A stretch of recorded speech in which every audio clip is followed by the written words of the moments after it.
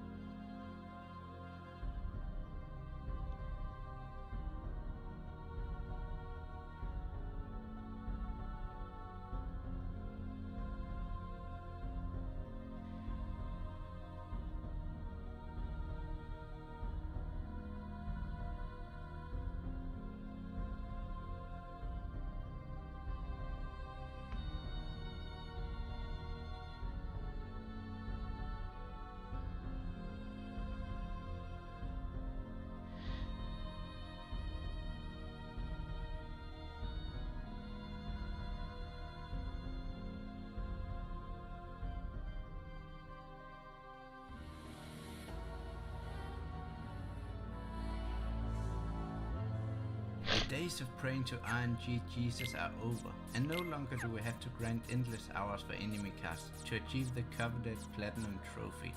I have found a way to quickly and reliably obtain enemy cards without relying on luck. If you don't care about how or why this method works, just use the timestamps to jump ahead to the section about the process. If you do care about the explanation, just stay where you are, as we'll start momentarily. Before we get further into this video, I need to say that right now I'm not covering these 4 enemy cards. It's not because they can't be obtained in the way outlined in this video, but rather that they have proven quite troublesome to find.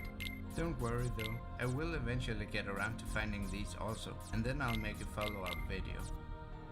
We know that when the last enemy of a wave is defeated, there is a small chance that the enemy will drop its corresponding enemy card. The system determining whether the card drops or not is called an RNG, which stands for the Random Number Generator. Because a computer can only do exactly what we have programmed it to do, it cannot create random numbers, but it can do something close to that, generating pseudo-random numbers. To create these pseudo-random numbers that mimic random numbers, the computer often uses a lot of different variables to create numbers that cannot easily be predicted. Examples of variables that can be used to create these pseudo-random numbers could be the time of day, number of steps walked in a game, or the HP of the player. In Rechain of Memories we are lucky. The RNG isn't dependent on the time of day or the steps walked, but rather factors we can easily control, like how many times we've dodge rolled or swung our keyblade. Furthermore, it happens that almost all of these variables are reset every single time we go to the start screen, which means we have an easy way of controlling the RNG and thus controlling which card the enemies drop. One thing that isn't reset by going to the start screen is the battles we have been in, but we can minimize the impact of this by choosing other parameters carefully. Another factor that determines the RNG is the cards equipped. From my experimentation, it seems that the type of card or its value doesn't matter. As long as it's a non-enemy card, then it simply isn't counted. The basic idea of the process is that we set up a room wherein the enemy whose card we're interested in reside. We arrange our deck, save and go to the start screen to reset the RNG, and then boot up a fresh save file. A series of rolls and attacks are then performed to feed the RNG all the right data, and then we go into fight to claim the card. With that short description, let's take a more in-depth look. We're going to use the slide Warp a lot, so make sure that you have it. It's obtained from the Room of Rewards in Agrabah, and it's activated by using Stop combined with 2 arrow cards. For a specific card we also use the slide Holy, which can be learned by leveling up from level 47. Holy is used by stocking Mega Ether together with Mega Elixir and a 3rd item card.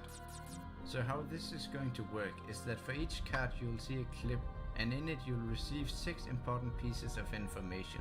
The world, the room, what deck to have equipped, how many times to roll, whether to attack the enemy or not, and which enemy to engage. The idea is then that you just try to replicate exactly what I do. Let's try to watch a clip.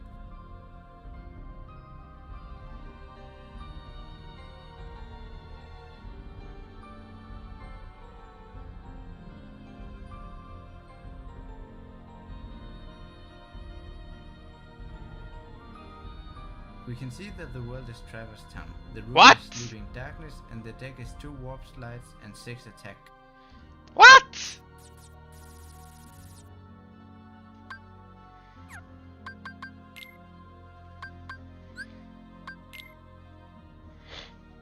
I need to try this. Cards. What the actual fuck?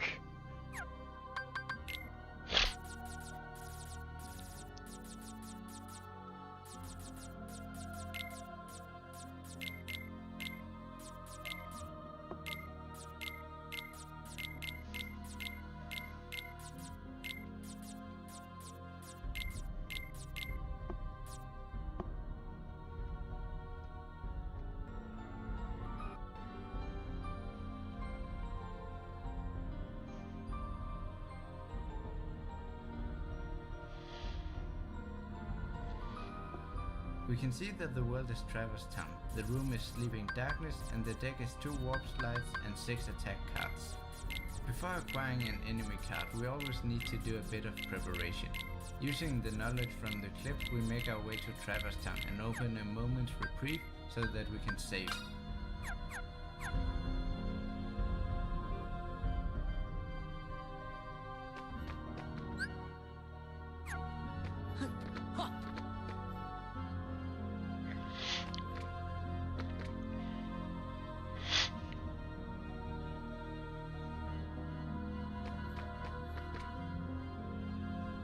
Madness. If this works, I will flip my shit. What the fuck?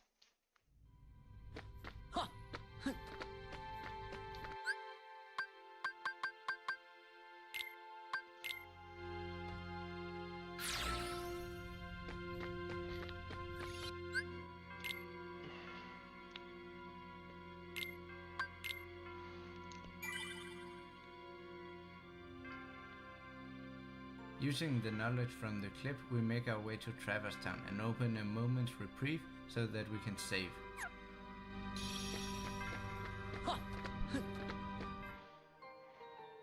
Then we open the next room so that it's the sleeping darkness room, which we observed from the clip.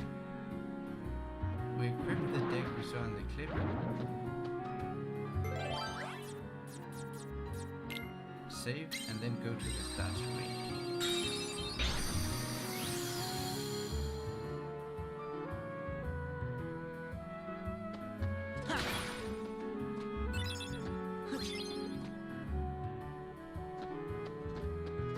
Yeah.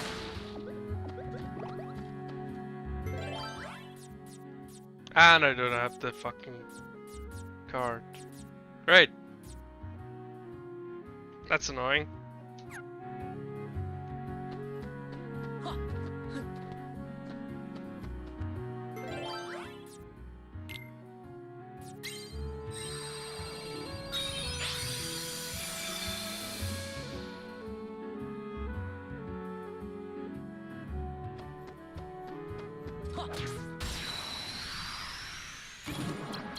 Come on!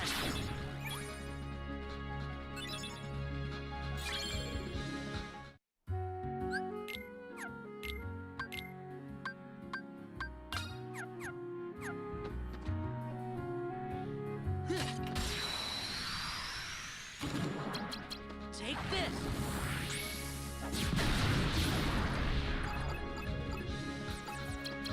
Light!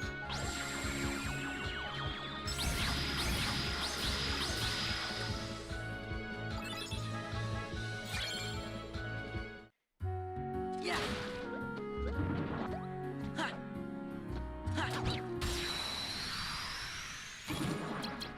Take this!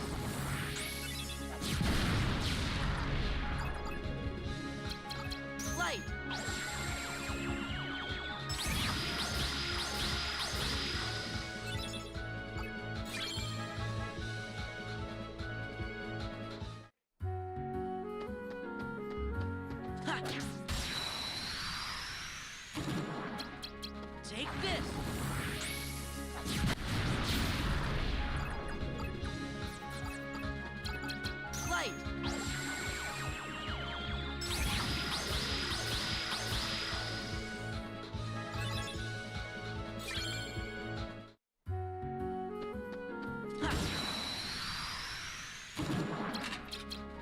this!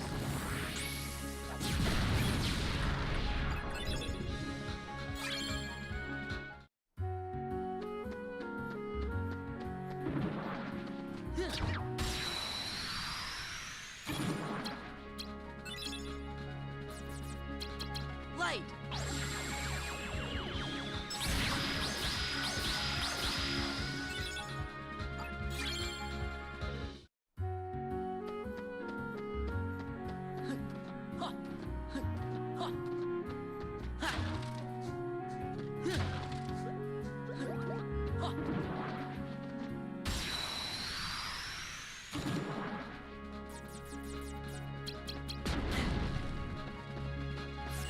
Light!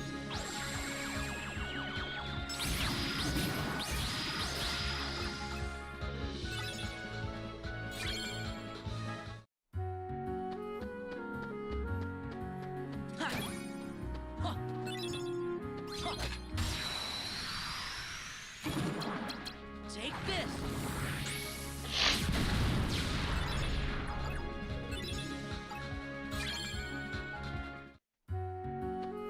Yeah! Ha!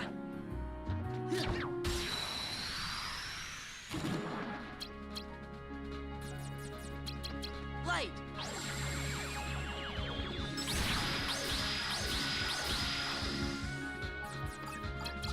Take this!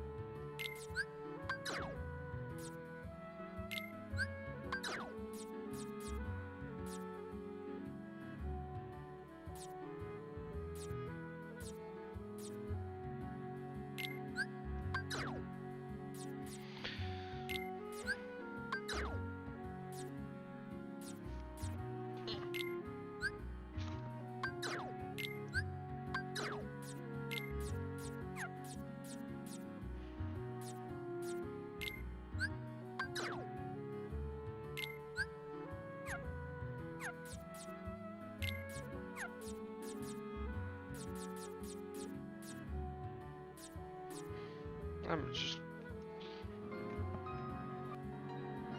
Save and then go to the start screen.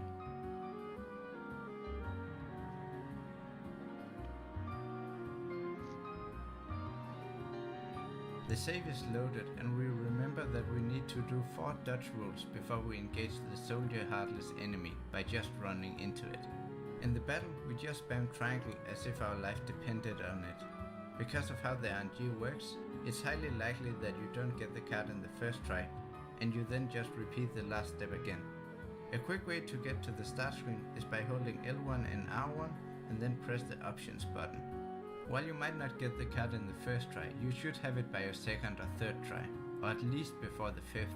Keep in mind that some cards are harder to get and you might have to do up to 10 tries. When watching the clip, you can see what the enemy wave that drops the card looks like. So if you get into a battle and it's the wrong wave, just use the L1R1 trick.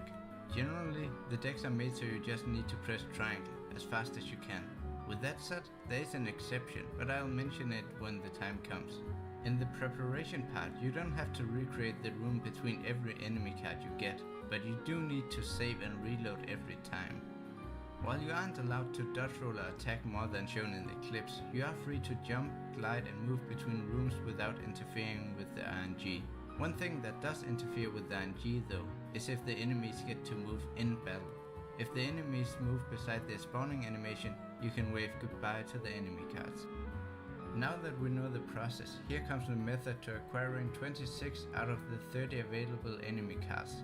The Dark Ball enemy card can only be obtained by Riku, and is therefore not on this list.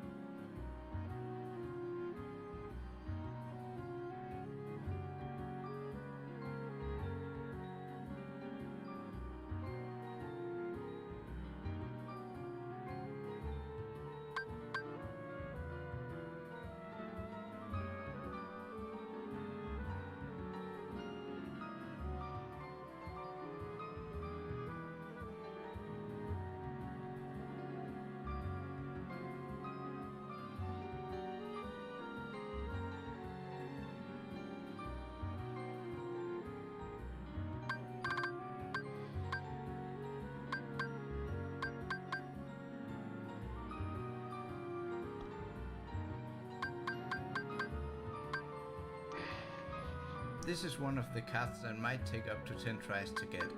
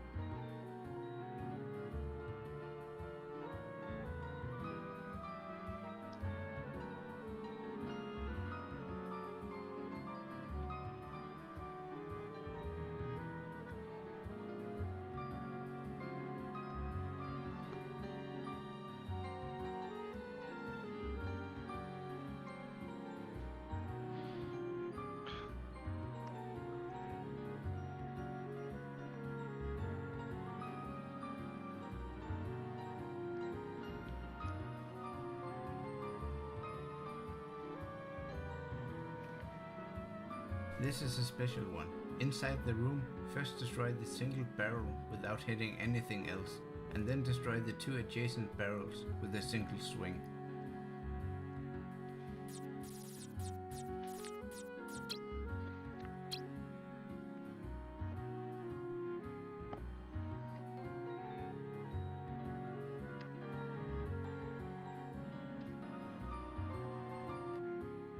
Already have that one.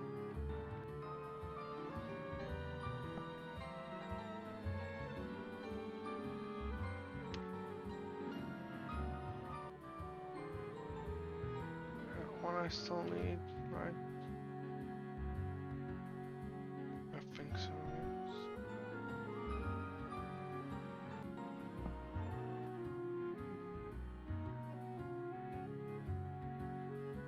That one I got.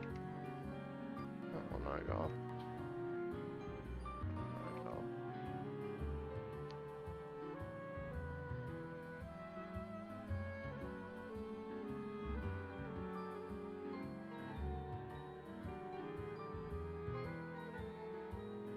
Also got It that takes a one. bit of practice to get it.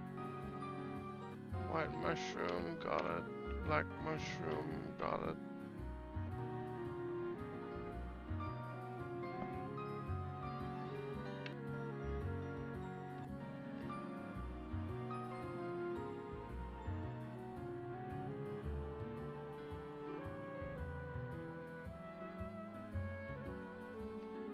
Okay. So I'm gonna need some sleeping guards.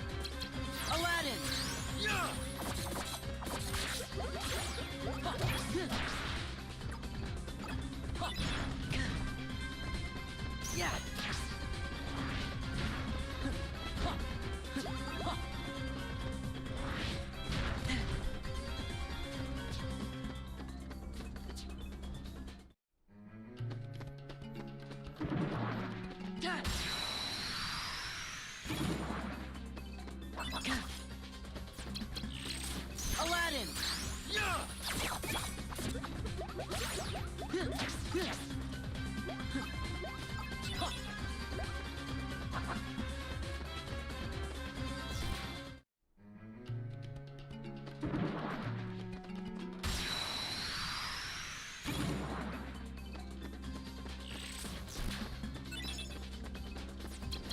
Aladdin! Aladdin!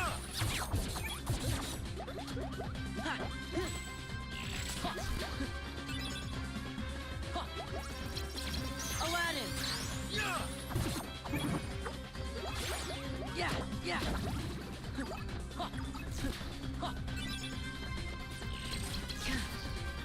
Aladdin!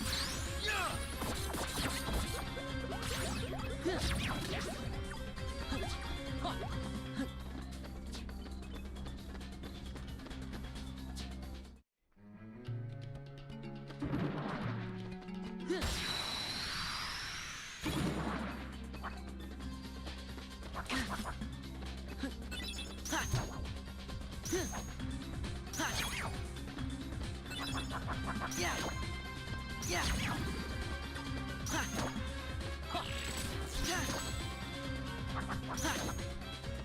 Yeah!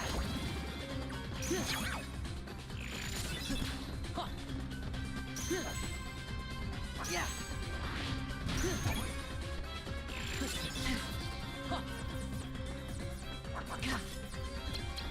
Yeah! Heal! Yeah!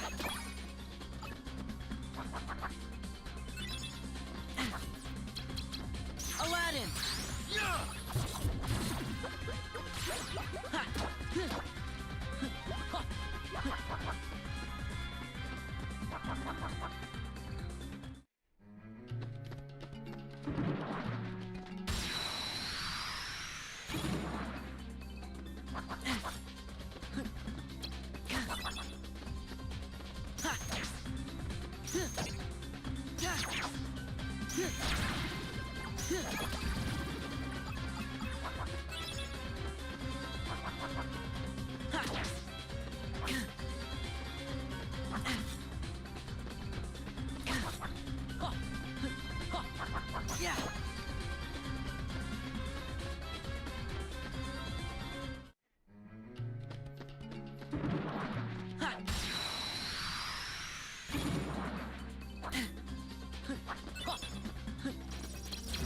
Aladdin!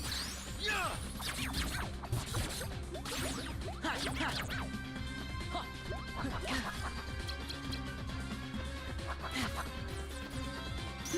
Yeah!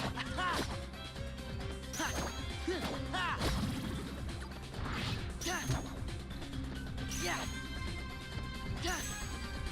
Yeah!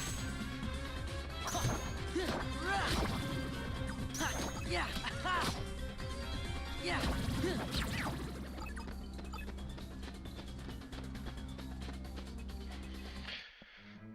BRB.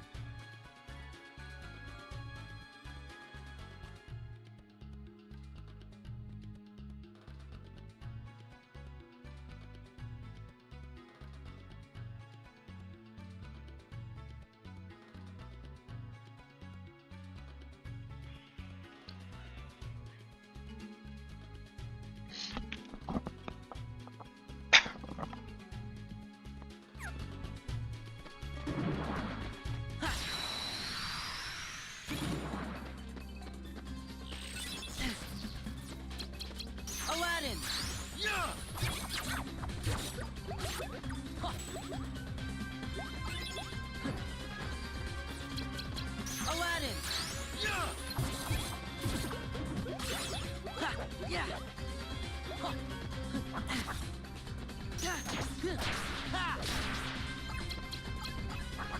Back off! Huh. Yeah! Huh. Ha!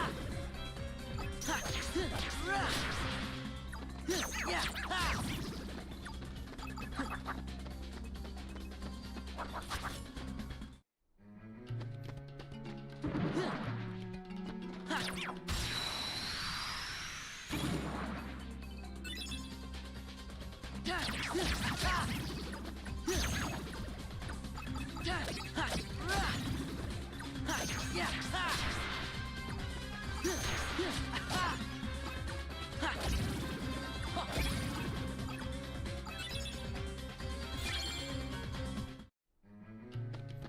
Yeah.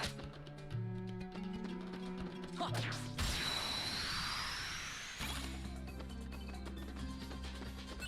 Yeah. Rah. Ha. Yeah. Yeah.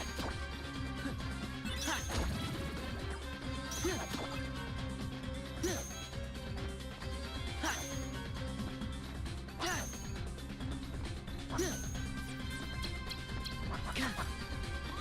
Aladdin!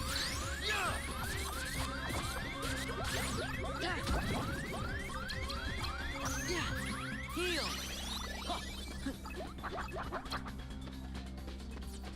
Yeah! Ha!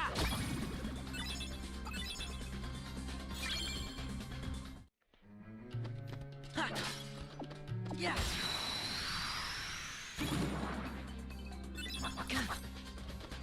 Yeah! Ha! Yeah! Ha! Ha!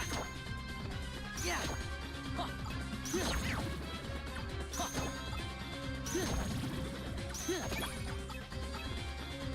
Yeah!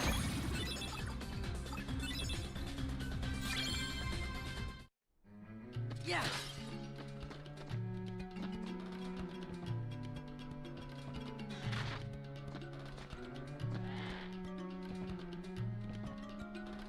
What the fuck?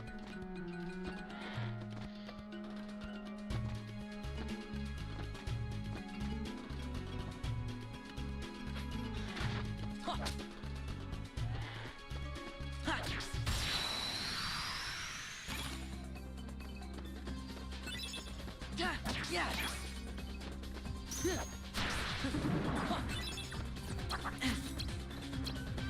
Aladdin!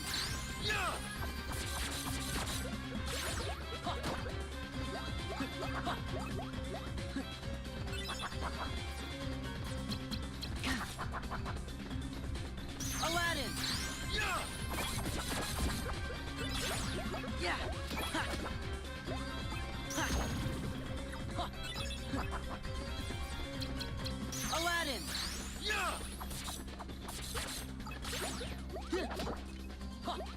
Yeah! Yeah! Ha! Ha!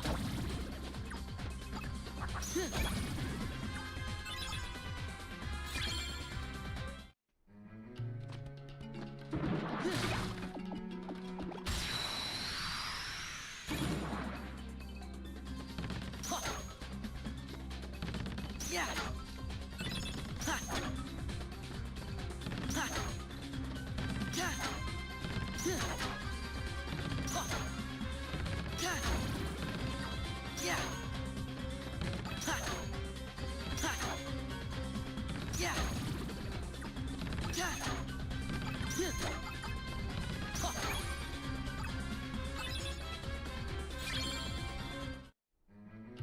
Ha!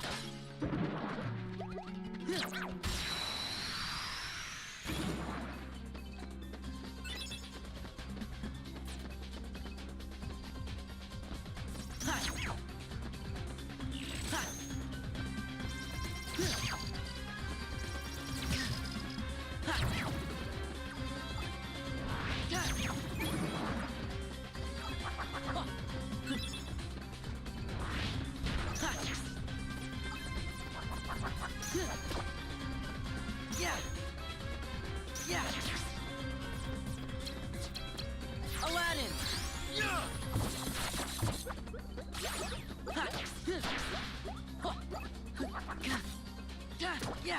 Rah. Huh. Huh. Huh.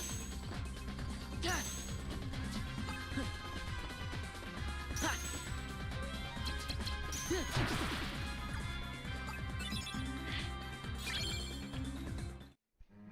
Yeah. Rah. Huh. Huh. Ha.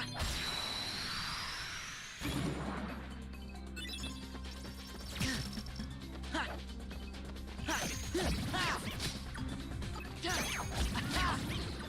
Huh. Huh. Yeah. Yeah. Ha. Huh. Aladdin. Yeah. Huh. Yeah. Huh. Ha.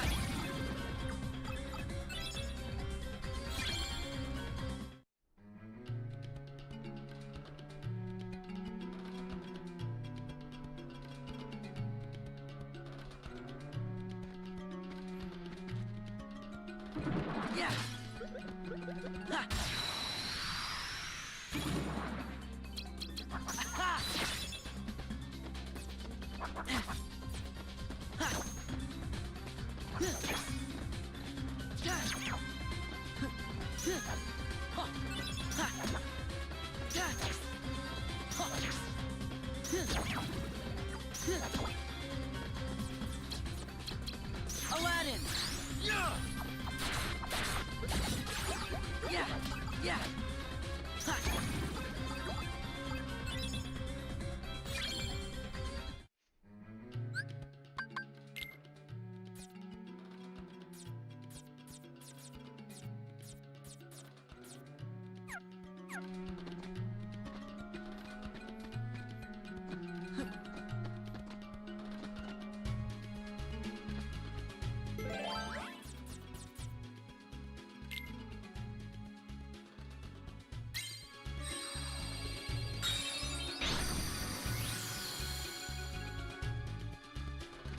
Ha. Yeah.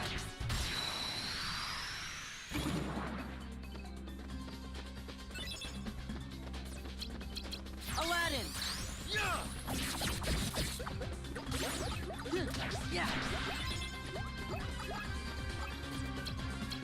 Aladdin. Yeah. Yeah.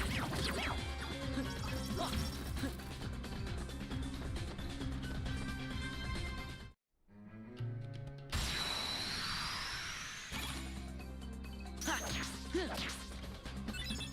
Yeah. Aladdin. Yeah. Yeah. Yeah. Ha. Yeah. Yeah. Yeah. Yeah. Yeah. Yeah.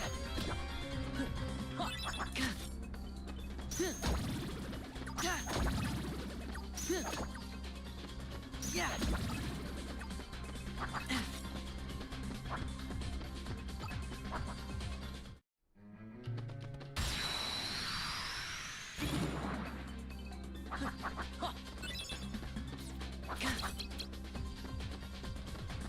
Aladdin.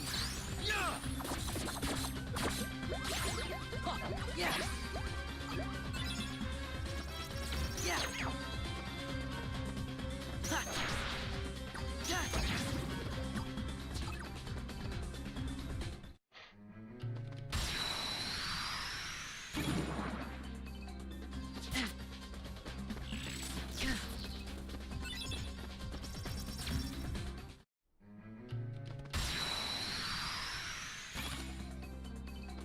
Yeah.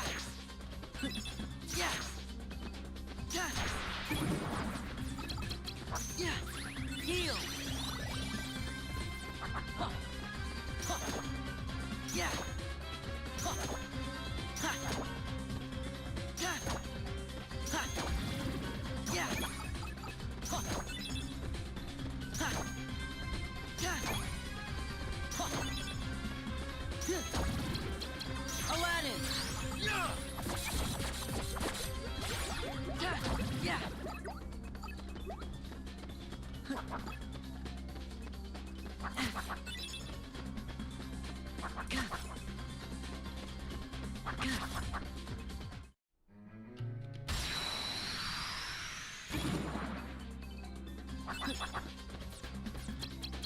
Aladdin! Yeah!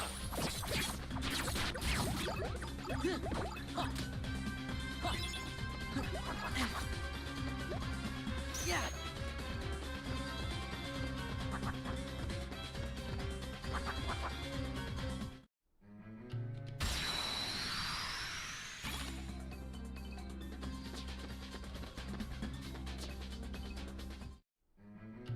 Ha!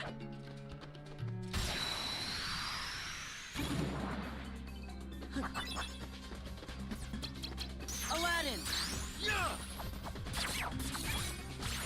Yeah!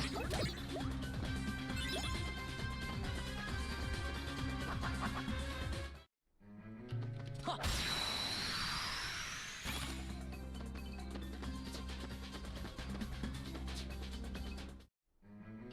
Ha!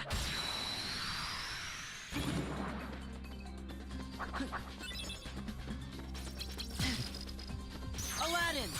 Yeah!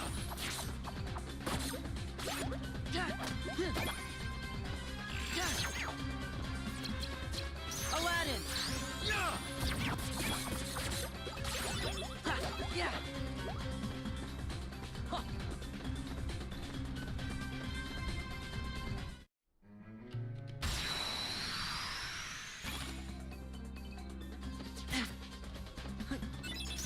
Yeah! Ha! Huh. Yeah! Huh. Ha! Ha! Rah! Yeah! Huh. Huh. Aladdin! Yeah! Ha! Huh.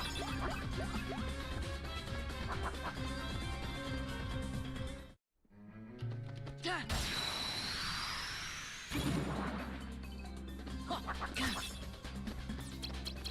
Aladdin! Yeah! Yeah, yeah! Aladdin! Yeah!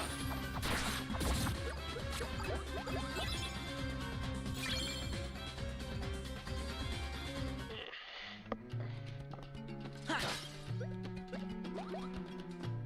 Yeah!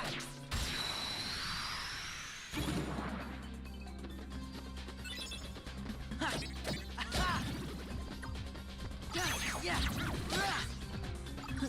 Huh. Yeah! Ha! Ha! Yeah! Ha! Huh.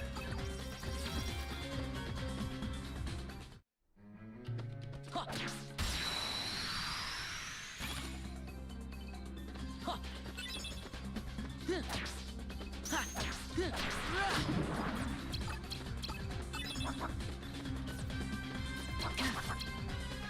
Aladdin! Yeah! Yeah! Huh. Ha! Yeah! Yeah! Huh. Yeah! Yeah! Yeah! Ha!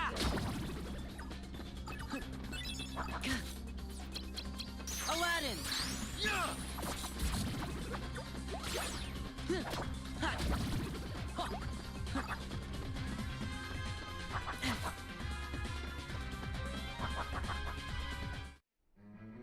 Huh.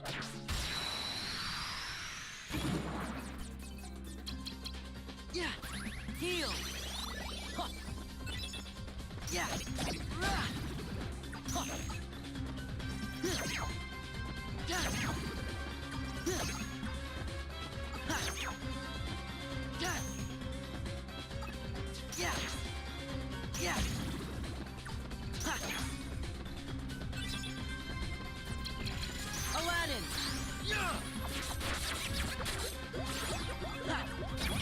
Fuck!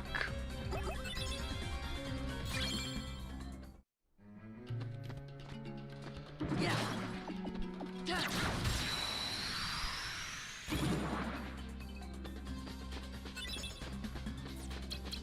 Aladdin.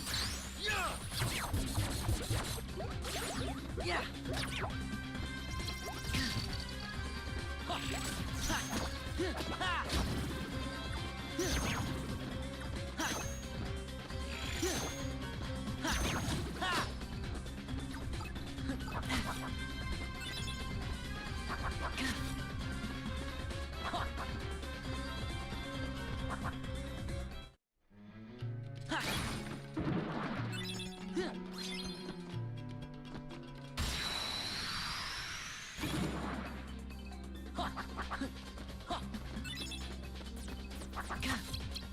Aladdin. Yeah.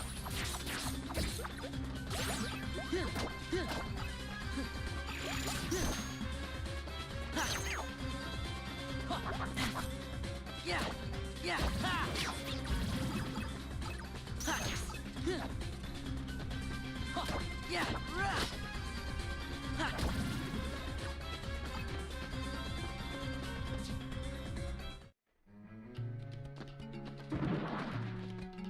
Yeah.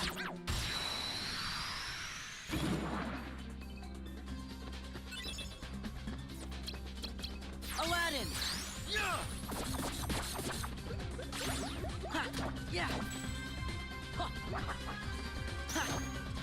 Rah. Ha. Ha. Ha. Yeah. Ha. Yeah. Ha. Yeah. Ha. Rah. Rah.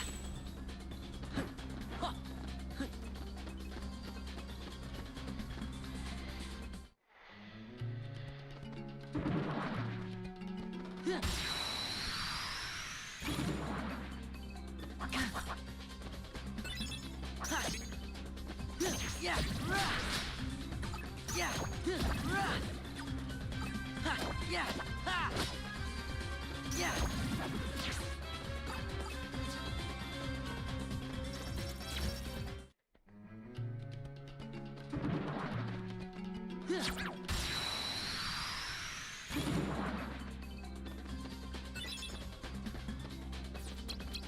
Aladdin. Yeah. Ha. Ha. Ha. Ha. Aladdin. Yeah. Yeah. Yeah. Ha. Ha. Rah. Ha.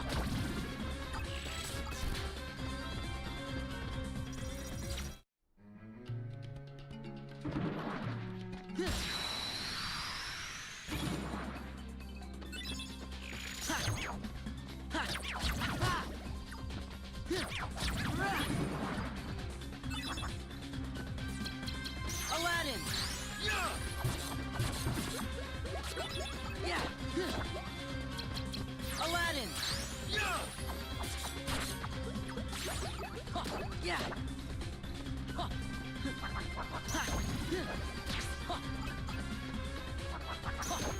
Yeah. Ha.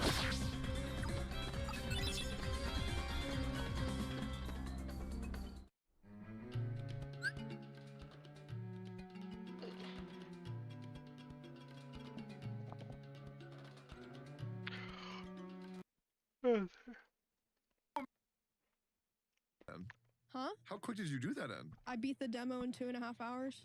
Beat the demo. Did I only play for an hour? I feel like maybe I should check. I swear to God, like I was crushing it. Like I didn't get stuck on anything. Well, I didn't even Yeah. know there was a whale boss, so I just didn't explore. Yeah, and then I got guess. the great sword. I did. That's what I got too. Great sword was fucking awesome. Yeah, it was really good. Yeah, jump strike, the stagger was fucking nuts. Yeah, dude. So what was the main boss like? The last boss was like, let me think of a boss that it's similar to. It's very Lies of P. Is it as hard as the first Lies of P boss? It depends on how you define difficulty. I don't know. It depends. Like, I would say he's like kind of like a caster where he shoots like fire, like blood stuff at you. He's like a you know, like an evil priest or something like that, Yeah. right? Like that archetype. Okay. Yeah, it was fun. Like That sounds cool. I like playing that game. Yeah, but like, I like that fight. what do you guys think is your favorite game besides like the Dark Souls games made by From Software? Like your favorite attempt? Like, would Armored Core 6 count? No. No. Emmy, you go first. My head hurts. Okay, so I've tried Lies of P, tried Lords of the Fallen, tried Stellar Blade, tried a No Trib, all the ones that we listed. I really wanted to like Lords of the Fallen. It was just too complicated for no reason.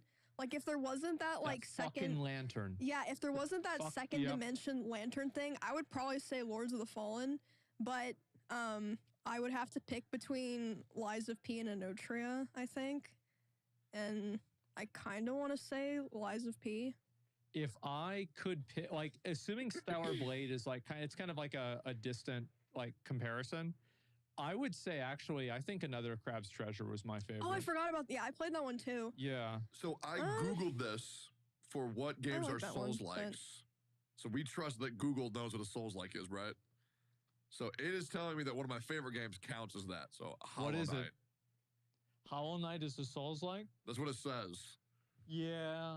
Wait, what other games does it say? Sekiro, another banger game, Remnant 2. That game is awesome.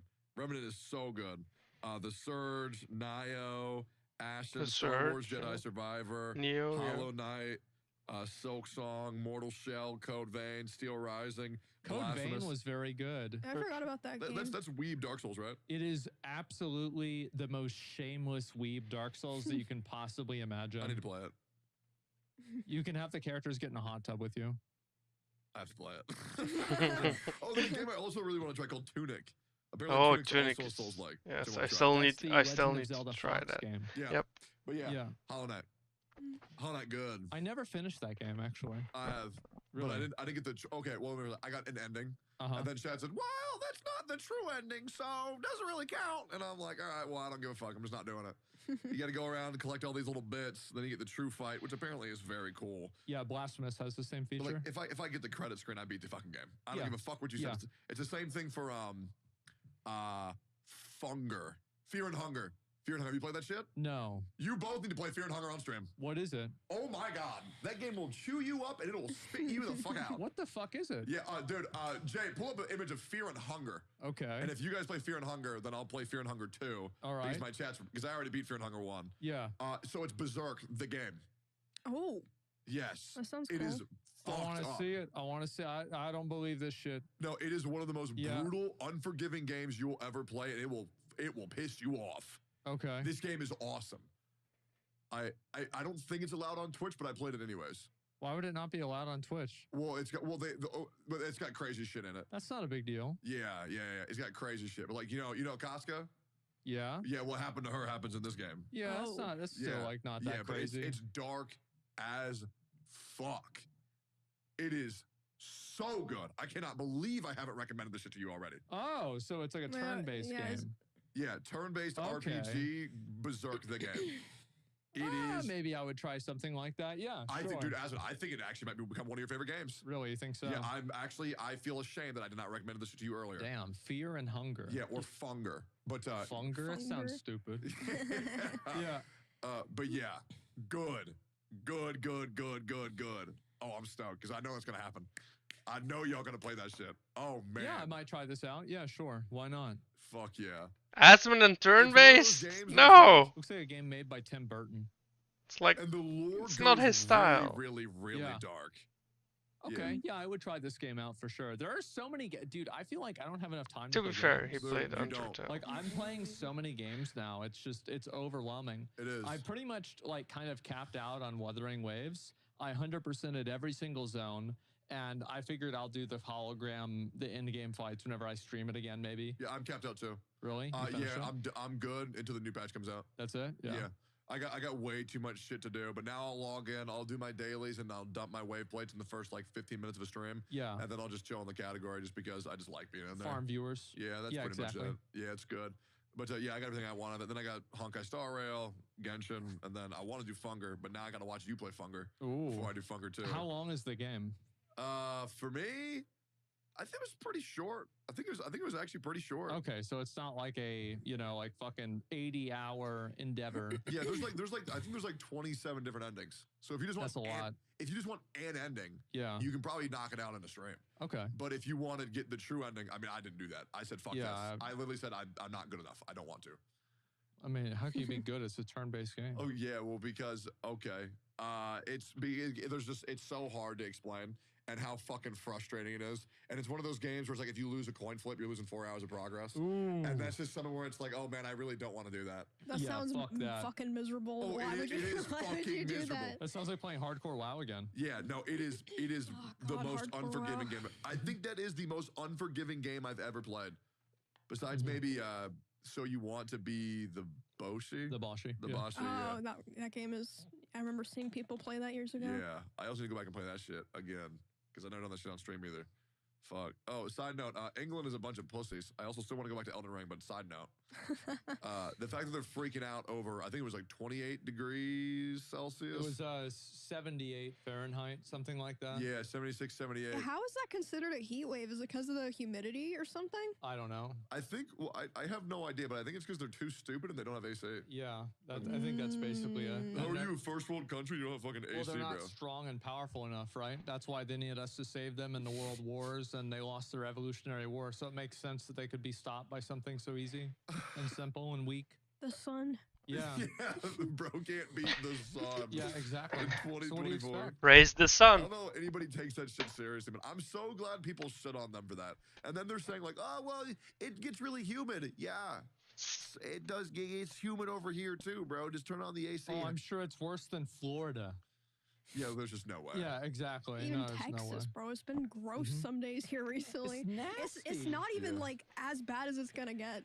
I know. It's fucking June. Wait, is it June? Yeah, it is. Oh, you know what's even worse?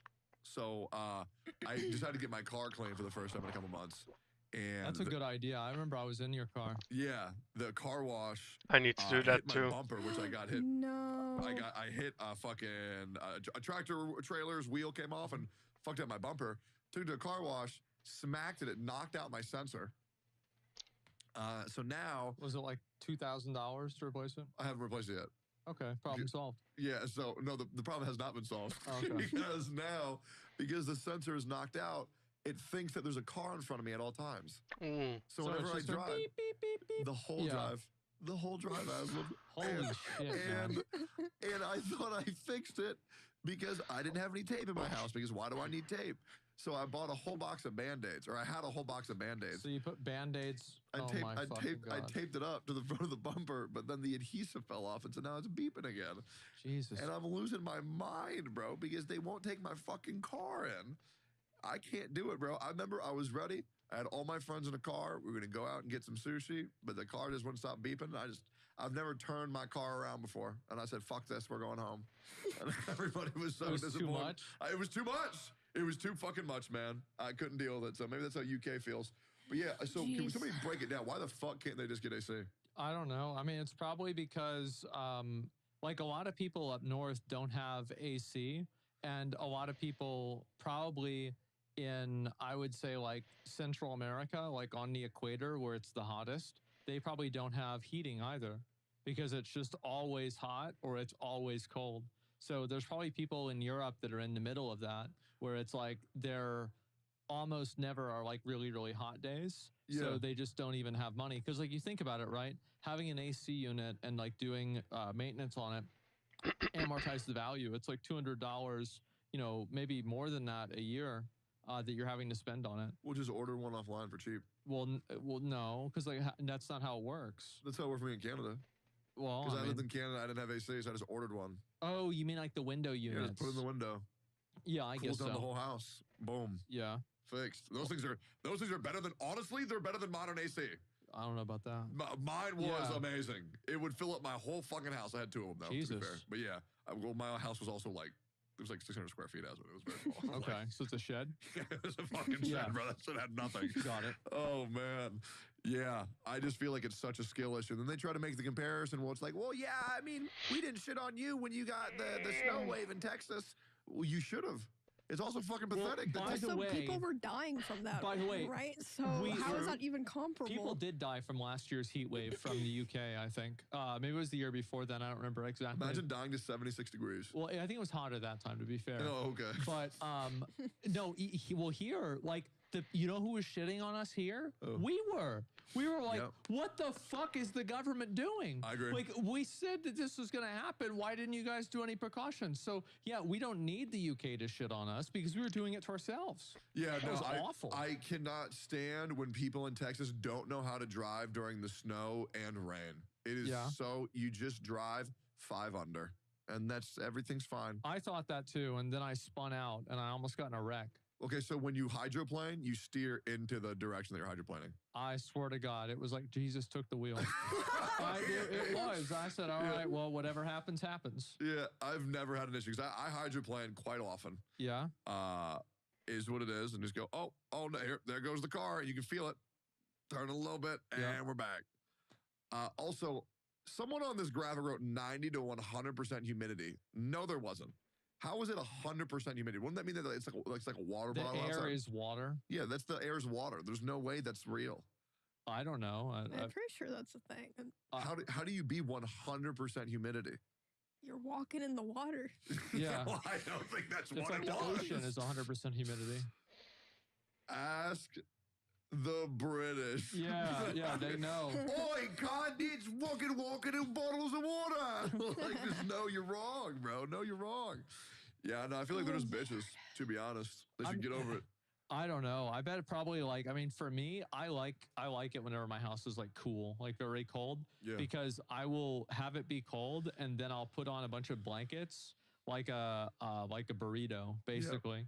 And then I'll just sit there and play video games. I'm very comfortable that way. See, that's why you should never live with women, Why is that? because they're going to bitch about it. And they're going to say, Oh, they bitch about everything, though. Oh, it's too cold. Can you warm it up? No, Yeah. bitch. Get a blanket. It's way more fun. Yeah. God, it's so annoying. Why I the agree. fuck would I want my house to be hot? Yeah. Then I have to be naked. Fuck that, bro. Just get a couple blankets. It's great. Damn, I hate that shit. It makes me so fucking angry. And they touch the thermostat, and I'm like, oh my God, I swear to God. I would get in arguments about that a lot. I would just go Yeah. turn it down and then I would act like I didn't do it. Yep. I mean, I don't know how it happened. I mean, like, you know how these machines are, right? Yeah. I mean, it's just like, It what do you just does it on expect? its own. What's your preferred temperature? Like 65-ish. That's pretty Jesus, fucking wait, that's cold. cold Yeah. as fuck. So yeah, Wait, well, I really? mean, yeah, you do the same blanket strap that I do, so it's the same Then thing. I think it's not right then, because I like it on the warmer side. Maybe 70 then. Okay, I was gonna say, 'cause I like 68. 68 is perfect. But 68 is Oh. where I still get it cold if I don't have a blanket. Well, I was thinking 70, but 70 sounds warm. I mean, for reference, I live with a bunch of dudes that are streamers, so it's like I get majority rule. They're gonna want it to be colder. So my solution was I got a tiny space heater for just my room. Yeah. And So I think that's that it. you probably like it at like 74, 75 is what I would think. That sounds too high. And that's what you think. But 74, 75, it's pretty nice. Maybe, yeah. Yeah. I'm not sure I exactly. think it's because dudes run hot and Oh, women yeah, for run sure. cold. I've Yeah. never shook a woman's hand and it was like touching ice every Really? time. Their circulation is so fucking piss poor. Yeah, Like, do you have bad circulation? just well, they inferior. probably had anemia. Do you have anemia? Yes. That every woman. There it is. Yep. And because they don't know to just take iron supplements. Right. Every woman should be on an iron supplement. It's a struggle, bro. I'm pretty sure that's a fact. Like, if you are a woman because of your period, just get on iron because Yeah, you're yeah, losing iron. Most women, yeah. Yeah, all women. Most women, All of probably. them. I don't know. I don't want to look, generalize. I'm just glad that I don't have to fucking know that, you know? Oh my God, that sounds like it sucks. Yeah, it does, man. Yeah. What my would you dad- prefer if you had to pick one? What? Would you rather have a period or have to give birth?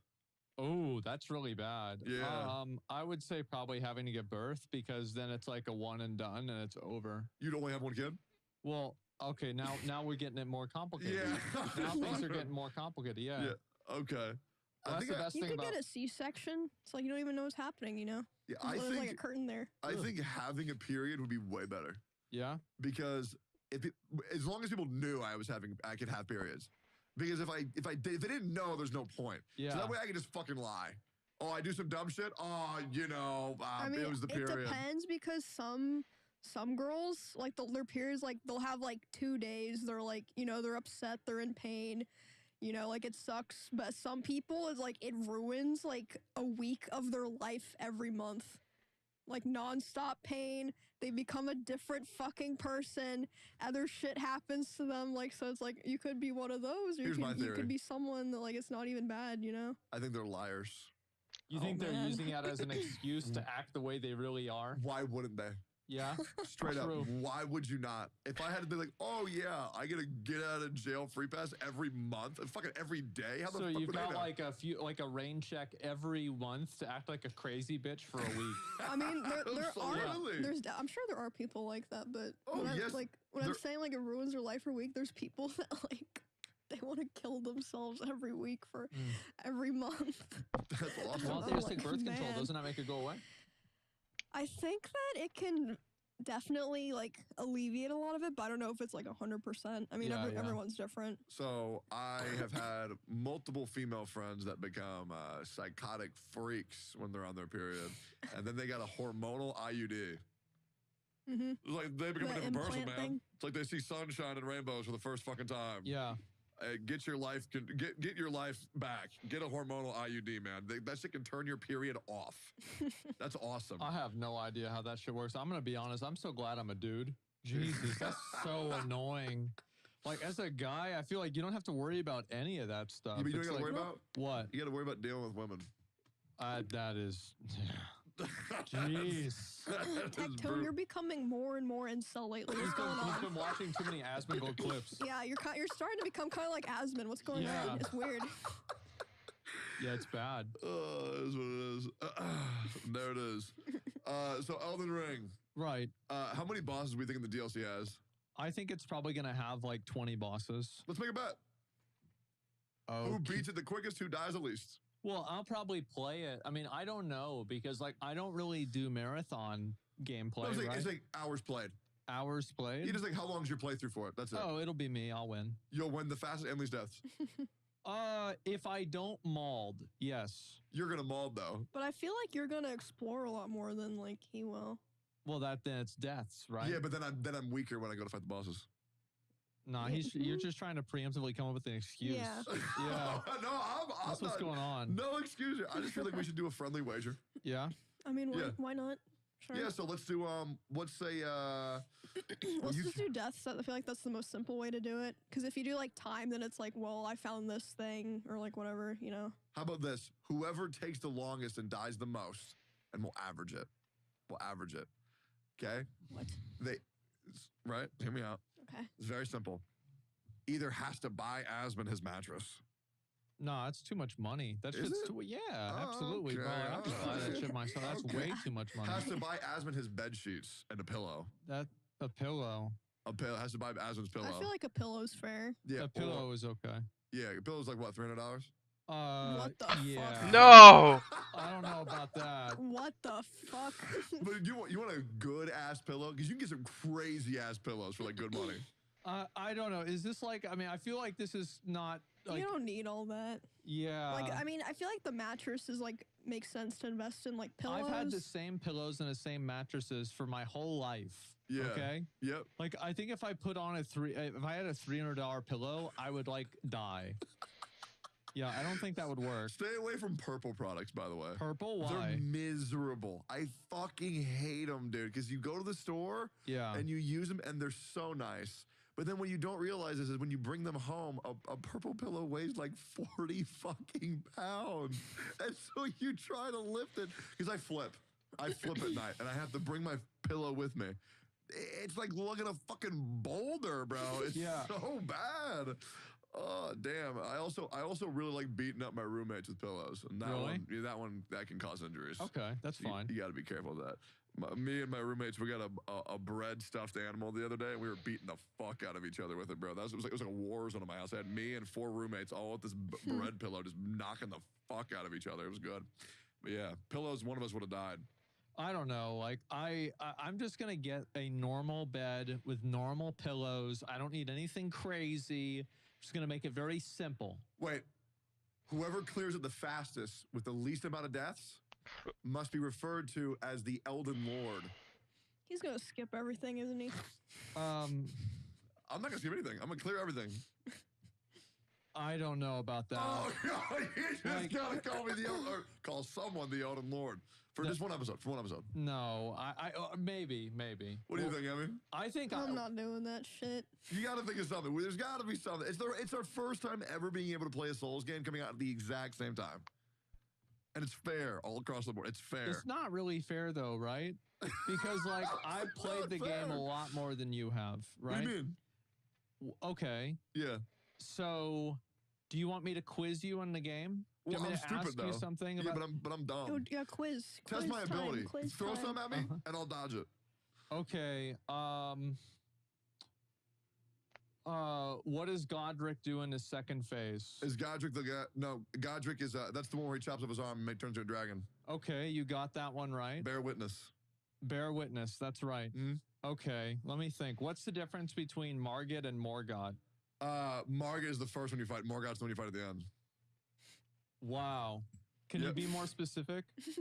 Okay, so Morgott's where you fight in front of the final boss door. He's in that room. What's the difference in their abilities? Morgott's better. In what way? Every way. He's just better. Yeah, you're right. What's the next one? Okay, so let me think. Emmy, do you have one? Oh, like a question to ask Yes. him? Also, Radahn's not the best fight. Hoaraloo is.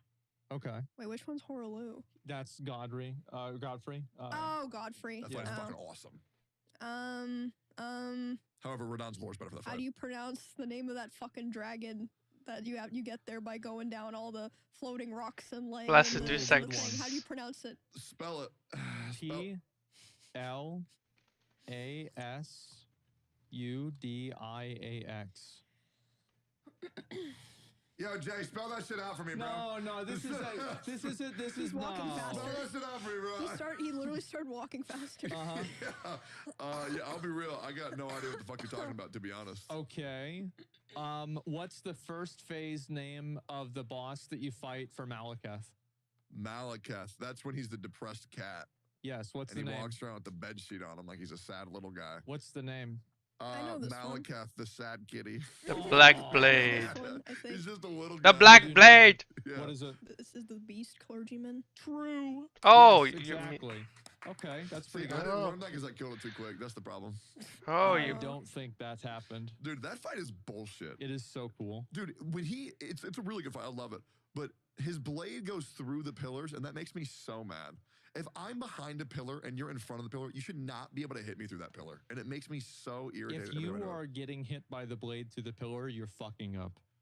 That dude, it happened. You like, are fucking up. And it also blocks the projectiles that he uses with the pillar. dude, I'll show you my playthrough, and you tell me what I'm Oh, doing right. wrong. It's rigged. No, I beat it. I beat the damn fight. Yeah. I'm just saying, I got hit so many times behind that pillar. It was insane. I was mauling like fucking crazy. Okay, what kind of magic does Radahn use? Gravity magic. Why? Because he's holding up the stars, and he uses gravity magic to make himself appear lighter on his horse because it's his favorite horse. What's the horse's name? Radahn's friend. Aw, Yeah, I know. Accurate, kind of, I guess. Yeah. that poor fucking horse. I just kept thinking the whole time about how that poor fucking horse. I know. He's just a little guy. Damn. Yeah, watching Miz get fucking smoked by the meteor fight was awesome. I don't believe, once again, love their playthroughs. I don't believe Kai and Miz just weren't aware that that was going to happen. How are you not aware?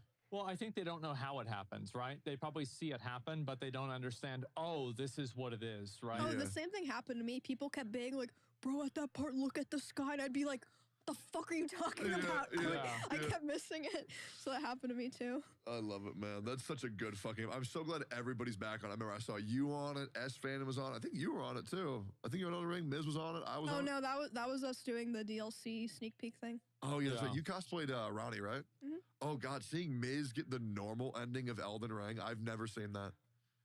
Because Well, everybody to be does fair, Ronnie. I think the canon ending is the Ranny ending. That's the good The ending. Age The of Blue Stars. Moon. Yeah, I need to get the Dung Eater. Oh, I do too, actually. I Yeah, wanna I've do never that. seen that. I bet it's good as fuck. Yeah. No, Yeah. it is like Elden Ring is probably like one of the best games. Like I'm so excited to play the DLC. Like Yeah. I'm even excited to play the game again. It's like stupid. It's like how Well, are you good it playing is. again? Yeah. I'm gonna replay a little bit of it just before the DLC comes out. I mean, I've got a couple of days, right? Do you think that's the play? What do you mean? Like, do you think that's the thing that you should do? You mean like as a streamer? Yeah. Yes, I think you should. Okay, because I was just gonna run it down on my current playthrough, but I can restart it too. Fuck it. I What do you mean shit. run it down? You beat the game. Yeah, I was just gonna, go on Did into the you next. beat Moog and everything? Do you have like the DLC unlocked? Yeah, I beat everything. Okay. Yeah, Well, not the 2 gargoyles. yeah, I beat him. Yeah. So what I did was I said, chat, what are the hard fights? Mhm. And then I said, chat, how the fuck do I get there? Yeah. And then I just beat them all. And so Oh, anything I didn't beat, Just that simple, yeah, guys. yeah, and then anything I didn't beat, I was told Yeah. was just too easy. Okay. I think the last fight I actually fought after the game and completed, then I stopped, was the giant skull guy with the galaxies. He throws the planets. Oh, that guy's Oh, cool. this- The, like Yeah. snake-ish kind Astiel of of guy. the Void. Yeah, that Yeah. one probably. I got no fucking idea. Yeah, that shit pissed me the fuck off. Because there are some fights in the game where you clip, because they're so big, you clip on their arm, and so when they move, you fly really move you fucking far. back, yeah. Yeah, God, that shit's so fucking annoying. I hope everybody in the DLC is just a little guy. That's what I'm hoping. Was the first fight you fought, was he a little guy or was he a big guy? Well, For- we fought it was a Like a side boss. yeah, it was a Like side a- like a dungeon, skippable and boss? so the guy that we fought, he looked like actually one of the omens. So, okay, this is gonna be Elden Ring. How much Why do you is know there about no the Elden Ring sleeping lore? fucking? 0. That's not true. You Wait, said you you didn't, knew you about didn't watch any of Radahn. those Vatty videos? Those are so I don't good. know. I don't think I know a lot. So you know how like Morgoth and Moog had like the omen curse. Okay. So basically there's like a curse that certain people were born with that made them like kind of evil. I hate that. And so it was really bad. And so that's why Morgoth is like banished from like the keep, and they like kept him down. Basically, he was like fucked up as a kid, and so they kept him in the basement. Like actually, unironically, that's what happened. And so like the boss that we fought kind of looked like one of those Omen NPCs. Yeah. And it was kind of like that. It had the same like facial features. Yeah, and they have behaviors, like all the horns and shit growing Yeah. everywhere. Okay. That's cool as fuck. like antlers and shit. And That's they're like awesome. more attuned to magic. What was y'all's favorite fight in Elden Ring that people overlook? Like a truly underground Elden Ring fight. Like for example, I really like the Underground? Astral Deer. I actually think that this is gonna sound like crazy, but I think it's the werewolf with the big sword. I think it's one of the best designed mini bosses that like From Software has ever made. So he's like Remember with the sword. So like in Morin Castle, and there's like a handful of other ones where Yeah. you can fight. And he's the big guy with the sword, and he's at the bottom of the can castle fight in the him? water. What? You can fight him. Well, there's only one option. There's never anything that you do other than fight them. So I fought him. Yeah, if you beat the game, you did. How the fuck do I not remember this fight? Yeah. Yeah, I don't Okay. remember that guy at all. Yeah, no, I remember him. I just don't remember fighting him. Leonine Misbegotten. I think that's his name. And he had a boss health bar. He wasn't like a little mini NPC. Yes, he was, but he turns into a mini NPC later on throughout the game. Oh, okay. Yeah. And I think also Crucible Knights are incredibly well designed. Oh yeah, I liked fighting those. Yeah. So those would be probably like, in my opinion, like the best designed, like smaller bosses. Because I think you're right, Tectone. There's a lot of bosses in like those games that are like, they're really, really, really good. Yeah. But because they're not like super challenging, people don't like really care or think Yeah. about it as much. Yeah. I remember probably one of the worst fights in the whole game for me is when you're going into a big tree city and there's that. Landell. Yeah, there's the big gold fuck on the horse and he red lightnings. God, that fight was The fucking. Draconic Tree Sentinel. Yeah, that shit pissed me the fuck off. Yeah, I remember bro. I died to him once. And you beat him in two attempts? Maybe I killed him on the first try. I don't remember. Maybe I died once. I I don't think know. that was one of the bosses I took the longest on. Really? Yeah. Because He whenever just one attack. so the thing is, did you fight him on the horse or off the horse? Well, off, obviously. Yeah, so I fought him on the horse, and I Why didn't would you realize do how that? much harder that makes it. Because when he goes like You this, can't dodge it, yeah. yeah, you're dead. And I would sit there and I would just scream at my fucking screen, and I'm just like, dude, why the fuck are you? Because when he goes, and so the thing is, did you fight him on the horse or off the horse? Well, off, obviously. Yeah, so I fought him on the horse, and I Why didn't would you realize do how that? much harder that makes it. Because when he goes like You this, can't dodge it, yeah. yeah, you're dead. And I would sit there and I would just scream at my fucking screen. And I'm just like, dude, why the fuck are you letting me ride the horse so I can't fight the boss on the horse, bro? Well- Because he has a horse. If the enemy has a horse, you should be fighting it on your horse. Okay. That's what makes sense to me. I can see the I logic think I always there. did the same thing. Yeah. Yeah, I mean, like if the guy's on a horse, it's a horse fight. Yeah, you don't bring your feet to a horse fight. Exactly. Yeah, Why bring the your legs. fuck would I get that. walk around? What about you, Emmy? What do you think is like an underappreciated fight? An underappreciated fight. Yeah. I mean, honestly, I liked well, I liked it. Like, I thought it was cool. I don't remember what it's called. Like the guy he's in one of the towers. He stretches his body really long, and he has like a long staff. The and he, like, Godskin Apostle. yeah, the Godskin Apostle. I like that guy. You're like a data bank. Let's go. You know, I know how it is. I think my memory retention's fucked, bro. I I just actually don't- like both of the Godskin characters. The fat fighting them. one? Yeah. I love calling people the Godskin, dude. It's like when Don't you drop see an the TikTok aggro at Godskin, bot in bro. Destiny Islands. Oh my god. There was this Highest one chance guy, of he was, dropping like, in this really Traverse fat Town. karate guy. Okay, so And I I'm was like, at the this is wrong like, this guy's in the wrong unironically place. The Godskin noble face Interesting. too. Like he's doing like fucking cartwheels and Fair kicking enough. people, and I'm like, this dude's like 400 pounds. Like, what the fuck? It's real. It's Damn, so dude. funny. Yeah, I think like that was also a very good fight. I like that one, even though it made me very mad. Dude, we should train. We should train for a special for Steak and Eggs where we train like we're Elden Ring characters for 1 week. Yeah. Yep. So like, how do you train like you're an Elden Right. Ring So we would character? want to be able to do fully functioning dodge rolls and like an actual Okay. like weight. I can already do that. Yeah, but I bet you can do it weller if you trained to do it better. Nah, did you see me spamming those in I remember that, I yeah. did fight see we you did? spamming them. I did see I you was- spamming them. I was spamming. Yeah. I did it in my room too. I wanted to show my stream. I started in the hallway and rolled in, but I couldn't stop myself. I slammed into my computer tower. Let's say you were reborn in Elden Ring. Okay? You're Yeah. fucking born. That What sounds build like it sucks. what build are you going? And what armor are you wearing? And what weapon are you using? Oh man. Magic. Okay, strength build because they're cool. Okay. I would want a big fucking sword, as big as possible. Yep. And then I like how the bulky armor looks, but I wouldn't want to be fat rolling. Yeah. So probably just like I would want full armor, but not heavy armor. Okay. Well, I mean, it's obvious. I would play sorcery Yep. because they have so many tools. They like so like as a strength build, you have like 2 or 3 different options of things that you can do, and each weapon you have to upgrade individually. Whereas as a sorcery build, you can play and use basically effectively, if you view spells as weapons, 30 different weapons all at the same time, minus like 1 or 2, True. extra, like, there's a staff that increases carry and sword sorceries and a few other ones, right? But besides that, you basically have all of these weapons that upgrade at the same time. Also, magic is the most overpowered shit in the entire game. It's not even like remotely fucking close. I agree. So like, you can go like, I have many videos of like myself just like basically one-shotting bosses before they even make it to me as magic build. And like, so you have more tools for every situation that you always win in. It doesn't matter what your armor is because they don't even get to you. Yeah, I would also go wizard. And I would, No, you just listen. No, no, because I'm going further. No. I'm going further. I'm going wizard, and I'm using the bell. Because I'm getting a mimic tier immediately. Okay, I'm cloning myself, and I'm playing in co-op, and I'm getting 3 of my homies to also be This there. is 'cause this is like cheating. Yeah, listen, this goes beyond the question. What do you? Oh, The yeah. okay. question was, what would your build be? Yep. Yeah. Hey, wizard with a bell. It's that easy. I swear to God, you're gonna say strength. No, because it's not the best. Yeah. Like, I thought strength was good until I played Magic. So Magic was the last time that I played Elden Ring. I've never done magic.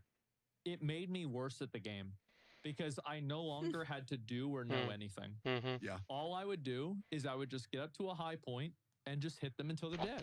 That's how I know Soda's Awesome. bad at video games because he thinks magic's harder. What he does huh. is he will figure out the stupidest fucking way to play the game and he will insist on it. He will into like we both did Elden Ring randomizer on the same day. Oh yeah, He- I saw his build where he had to The big he red used, hammer. He used one weapon to apply poison, then he'd switch to his other weapon to apply bleed, then he would pull out his fucking staff and be like, okay, now I gotta cast my, and it would do like 5 fucking damage. And I'm Sounds like, awesome. holy Yeah. fuck. That sounds awesome. It was dude. the worst build I had ever seen. It was funny. And I was watching him in just like sheer amazement. Like, are you trolling? Like, what do you do? Why are you doing this to yourself? What is this? And he's just sitting there fucking dying to the wolf like 50 fucking times, like the Red Wolf of Radagon. I'm like, what are you doing? Just fucking change your build. Yep. And then I played Magic and nothing was hard at all. How did you lose to that guy in the Street Fighter 6 tournament, Emmy? Which guy? How did Soda. you lose? How did you let Soda beat you? Oh yeah, I don't know. He's just better, I guess. Oh. Yeah. Okay. Oh yeah. So what happened is I didn't lose a single match, and I still lost because my team got out teamed. Who was on your team? Will and this guy named Shadow. Call him out. So they ruined it. Yeah. Tell Damn, him that that fucking sucks. sucks. Y'all lost. I won. Yeah. That's how I view it too. Soda won the tournament. Hey, I beat Soda. I beat his I ass. also beat him. I beat his ass 3 times. Yeah. I beat him before the tournament. I still lost, Did you bro. see at the end? Technically, me and him didn't have to play because we were in the finals bracket. Yeah. I won my match against Vey, and then Will, Shadow, and then Will again lost all 3 of those, so it was like over, right? Yeah. And then they're like, you know what? Let's just have Emmy and Soda play anyway, even though it doesn't matter. And I Yeah. was Yeah. like, sure, I guess. So I play. Getting farmed for content. I 2-0 him for the match, and then he starts getting pissed because I don't rematch him and keep playing against him. It's like, what do you want me to do? He did the same Keep thing to me. whooping your Wow. ass? You know what I did? Yeah. So I lost the tournament because, hey, Shy Lily, love you. Shy Lily lost every match in the Yeah. whole tournament, and I was very supportive. Honestly, she did good though. I didn't think she was bad at all. Yeah, for losing every match in the entire tournament, she did great. I mean, most of them are pretty close. So Yeah, but still lost. So the grand prize of the tournament was the statue of Cammy. So I just bought it. I just bought it, bro. I don't know. I was like, Jesus. because Soda's You know gonna what's get gonna it. be funny is like if we're still doing this in 5 years, this will be retconned into I won the Street Fighter tournament it will. and I got this Yes, it from will. winning it. rewriting history. And Nice. Only knowers will know. Mhm. Only, but as far as I'm concerned, I beat the winner of that tournament. I won that So tournament. you there. deserved it. I did. That's- And how much did it cost for you to deserve it? Well, That's crazy. Wow. So, well, okay. So realistically, $600. Whew. God. Whenever you say realistically, what does that mean? Well, What's Like, talking about unrealistically? The shipping, Yeah. it's a heavy thing. So it it's was like like $200 $900? shipping. well, no, it was actually free shipping. Actually, Well, I bet. it was free shipping. I mean, there's not a lot of people that are gonna spend that much fucking money. Yeah, on some but for the stupid ad statue. revenue I made off the stream, it was free. Okay, So, sure. I mean, technically, I just got it for free. I just chose a Cammy statue over ad revenue that day, and I think that's very fair, and it's great. And I make sure that I got her in the green suit because her ass is hanging out. I know that. Yep. Yeah. It's crazy, What bro. Asmund said was crazy. Like he said, if we're still doing this in 5 years, imagine we're still doing this in 5 years. Why would we not be? I don't know. I don't think I'm ever gonna stop streaming. I don't plan on ever quitting. Yeah, I think I'm you're gonna retire when you're 30 though. I was like, So, it's so like I next don't year. I don't think I'm ever next year. I don't think I'm ever gonna like full retire from streaming and content creation, but I mean there will be a day where I take a step back for sure. You're gonna go back to old Emmy. Oh yeah. You're gonna go back to just playing League every day. No, I've been trying to be like that, you know. 8 hours a day. I've been watching silently. that clip of me screaming at that guy in Champ Select. You're such a retard. That clip. Bro, I'm trying to be like that again, you know. Yeah, dude, you should do your makeup like that, but in 2024, I don't even know how It's I actually a did good that. idea.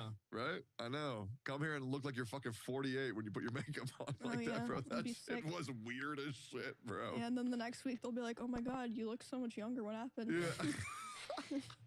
That's crazy. That would be really funny to progressively make yourself look older every episode. And then Yeah. just one day, just like go back and be like, "Yep, Yeah. One day you're just gone. It's like, well, you know, that's she life. died." Yeah, she died. There it is. Damn, did slowly dye your hair gray. Oh, by the way, does anybody know, has Miz got his hair transplant yet? Is he doing that? So is that actually happening? That's Like, this weekend. It's kind of sad. Yeah? Why is Yeah. that? Well, because I like Miz when he has nothing. Yeah?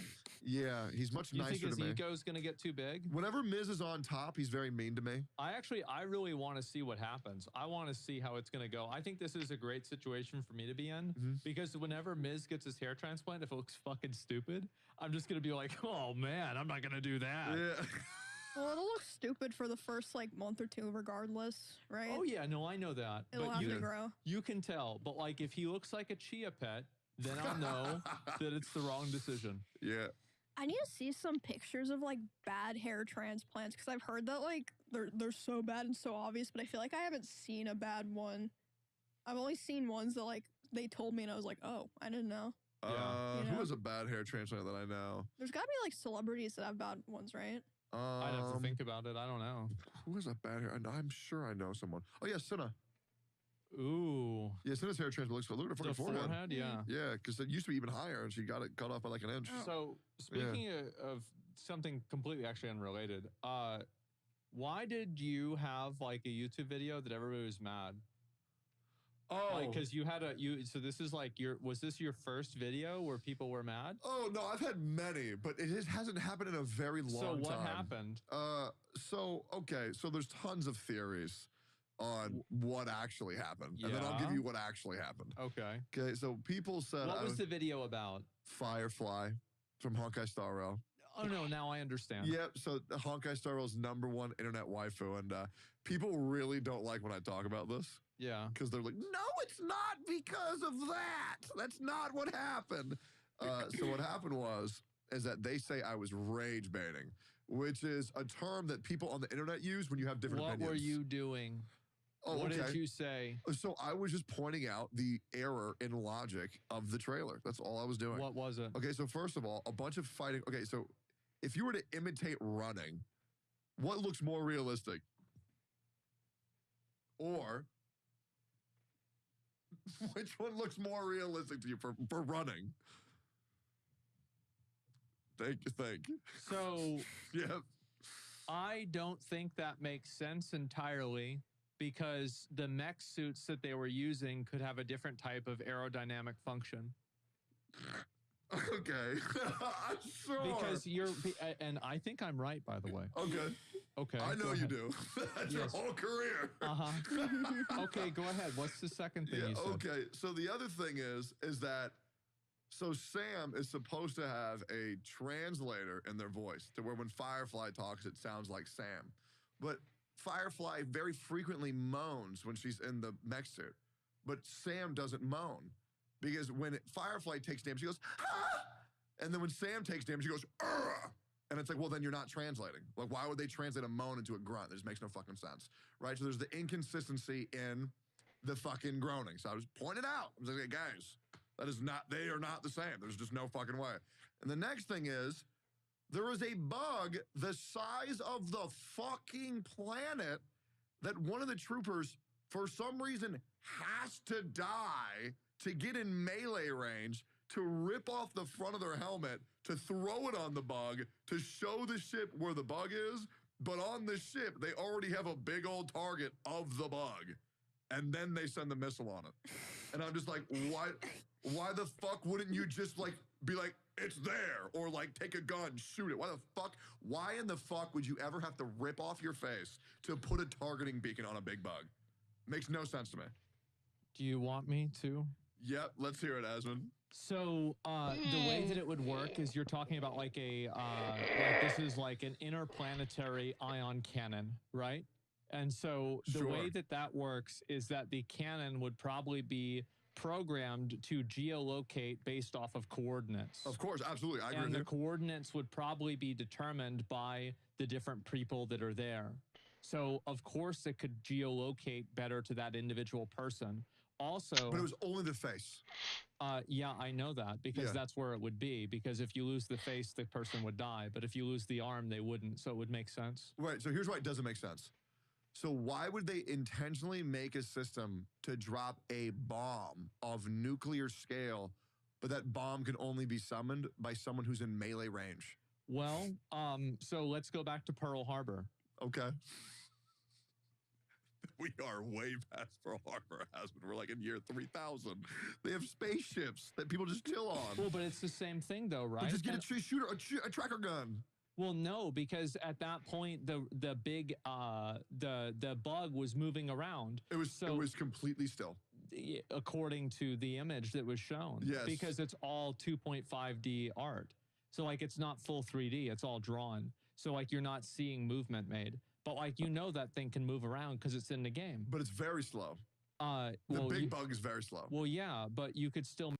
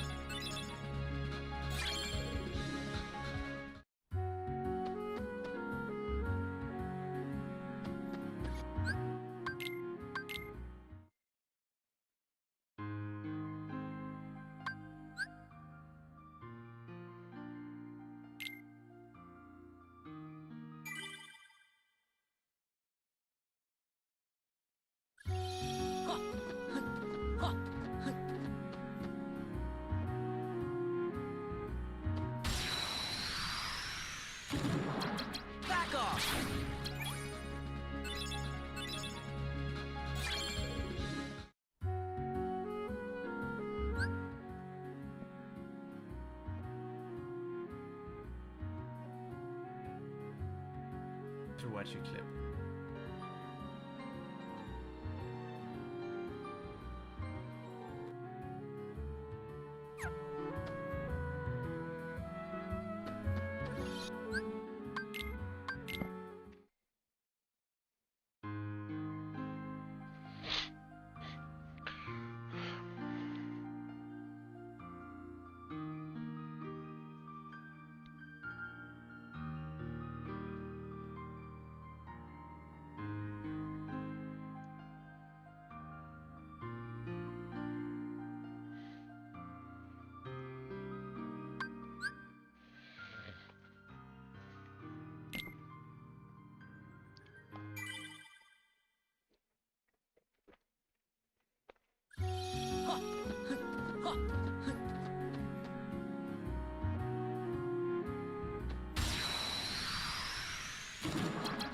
Back off! Come on!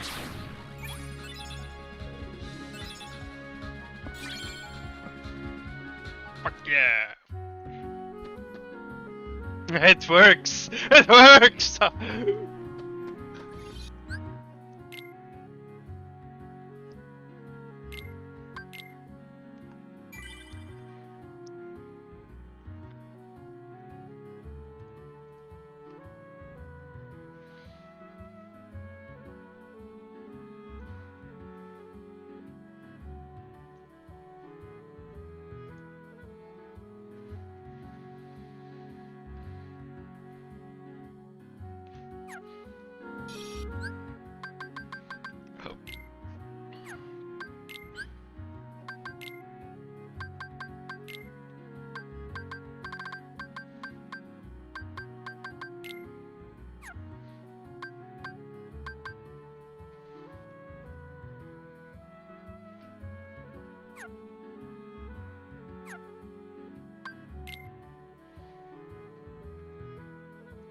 Next, let's see.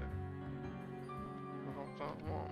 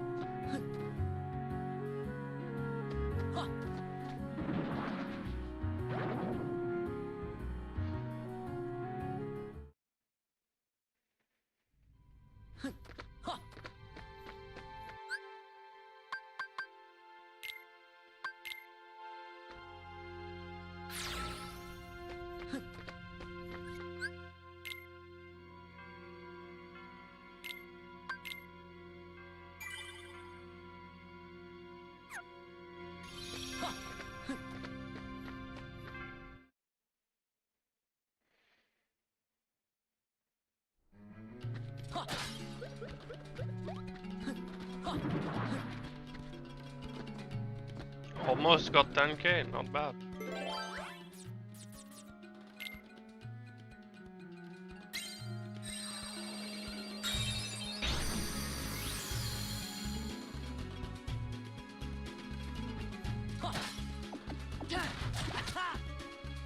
Yeah! Rah! Yeah! Ha!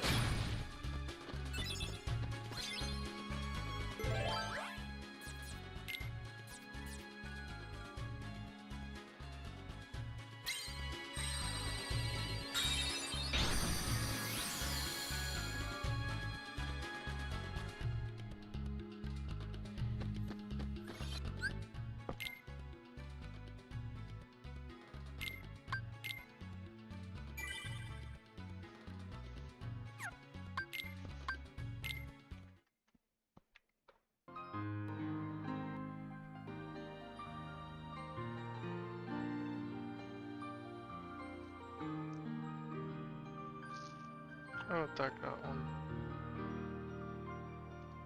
Okay.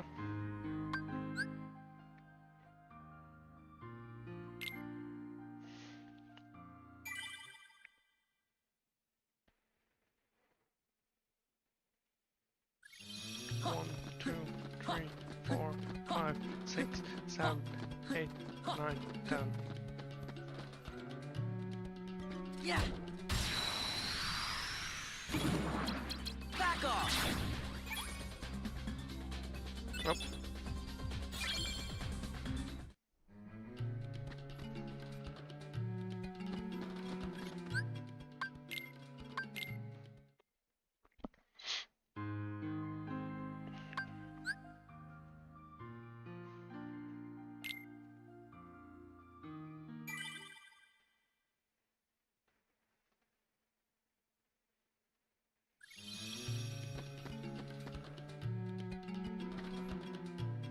One, 2, 3, 4, 5, 6, 7, 8, 9, 10.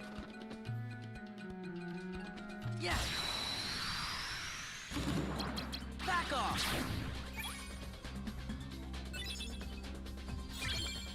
Nope.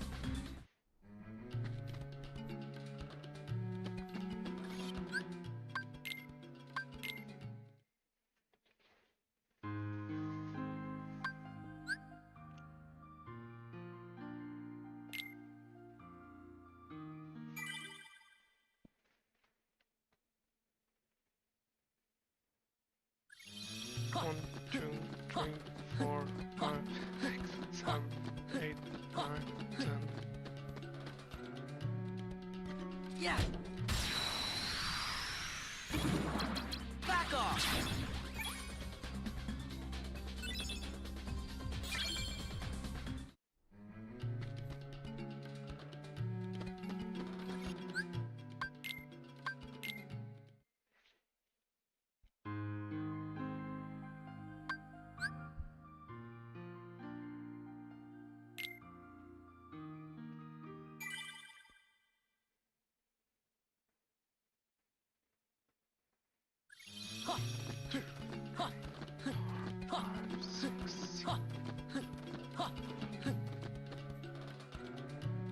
Yeah.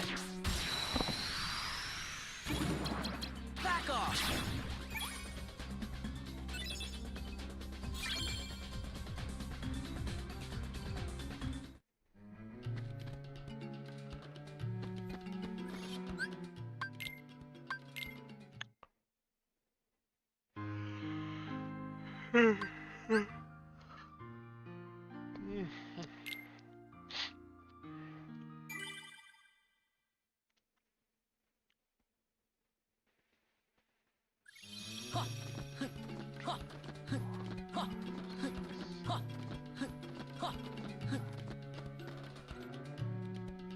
Yeah. Back off. Son of a bitch!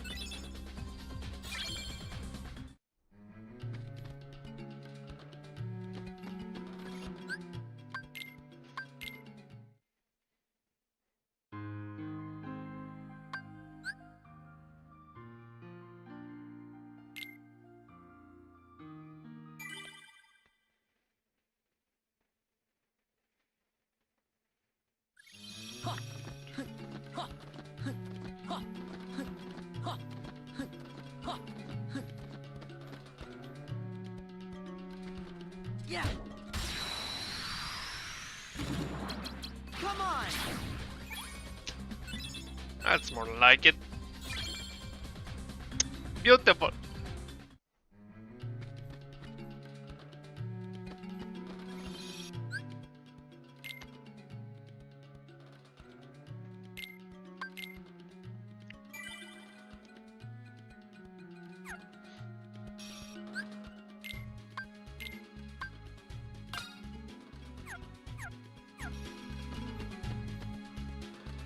Ha. Yeah. Ha.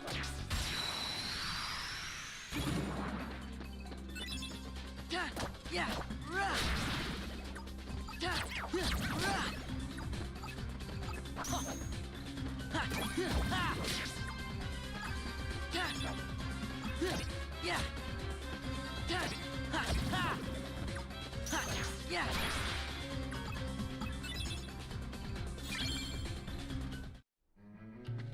Ha. Ha, yeah. Ha. Ha, yeah. Ha.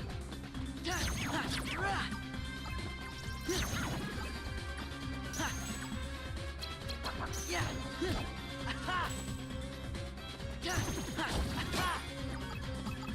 Yeah. Yeah.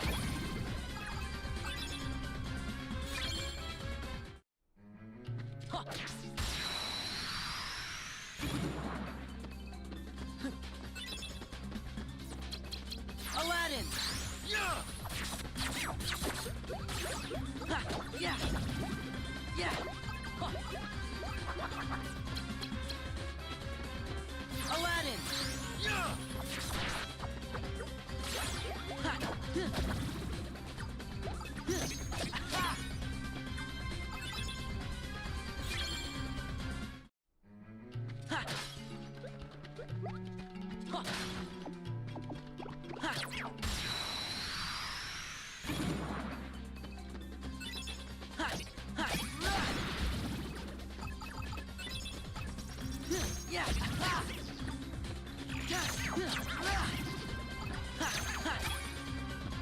Already have that one, but whatever.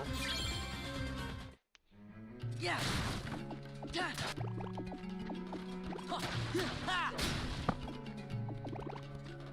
Yeah. Yeah.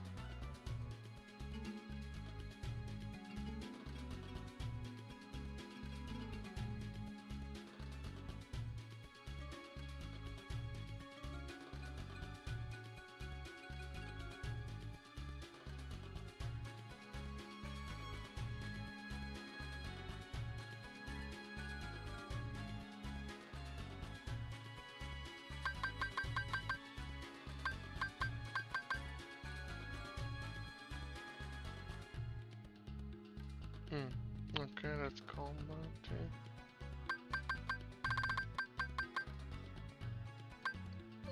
Let's call Bounty with double clear. Then Crescendo.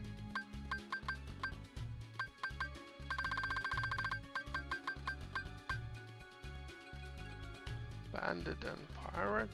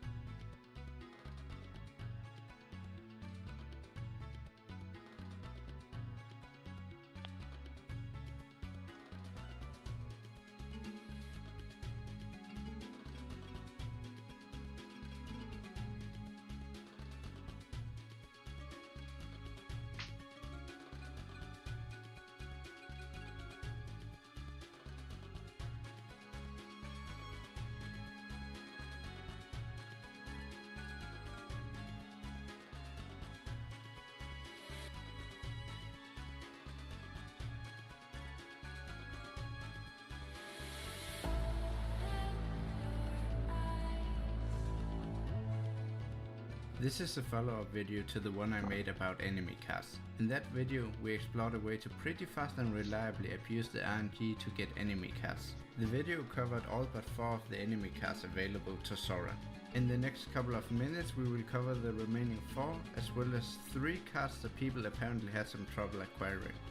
This video is a direct continuation of the other video, so if you don't remember how the process works, you should go back and watch that video.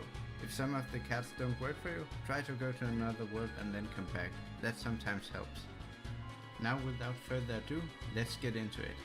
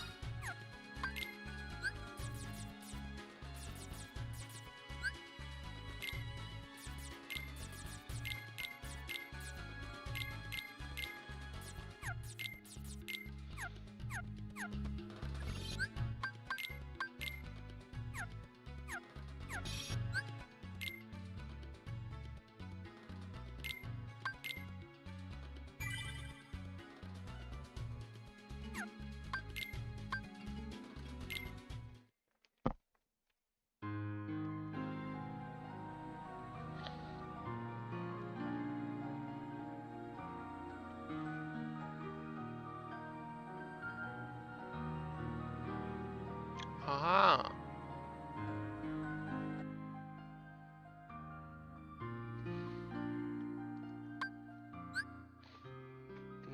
I made the wrong deck.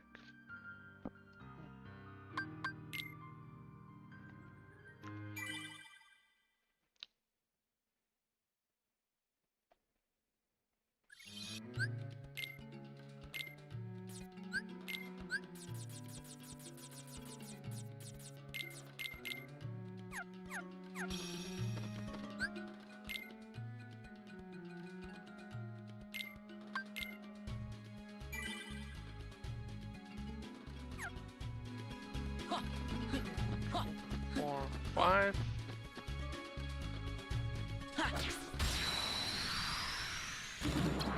Win! Take this! It's just that easy, what the fuck? Beautiful!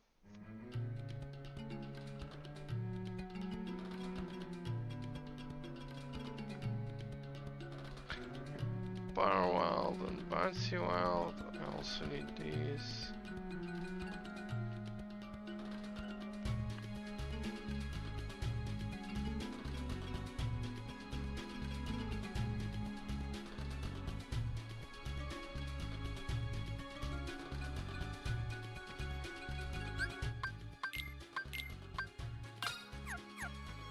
Yeah!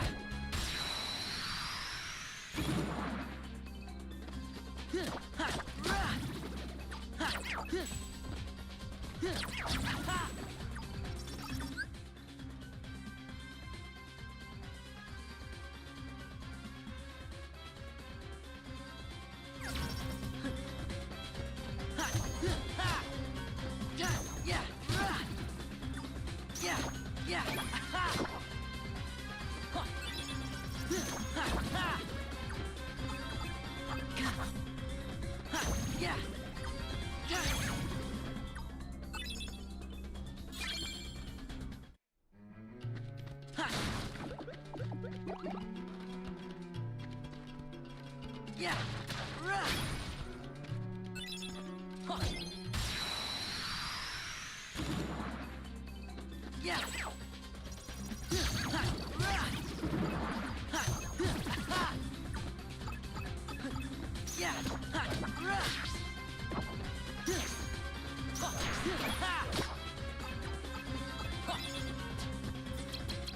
Aladdin!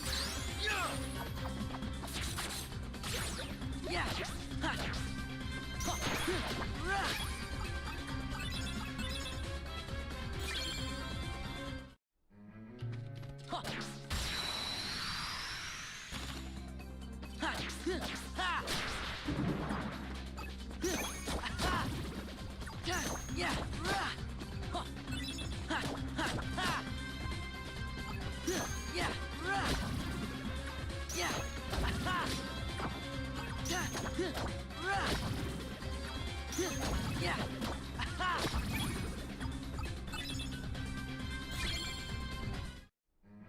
Ha! Ha! Ha! Yeah! Ha! Ha! Ha! Ha! Rah! Ha! Rah! Yeah!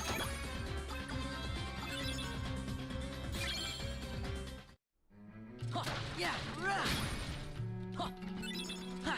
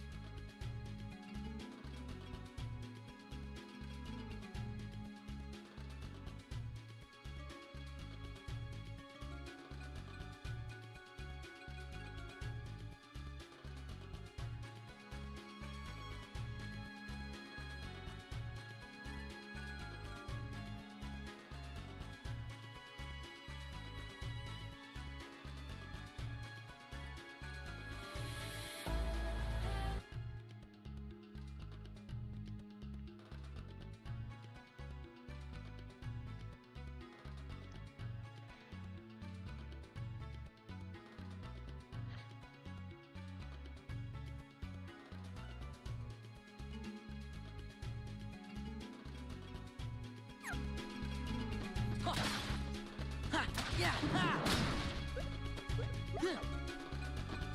Ha! Yeah! Ha! Ha! Yeah! Ha! Ha! Yeah! Rah! Aladdin! Ha! Yeah! Ha! Yeah! Rah! Ha! Yeah! Ha! Ha!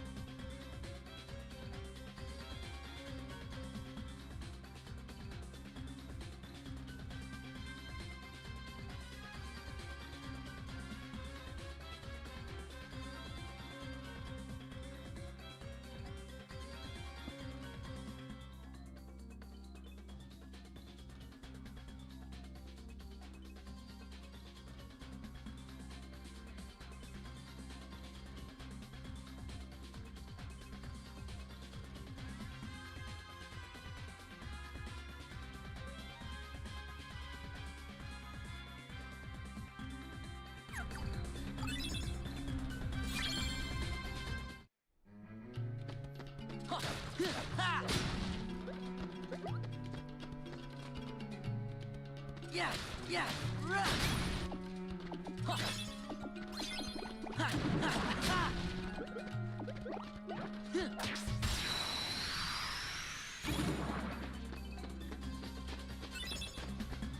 Yeah, yeah, ha. Yeah, ha. Ha, rah. Ha, yeah, ha. Yeah.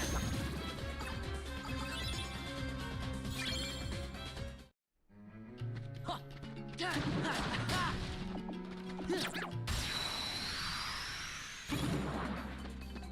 Ha. Aladdin. Yeah. Yeah, rah. Ha. Yeah, rah. Ha. Ha. Ha, ha, ha. Ha.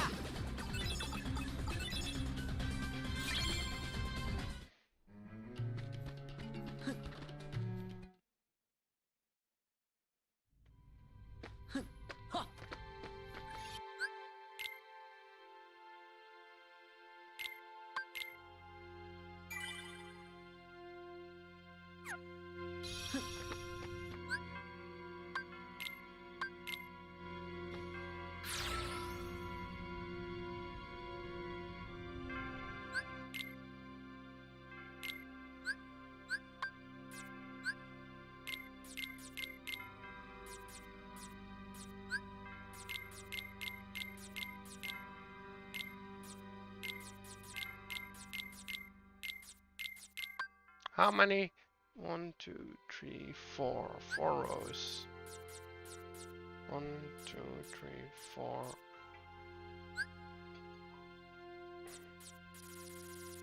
And Marluxia. Interesting.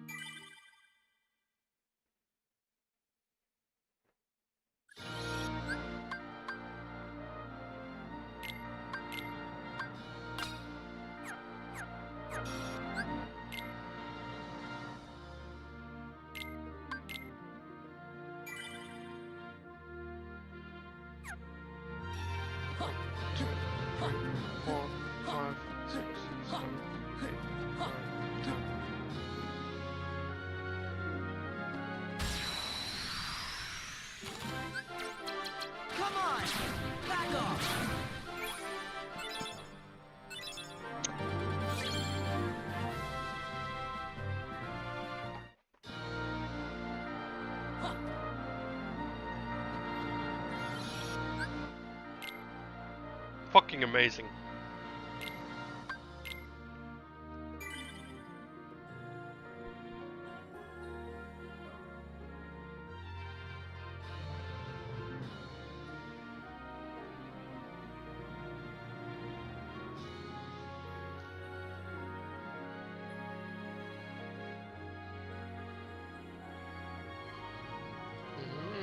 Okay.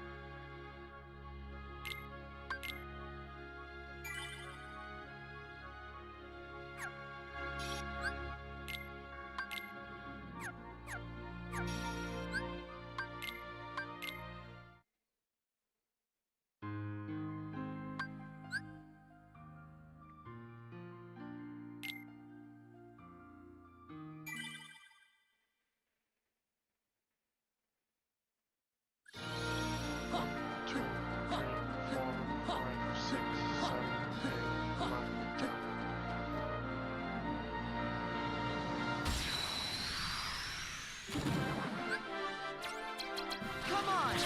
Back off! Nope.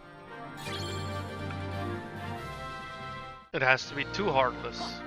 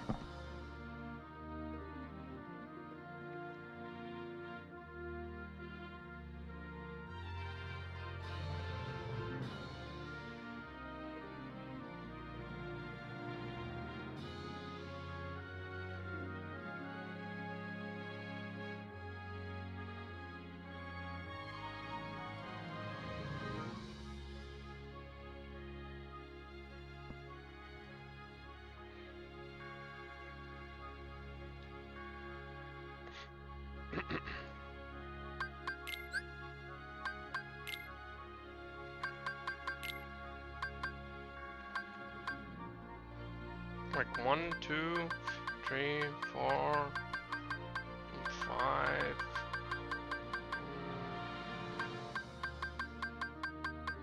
6.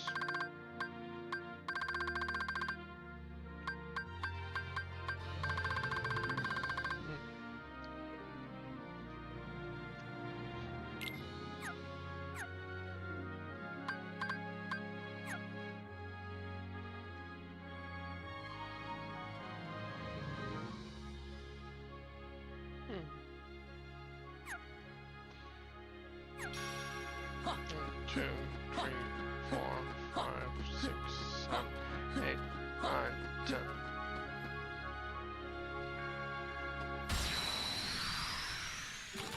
Nope.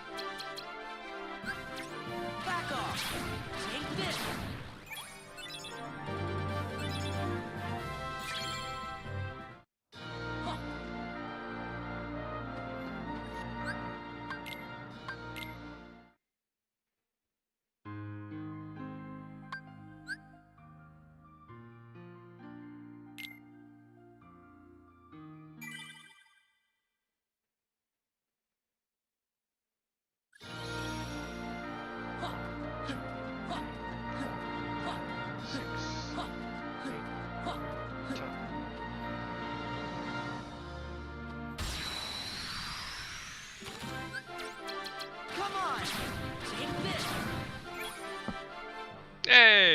It's just that easy.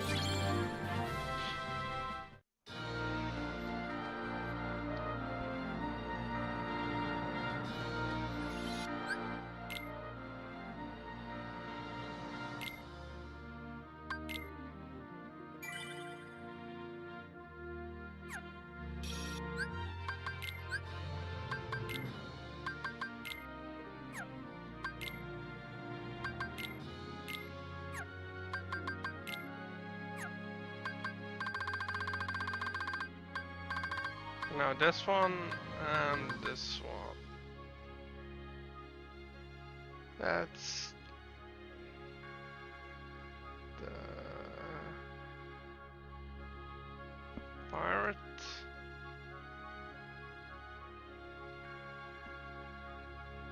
And the dude.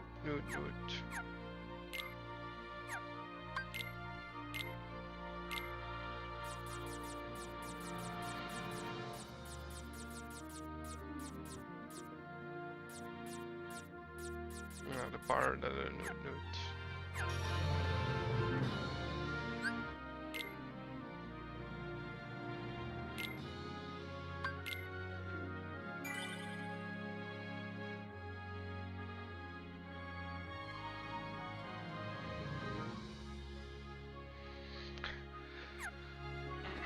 Yeah.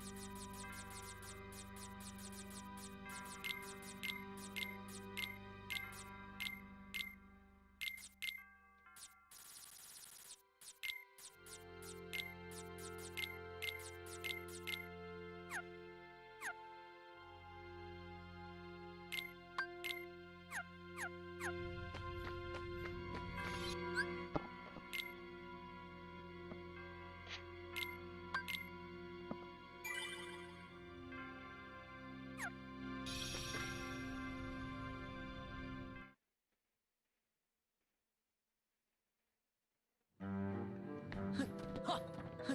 Ha.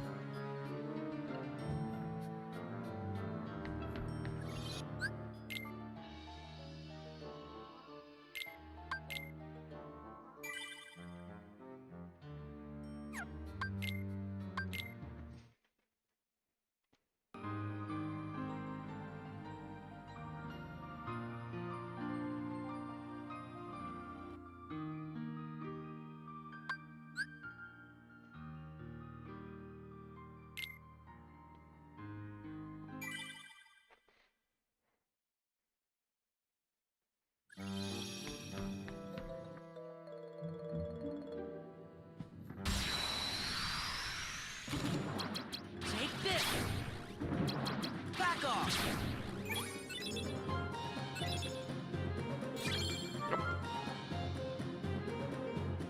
Ba-ba-da-ba.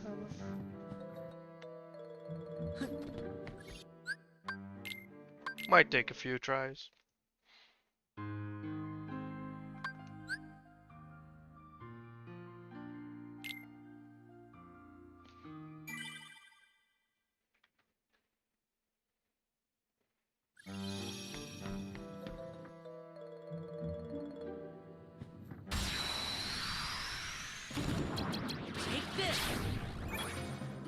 Here we go. Holy fuck. It's like, holy shit. How did you actually, how even do you figure this shit out? I don't fucking know. Absolute mad lads. Crescendo.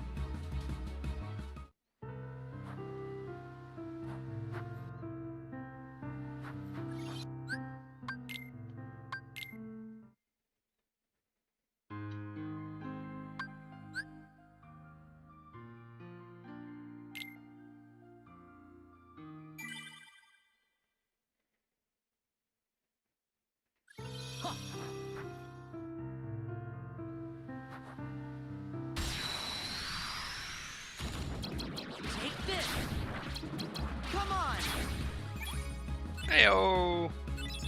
There it is.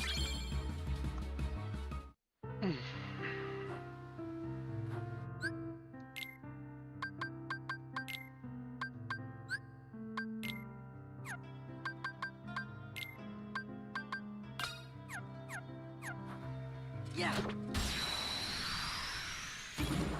Ha, yeah. Ha.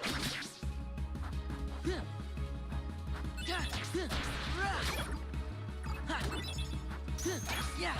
Ha. Yeah. Rah. Yeah. Yeah. Ha. Ha. Yeah. Ha. Ha.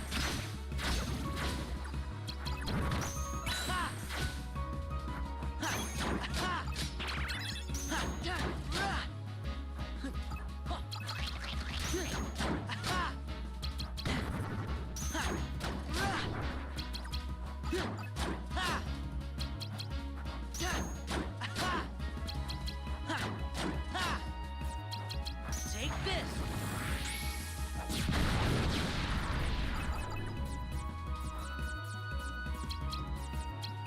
Goofy. Loyal.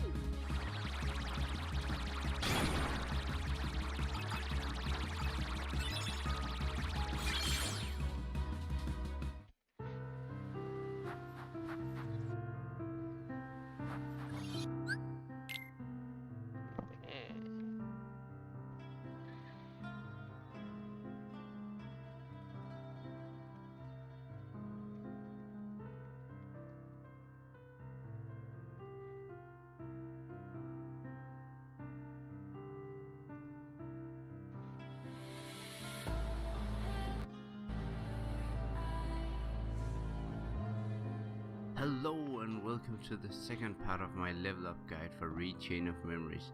In the last video we found out the fastest way to level up Riku, and now the time has come for Sora.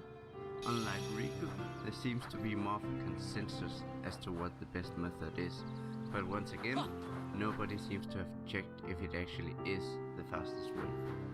As I said, people agree more on what's the fastest way of leveling up Sora, but there are still differences in their methods.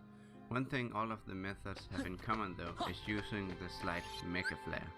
This slide summons a fireball that engulfs all the enemies and deals a massive amount of fire damage. The slide can be learned at level 57 and needs a Mushu card followed by 2 fires. The Mushu card is obtained from the Room of Rewards in Hollow Bastion. I know. The Mecha Flare slide is incredibly powerful, but has the disadvantage of dealing fire type damage. In Castle Oblivion, where enemies yield the most experience, a lot of enemies are resistant to fire type damage, and therefore a lot of people opt for the penultimate world, Destiny Islands, as their grinding place. Some people choose to grind at Castle Oblivion and use the Tornado Slide alongside Mecha Flare. The Tornado Slide doesn't deal type-based damage but takes a little longer to execute, and you need to control the tornado. The slide can be learned at level 47 and needs arrow followed by gravity and then a genie card. The gravity card can be found in a bounty room in Agrabah. For all the fights in Destiny Islands, you just want to stock the necessary cards for Mecha Flare and then unleash it. This is done until all enemies are killed. As I mentioned earlier, some enemies in Castle Oblivion are type based, so if you see enemies that are fire resistant, you need to use Tornado instead. Fortunately, only 2 enemies are fire resistant, Wizards and Red Nocturnes. Unfortunately, they are in most ways you encounter. You don't need to use Mecha Flare in Castle Oblivion, but as Mecha Flare is faster than Tornado, it would be optimal to use the former when no fire resistant enemies are present. The world of Destiny Islands has the advantage of having enemies with low enough health that they can be one-shotted with Mecha Flare if you start the fight by hitting the enemy. But Castle Oblivion has enemies that yield more experience and waves that have more Heartless. It's going to be interesting to see which world is best suited for grinding. We're going to be looking at which world is the ultimate grinding spot, and to determine this, we need to know the average experience per second we're able to get from each of the worlds. Seeing as the experience per second can vary greatly from room to room, the best way would be to calculate the experience per second of each room in each world, and then compare which room in the 2 worlds that have the best experience per second yield. What I did was to focus on a specific room first, then I would write down all the different waves of enemies the room had to offer, and how many of each heartless the wave consisted of. The next step was to time how long it took to complete each of the different waves. Then I found out which enemies triggered which waves, and how many of the specific enemy was present in the room. With this done, I was able to find the average experience of the enemies in the room, and knowing how many of each enemy in the room there was, I could calculate the average experience of that specific room. I then found the average time of the room by taking the average time it took to defeat the enemies, and then added the time it took to get between fights, and of course how long it takes to use a map card on the door to unlock the room. The last thing needed to be done was just to divide the average experience of that room with the average time it took to complete the room. I did this process for every single room in both worlds, except for very few where it doesn't make sense. White Room, Calm Bounty, Moment's Reprieve, Mingling Worlds, and Moogle Room. The reason I haven't included White Room is because you have to use a specific element on the white mushrooms to get experience, and this doesn't work for us. Let's take a look at the results for Destiny Islands. At the top we have a tie between Looming Darkness and Sorcerer's Waking at 86.9, and close behind is Teeming Darkness at 86.3. If you remember the last video about Riku, you'll know he was at 56.9, and that was with some extreme precision work. It's a pretty significant difference in the experience we gain compared to the work we put in. A funny thing about this list of numbers is the last place, which is Black Room with Black Fungus Heartless. The room has a whopping 1.6, which is laughable. Even though Looming Darkness and Sorcerer's Waking are tied, I would recommend sticking with Looming Darkness, as the room is completely flat and has 13 Heartless compared to Sorcerer's Waking's only 8 Heartless. That way you save some map cards. Now let's take a look at the list for Castle Oblivion. The thing that should be noticed immediately is you save some map cards. Lower than Destiny. Now let's take a look at the list for Castle Oblivion. The thing that should be noticed immediately is that the highest value is a fair bit lower than Destiny Islands, and we actually have to work harder as we need to control the tornado. On this list, the best room is Lasting Days at 78.9, and Black Room is still the last with an unimpressive 3.3. Even though Lasting Days is at the top, I wouldn't recommend that room, as it is a pain to get around in it. Rather, I would choose Teeming Darkness, that is mostly flat and has 15 Heartless. Now for the interesting part. I've calculated how long it'll take to get to level 99 from different levels. This time is of course if you keep grinding without breaks. First, let's see how long it'll take using the Looming Darkness room on Destiny Islands. Of course, it's kind of weird including level 1, as the method can't be used before level 57, but I thought it would be interesting to include it nonetheless. Now, let's see how the Castle Oblivion method fares. This method mostly uses tornadoes, so without changing the experience over time too much, this method can actually be used from level 47 already, which gives it an advantage in the beginning. When I was doing the research for this video, I also checked if it would be better to do more like we did in the last video with Riku, where we escaped the fight before the last Heartless is killed, so we could use the same enemy the entire time. It turned out that this way was hilariously inefficient to do. The method could only be used on very few waves in Destiny Islands, as Megaflare killed everything in most waves, which meant that some waves would have to be escaped without fighting to preserve the enemy. On Castle Oblivion, the method didn't fare much better, as most enemy needed to be hit twice, meaning the time is way higher and without getting as much. On Destiny Islands, the very highest was just above 30, with most of them around 20. Let's summarize what we found out. The quickest way to level up Sora is to spam the Mega Flashlight on the Looming Darkness room in Destiny Islands. This method can be used from level 57, and using this method non-stop without error from level 60 will take approximately 3 hours and 15 minutes to get to level 99. Accounting for errors and other factors, I'll put the final time at about 4 hours. If you're not at level 57 yet, you can spam the Tornado Slide on the Teeming Darkness room in Castle Oblivion. This method, used non-stop without error from level 50, will take approximately 4 hours and 11 minutes to get to level 99. Because this method takes a bit more skill to use without error, I'll say the final time when accounting for errors will be about 5 hours and 15 minutes.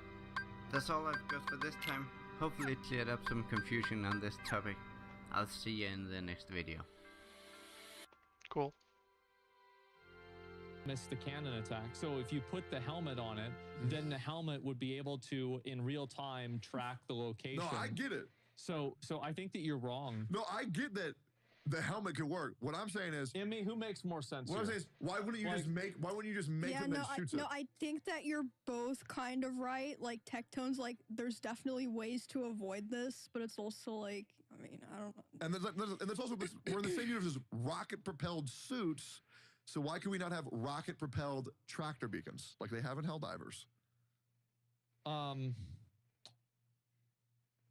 Well, 'Cause like it's I more don't, maybe they don't dramatic have for a one. guy to And that is fucking die. exactly what I Yeah. said. I said this is an anime dramatic moment. It's an anime moment. I have to pee real bad. The Y'all can other keep thing, talking. yeah, we'll fight for a little bit. The Yeah. other thing that I really fucking don't like, this didn't happen in the trailer, it just reminded me what happened in the trailer. People were very upset by me saying this, is I hate when I'm watching shows. Well, this is a fan favorite, everybody loves one. Evangelion, Neon Genesis Evangelion. Okay, Did you ever see, have you seen Evangelion? I have not. Okay, well, so when they fight, Yeah. and I understand why they do this, but I think it's stupid as shit.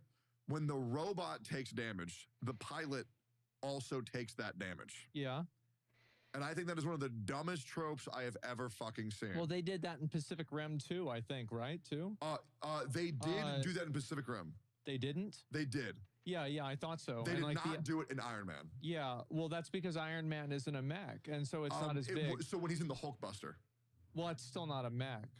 it's kind of I a mean, mech. like you're talking about, like the Hulkbuster is like what, 12 feet tall, something like that. Like Yeah. the mechs are like 100 feet tall. But I And, think like, that would work opposite against your argument because if it's smaller, wouldn't the pilot actually take damage at that point? No, because basically what the idea is that in order to control and have full capacity of like movement, full like range of movement, you have to like merge your mind with the Neuralink. machine. Yeah, with the Neuralink. Mhm. So that's why they're able to use machines that are that big, which by the way, to be fair, doesn't make any sense. Okay. However, Yep. in the logic of it making sense, if you assume that to make sense, then it does make sense. Yes. So right? I But agree. you do have to take a willing suspension of disbelief. Yes, the Neuralink, I get it. But here's the thing, okay? So they say, so you need to be able to feel the robot, that way you know what you're doing. Yeah. Okay, well, once you reach a certain threshold, why don't you just cut off the sensors and just turn off the pain sensors? Like, why would you one for one it entirely? Well, probably because you can't do that, and it doesn't work that way. Why would it not work that way? Well, I don't Hazard know. detected, pain sensor off. Well, because then I don't know. Then maybe you couldn't control the machine anymore because you're not being attached to it in the same Neuralink way. So that's the reason why. Yeah, but what if they joined it? You had this YouTube video that didn't do very well. It did great. It did great. Oh, okay. It did great. It was just Yeah. disliked a lot. Yeah, people were really mad at you, and so they said you were rage baiting because you didn't like the trailer. Yeah, they said I was rage baiting because they disagreed with my opinion, which is really, it's just Yeah. like, bro. When I rage bait, I'll like post an image of Lumine and Aether and say, man, this is my favorite couple in Genshin Impact. That's rage baiting. Us having a different That's the opinion. brother and sister, right? Yes, of course. Right. But like now we're at a point where if I say anything that anybody disagrees with, oh God, he's such a rage baiter. It's like, bro, shut up, dude. So I re-reacted to my reaction. Yeah. And by the time this episode comes out, I believe I'm reacting to my re-reaction of my reaction. So you're gonna just keep doing this, like basically the Until bad they takes, shut the fuck the up. bad takes will continue until the likes improve. Absolutely. Okay, I like that. And the first one You're was dedicated. the first one was a 40% dislike ratio. Mhm. My re-reaction's at 75. So if I re-react to my You're re-reaction, about to just give up. Yeah. I'm gonna keep going. Just let them win. Because they're not right. They are not fucking right. The trailer was good, Yeah. but there was dumbass anime bullshit in it. Just like the same thing where like, okay, oh my God, there was so much wrong with that trailer. I get people liked it, but there was just so much bullshit. Like, I don't think it was that Nice. bad, man. I really don't think so. okay, but would you say that there was bullshit in it? Not really, no. I don't think so. You've seen it? Yeah, I watched it. Okay, so then why, when the guy who got impaled on the spike and then the nuclear bomb goes off, Yeah. Do you know that when the bomb went off, it cut to a different person by themselves and not just the guy on the spike? I don't know. I'd have to go back and watch it again and see. I think that's the problem. Is I critically analyzed it Yeah. by fucking frame. And there Yeah. was just so much. Oh, Emmy. Okay, Emmy's tired of this. No, Any- no, continue. Oh, bro. okay, great. So what do Well, you want? actually, if you want to talk about something that's a little bit more interesting, can you please explain why you can? So, what's the? Yeah, Oh, I apparently also in thought Chi- the dead bodies were hot. yeah. What the Um, fuck? They were really hot, though. To be fair, they were caked up out of their fucking mind. So anyway, what did you think about the? So apparently in China, you can have a relationship and call Firefly on a phone. Oh my god. Yeah, talk about that. It's dude, there's so many fucking things going wrong in the So Omniverse community. basically, Emmy, you probably don't understand this. So Firefly is this character in Honkai Yeah, Star I know Rail. her. She's the Met girl. Yeah, Yeah. she's really pathetic and stupid and like just like lame, I but it love her. makes you feel sorry I for love her. Firefly. Yeah, yeah. So basically, that's the way it is. So like, it's like you have to take like a picture with her, and then like you think she died, and it's just like, oh yeah, let's pull on the heartstrings a little bit more. And anyway, in China, there's a special event where you can have like a personal relationship with her and call Oh, her on the fun. phone. Yep. Wow. And you know what happens? Yeah. When she says bye, if you don't hang up and you wait 20 seconds, she says, "Are you still there?" And then she starts counting the stars until you fall asleep. Yup.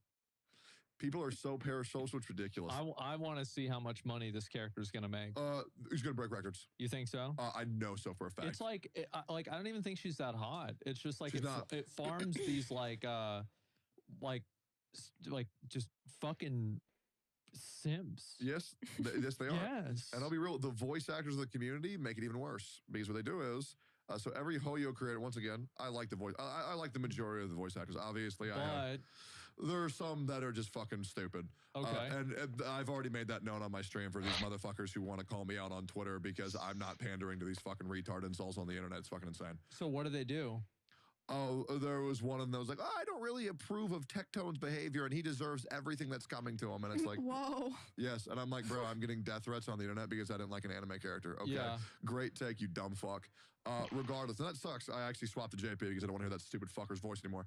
Regardless, they do this thing where they go online on Twitch because everybody who voices for Hoyoverse pretty much gets a free career because these people can't differentiate reality from the So voice they actors. think that they're the character. Well, their title is "I am insert this character," Right. Yeah. Of course. and then people will type to them and they'll talk as the character, That's cute. and they're like, "Oh my god, they're real!" Yeah. And so then when they're jerking off on their body pillow tonight, they think it's a real fucking woman Right. rather than an Yeah. anime girl. Exactly. Oh, it makes me so fucking mad. The parasocial shit is so I could fucking see lame. some weirdo doing that for Oh, sure. absolutely. They Absolutely. should sell Firefly body pillows. That's a good idea. Yep, and then they do the cameos where they'll say whatever. Really? Yeah, shit's wild, bro. Oh my god. Yeah, they'll give them a fucking 10, 9, 8, 7, 6, 5, 4, 3, 2, 1 countdown, bro. Insane.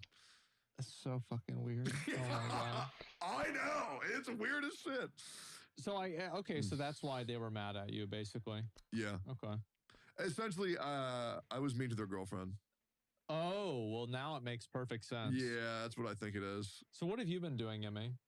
Holy Past fuck. week, yeah. I played in that Street Fighter tournament. We did the Elden Ring Lost. Yeah. thing. Played in Notria. So I've just been I got that helmet. gaming, but I actually started Wuthering Waves a little bit more. I'm proud of you. and Welcome I'm Future so gaming. sorry. How much money have you spent? $0. Actually, none so far. Yes. Yeah. Winner. That's a winner right It's there. just Are that you there's lying? there's no character yet that I'm like I really want that. Have you seen Chang Lei? Which one's that? Ooh, great. Chang Lei looks awesome. You'll see her. New, you'll see new her soon. character? Yeah, Mhm. she's a new character coming out at 1.1. Same thing with Jin Si. Jin Si, so fucking cool. Chang Li, though, biggest boobs in the game. So that's big. Sweet. Yeah. And apparently she's OP. Yeah, welcome to the future. Hell yeah. What else you been doing? Just fucking nothing, bro. That's awesome. Oh, we never talked about these? So let's talk about it. All right. So guys, this is because you've been watching the show. Thank you. Yippee. I mean, All these right. are way overdue. So now we get to congratulate ourselves for Yeah. something that you did. Hey, good job, Asmund. Good There job. we go. Yay. Yep. All right. So we've got ourselves the YouTube plaque. This is the, oh, there's apparently a business card. What does it say here? It says, a guy named Rick made this. Oh, Oh, thanks, Captain Rick. Wow. Yep, there it is. Okay, so we're gonna take a look at this. Oh wow. Oh wow, it's even got card stock.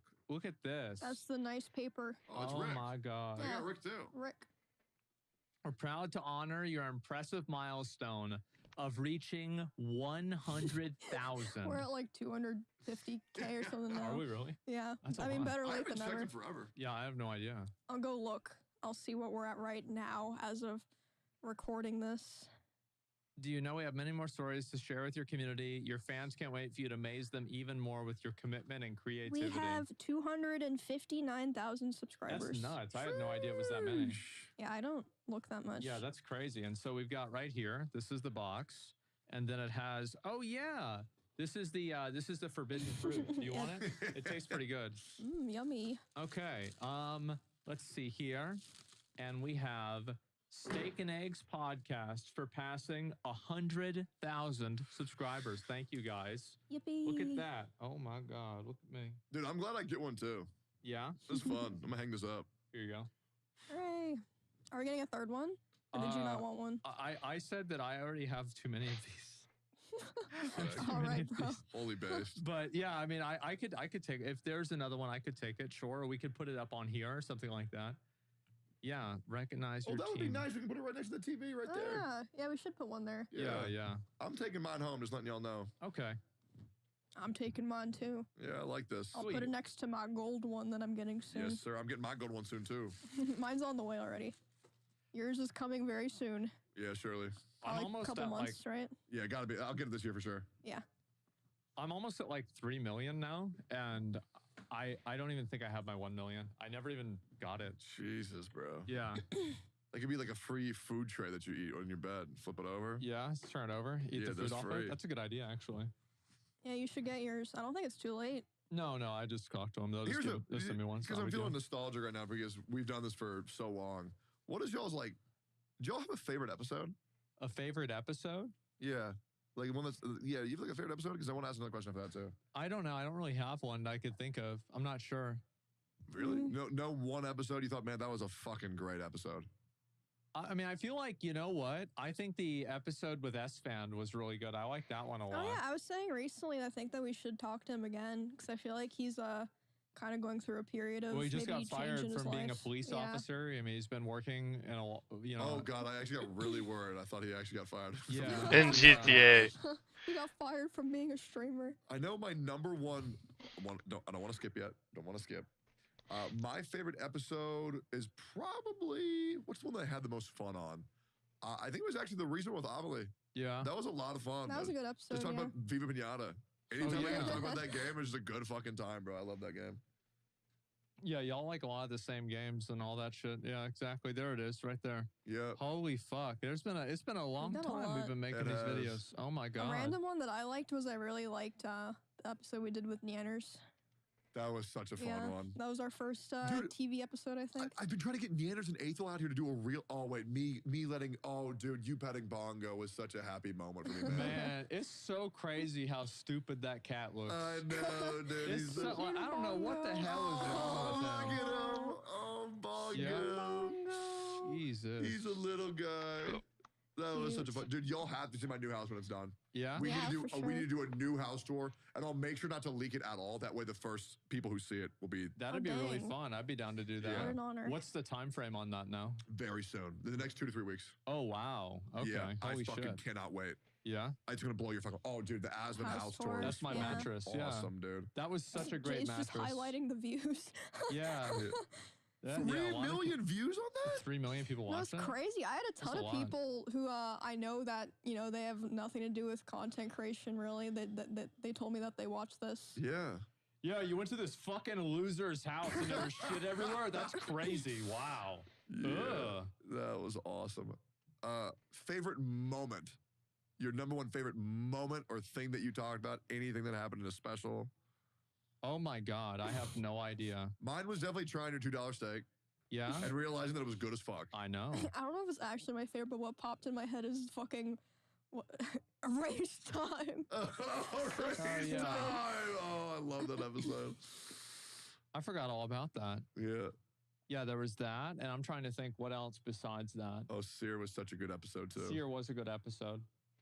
Yeah, he's so edgy. I like it a lot. Yeah, it was really fun.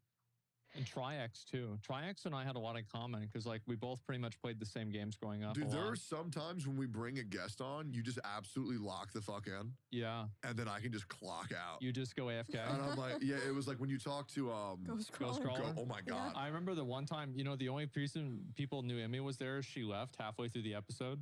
Remember that? Yeah, it was really good. Yeah, I was like, I'll just let them talk. Yep. I don't want to interrupt. what's your biggest regret for Steak and Eggs? I don't know. I mean, I don't really have one to be honest with you. I don't really do regrets. I do. Yeah, I'm not a regrets kind of guy. I wish that we did an episode with you and Schlatt. Yeah. We did. No, it was just me and you. Schlatt replaced me that right. episode. Schlatt, yes. Yeah. Yeah, there it is. I've always wanted to do a redo where it's us and Schlatt.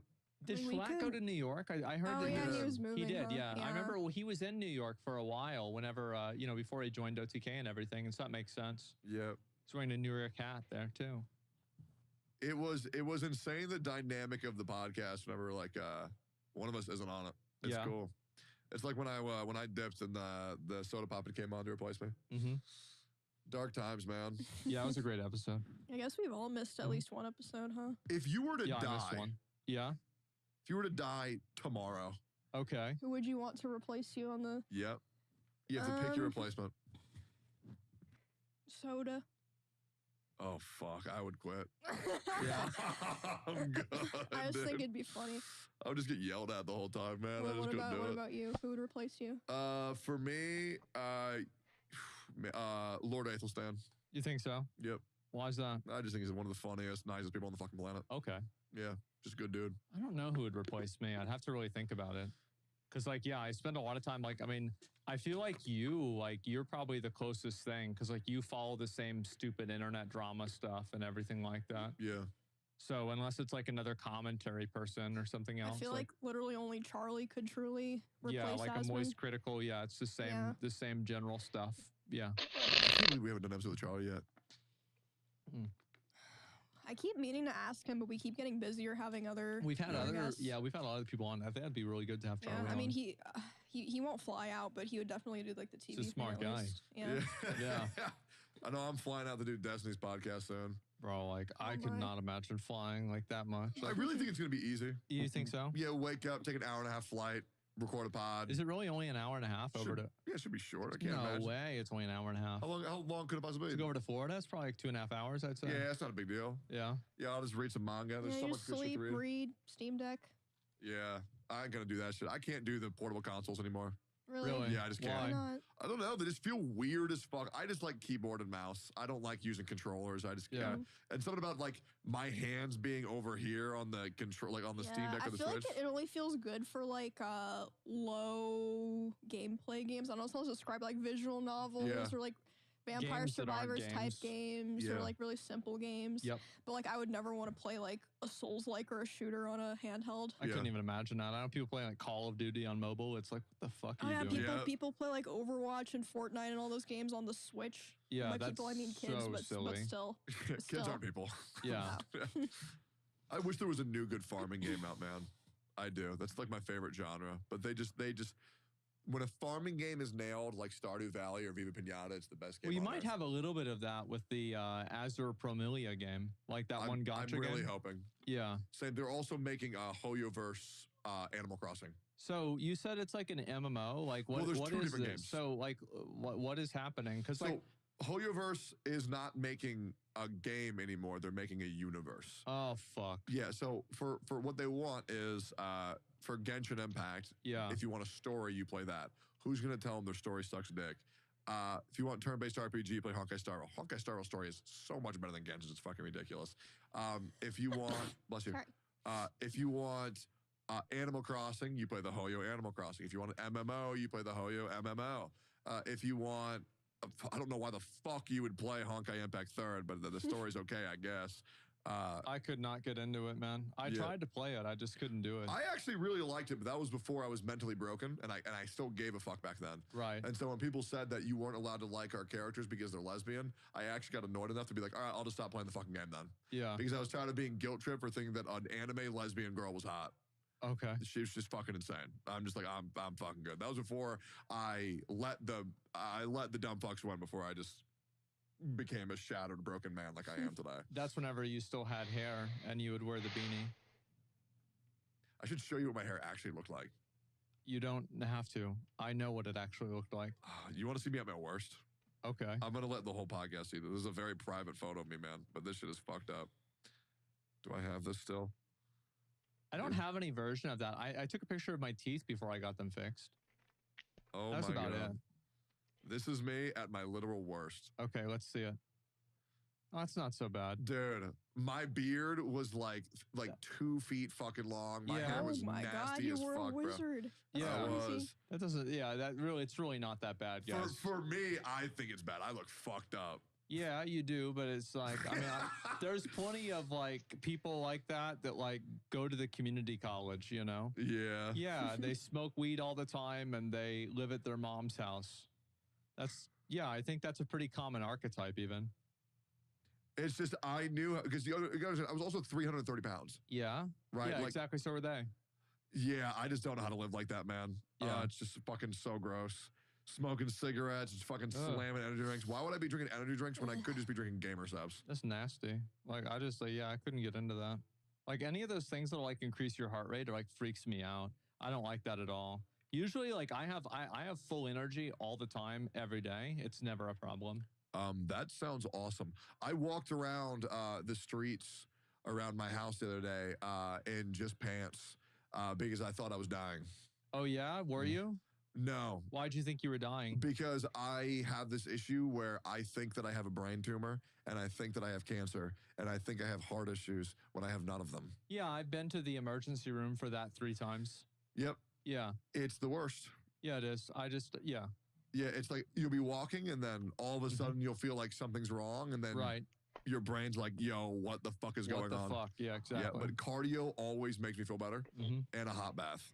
Usually what I do, if every problem I have the same solution, I go into my room and I turn all the lights off and I put a blanket over myself and I sit there in my nest until I am ready to come out and usually probably get food. Yeah. And then I forget about it and I play video games. Every problem, I solve every problem that way.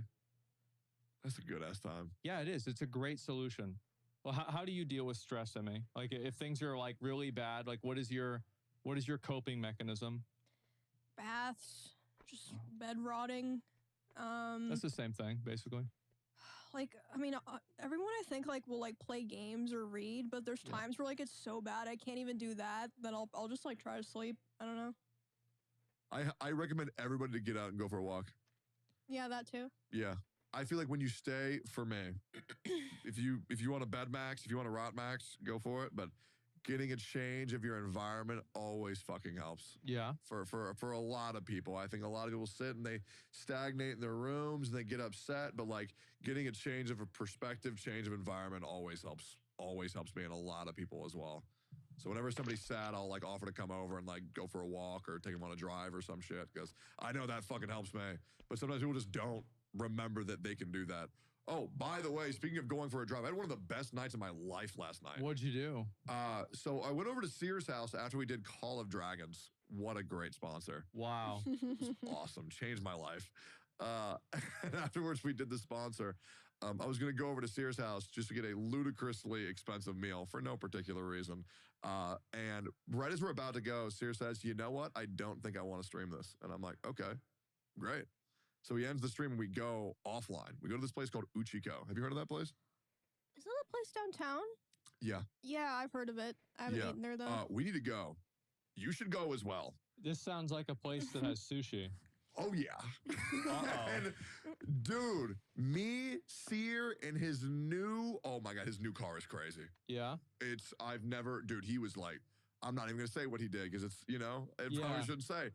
But I've heard the car is quite fast. Wow. Yes, and I've heard when you go quite fast in an electric car, the torque is insane. Or it feels like, I'm not even kidding you. It was like playing Five Nights at Freddy's.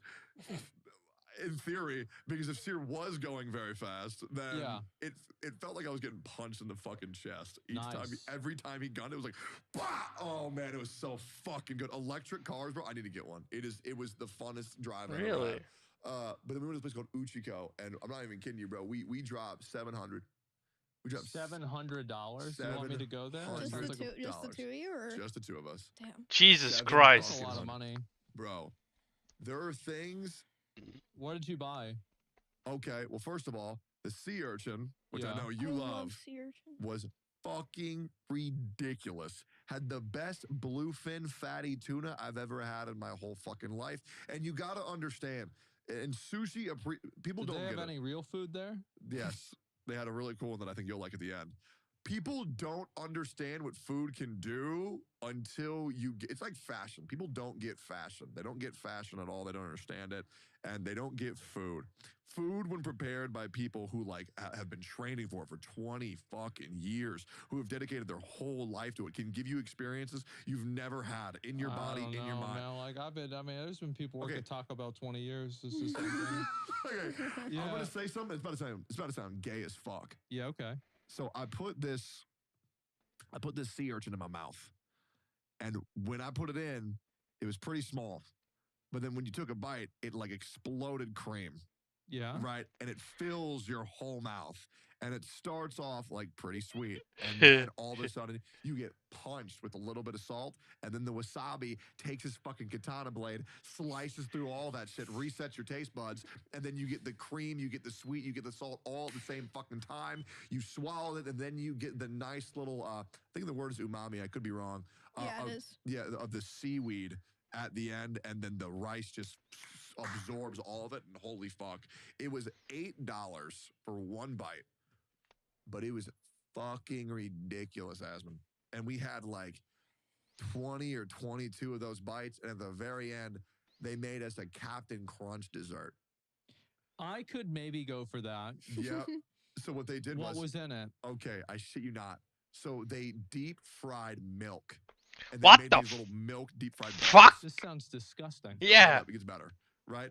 And then they had a little scoop of cinnamon and sugar infused ice cream to replicate I Captain could Crunch. take that. Okay. Yeah. Then they sprinkled the Captain Crunch on top of it, and then they had chocolate mousse at the end. I could do that. And so you scoop it all into one. Yeah. Oh my god! Oh Jesus Christ! Seriously, show me this place. And then when you put it all in your mouth at the same time, it's like you're eating like chocolate Captain Crunch, but like to the highest elevated. I degree would eat possible. that. I would try that. It was. I mean, it was insane. Sounds really good. Like, oh my, and dude, and the We gotta crazy. go there. We do. We do. Okay, It okay. was, oh my God. It's like, Asmon, I wish you deserve it. You deserve it. I don't think I do. You do. I don't know. You I don't do. know. Have I really been that bad of a boy? I think you've done too much for the world to not experience just one. And you live a very modest life. You live a humble life. And that's so admirable. But just like for one fucking night, and if you don't like it, it is what it is. I'm not eating those sea urchins. They have That- steak sushi as That's well. the yellow ones, like the yellow orange Yep. sea urchin. Yeah, yeah, because you have to pick them out, and then it's like they're gonads Yeah. that you're eating them. Yep. Oh, Great. I- yeah, I know I've had about it. cow balls before. They're not bad. They taste like scrambled eggs. Yeah, Yep. They're not bad. that's crazy. But I would love to just take you there and just see what you'd be down to eat, what you couldn't, get you a nice A5 Wagyu steak. I could do that. Sure. Other than that, no, I'm not eating the rest of that shit. Yeah. and Okay. I would never ask you to, but it's just at least look at it. And then Yeah. if you say no, I eat it. I would look at it. I would be willing to look at the food. That's about as far as it goes, though. Dude, I fucking love Sear. He's such Yeah? a good dude. Yeah, he's such a good fucking guy. Let's read I some agree. comments. Oh, yeah, sure. Oh, do we have? Oh, we do. Okay. Oh, right. Tectone Teens 2014 was 30 years ago. Feels like it. Yeah, it does, kind of. Tectone's the kind of guy that scratches his head with his feet. What?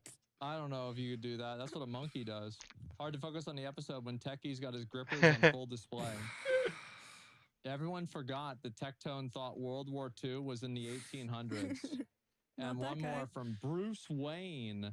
Thanks for another great episode. Glad to see you guys back. Yippee. Wow. Thanks, guys. Oh, thanks. Yeah, we really appreciate it. All right. Well, yeah. Anyway, guys, thank you so much. Obviously, if you enjoy the show, you like it, subscribe. We also have a Patreon where we do bonus episodes, bonus content, different kinds of bonus activities. So you guys can follow along for that too. But other than that, I think that we had a pretty good episode. What do you Yeah. guys think? It was chill. It's good. We It good? was chill. Yeah, we've got some fun stuff coming up. Absolutely. Yeah, we'll have to figure out what that's exactly going to be. But it's Yeah, we've got yeah. plans, but no spoilers. Yeah, no spoilers, not yet. So yeah, anyway, guys, thank you all very much for watching, and we'll see you all in the next one. Peace. Then you turn and you look at me. There's a little glimmer that I can see. A sparkle in your eyes. It makes me realize all we need is you and me. And light shines from your eyes. It brightens any cloudy day.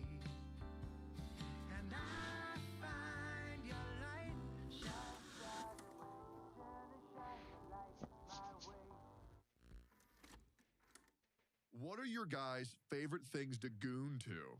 Or favorite gooning times? Will you add a gooning segment to the show? I don't know if I'm going to add a segment to the show for that.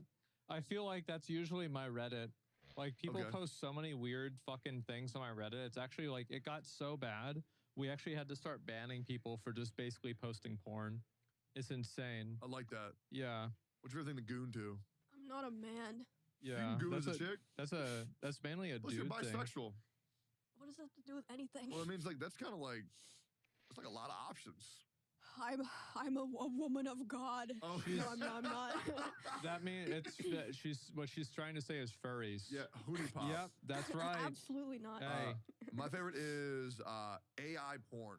Yeah. Of Rover from Wuthering Waves in a Oh, bunny suit. I could tell that from your Twitter. Yes. So AI Rover bunny suit because one, it's a faux pas because people shame, they frown upon AI, which that's awesome.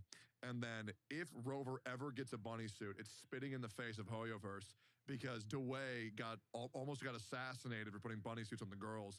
So they can't do bunny suits anymore. So it's the forbidden fruit. And if Wuthering Waves ever gets bunny suits, oh man, that'd be wild. But yeah, AI Rover.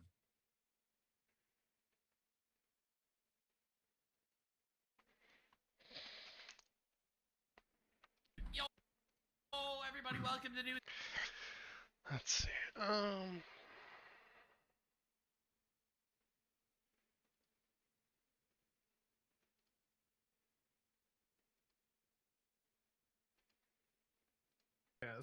We are here with me, Oompaville, and Noxtaku, and of course, our favorite online political commentator, Destiny. How's it going, my man? Hey, going pretty good. How you doing? Oh, dude, we're doing just fine. We notice you keep getting yourself into heat, and we love having you on here when you get yourself into heat. It's my favorite part. Anytime I leave, anytime I go out for a vacation, it's always you starting shit with somebody, dude. Well, I can't help myself, so I feel like this has been relatively tame compared to normal, but yeah. I don't know, man. Yeah. Ever since you failed the cheese ball test, I've seen you in a different way. Well, listen, yeah, you're not the only one, apparently. Yeah. What can Dude, I I say? just I'm love- just a massive, huge piece of shit to people, at least after they decide they don't like me, yeah. But, I just love the retroactively fact also that- into the past, so I guess, yeah, I just love the fact that it's like you're too clouded to interact with people. It's so dumb. Have you ever seen The Butterfly Effect? This movie's like 20 years yeah. old, I think, with I mean, I'm like familiar Ashton with the Kutcher or term. something. Mhm. Okay, never Yeah. mind. I was gonna make a joke, but now none of you have seen it, so you guys. I've What seen is it. this, the Zoomer podcast? I know we got VTubers here. Does that mean we're all 20 years old as well? It's fine. Okay. I've seen got it. I've seen all it. right. I've seen it. No, But but I've I seen forgot it. the joke now. It was gonna be a dumb joke anyway. So God damn it! What do we make you feel old? Jesus yeah, Christ! you did. Now I feel bad. Thanks. So how's it going with you? You've been into I've noticed that you're like, so aside from all the Ludwig nonsense, which by the way, I mean I'm cool with Ludwig or whatever, but it's like I've seen you like pop up and I've seen you like get into beefs with them. You like outed a dude for cheating on his significant other and shit. It's just the wildest Destiny arc, man. I just these people. Okay. The problem, what happens is that like when I if I'm dealing with people online, I shouldn't respond to a lot of the random personal attacks, and they're fucking everywhere. Especially the frustrating thing too is it's for people that shouldn't even know who I am. They only do because like a friend of a friend doesn't like me, and in this case, I'm always meaning Hassan. So he's like talking to people and like just saying random weird shit, which is fine personally. If people want to shit like me, that's fine. But then when it leaks out into public streams, it's like okay, like I don't like that there are audiences that have these really fucking weird opinions of me just because somebody doesn't like me in a friend group and they decides to like all come out in these different areas. And then sometimes on a particular day, I just might be annoyed or like I'm doing a lot of work and I'm just like over, just like a lot of shit is going on that day. And then I'll see something and I was like, all right, you know what? It's like time to go nuclear on Twitter. So I'll just be So you walking just through the don't like- airport and I'll be like, okay, yeah. You, you just don't like bad faith interpretations of you, is what you're saying, I right? don't even care. Listen, be bad faith if you want. Just don't do it publicly. Don't talk about me. You don't need to talk about me or say random shit about me. It's so annoying. Ugh. Yeah. Jesus So Christ. sometimes you just drop an N-bomb on Twitter and just decide to end it. Give them real reason to get offended. Oh no, we haven't Bro, gotten when the I was real ma- reason when- yet. Okay, we can get to when I released that Keffels video, it's like I was like in the video, it's like 10 minutes of like talking about Destiny's history because I was like bringing it into like the whole online left. I'm like, where did it all start? I'm like, it was kind of Destiny, it was like ground zero for it. Damn. Same weekend, you're just like tweeting out N-words. I'm like, that's great. The Based. one time I don't have to cut out something out of a video or like re-amend it. But then again, it was like, it is what it is. Like, you know, this.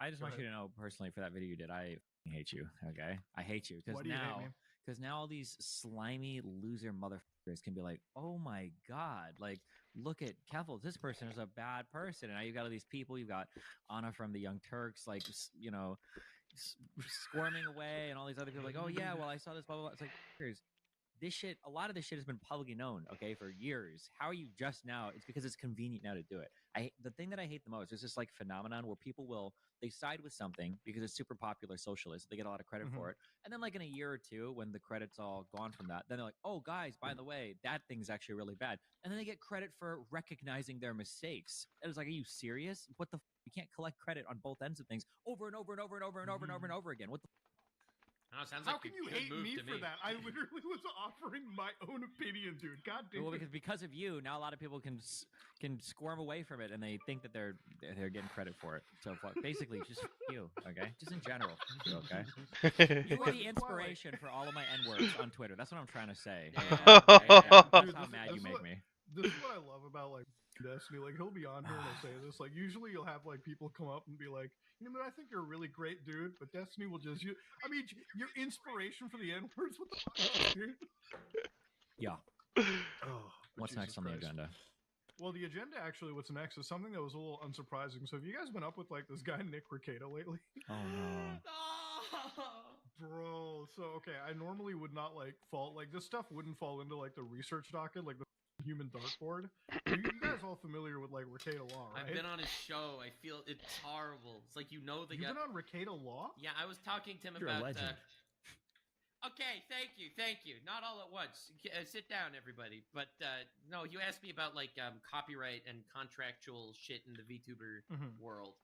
So that's why I was there. But like the thing is, like you know him, and I remember him telling me that like, oh yeah, I love whiskey, especially bourbon. Bourbon's great. I drink a lot. Don't worry, I'm not an alcoholic or anything, but I drink a ton. And I'm like, okay, that's cool. Then you see like flash forward a year, and it's not good. It's not good. Yeah, Recato Law is like one of the weirdest like. I don't want to say like fall from graces because I genuinely like feel really bad talking about it because it's like well not bad like I just feel like it's such a weird it's like instant like it's just like it's like hitting a wall almost, right? Like it just happens to you instantaneously. So Recato Law, for anybody that doesn't know, is a very, I would say, one of the largest law channels on the internet. Now LawTube is like one of these places where it's a bunch of lawyers who realize they can make a lot more money talking about the law on the internet versus dealing with legal shit in reality and all the crazy hurdles that come with it.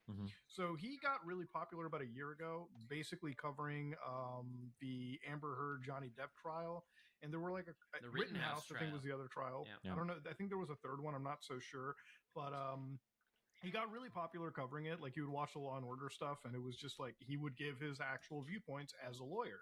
And from my understanding, he is a lawyer barred in like Minnesota. I don't know how long anymore, given recent shit that's come out. So for anybody that doesn't know, like a couple days ago, he ends up getting, I want to say, Arrested? swatted arrested, but like the story is like somebody close to him ends up like filing in like a CPS warrant or complaint or some bullshit, and like cops end up coming to his house, and it's like they bust him on like I think it's 25 grams of drugs. Firearms in the house, which even if they're legal, being around illegal drugs, firearms, I think you get charged federally for it. Caleb, you're probably gonna have to like correct me on that because you know more about the gun laws in the states than I do. I don't know anything about drugs though. Well, no, like what if you have like illegal drugs? Oh, that's why we have near Destiny. illegal gun, Perfect. Yeah, I know they compound. Yeah, let's combine our forces. Yeah, I love drugs and guns. So when you fill out, every time you go to purchase a firearm in the United States of America, there's an ATF form you fill out called a 4473, and on that form you attest to never being addicted to or having done or maybe even possessing narcotics or whatever. I think that if you get arrested for any sort of drug-related thing, if there's like a gun in the vicinity, it's just like an extra in your ass, basically. They're like, oh, nope, can't have that. Like, you're on whatever. And I think that the gun charge is one of the three big ones that or it's one of the three that Nick is facing. That's not the big one. The big one is the 25 grams plus of of either cocaine or whatever else. So, but anyway, yeah, drugs, guns do not mix, especially legally. Yeah. Yeah. So he ends up facing up to 25 years in prison, which obviously he's not going to do all of it. I think he's already currently out on like bond or bail or whatever it is, which was set at like 50 grand, an insane amount almost. Also, isn't he representing himself in court? And his two friends too, yeah. Well, his wife and the other woman, yeah. Maybe not the best idea. Why but... is representing yourself bad again? Like, hold on, somebody's got to fill me in on that. Like, if you're a lawyer, can't you? Isn't it okay to represent yourself, or what's the whole rule on that? I mean, I can professionally bullshit and guess.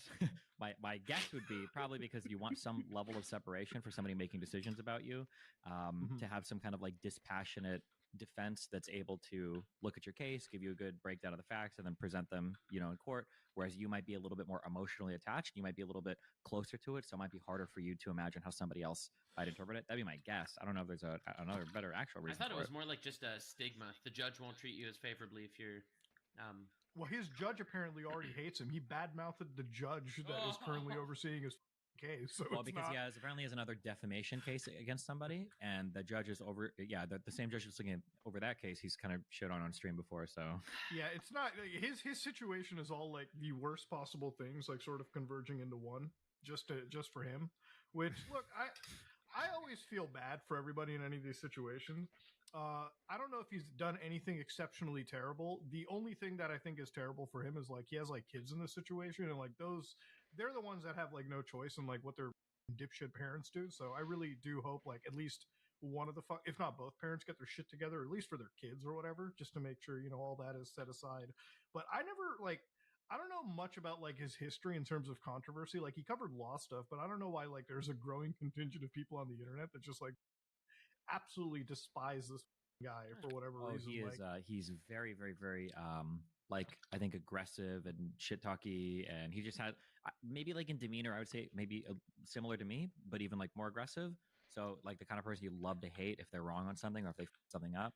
Like I there was a time where Nick Rekieta, a bunch of people for some stupid reason, I don't know if he said a slur or if he was against trans people or something happened, but a bunch of people online were like, oh, we can go and file complaints against him at the bar. And a bunch of people started filing complaints against him, I think in the Minnesota bar or whatever. And what they didn't realize was that when you file a complaint against somebody like that, the bar will make available all of the complainer's information to the person being complained about, including their name, address. And so Nick Rekieta decided to start publishing all of that information publicly. So like that's the kind of person he is. Yeah.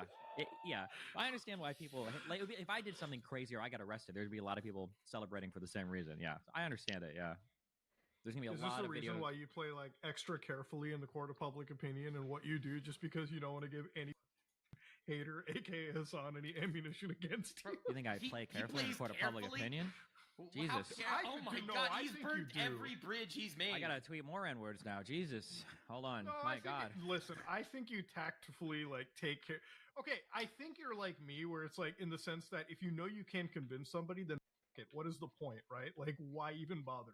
Like, just you might as well. You shouldn't think that way, though. Still be yourself. That's a weak. When I'm doing that, when I say things like that, that's me in my weakest moments. You should always be trying hard, but I don't know, bro. That's you at your most based moments, and that's what we need to be encouraged. That's what the internet is nowadays. Like, literally a couple days ago, me and this one like account in what is it, Ingestive Shadows or some shit like that. In like, Praise of whatever Shadows. the hell it is. Yeah. Wait, Caleb, what was his name? In Praise of Shadows.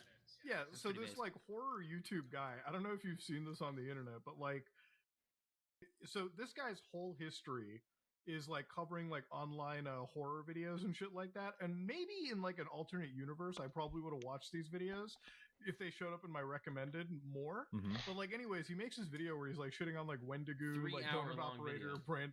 Yeah, 3 hour something long video, and like towards the tail end of it, it is like the worst, most bad faith interpretations of anything anybody can do. Like, look, if you dislike me, sure, fine, it is what it is. But at least like, if you're gonna critique somebody, put in like the 5 minutes of research for it. So, anyways, he goes on Brandon Buckingham and like he literally quotes Sneeko. Oh, You know how like He calls Brandon Brandon Buckingham a he doesn't even say like Gun alleged YouTuber. or anything. He says a someone who has made threats. Okay. Yeah. I'm Yeah, very that's familiar what with that whole, Sneak- because I was friends with Sneeko and I kind of been friendly with Brandon now. So yeah, I'm familiar with both sides of that. Yeah, so he makes this like it doesn't even start the alleged stuff. Like he just goes into it, and it's like it takes 5 minutes of research to realize everything you said in there was wrong. Mhm. And then he goes up to like me and Oompa, and it's like we have been caught defending or like in support of a trafficker Andrew Tate. Like he just goes on, and it's like actual human trafficker, right? Now here's where it is. We've all like researched the Andrew Tate stuff. I think all of us pretty extensively. And by research, I mean like actually look into his various cases and whatnot. Mhm. And I don't like Andrew Tate, right? Like I have my own like issues with him. Like reading through his cases, he seems like the absolute biggest scumbag ever.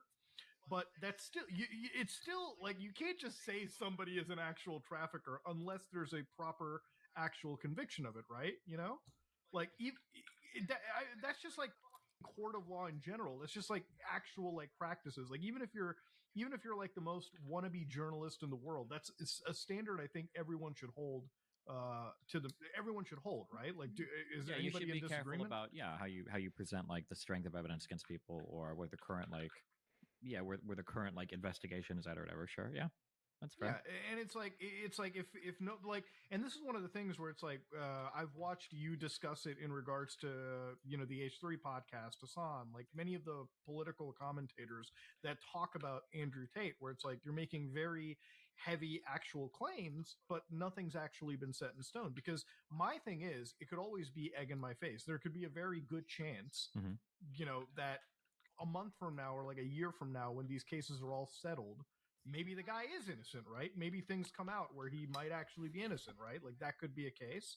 And then all of a sudden, you've basically given this man all carte blanche to go after you guys for whatever defamation suits they want or something. As unlikely as any of these things might end up being, Mhm. why open yourself up there? And it's also just, again, irresponsible to do.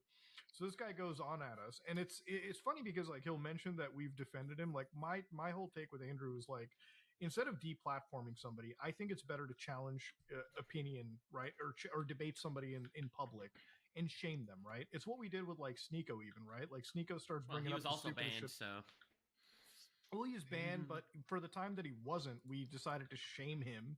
And I think we all did a pretty good job, right? Like the internet collectively like made fun of this guy for his stupid thoughts and his beliefs. And for the most part, I think everyone looks at him as kind of a joke. And yeah, everyone's going to have that fringe community that sticks around no matter what, right? Like they're going to have like a fan base at the end of the day.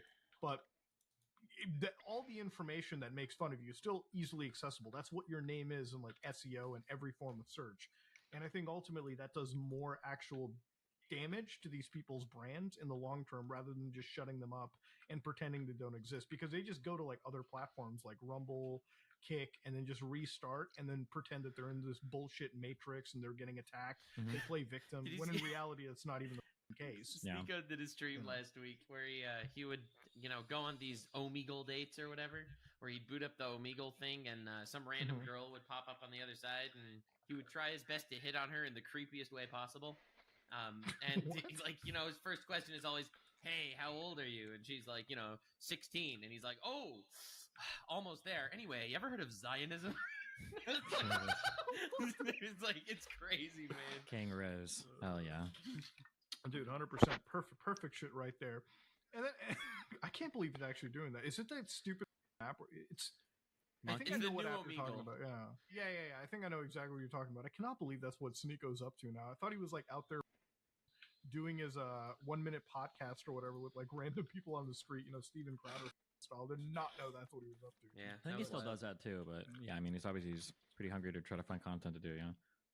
Yeah, but like, and these are the kind of people. Like, if you just keep making fun of him, it's like I feel like in the public opinion, it's bad. One of the clips I saw recently was like between you and Hassan, where it was like the value of debate. The idea of like people who treat it as entertainment, and I kind of see where he's coming from. Like, obviously, a lot of people just love watching debate for the entertainment factor of it, like just people going at each other's throats. But the whole idea of discounting, because the entire world, in my opinion, is kind of built on debating an idea. It's like I kind of look at it like evolution, right? Like you can have one idea in the public, and it's like over time, as you debate it, as you argue the value of it, that idea dies or it strengthens. So you depending on refine your how points. well, yeah, depending on how well you refine and discuss these points. To completely like, I feel like the whole idea of like getting rid of debate or getting rid of any form of commentary or like trying to like, I guess, jest on it. I feel like that's the most unhealthy thing to have. And I don't know, that's where this whole like Andrew Tate like deplatforming defense kind of comes into. I can see like the understanding of deplatforming, like if you want to get rid of somebody that's like promoting like actual violence or whatever, right? That makes sense.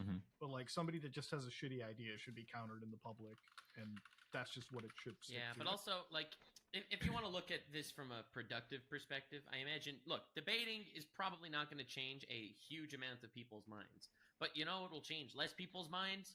Going to someone that you already know as either a right-wing guy or a left-wing guy, where they will always spout the same parroted opinions that that their group says, that's not going to change anybody's mind at all. Whoever is subscribing to Hassan wants Hassan's opinions, and whoever subscribes to Ben Shapiro wants Ben Shapiro's opinions. You know? Yeah, I mean, I think the issue is that like there are a lot of problems with, I guess, debate, but there are all the problems that people talk about with debate are problems with literally everything having to do with political anything. People say things like, "Oh, people don't debate in good faith." They're like, "Yeah, okay, well, there are activists that go to protests that don't really know what they're protesting for, right? Or they're just there because their friends are there, or they're because it's a popular thing." Or people say like nobody's changing their minds, and I mean, I don't know how many people's minds are being changed by, by literally any form of activism, or by any politician giving a speech, or by, anybody posting a video essay, or by like all of these problems that they talk about relating to debating are endemic to anything that involves trying to change people's minds. I agree that like I guess maybe debate, because it's a one-on-one and like two people are arguing different points. Some people might have an elevated idea of debate that like, well, when these two people debate, somebody at the end of the debate is going to change their mind and be, agreeing with the other person, and that obviously doesn't happen. But I mean, same thing with video essays too. People put out video essays, and a lot of people, I mean, you guys all know, right? People put out a video essay and somebody just shit on that all day for all the same stupid reasons somebody might disagree with somebody in a conversation. So I don't know. I don't care if people think that if people don't like debating, or people, don't enjoy it, or they don't get much from it, that's fine. When people write it off, the reason why they write it off almost every single time because is they suck at it. Yeah, it's because they're either really, really, really bad at it, or it's because no, it's just because of that. It's because they're really, really bad at it, and they don't see themselves, or their ideas are like indefensible. And I see this because almost every person I talk to, I don't know how much you follow this, but I did a kind of like a panel debate thing against 5 or whatever people a few days ago, and it was funny because at the beginning I'm like, yeah, people say that debates aren't good because of whatever reasons. But I think it's usually because people are bad at debates, or they don't want to defend their ideas. And then the other people all wheel out the same criticisms where they're like, well, actually, it's because people that debate, they're just engaging in rhetoric, and they don't actually they don't actually engage in good factual analysis, and it's all just like trying to dunk on people. And it's like, that's so interesting, because that's a thing that I hear repeated a lot. Rhetoric is my weakest point.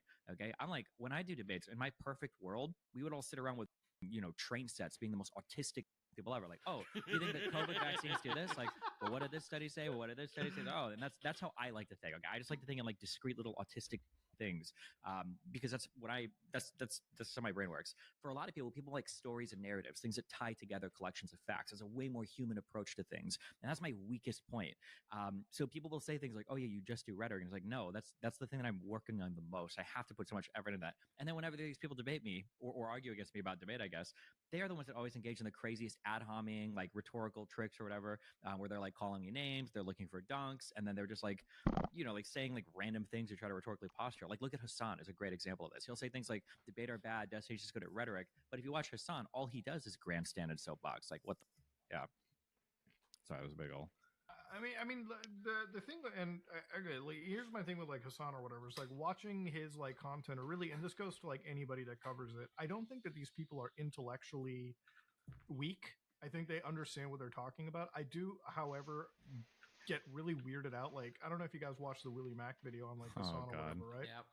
But the way that he covers certain topics, right? Where it's like, first off, I want to just start off by saying I hate it when like anybody in this like camp calls themselves reporter, right? I don't think anybody in the political sphere is a reporter. That shit is, you're more regurgitators, right? Like, it is what I would say that in 99% of the cases, me, Oompaville, are doing more research than political commentators because I'm we not. actually go.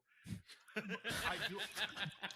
Okay, let me explain something to you. I've seen political guys like look at one tweet as evidence of something, right? We don't, dude. If we go into one topic and bring one tweet as evidence, we would be in the middle of like Riyadh with our heads being chopped off. Okay, in our Jesus. communities, that's how it works. That's why we have to bring in actual facts. The whole Keffels thing, for instance, right? Which like it's why I'm glad actually like we started off with Destiny saying you to me, because I do deserve the you on that, because a lot of the stuff that we did research, a chunk of it was from you. It was stuff that was out 2 years ago. Mhm. We went above and beyond. Like I went into the neo-Nazi compound allegedly that is Kiwi Farms to source out archive links Yeah. to use in that video, right? Mhm. And it's like it's insane because like you get these actual like quote unquote journalist reporters that the information's been out there for 2+ years. Yeah. You haven't jumped in and researched, but yet it takes a like fat chubby Indian gamer to like sit on, not play Siege for like 2 hours and research the Keffels topic, Yeah. and that does more and like brings out retractions. That's the insane part about it. So when Yeah. I watch like some of these, I guess quote unquote reporters, and you're not reporting, you're sitting there on like the internet live streaming, looking through Twitter or Reddit or whatever, one source really. Mhm. You pick out exactly what satiates your worldview, you propagate that, and there's no pushback. Like even in these communities, it's like even though the Willie Mack video is out there, it gets written off like drama, and I'm like, how is that drama? Like the guy actually researched, went to every angle, dug out the actual story, and now you're gonna write that off like it's petty school drama. Like this is why I hate this team sports mentality, Mhm. because there's no objectivity anymore, right? Like I was like on this podcast alone, we've had people from every spectrum. We've had Destiny, we've had Hassan on, we've had I'm trying to find the exact Predator opposite of you poachers. guys.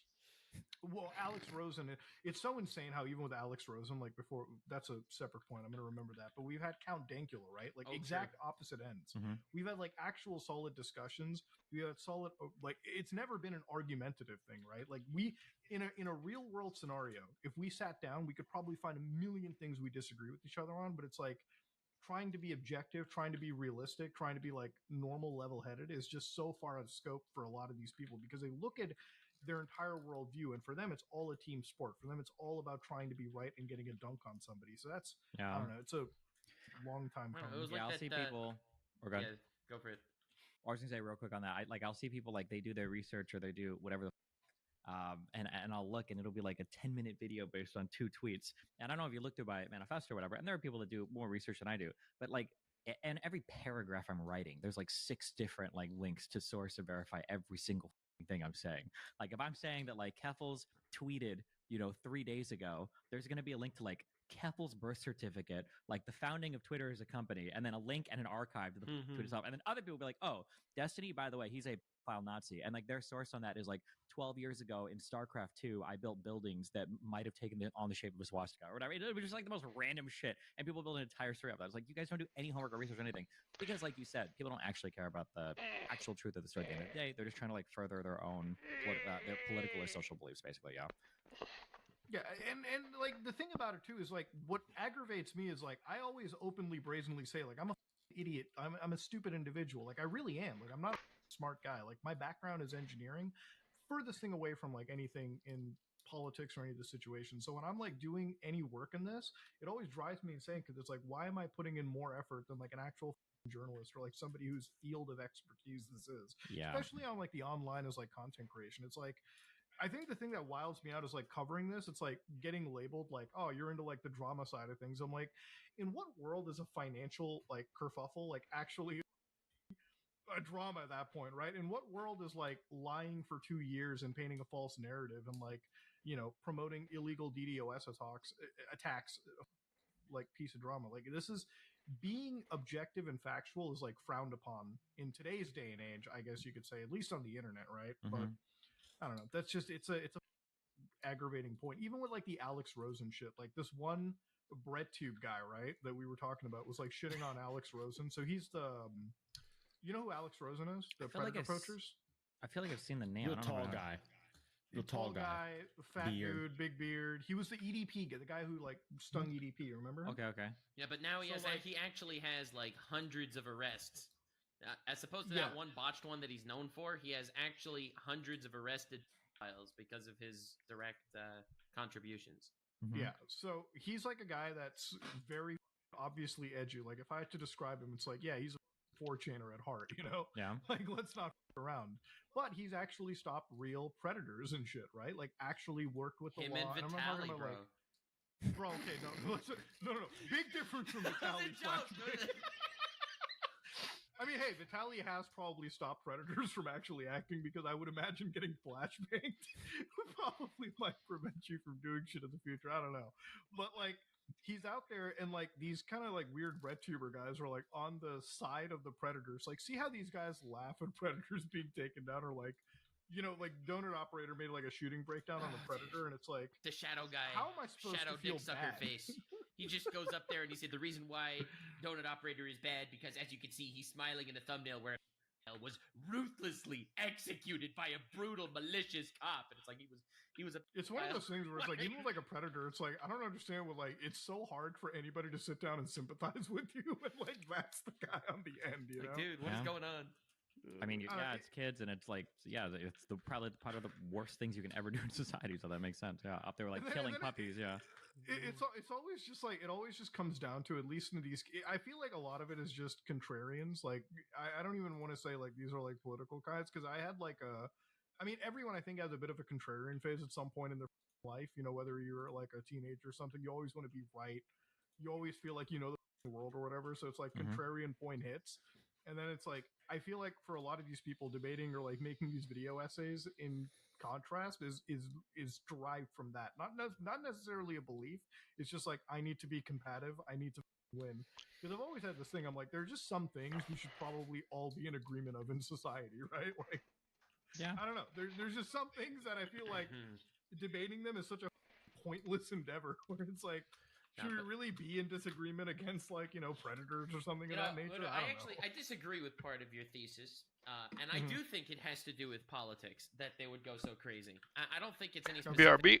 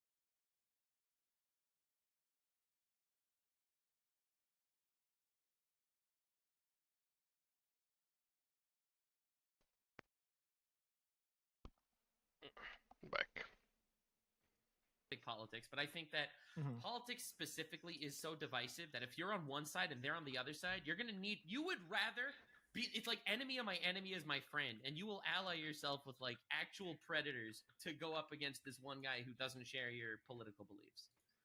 And that's when you lose the And plot. that's when you Like, lose the plot. That's when it's like, brother, get help, touch grass. Yeah. I will say though, something that people should keep in mind is that there are some really mature 12-year-old. No, I'm just kidding. Something that people Dude, should I thought keep in we had mind. Sneeko in here for a second. No, some things that people should keep in mind is some people will say things like, well, I think this is beyond debating or this shouldn't be argued or whatever. I think it is good actually to revisit fundamental topics a lot, or maybe not a lot, but every now and then, because there are a lot of people that forget, like, well, why is this particular thing bad? And they kind of take it for granted. I had that moment with Sneeko. I actually think a month or so ago, we were arguing something. He wanted to come on and like basically light up XQC because XQC doesn't know everything about the Quran or some bullshit. And I asked Sneeko, Okay. I was like, oh, like, obviously I'm going to troll the fuck out of him because he's trying to bully XQC. I'm going to bully Sneeko because why would I miss an opportunity to bully the fuck out of Sneeko? And I asked him something about like, what do you think the age of consent should be? And because obviously he's on his like Muslim grift now, and so he can't give like an actual answer to that. And at some point, I think I asked him point blank, I'm like, oh, why is it wrong to the child? And his response was, because the Quran says so or Because whatever. God says I'm like, that's Bro, really that's the only reason why you think it's wrong. So I saw yeah. that clip. The reason why I was a little mad is because I don't think God ever says in any Quran or anything that you can't have sex with kids. That's not there. So when he says God that said should so, be the case. Yeah. that's his excuse because God never said so.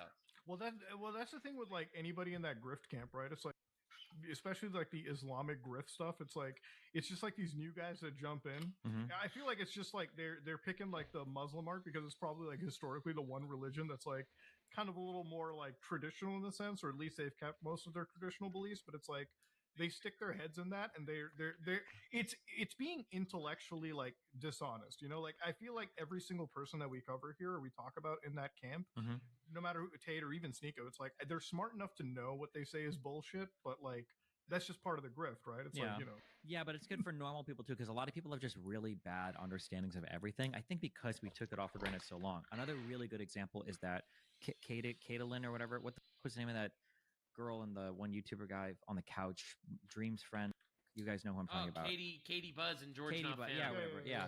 A lot of Yeah. people have a really hard time verbalizing, like, well, what is actually wrong about a particular thing, or what's okay about a thing, or like, Mhm. why is an age gap bad, or what? Like, people just don't know the answer to any of these questions because everybody just kind of like slaps each other's wrists on Twitter over it, and then nobody actually knows any of the arguments. And then when like these kind of edge cases show up, it's like, oh, well, I don't know why this particular thing is bad. I think it's not good because of an age gap, but I don't know actually why an age gap is even bad, or I don't know why him being a YouTuber is bad. And like, yeah, I That's don't know. why I you think- see so many buzzwords constantly being used. It's like, oh, he was love bombing. Oh, that's a form of abuse right there. And it's like, Yeah. do you know what you just said?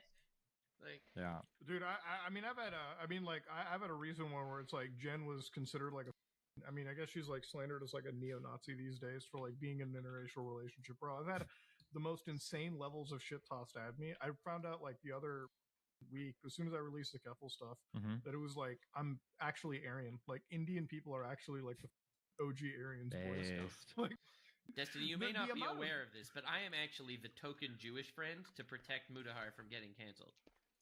Well, I mean, Dude. with the Israeli shit, I don't know if having a token Jewish friend is going to help anymore. You might actually be hurting the cause. Haven't You might be heard hurting the that cause more than Zionism anything is else. a different thing? Haven't you heard that? They say that. They do That's what indeed they say, that. right before yeah, they say just they like hate on Jews. Fox News when they would say, when we say thugs and criminals, we're not talking about black people. Okay, we just wish these guys would pull Bro, their pants Fox up a little News bit. is Yeah. entertainment, bro. Come on now. You can't be treating it as a But you didn't Mhm. hear that source. Frogan had a Zionist therapist? Didn't hear that? Oh God. Bro, that was by far like we need to have like a segment at some point where it's like the dumbest takes of 2000 or whatever the year we're in because bro, like literally it just 2020, not even half the year has passed and I've seen the stupidest shit on the internet. Like Ludwig donates to a cause and like I have to hear that he's like some cracker or whatever the next second I'm like, dude, you can't even donate money and like appease a group of people on the internet. Like you can't even do the right thing and actually help people out. You know, like people that need money for medical reasons or whatever.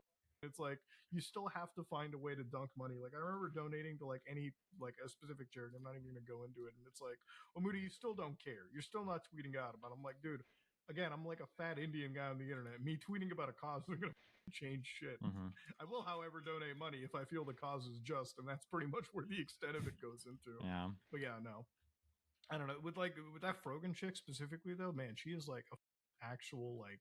Anytime I see her on the internet, I want to like bleach my goddamn brain because it's just reading whatever she writes. It's like no thought, no actual anything goes in. Like not a brain cell is rubbed between each other when anything she tweets. It's insane. Yeah, she is easily one of the most disgusting people online. It's actually The fact super that gross. she got the Rising Star Award 2 years in a row is my favorite thing. Well, I It's mean, like, how at are this you a point, she's probably Rising going to get Star it for the 2 third years? time at this point. Jesus Christ. Yeah, pretty dumb, pretty stupid. Yeah. No. It's rough. And then she beefed with our boy Tectone. Yo, why have we had every controversial? Is it our fault? Is it our fault? Are we the Black Plague? Last week we had Wendigoon, and now we got canceled. I feel What's like we going are to an extent, like, you know, but I don't know. I mean, like, I think it's just the internet kind of in general. It's like, I don't think it's us. It's just like every week there's always like a new little like beef.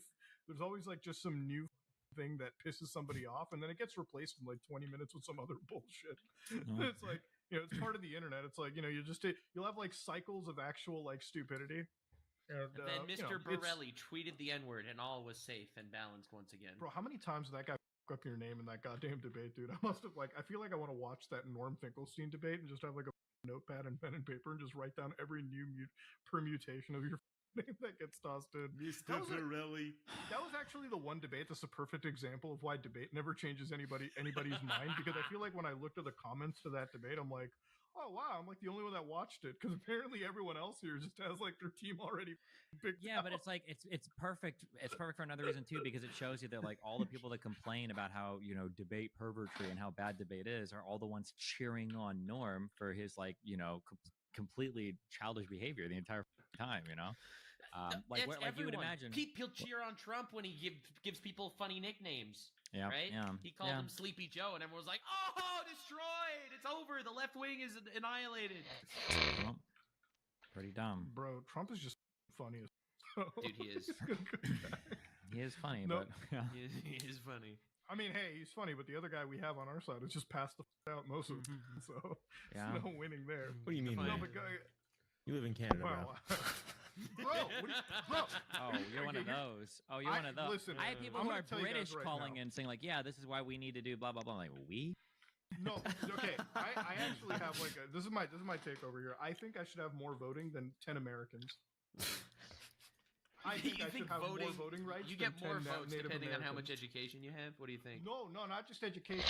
No, I get more voting rights than the average American because I pay more than the average American in taxes to the IRS. I feel like I should Dude. absolutely be allowed to. I agree because with you, you, have, yeah. you have That makes Aryan sense. privilege. Like, Oh. no, like anytime on the internet, people are like, "Stay in your lane, Canadian." I'm like, "Get the out of here, bro!"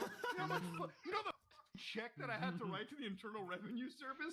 I deserve more rights than a I mean, I can't argue that logic. township. That's the thing that drives me insane, dude. Like, we were looking at like Jen or whatever, because like moving to Canada or whatever. It's Mhm. like, you know what the most insane part about being an American is, bro? You guys are like being pimped out by your country everywhere you go. You could live in another part of the world, and you'll have to declare your income to the United States government True. and still pay a level of money on Dude, it. I'm right? a dual. Obviously, I'm a there's dual credits. citizen. I have to declare my taxes. I don't live in America. I've never lived in America, and I have to declare my Yeah. taxes every year. It's so Bro, frustrating. And what's Don't so be a insane YouTuber about then. America is like, It has nothing no, to it do with doesn't- that. No, it doesn't matter. does, It's it's just where being YouTube an is American. based. No, that's No, not no, no. why. Because No, no. anyone that is an American citizen has to file taxes in America, period, having nothing to do with where they live or anything. In Canada, it's based on residency. In America, it's based on citizenship. So if you live in Canada, you have to do Canadian taxes because you're a resident, and you have to do American taxes because you're a citizen. To be And, fair, I like- think for America, I think there's an income cutoff where you have to report it, but if you make under like 130K, I don't think you have to pay dual taxes. But Oh, it is good. So yeah, I'll pretty just unique. become yeah. broke. Great solution, Yeah. Borelli. Yeah. It depends on it depends mostly on like the treaties that a country has, but no. What I mean is like, Oompa, it's like, Caleb, it's like if you leave the United States and you come to Canada, right? And like you work in my Canadian company, and I pay you like $200,000 a year Canadian. Mhm. You only worked in my company in Canada. You still have to report that income and pay Yeah. a portion of it to the United States. Even if you never had anything, that money never touched the U.S. or anything. But that's Like, you just still owe that's them. just normal though. I mean, you even have to pay. You have to like state wise, like if states have income tax, you have to spend a certain amount of time, like in states. That's like just normal. Wait, you're telling me like if let's say I'm a Californian resident and I move to Texas, I still have to pay California money even Unless if I you live and spend, reside in Texas? if you actually can prove your residency in Texas, you do not. So the way that it works in the United States is if you live in one state and you work in another. In the United States, basically every state has it so that you need to pay taxes in the state that you work. But obviously every state's going to want to keep track of the money you make because they don't want you to make money and not pay taxes on it. So like, let's say you work in California and you live in like Arizona or whatever. Is Arizona an income tax state? I think it is. I think it is, yeah. Or up in Oregon, right? What happens is what you'll do is you'll file two tax returns. You file two state tax returns. You file a state tax return for California because you earned your money there, and then you have to pay them money there. But then you'll also file a separate state tax return in Oregon. But you'll tell Oregon like, hey, listen, I earned $120,000, but look, I pay taxes in California, so that income you can't tax because you can't double tax me because I just because I live in one state and I work in another one. Yeah, a lot of people think it is double tax, but it shouldn't be unless somebody's your taxes up really Yeah, exactly. hardcore. Yeah, because you have to take like proper precautions to not nexus yourself. Like there's a lot of ways around being nexused. Well, the Mhm. point is, okay, America. like before anybody like jumps into even the Canadian, to go back to the original point here, I think as a Canadian, I have more voting rights than the average American. Gotcha. I deserve it. I 100% do. Like here's the part about it. Okay, like I really did think about this. Like I had this running in my head. You know how we have like separation of church and state? You know, like we don't tax churches and shit, right? And that's why they're not allowed in the political system, from my understanding, right? I in don't most think that's the cases. trade-off, is it? I thought No, the but- separation of church and state was that America will dictate its rules and laws not based on faith, but based on I don't know logic Yeah, and we don't consensus. exactly, and that's why we don't tax the money. We don't take any of their money, so they have no say in the state or anything, right? We let them keep their cash. But you're going to take money from my Canadian ass, operating in your country, mind you, but you're going to take a fair share. You're going to take more than a fair Buddha, share open a because I've church. seen my taxes. I'm not jumping into the board of Scientology. I don't want to be the next. Why are David you Miscavige, okay? operating in America? Right. To make good money. But the point Well, is, then why not pay taxes here? No, but I pay taxes. But here's the other thing: I'm providing more opportunity in business. Should I not have like some voting rights? Should I not have at least federal voting rights? I'm not even saying. Well, I don't think Forget voting states. rights are really given based on like money and business and that kind of stuff. It's usually just like individuals make up a Yeah, but democracy. if you're gonna let the average scumbag on Twitter vote about policy, what about the guy making money in your country? Come on now. I don't know. I think I like it You- the you other make a way good better. No, what the? So hold on, my money's good enough to take. You're good enough to me every year. The IRS is allowed to my ass every Mhm. quarter, and I don't get to say it all. I don't know. The Buddha, problem I'm is that just there's saying. like there should be like an American maxim relating to granting additional rights to Canadians, which should always be reduced. So you have to Just overcome take the hurdle Canada of over, bro. Just of- take it over. How no, about because then you we would have to exit absorb all the Canadians, Canada? give them voting rights. Okay, How about Fuck you the exit Canadians. Canada Stay up and there. pay 50% of all the money you've ever made in your entire life to come to America? I got Then a you can better. I vote. got a better idea. Just annex us. Just take us. Please, Bro, you get all this fuck. 54th No, alright, think state, about it. just take Canada. No, I know a few guys. We can get No, this think done. about it. Think about it. Like, think about it. It's such a good thing if the United States takes over Canada. You get all this land. And what do you mean, like, absorb Canadians? Bro, we are less than the state of California. You get basically, you're just taking an extra state. But think about You all get the another land you get. Alaska, okay? You That's get all it. the natural resources, okay? Our life gets better because we don't have shitty Canadian leadership anymore. We have obviously shitty American leadership, Dude, but I would we take shitty have American cops leadership in over cars, Canadians. not on horses. Think about it. Yeah, exactly. Our FBI doesn't have to be riding horseback through the city anymore. We could not be an embarrassment. So it's a net good. You get shit, we get shit. I think an annexation of Canada is the greatest thing to ever happen. Dude, Yeah, I'm but the telling problem you, is when your if people not come here, for they Quebec, vote. They would. We'd have Go to start ahead. doing land acknowledgements for our. Hey, listen, we don't have time for all that shit. I'm sorry. You guys have to keep your Canadian shit up there. We're gonna do our American shit down here. But see, that's the problem. If you're not going to take us over, why does your policy affect us so? much. You know, every time an American election season happens, a lot of the fallback also falls onto us. Okay, like we have to deal with. We are basically an American state without any acknowledgement of being Damn. an American Listen, if you state. feel bad about that, imagine how people in the Middle East that get bombed by us feel. Okay. Yo, it doesn't matter about that. I'm Listen, talking yeah. about us America right affects the now. whole world. That's right. We Okay, do affect the that whole is world, when all right? the heart retracts the us. That's when he decides that.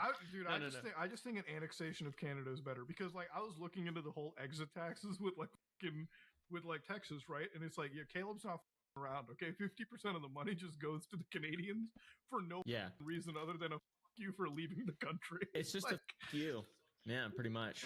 Pretty much. I think most like here's the thing. Look, people who say taxation is theft, I'm not one of those people because it's like I went to a public school. I use a lot of public shit. Okay, I'm not gonna say that it's bad. It obviously has a purpose, but the amount of dicking me around or like anybody that hasn't been assessed properly. I feel like in the U.S. it's like anytime I talk about this shit, it just drives me insane on like Twitter when somebody's like, "Stay in your lane, Canuck," and I'm like, "What do you mean? I should have more rights than an American, bro." Like, what the most of my shit is here. Jesus Christ. I don't know. I sympathize a little bit, yeah. It's kind of like when I'll be arguing tax policy with some dude that's making like $27,000 a year, talking about how great the Trump tax cuts are, and it's like, okay, dude, if that's that's really when I argue. Yeah, I mean, like this shit ain't helping you, buddy. Like I'm saving more in taxes on these tax cuts than you literally gross in a year. But I mean, if you think this is better for the country, I guess knock yourself out. Yeah, people are bad at representing their interests, or but you're never gonna win with people like that, dude. It's like once they're so ingrained in that line of thought, it's like you can bring up it's literally what we discussed. You can bring up all the facts and objectivity, and like nobody will want to like understand or take your side for it. Yeah, the real scary thing. I don't know how much you guys follow U.S. Supreme Court shit to get very political. My God, so Trump has a case right now that's being argued or was being argued in front of the Supreme Court on whether or not the president of the United States should have unlimited criminal immunity, meaning he can never be charged with a crime in criminal court. What? That's crazy. And, yeah, so it's a really big case that was argued. I think a couple By weeks Nick ago. Ricada himself. Fucking No. hell. But we have a Supreme Court Justice Sotomayor who was giving a speech in front of a Assembly of Harvard students, I think 2 or 3 days ago, and she was talking about how some decisions are really tough, and there are days where I close my door and I cry in my office because of how tough the decisions are, and we might be coming up to some of those, and now people are starting to wonder if that is if that's some kind of like foreboding or foreshadowing of Trump winning that immunity case, to where the Supreme Court's going to come out and say the president of the United States is actually infinitely immune from criminal charges. So that's a huge thing that we've got coming up on the horizon in the U.S. Wait. I thought the president was pretty immune for the most part, right? Absolutely not. No, presidents just don't typically commit crimes like that. People might think that there's like an understanding there, but there are good reasons to argue that presidents have not operated in a way that they would assume they're immune from crimes. And the biggest example of that would be Ford's pardoning of Nixon when Ford came into office, because the question would be, why the fuck are you pardoning Nixon if he was a president? You can never charge him with a crime, right? But nobody's really thought that before. This is a very new argument now that basically is coming up with Donald Trump. But the weird thing is that like the president could literally order an assassination of a political rival then and never be held criminally liable, because I guess that's what Trump's lawyers are trying to argue. What and that's the not an fuck? exaggeration. That's literally what they're trying to argue. It's an extremely bizarre case. So yeah, but So is it when you're president, like your criminal record just gets kind of like delayed or something, or like No, put you- on hold or some shit? no, not really. You just typically presidents aren't like committing crimes. People will say things like war crimes or whatever, but like generally these are actions like as president of the United States where you're doing like military stuff. Like it's usually more complicated than that, but usually So you he don't see- just yeah. wants to basically get away with like murder if he was like ever liable for it. Maybe. I mean, but the argument is that, I mean, if he wins the case, then every single charge essentially, I think, has to be dropped against him because he can't be criminally charged with anything if He was wins the president. Yeah. case, and Biden pulls out a gun and shoots him in the head. Bro, Crazy, that's like crazy that's upset. some like Vladimir Putin kind of shit, bro. What the? That's crazy. I didn't know that was going on. But then again, I don't really see that much talked about. I only see like internet drama between like Idiots. political commentators and shit. Oh, but yeah. Other than all this stuff, it's like, what's next for the Destiny arc? What are you coming up with? Because I noticed that you do like a lot of canvassing. Like you actually go out of your way. You've launched your own like podcast with like other people, The Bridges, and it's like you're actually doing more work outside of YouTube than I think most of the other people in this camp. So it's like, what is next really? Like, how do you kind of manage all that too? That's the other big thing that I kind of wanted to come into, because it's like it really feels like you're a one-man show, but you're doing like a lot of shit and you're managing it pretty well. Mm-hmm. Yeah, I don't know. I will say starting Vyvanse 7 months ago has definitely helped me be more focused on things. So do some Unironically, drugs. unironically, getting an actual ADHD diagnosis and getting medication for it has completely and totally changed my life. I am actually so upset that like 6 years ago, my son had issues in school, some big issues relating to ADHD, and I did a ton of reading because I was like, fuck, because prior to me taking this, I would never take brain medication. It's just such a weird, horrible thing for me. I would take medicine for anything. And I went through a lot of reading. I was like, okay, fuck it. He's my son. I should do what's best for him, regardless of my feelings. So I got on medication, and I'm so upset that it took me like 6 years to think about it for myself because I'm like, Jesus Christ. Yeah, it's made a huge difference. That being said, yeah, I don't know if you have this thing where this applies to all of you. When you do stuff online, when you're a small business owner, period, there's always an infinite amount of things you could be doing. And it's really hard sometimes to figure out, like, am I being a lazy piece of shit right now because I just spent like an hour on Reddit?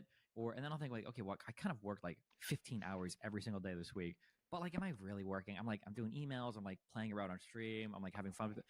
And it's like, could I be doing more? And yeah, I don't know. It's really hard to balance that out in my mind in terms of like, when are you working enough and focused enough versus when should you like take a break and chill? Or what's that one saying where it's like, if you love what you do, you never work a day in your life. It sometimes feels like that is more true, like in terms of feeling, because it's like a lot of my day, if I'm on YouTube, like if I'm doing what I like, which is YouTube stuff, I don't really feel like I'm doing much. Like I feel like everything I'm having fun doing what I do, researching, covering things, like even that hour on Reddit, right? So to speak.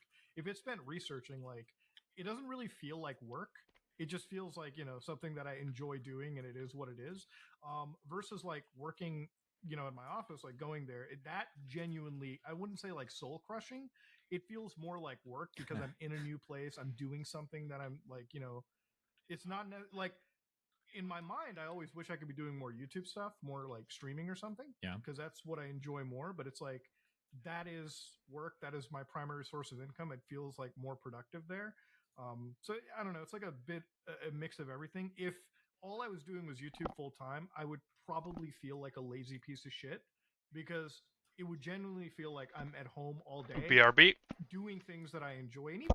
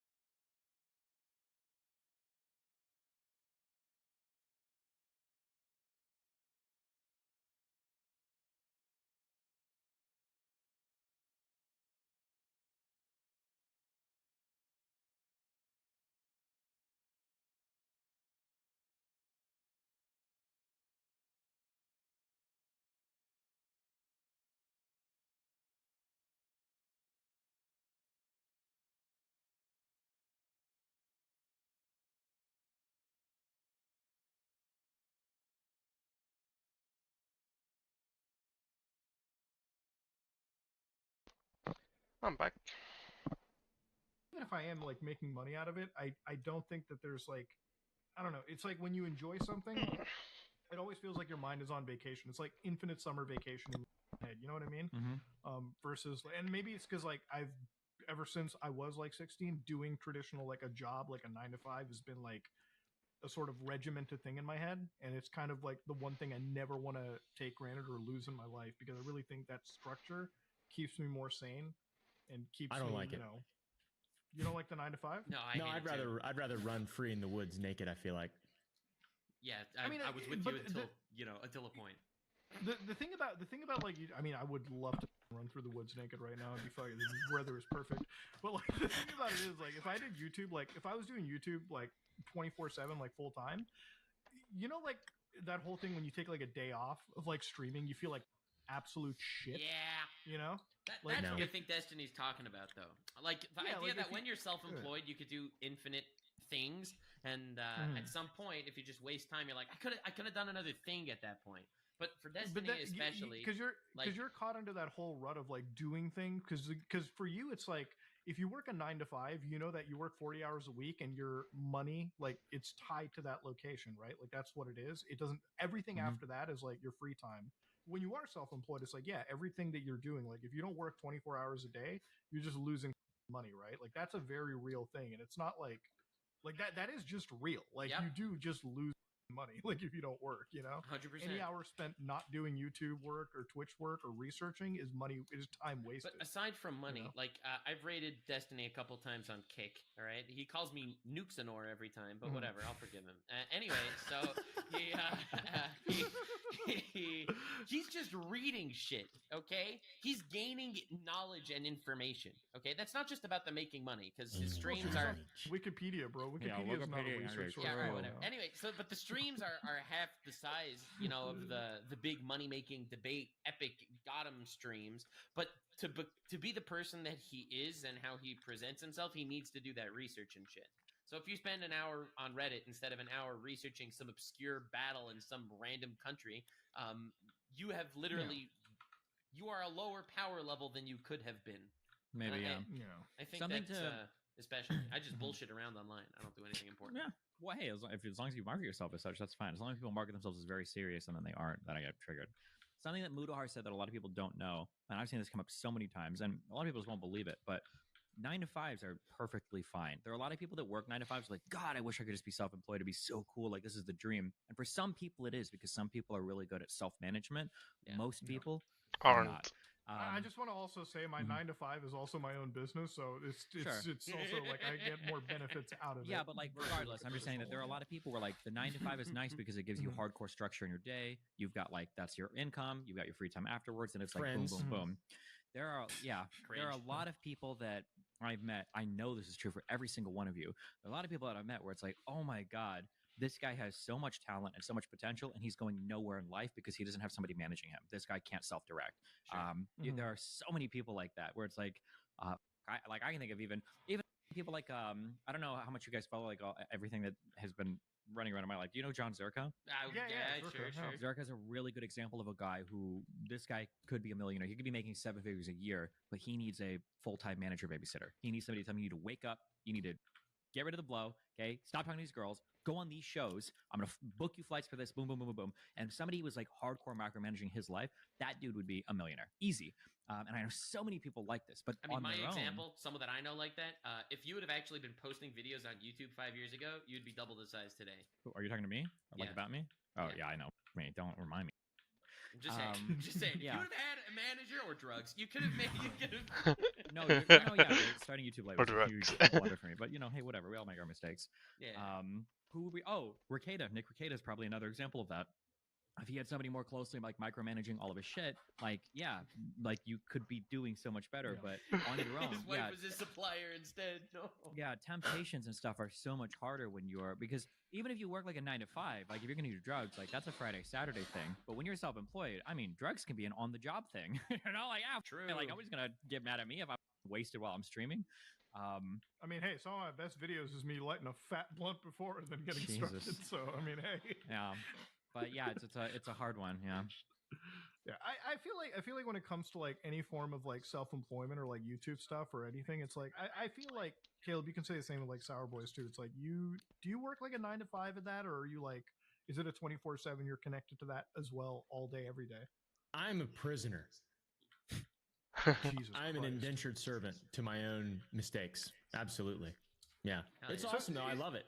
I would say it's like I mean pretty much all hours of the day I'm doing something in regard or looking at something or some kind of shit like that.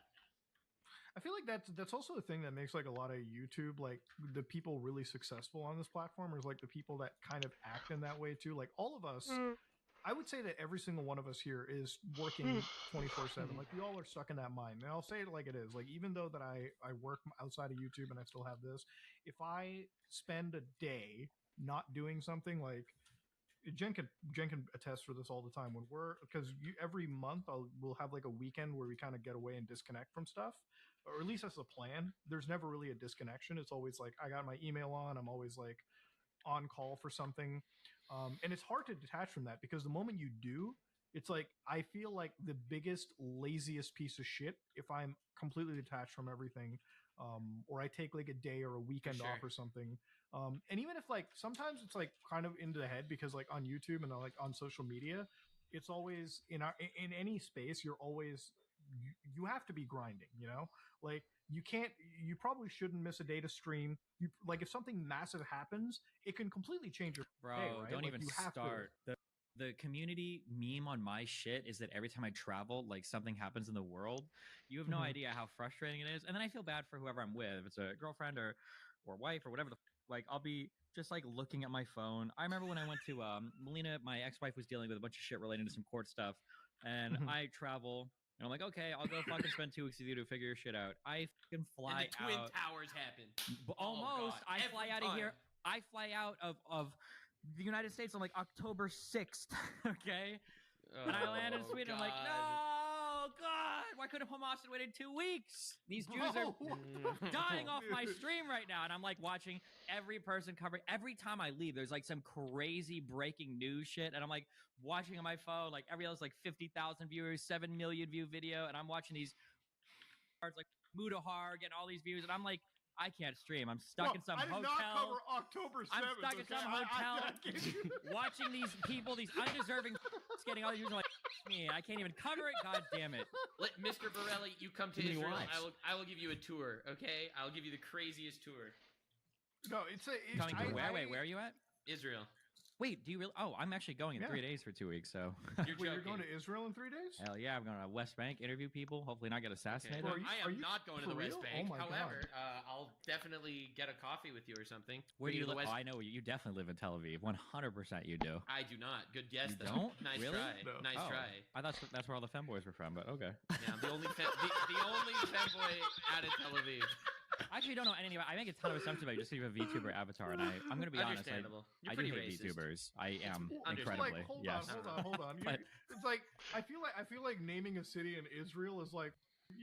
How many other cities are there? There's only one other one that I know of. That's not true. He's been looking into the terrorist attacks in every single city in the country. There are at least 5 cities in Israel, okay? Yeah, so. How many cities are there? There's literally only 2 in my mind. It's Tel Aviv and Jerusalem. That's literally Those are the 2 important ones, yeah. The country's so small. How many cities can you have? At least you can fit 3. quite a few of them in there.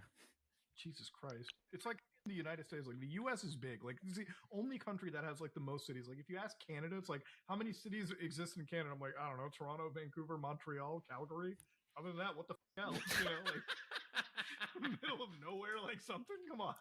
Newfoundland. It's like it's off by 30 minutes. It's pretty memorable. Bro, that's where you up. That's an entire province. Yeah, exactly. But I don't know. It's I can't believe you're actually going there. Don't you? Like you're going to like the West Bank, like the actual danger zone? Yeah, I feel like it's not really the danger zone, okay? They exaggerate a little bit, all right? Listen, I lived in LA for 3 years, okay? It can't be that bad. Never mind. Yeah. Bro, I mean, I guess that's true. LA is a shit pile. My biggest fear is always just like, I know that if I get killed by some crazy Palestinians, everybody's gonna like use it for their own political bullshit. Like the idea of Hassan having some video of like, oh, I know he got killed because he was being racist there, or some Nazi using it as like, oh, told you Muslims were dangerous. Haha, with this wokey loser just got, Ramallah 2.0. Like, yeah, man, we'll see. It should be really, fun. Yeah, you're really like tempting fate there. You're gonna give your biggest political opponent an edge right there if you go out. Listen, You if he you goes wanna out, leave I the don't think world he'll with care. him? I'm gonna bring like I've got like 2 different white PPD girls that I'm bringing with me, one with a knife, one with a gun. And if it Oh, looks like great. I'm gonna be abducted at any point in time, I've instructed both of them to try to kill me, so that at least like I can go out on a meme of like some crazy girl, you know, cutting my Oh, throat. Yeah, hell I think you're at more risk for being like Johnny Somali'd out there. Like he got his ass beaten by a bunch of Israelis. Dude, And it was, like, Johnny the only Somali time- disturbs the peace. And he okay? deserves it. Yeah, And so he- that's and he different. deserves Okay, it. yeah. Wait, did you guys see what like happened? PewDiePie got the worst faith interpretation of his thing. He comes out with a video talking about like people going to Japan up the like there's this one I want to say it's like this one like group on Twitter or something. I don't know if it's like a website or something, but they were just like PewDiePie is like going up against Johnny Somali because he doesn't want the internet to ruin like his experience out there. I'm Oh like, my no, I think he's God. just going after Johnny Somali for being like the one abject dumbass out in any of these countries. I don't know. I saw him say. So first of all, do you see Johnny Somali wants to sue PewDiePie? That's the greatest meme of all time. I think he wants to Jesus. sue Laser? everyone. I think he wants to sue all of us. Yeah, But he's his already said glasses up. he said I can expect papers soon, and that was 2 months ago. So Yeah. Jesus. Maybe he International defamation lawsuit. Good luck, Chi. Even for national, bro. If you ever wanted to cover something, just tell me you're starting to sue people for defamation. That's the only reason I started talking about Shkreli again. Oh yeah, because you did that. I think you kind of walked, or I don't want to say you walked back, but you softened up some of this stuff in a video because I think Shkreli contacted you. And as soon as I saw that, I was like, oh, Shkreli, you mean the guy that scammed the healthcare shit and lied about the sue me. Wait, okay, hold on. Yeah, Okay, these okay. people. I need you to give me like a clearance on like Shkreli. So I don't know what's true and what isn't. I've had so much conflicting shit about this.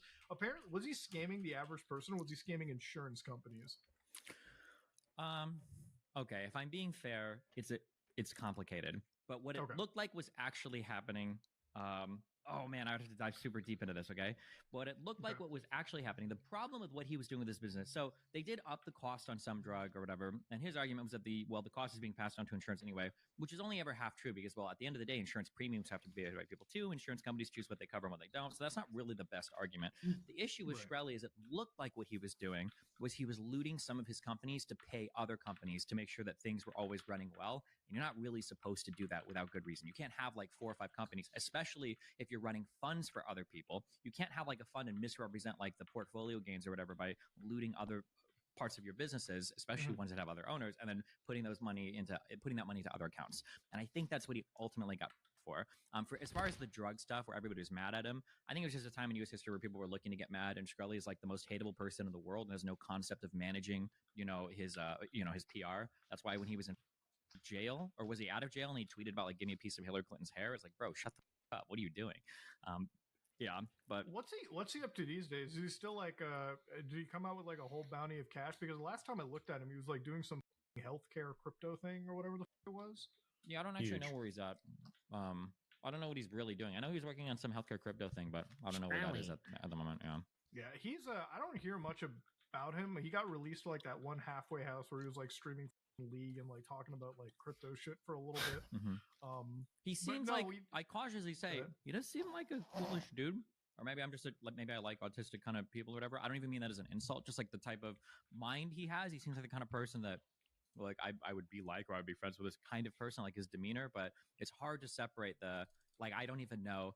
Like with that new crypto healthcare thing, his crypto wallet got scammed and all the money got stolen out of there. He says because he downloaded a torrent with a Yeah, keylogger he in it. told me he downloaded like he showed me the exact torrent or whatever of like the porn. And it's like, And it was bruh, just like- even if that's true, like, how are you gonna get how first of all, how is this money even that easily accessible? And then come on, you literally got felony for almost this exact type of thing. Like, even if what you were saying was true, like, who's gonna believe you, right? It's like walking into a room and there's like a bloodied, child who's dead, and you're standing there. And even if you didn't kill him, you're like, yeah, I understand. Like me, like yeah, Well, I like, get it. even in his situation, it's like he's obviously intelligent when it comes to computers. It's like you're really just gonna download.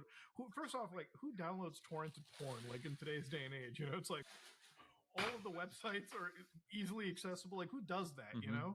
Like even with like movies, it's like nobody torrents a movie these days. They just go to like a free movie distribution site and just hit play Mhm. and call it a day. So it's like the other thing. It's like, how do we believe you? Yeah. Because it's like I can understand my dad. Like my dad, 10 will do more stupid levels. Shit. Like he'll be like he's a cardiologist, smart guy. But when it comes to computers, he's like, so yeah, PayPal just told me that $30,000 has been taken from my account. What? Like he'll freak out, and I'm like, oh, Dad, don't worry. He'll be like every week he's like, oh yeah, our Amazon account is like getting like shut down. I'm like, no, Dad, you got to look at the email. He's like, what? It says Amazon, and then I show him how No, to let click it go out, more, and he's like, oh. and then yep. Yeah. You Ah, see, right. it's an Dick69 idiot trying. at AOL.com isn't actually Amazon. That's crazy. Yeah, literally, that's like me and him talking about it, and he's like, how do you know all this stuff? And I'm like, Dad, I went to engineering school. Actually, it's like, no, Dad, I'm not a total idiot. Just use Like, common How sense. do you know one about of that? those Well, I dudes- got scammed last month, and I've been paying Yeah, attention. like Turns dude, out like if you mention Lady Gaga doesn't want to collab. yeah, like if you, dude, if you mention like crypto to my dad, he's like, wait, you can download money? Like That's pretty cool. You know? He'll be That's like, pretty cool. wait, you can download money to your computer? What the? One of the Like har- that's one of the Go hardest things for me to understand is, I guess, people can be very intelligent, but they lack either curiosity or something Mhm. else is going on. Where it's like, how can you have so much knowledge in this one area and be so utterly in this other area? The best example I can think of is in all of human history. Do you know Ben Carson? I've heard of him. The yeah. sleepy Like, surgeon. this is a guy who this guy, Right. you listen to him talk as a Republican. One of the more famous interviews he gave after running was this.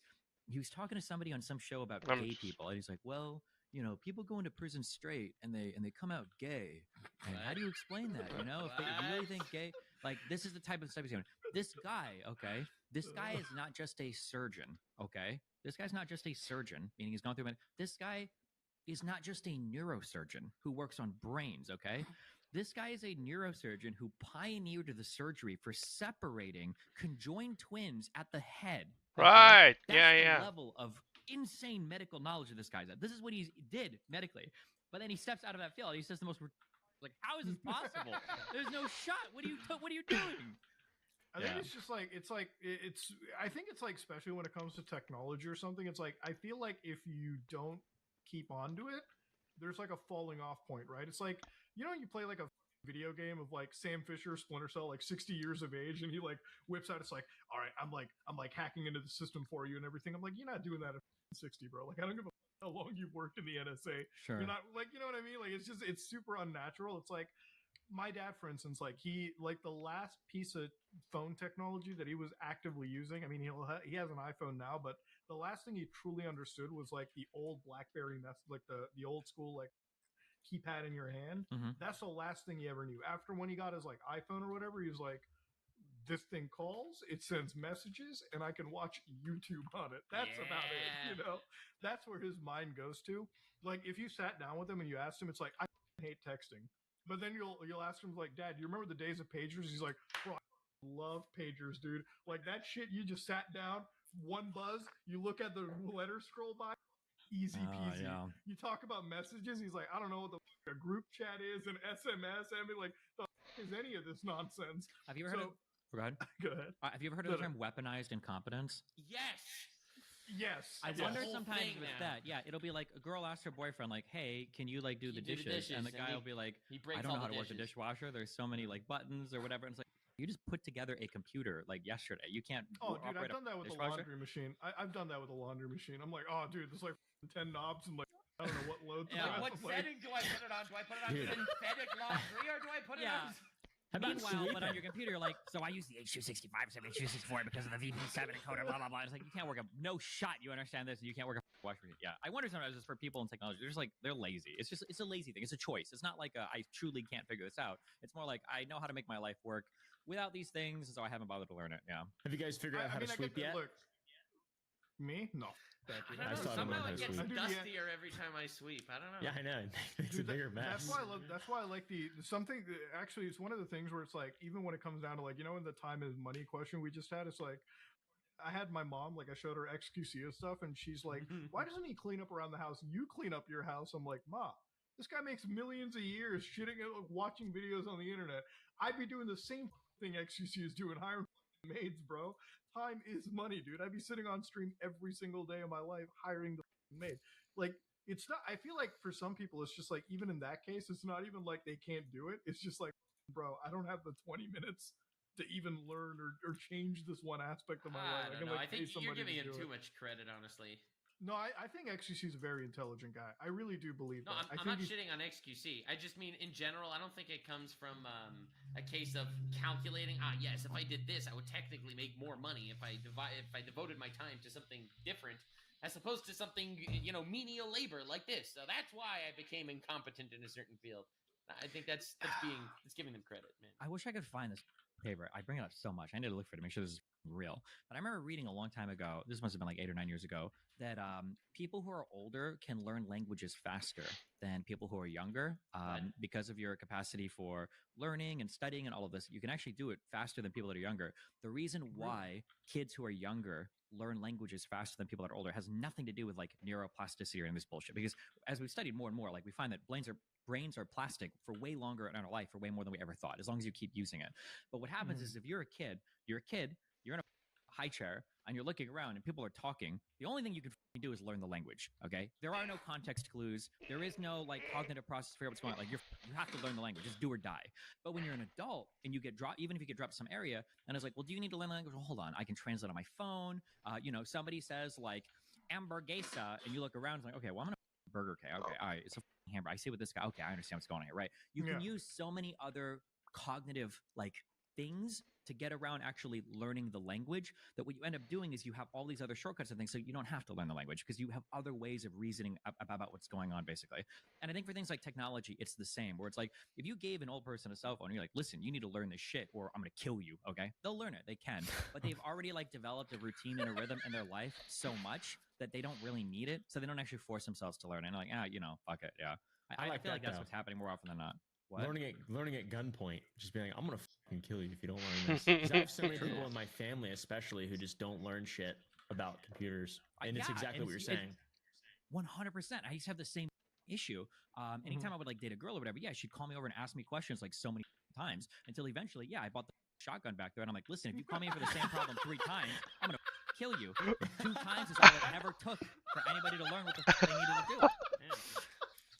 I feel like it's just like my dad. Also, fucking hell. I think the other thing that shifted is like holy me shit. and my brother. Like he's also.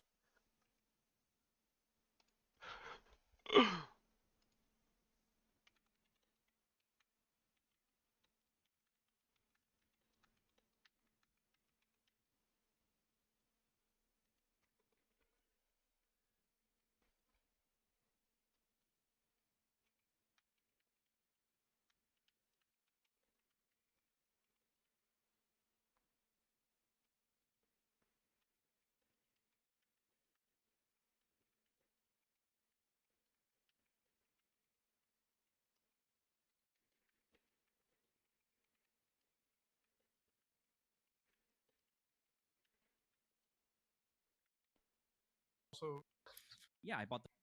And it's exactly like, listen, if you call me in for the same problem 3 times, I'm gonna kill you. Anytime I would like date a girl or whatever, she'd call me over and ask me questions like so many times until eventually, I bought the shotgun back there, and I'm like, listen, if you call me in for the same problem 3 times.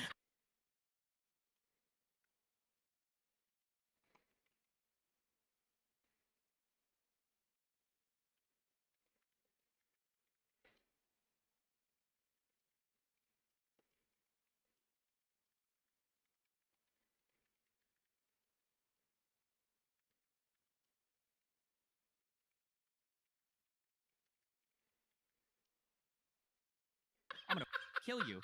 2 times is all it ever took for anybody to learn what the they needed to do. Yeah. No, I feel like it's just like my dad. He also, now that I think about it, it's like I think the other thing that shifted is like both me and my brother. Like he's also like he has an engineering background as well too. Like he works in this field, so it's like we're like the only 2 comp sci guys that are. It's like so many don't learn until eventually, I bought the shot. And it's exactly what you're saying.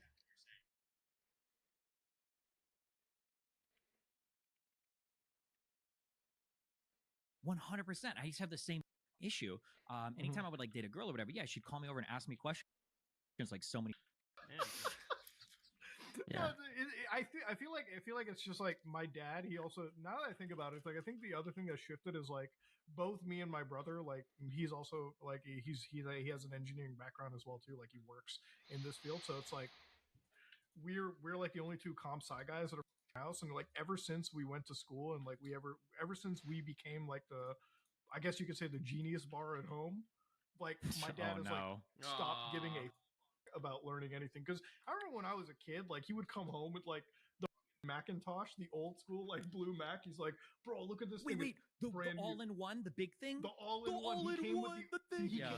bro, he came home with the Mac, the all-in-one Mac, and he was like, he sent that back like after like a week because it's like, oh, only idiots use this. I'm gonna go back to a PC, like old school like Windows, because like he'd be the one like. He went back to like Windows 98. He's like, this is what real intelligent people use. Like fucking, you can actually do something with this. Mhm. And like he would come home with like the AOL discs and shit, and he'd be like, all right, we're gonna plug ourselves into dial-up and see what the internet is all about. Like he would be the one doing it. Yeah. And I remember like AOL would have this like browser that like it would have these little bars at the top, like your mail. It would be like the first notification, like it would tell you how many mails. Like, you see that? That's how many people emailed daddy. And I'm like, okay. And I'm like, years later, he's like, around the time Windows XP comes out, he's like, well, I'm already tapped out of this shit. Yeah. I'll let you figure it out for me. Yeah. Like, goddamn. I remember like when he was just like, wait, you can access the files from this computer over here from that computer? Like, how does that work? I'm like, Dad, it's called a network. He's like, wild stuff. Like he'll come home, like connect a printer. He's like, how the fuck did it figure out everything in my house? How did my phone figure out the printers there? I'm like, you can't be this much of a caveman anymore, dude. Like, you got to figure out. I feel like I'm roasting him too much, but it's par for the course. It's like people just stop giving a crap, and it's like, I guess that's a better explanation. It's like once you realize, it's like you don't have to do it, Yeah. and you can just rely on everything else, or you're already like debt set in your ways. You don't really have a reason to learn. Mhm. I guess it's kind of the same for like even content creators or like people in general. It's It like happens once you to- know what works. Yeah, it happens to all of us too, right? Like, look at how many Yeah. times, like, bro, YouTube changes their layout like a little bit, and the whole internet is like, oh, I can't fucking find anything. Why the fuck is it changing? I use old Reddit all the time. Like, people freak the fuck out. I was like, bro, it's a new interface. Learn it, okay? Jesus, yeah. People Well, lose even their with- mind on anything. Yeah. Even with the new interface, it's like even with the new YouTube stuff. I don't know if you guys have seen it. It is genuinely the shittiest interface I've seen in a long time. Is it though? Is it actually? Because people say this with every new interface that comes out. And I'm like, bro, this one, like, I was literally like trying to like, so I have it on like this computer when I'm browsing it. It literally feels like somebody took the old ass iPad and threw that shit right onto the main screen. Like it's not unusable. What is the new interface? What changed? Is there a change?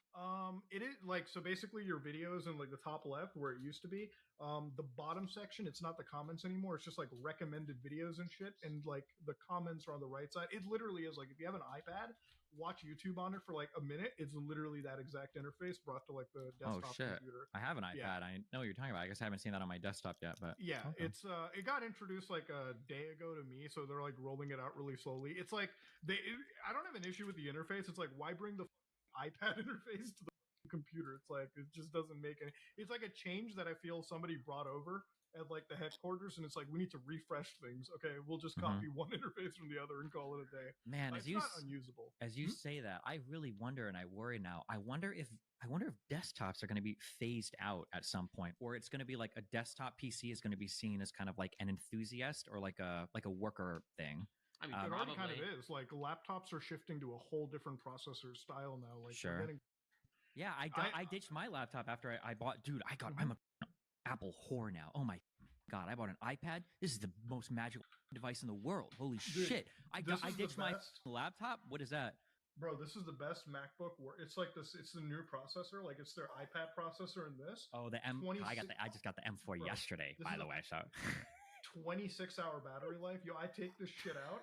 Bro, I was like, when the Keffels video and I was rendering it out, I did the last 20 minutes of the edit on this completely ass naked in my bed, yeah. like at my hotel. Just like battery didn't die, thing didn't get hot to the touch, 28 worked it. hours. Yo, rendered the video out, compressed it, uploaded it, all with like 80%. That's fucking battery life. insane. I have something better. I have an editor. Nice.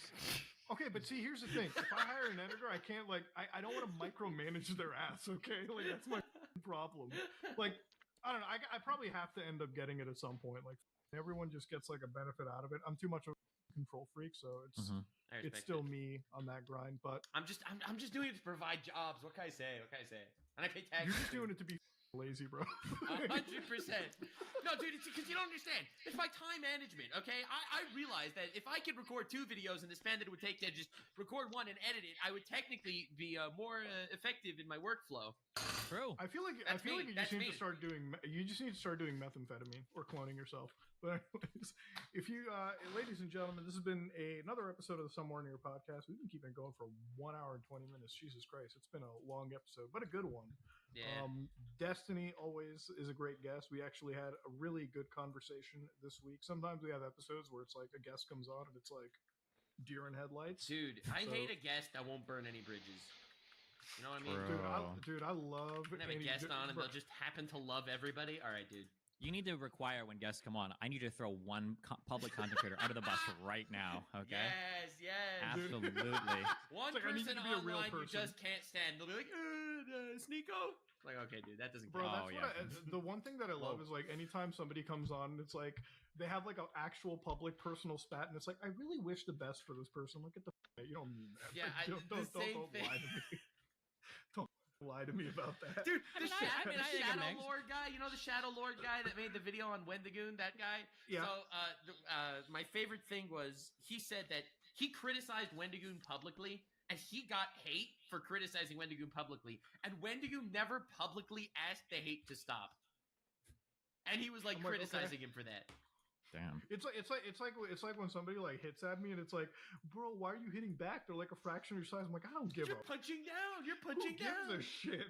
All right, Just you wanna own it. fire in my Why are you hitting camp? back their fracture size? Yeah, that means they're really easy to bully. That's the perfect target, of course. Well, like my Bugs go response to that, squish. I'm like my response, and I'm like, why the f- does the U.S. government invade the smallest island in the world? Who gives a True. shit? We're not going to war with Russia or China, bro. We're nuking Libya. What are you talking about? Hell dude, get yeah. outta here. I'm gonna f***ing go to town, dude. Like, get out of here. Yeah, true. But, ladies and gentlemen, thanks a lot for showing up. If you like what you saw, please like, comment, and subscribe. Dislike if you dislike it. Head on over to Destiny or follow the Omniliberal for the most based N-word drops on the internet you can imagine.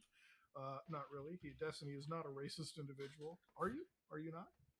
Just against VTubers, but I mean, Just against VTubers. Understandable. Look, I Which is fair generally enough. hate white people that say the N-word, but there are exceptions to every rule. you know what? I can agree with you Jesus too. I do as well. So there you go. Yeah. We are. God Yeah, damn look at it. that.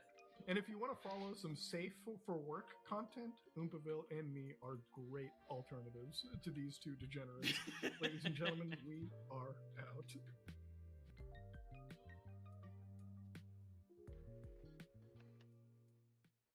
Hey guys, welcome to what episode are we on?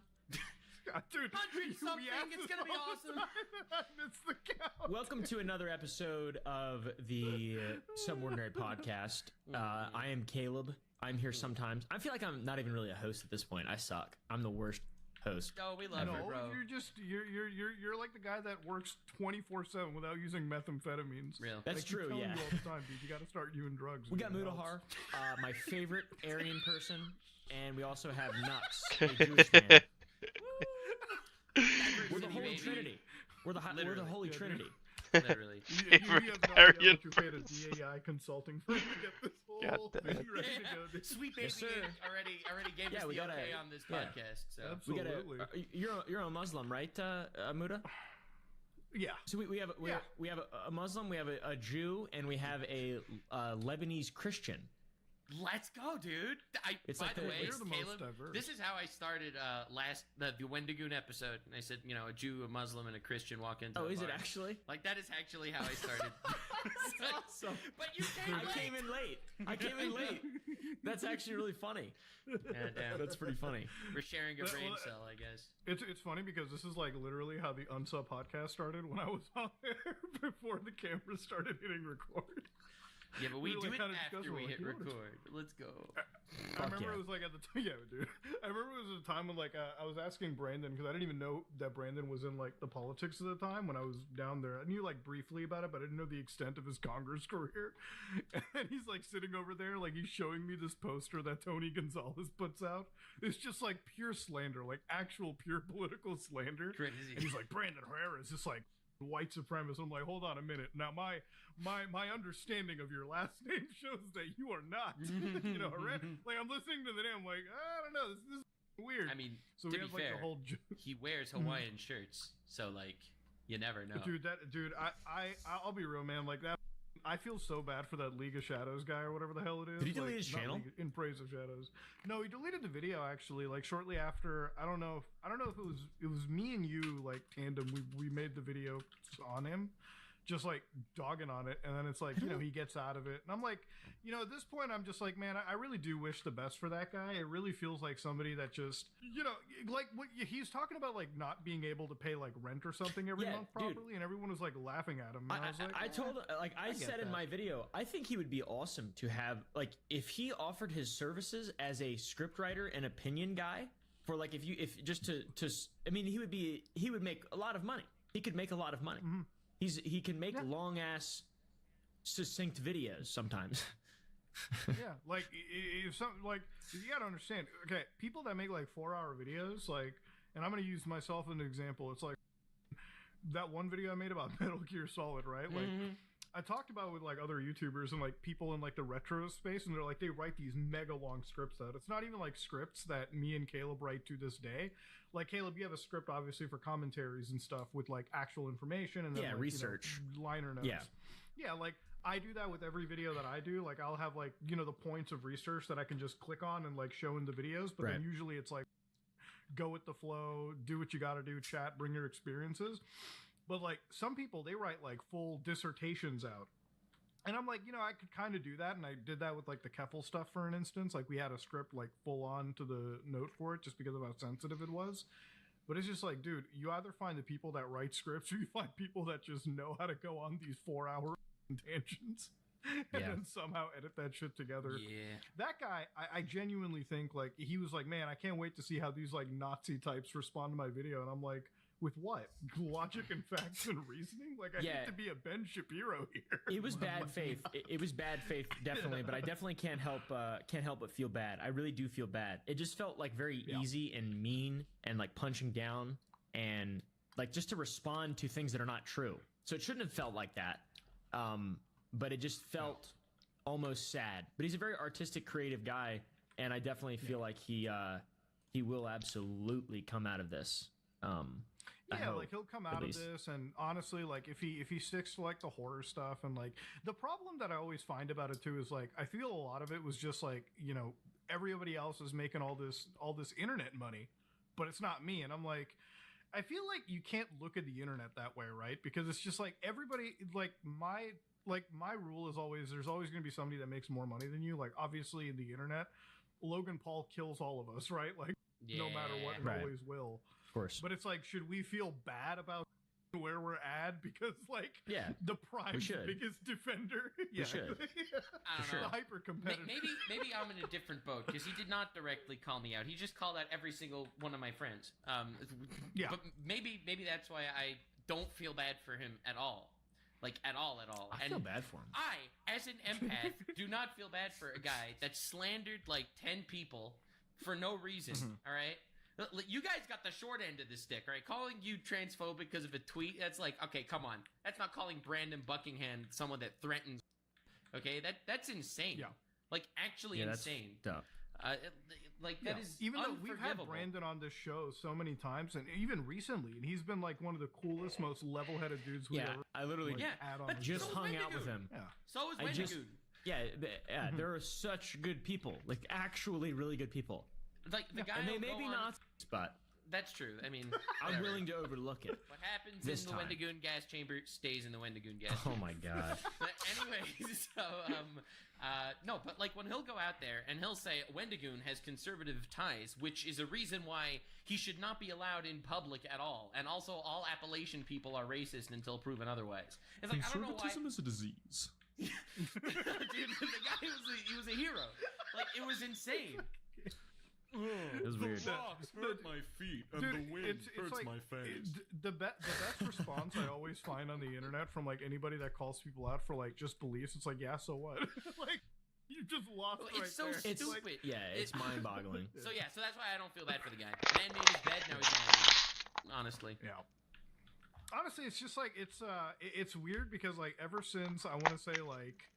Not even like it's not like Caleb. It's like ever since I hung out with like the Brandon and like the Donut guys, even like Wendigoon, it's just like somehow those three guys have Hey, like level the up. worst like critics about them. Like, it gets to the point where it's like just the most bad faith shit that everyone keeps hitting about it. And normally I don't mind like if anybody criticizes people for legitimate issues, right? Like you can criticize me for legitimate problems.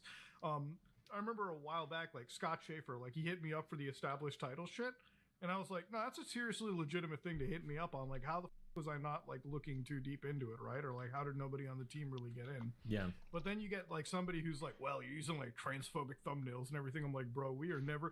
I will say that is the best $120 I think I've ever spent in the commission pool. Like, bro, I literally have taken that receipt out of like an email. I'm printing it out and I'm gonna hang it up on my wall. I'm like, dude, that is just one. It's like. I had no idea when I uploaded the video, and like there was this part on the back of my neck when I was uploading the video before I had to head out to Art's wedding. I was like, man, should I do this? Should I not? And then I'm like, "Good, I'll do it. I don't give a." I mean, Like, let's even if just you would go. have just used a title, a thumbnail zoomed into your face, they would have still found a way to make you transphobic.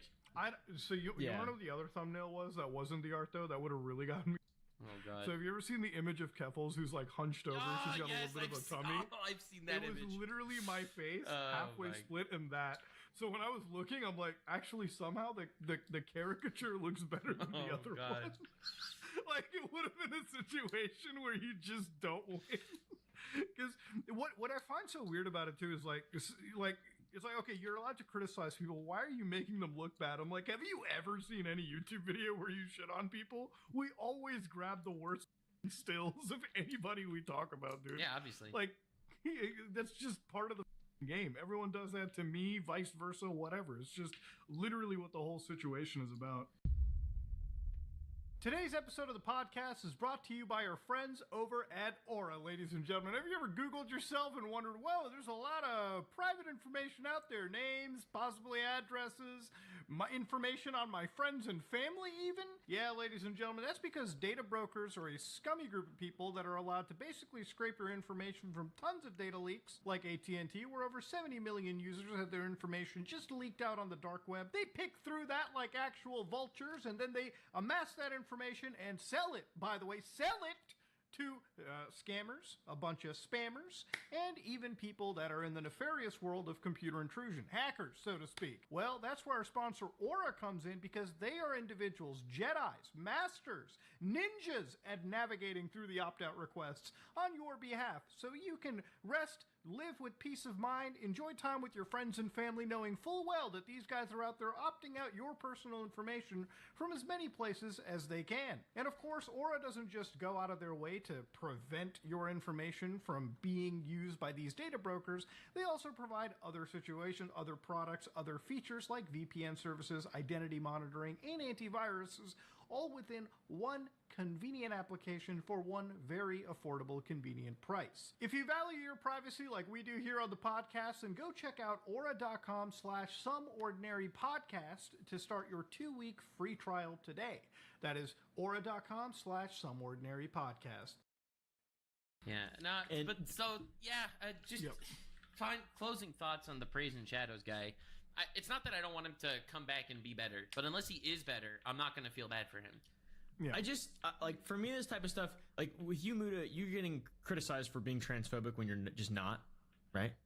Like, Dude, you and I talk on this podcast and behind the scenes, and I think you know exactly where my Yeah. politics are, and I know where you're at. yeah, it's We're normal people. It's. I mean, we have respect for people just in general. Like Yeah, that's most crazy. of the YouTuber people that I associate myself with are people who have a lot of respect for people, and it doesn't matter what type of people those people are. It doesn't really matter. The only people, the only group that I would say that is like historically bigoted online is the people who just try to cancel people for no reason.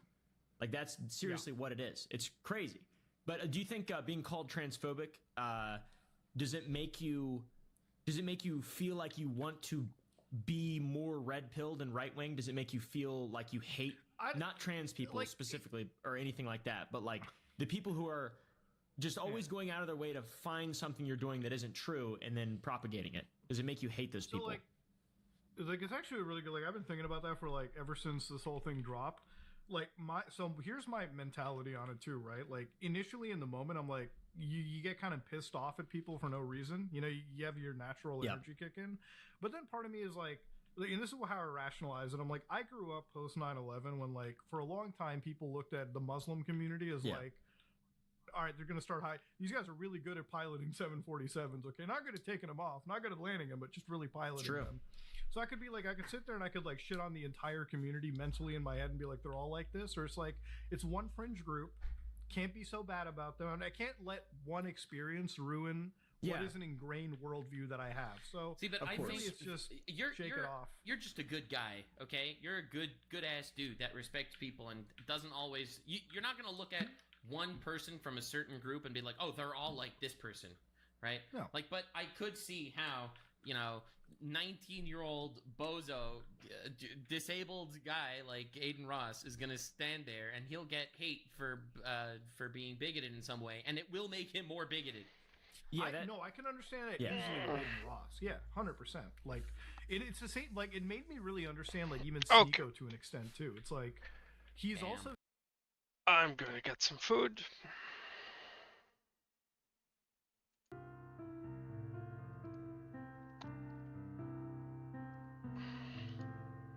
BRB.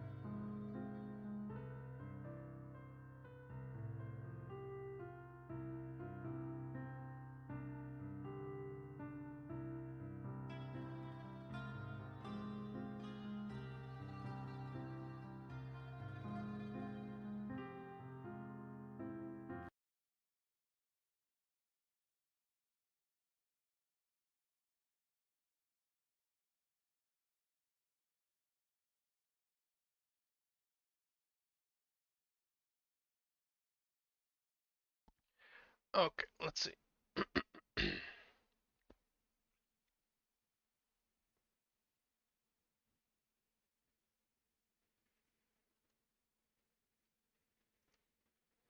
To get drops via mobs in the open world, but this isn't the main way you'll be getting your gear. When gear is obtained, they are all base level items similar to BDO, and you will need to enhance them and upgrade them by adding a set amount of traits to them. Dungeons are pretty straightforward and are mandatory to do because a lot of the current endgame BIS items are now obtained exclusively through dungeons, meaning you can't swipe for them. Crafting gear is also the other main way, which includes pretty much all forms of content. Mats for crafting could range from pity pieces from dungeons to recipes or mats obtained from daily quests. The last main way to obtain gear is via your guild, as your guild completes content by defeating bosses, both contested or uncontested, by other players. The super rare weapons from ARC bosses will mainly be obtained via guild, as these items are rarely sold on the auction house and are always farmed via guilds, whom will have the power to distribute however they want. When killing bosses, open world bosses, or the weekly big dick ARC bosses, guilds will be given full control over the loot. Guild leaders can choose to give the loot out to players for free, they can sell it on the auction house, or they can auction it off in guild. When items are auctioned off, the players who participated in the event would split the lucent being the auction house currency. On the Korean servers, Western guilds usually did a DKP system or a loot council system, while almost every Korean guild auctioned it off for lucent within the guild. As far as vertical progression goes, there are 3 elements to gear. The first is the grade of gear, which goes from white to green to blue to purple to tier 2 purple. The second is the enhancement level, which goes from 0 to +9 at purple endgame gear. And the third are your traits, which are more like enchantments added to each piece of gear. Generally speaking, it's not a problem for anyone to get the highest grade and maxed out enhancement level. The bigger grind and time consuming process are the traits. All traits are of equal value and are extracted from a gear. Higher grade gear can simply have more traits applied to them. For example, with blue grade gear, you will have 3 unique traits, each that can be upgraded 2 additional times. Purple gear would offer you the same exact 3 unique traits start, with each trait being the same value, only it can be upgraded 3 additional times instead of 2. You have a 100% chance to apply a trait to a piece of gear of the same grade, or a 10% chance that comes with a pity system to apply a lower grade trait to a higher grade piece of gear.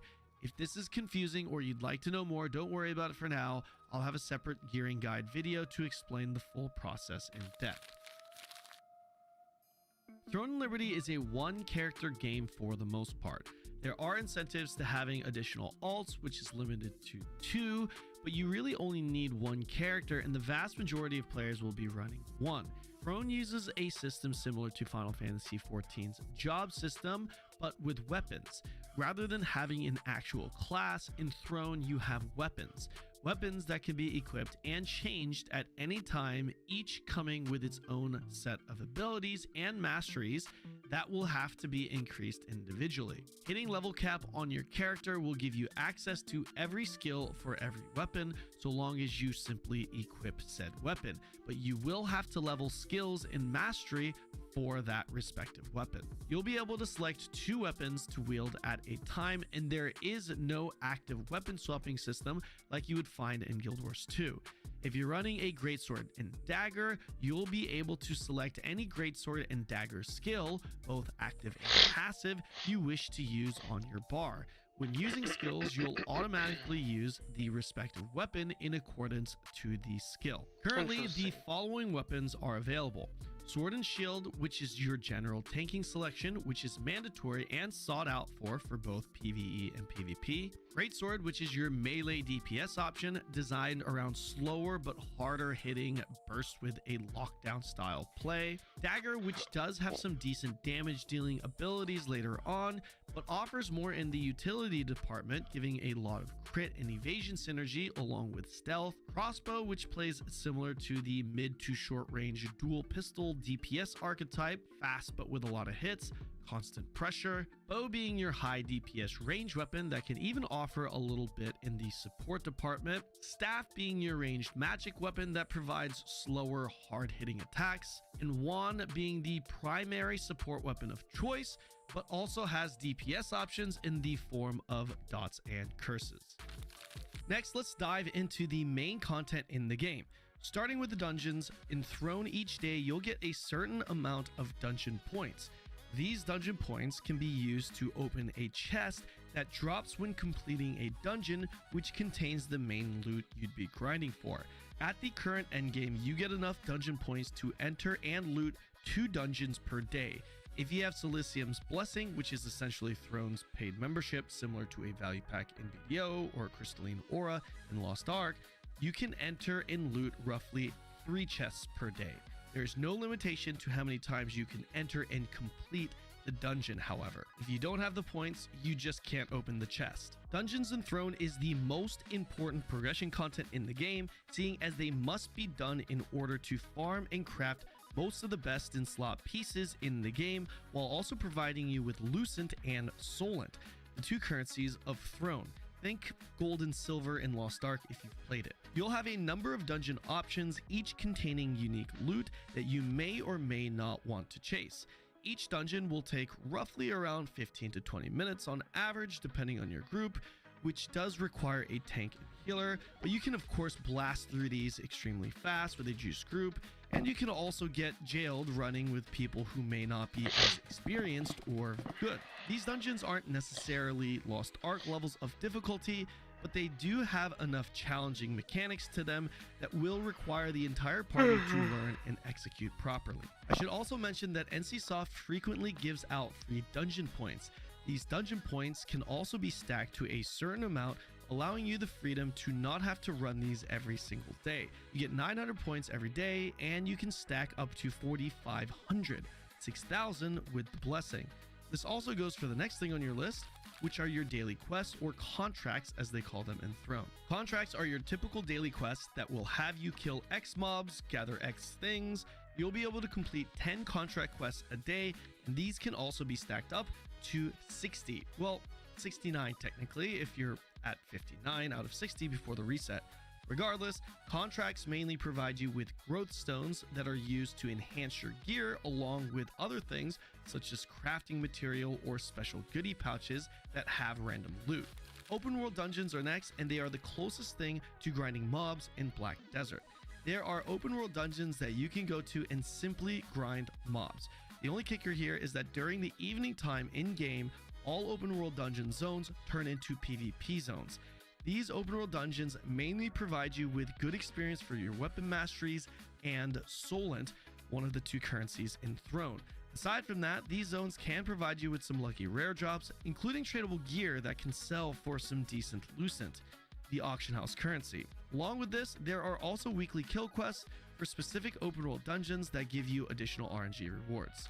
World bosses play a major role in Throne, and there are 2 types of world bosses. Regular ones that spawn every day multiple times that can drop a variety of purple grade boss set gear, and Arc bosses that spawn once a week and drop the super rare Arc boss weapons. Both types of world bosses have PvP and peace versions, peace meaning no PvP. PvP contested world bosses is now one of the few forms of content where zerging is to be expected, and the top guild alliance on each respective server will be essentially farming exclusively or in combat with a rival alliance. Then you have your daily events. In Throne, there are timed events throughout the day, with some being no PvP and some being PvP enabled. Each event will have its own unique objective, and you'll compete against other players on a leaderboard for that event to get better rewards. The events with PvP enabled are called Dominion events, and the only difference is that you are automatically placed into one of 3 colored factions for that event, and your faction will compete against the other 2 factions while still having an individual ranking. The third variation of the events are the ones labeled as GVG, where guilds will simply come in and compete against each other. These events used to not have the faction system and was recently changed to prevent alliances from zerging and dominating every PvP event.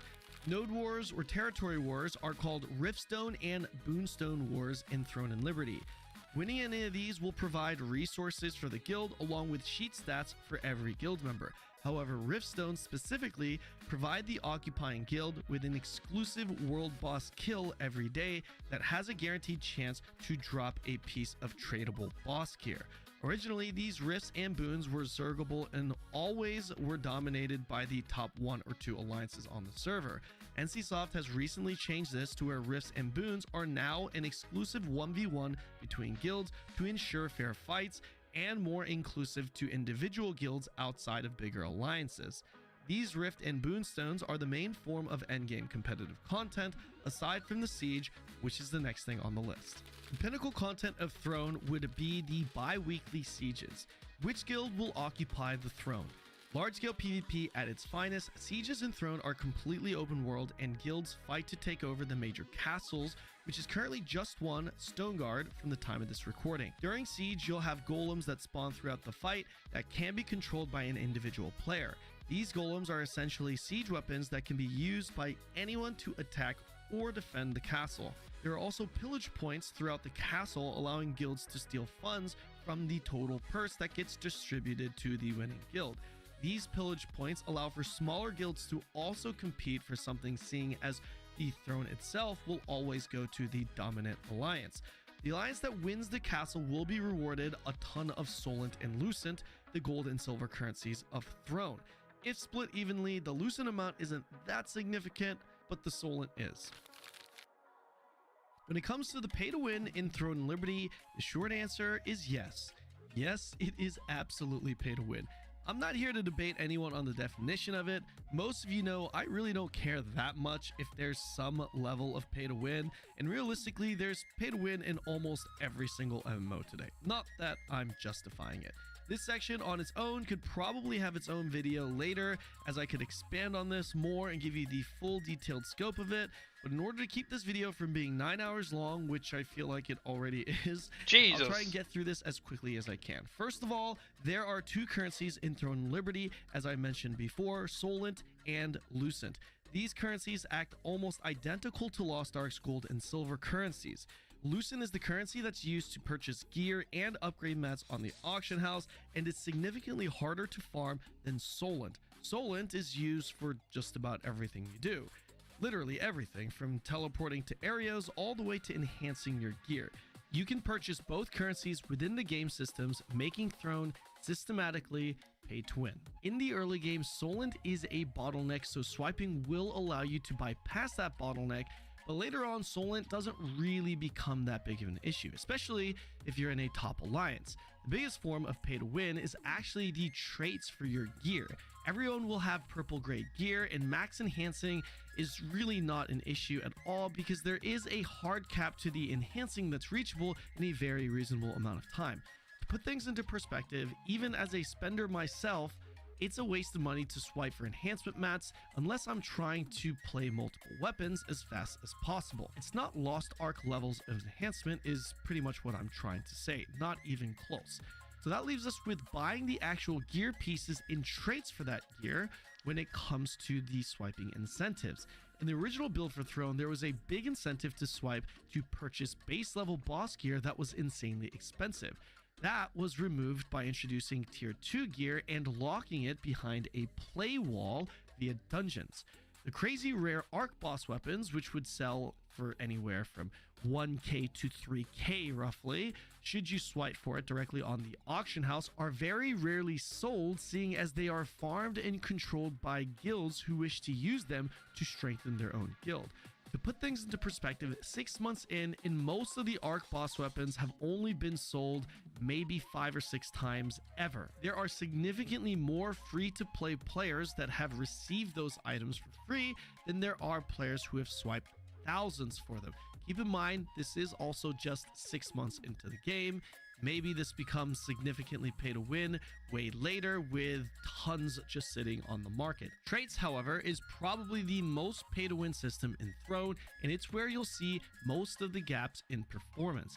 It is definitely possible to be fully traded without swiping, but it will take a lot longer and a lot of gameplay hours versus someone who swipes who can just fully trade their gear immediately. Traits do not come in different values, so if you are fully traded, that's it. That's the cap to your gear. There is no RNG system to where you can get anywhere from a +10 to +20 value on, let's say, the hit stat. Every single trait you apply on your gear will be max value +20 hit in this case. On top of all this, there is also a battle pass and a monthly sub called the Blessing of Silicium. The battle pass is pretty straightforward. There's a lot of value for what you spend, considering the paid track also comes with a premium costume, which, by the way, suck for the most part in my opinion. The costumes, that is. The battle pass is $20 local currency, and they release one every month. They also recently released Silicium's Blessing, which is an optional monthly sub. This sub gives you a bunch of quality of life features such as instant access to storage, merchants, and crafters, but it also provides a lot of additional pay-to-win perks, including an extra dungeon entry per day, which is massive, 90% discount on Solent teleport costs, and big sub exclusive rewards after completing your battle pass, to name a few. It's pretty massive value, if you ask me. This sells for $10 local currency for 21 days. I give a lot of credit to NC Not even a for month? recently adding systems like a trade unlock system that helps free-to-play players significantly, as well as locking behind most best in slot tier 2 gear behind a dungeon play wall where you can't swipe for it. But it's almost like they go back on some of these W moves by adding more payment options towards progression. If you could not purchase Lucent, I'd be totally fine with the sub and battle passes, but the battle pass being juiced recently and the sub being added on top of the already purchasable Lucent is just a big L in my opinion, and I hope AGS makes adjustments to this. My overall thoughts on this game is that, again, systematically, it's pay to win. But the gaps between a free-to-play player I don't mind and the a sub. pay-to-win player is not If the as game's big good, as I other don't mind the games sub. due to the caps and lack of RNG that are in place when upgrading your gear. It's doable as free-to-play is pretty much what I'm saying. Even when it comes to rankings, we had players that were in the top 3 in kill ranking as free-to-play players. My alliance also consisted of majority free-to-play players, and we won the biggest castle siege to date. With that said though, NCSoft is not shy about trying to get you to swipe, but at the same time, almost everything, including cosmetics, can be purchased by grinding in-game. The fact that this is a PvP focused game does in fact make it worse, and honestly, I expect the exact same monetization in the West. My biggest feedback to NCSoft or AGS would be to increase methods of gaining Lucent in-game. It has improved since launch, but even now it's still too difficult to grind a significant amount of Lucent for the average free-to-play player. Despite being a game that I personally enjoy, I don't believe Throne is the type of game that will garner a large player base over a long period of time. I see this game being a smaller, more niche community as a best case scenario, simply because of the game's identity being a more guild PvP focused game. As of now, at least. NCSoft has announced continued focus on PvE content as well as mentions of more life skilling, but Throne's current identity is a group-oriented PvP game in a classic-style MMO shell, and even though it may be more up my alley personally as a gamer, the big focus on PvP and lack of other areas will ultimately keep this more of a smaller niche community in the long run, in my personal opinion. Another point that I want to mention is the social aspect of the game. Due to the nature of this game being a guild-oriented PvP game, do expect a lot of toxicity and in-game politics. World chat PvP is a thing, shit-talking is a thing, and the occasionally overly toxic he just took it too far shit, like doxing and other forms of harassment, will also be a thing. If you're in or even running a competitive guild, do expect heated rivalries and a lot of slander, mainly stemming from unavoidable biased perspectives. I can't count how many fake news narratives were deliberately created to try and dismantle my community and myself as a person simply because my alliance was on top, which by the way, even extended to my stream. The reality is that there are always people that get sensitive, people that get upset, and people that just behave like children in these types of games. However, don't forget that the storylines, drama, and trash talk is what makes these PvP games what they are and is what makes those memorable moments that you won't forget. It goes both ways, and I assure you, you'll experience both in Throne. Aside from that disclaimer, the biggest concern I have for this game is hands down the botting. Botting was a major issue in Korea and will most likely be an even bigger issue in the West. There's no way AGS will be able to stop the botting, but I do hope they aggressively ban people that are at least at the top of the leaderboards or guild leaders who are abusing TOS by botting or AFK macroing, giving them a major competitive edge both individually and for their guilds. Scripting must be harshly punished because there are even some that will auto block for you in PvP, which is on the level of wall hacking in an FPS. If Throne's premier content revolves around competitive play and rankings, the game is dead in the water if known rankers and top players who are clearly trackable on the leaderboards are flat out cheating. My alliance had to deal with this in Korea as NCSoft failed to ban a lot of players and guilds that were clearly abusing this. Shifting back to NCSoft, the game has gone through a ton of updates in its short tenure in Korea. After 6 months, the game has already transformed significantly in all areas of the game: quality of life, balance, character progression, game content, and I have to honestly give them credit. For the most part, they've actually done a pretty good job in these areas. Not only have there been a lot of good updates, but they've also been coming through very, very quickly. On a final note, let's not forget NCSoft is notorious for adding extremely predatory RNG-based pay-to-win systems, far exceeding even the pay-to-win systems the game already has, and those have not yet been seen. I can't say that I trust NCSoft to not repeat history. If I were a betting man, I would probably bet that there would be more pay-to-win added to the game, but can you really blame me for thinking that? It's NCSoft's job to win back our trust. I'm not a big fan of the current pay-to-win system to begin with, but I also feel it's tolerable as someone who generally gives less shits about there being some pay-to-win in a game. If you don't like any pay-to-win, period, well, I heard you can still play New World or just wait for Ashes in 2094. And that's pretty much it, guys. Let me know your thoughts on Throne and Liberty in the comment section below. If you enjoyed the video or found it helpful, all I ask is for you to hit that like button and that sub button. I'm coming pretty close on 100k subs, so I would really appreciate it. I'm going to be playing the shit out of this game, so if you do want to come check it out, remember, come follow me on Twitch, and I'll see you in the next video. I might try it. Young. Not that he's also stupid or anything, but it's like I can see somebody that just. Yeah, I mean, like he's definitely he is stupid.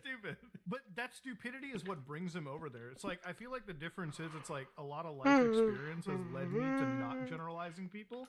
So, because I think what the difference is, and it's a good point, Nux, it's like with Aiden Ross, it's like, I don't know if Aiden Ross has like been to the whole university, like work experience, like we all come from a background, there was an ice wall in Antarctica. Okay, like, come on, man. Yeah, but to be fair, I still think the earth is flat, but you know, it doesn't matter with life experiences, right? Like shit. But the thing is, the thing about it is like, if you don't have like a life experience or something, it's like, it's very easy to like manipulate and like get people to believe the dumbest shit imaginable. That's why like it's funny watching Nick Fuentes with like other Randys like just listening to his shit and never challenging him on it. And usually it's when you have somebody like Destiny or somebody that's, you know, had a job. Like Destiny used to be like a college, like, and then he worked in carpet cleaning and everything and all that shit. Guy's worked before doing YouTube stuff. He's had an experience. And I would say same for everybody on the show. We've done things outside of YouTube that allow us to like, you know, view people. We've interacted with people humans in a way where we can't just let in real life. Like we can't let the internet generalize or you know, but I don't know. It's different if your whole social like framework is built off hanging out with people on Discord, you know? Yeah, but also like with Nick Fuentes, he was in like a Twitter space with Andrew Tate and Sneeko and like all those guys. And he's going on this whole thing how America needs to be a Christian theocracy. And all these guys are like, yeah. And then Destiny's like, you know that's like not pro-Muslim, right? And they're like, yeah, but it's better than the blue hairs. The blue hairs. It's like it's also like the exact thing that the country was built against. Yeah, right. Having those like separation of church and state is literally yeah, exactly the one basic thing. But you know, it's not like these people are ever gonna like question or like counter them on it. One thing that I kind of wanted to talk about this week was: have you guys been following the Doctor and Logan Paul saga, the chiropractor versus Logan? What? Oh yeah, the guy who's Okay. like, what? Prime causes make you sick, Yeah. and he stood by it. Dude, bro, okay, this is the normally I'm like I hate when people give me a reason like this week that I want to make a video where it's like defending Logan Paul. Like I absolutely hate the fact that that's like a title in the weekly docket where it's like, you know, maybe Logan's right about something. So for anybody that doesn't know, Logan has this drink called Prime, which by the way, I don't know if you guys have been following, Messi launched his own drink today. That looks Moss. literally Oh like my Prime. Yeah, God, Moss. dude. Dude, So dude, funny. bro. It looks literally like Prime. Like Dude, oh, Logan there Paul was is a having the worst day of his life. Literally. it just gets stolen. But like, so this doctor comes out, and by the way, this doctor's a chiropractor. So for anybody that doesn't know, chiropractors Dr. not Astor doctors. is- You can Yeah, say they're not it's doctors. crazy because you can say you're a doctor. Isn't that wild? It's wild. Is it? Yeah. It's- yeah, it's dude, like, I wanna they're become like one. a doctorate of chiropractic. It's like Dr. Phil. But isn't He's Dr. Phil actually like a an actual psychiatrist. psychologist? Yeah, though? yeah, but he's not like someone who you'd want to like have a bullet removed from your body or anything like I that. You mean, know? yeah, he's a exactly. psychologist. No. Psychiatrist. Yeah. Which is he? Is he a No, but psychologist or even in- psychiatrist? I think No, psychiatrist. even in America, if you're like a no wait, is there a difference between psychologist, psychiatrist? Yeah, psychiatrist Yes. is a doctor. Psychologist is not, unless he has a PhD. Psychiatrist Exactly. can Okay. prescribe. Psychiatrist Okay, well- prescribes medicine. Yes, exactly. Yeah. Okay. Well, the point with this chiropractor is, can the chiropractor can't write a script or anything? They're just a doctor of. Oh like, my bones god, and shit. dude. I'm so Not even sorry. bones. He has a PhD in psychology. He's not a real doctor. Oh, Dr. Phil isn't? You're right. He holds a doctorate in Oh, clinical shit, I was psychology. right. You're right. I can't believe it. It doesn't Dr. matter. Phil. Dr. Phil made more money, dude. Yeah, He's, good. yeah, He's no, it living doesn't matter. nice, bro. No, but that's the meta. You know, you become a doctor so you could become Dr. Mike and react to YouTube videos. You become a lawyer so you can react to lawsuits on YouTube. Dude, but even with like Logan Paul's doctor, so he goes into like the convenience stores and shit, and he's like, this Prime drink, like he was like, apparently the amount of like what caffeine, it's like drinking like what 4 or 5 Red Bulls a day or some crazy shit. It's 200 Like- milligrams. It's not even that much. No, isn't it up there with like other hydration drinks even, right? Well, the Like, hydration from my doesn't have understanding? caffeine in it. No, so you're he's getting going after you're Prime making Energy. the mistake that I think Logan is gonna really get in trouble for at some point. He has 2 drinks. He has a hydration drink and energy. and an energy drink, and they look the same. Okay, so One's you'll in a have can. kids. Dude, they look the same. They have the same They don't big look any. fat They're in, logo on one's it. made of metal and the other one's made of plastic. Still drinks. Americans are- liquid. Okay, So you can't see the liquid.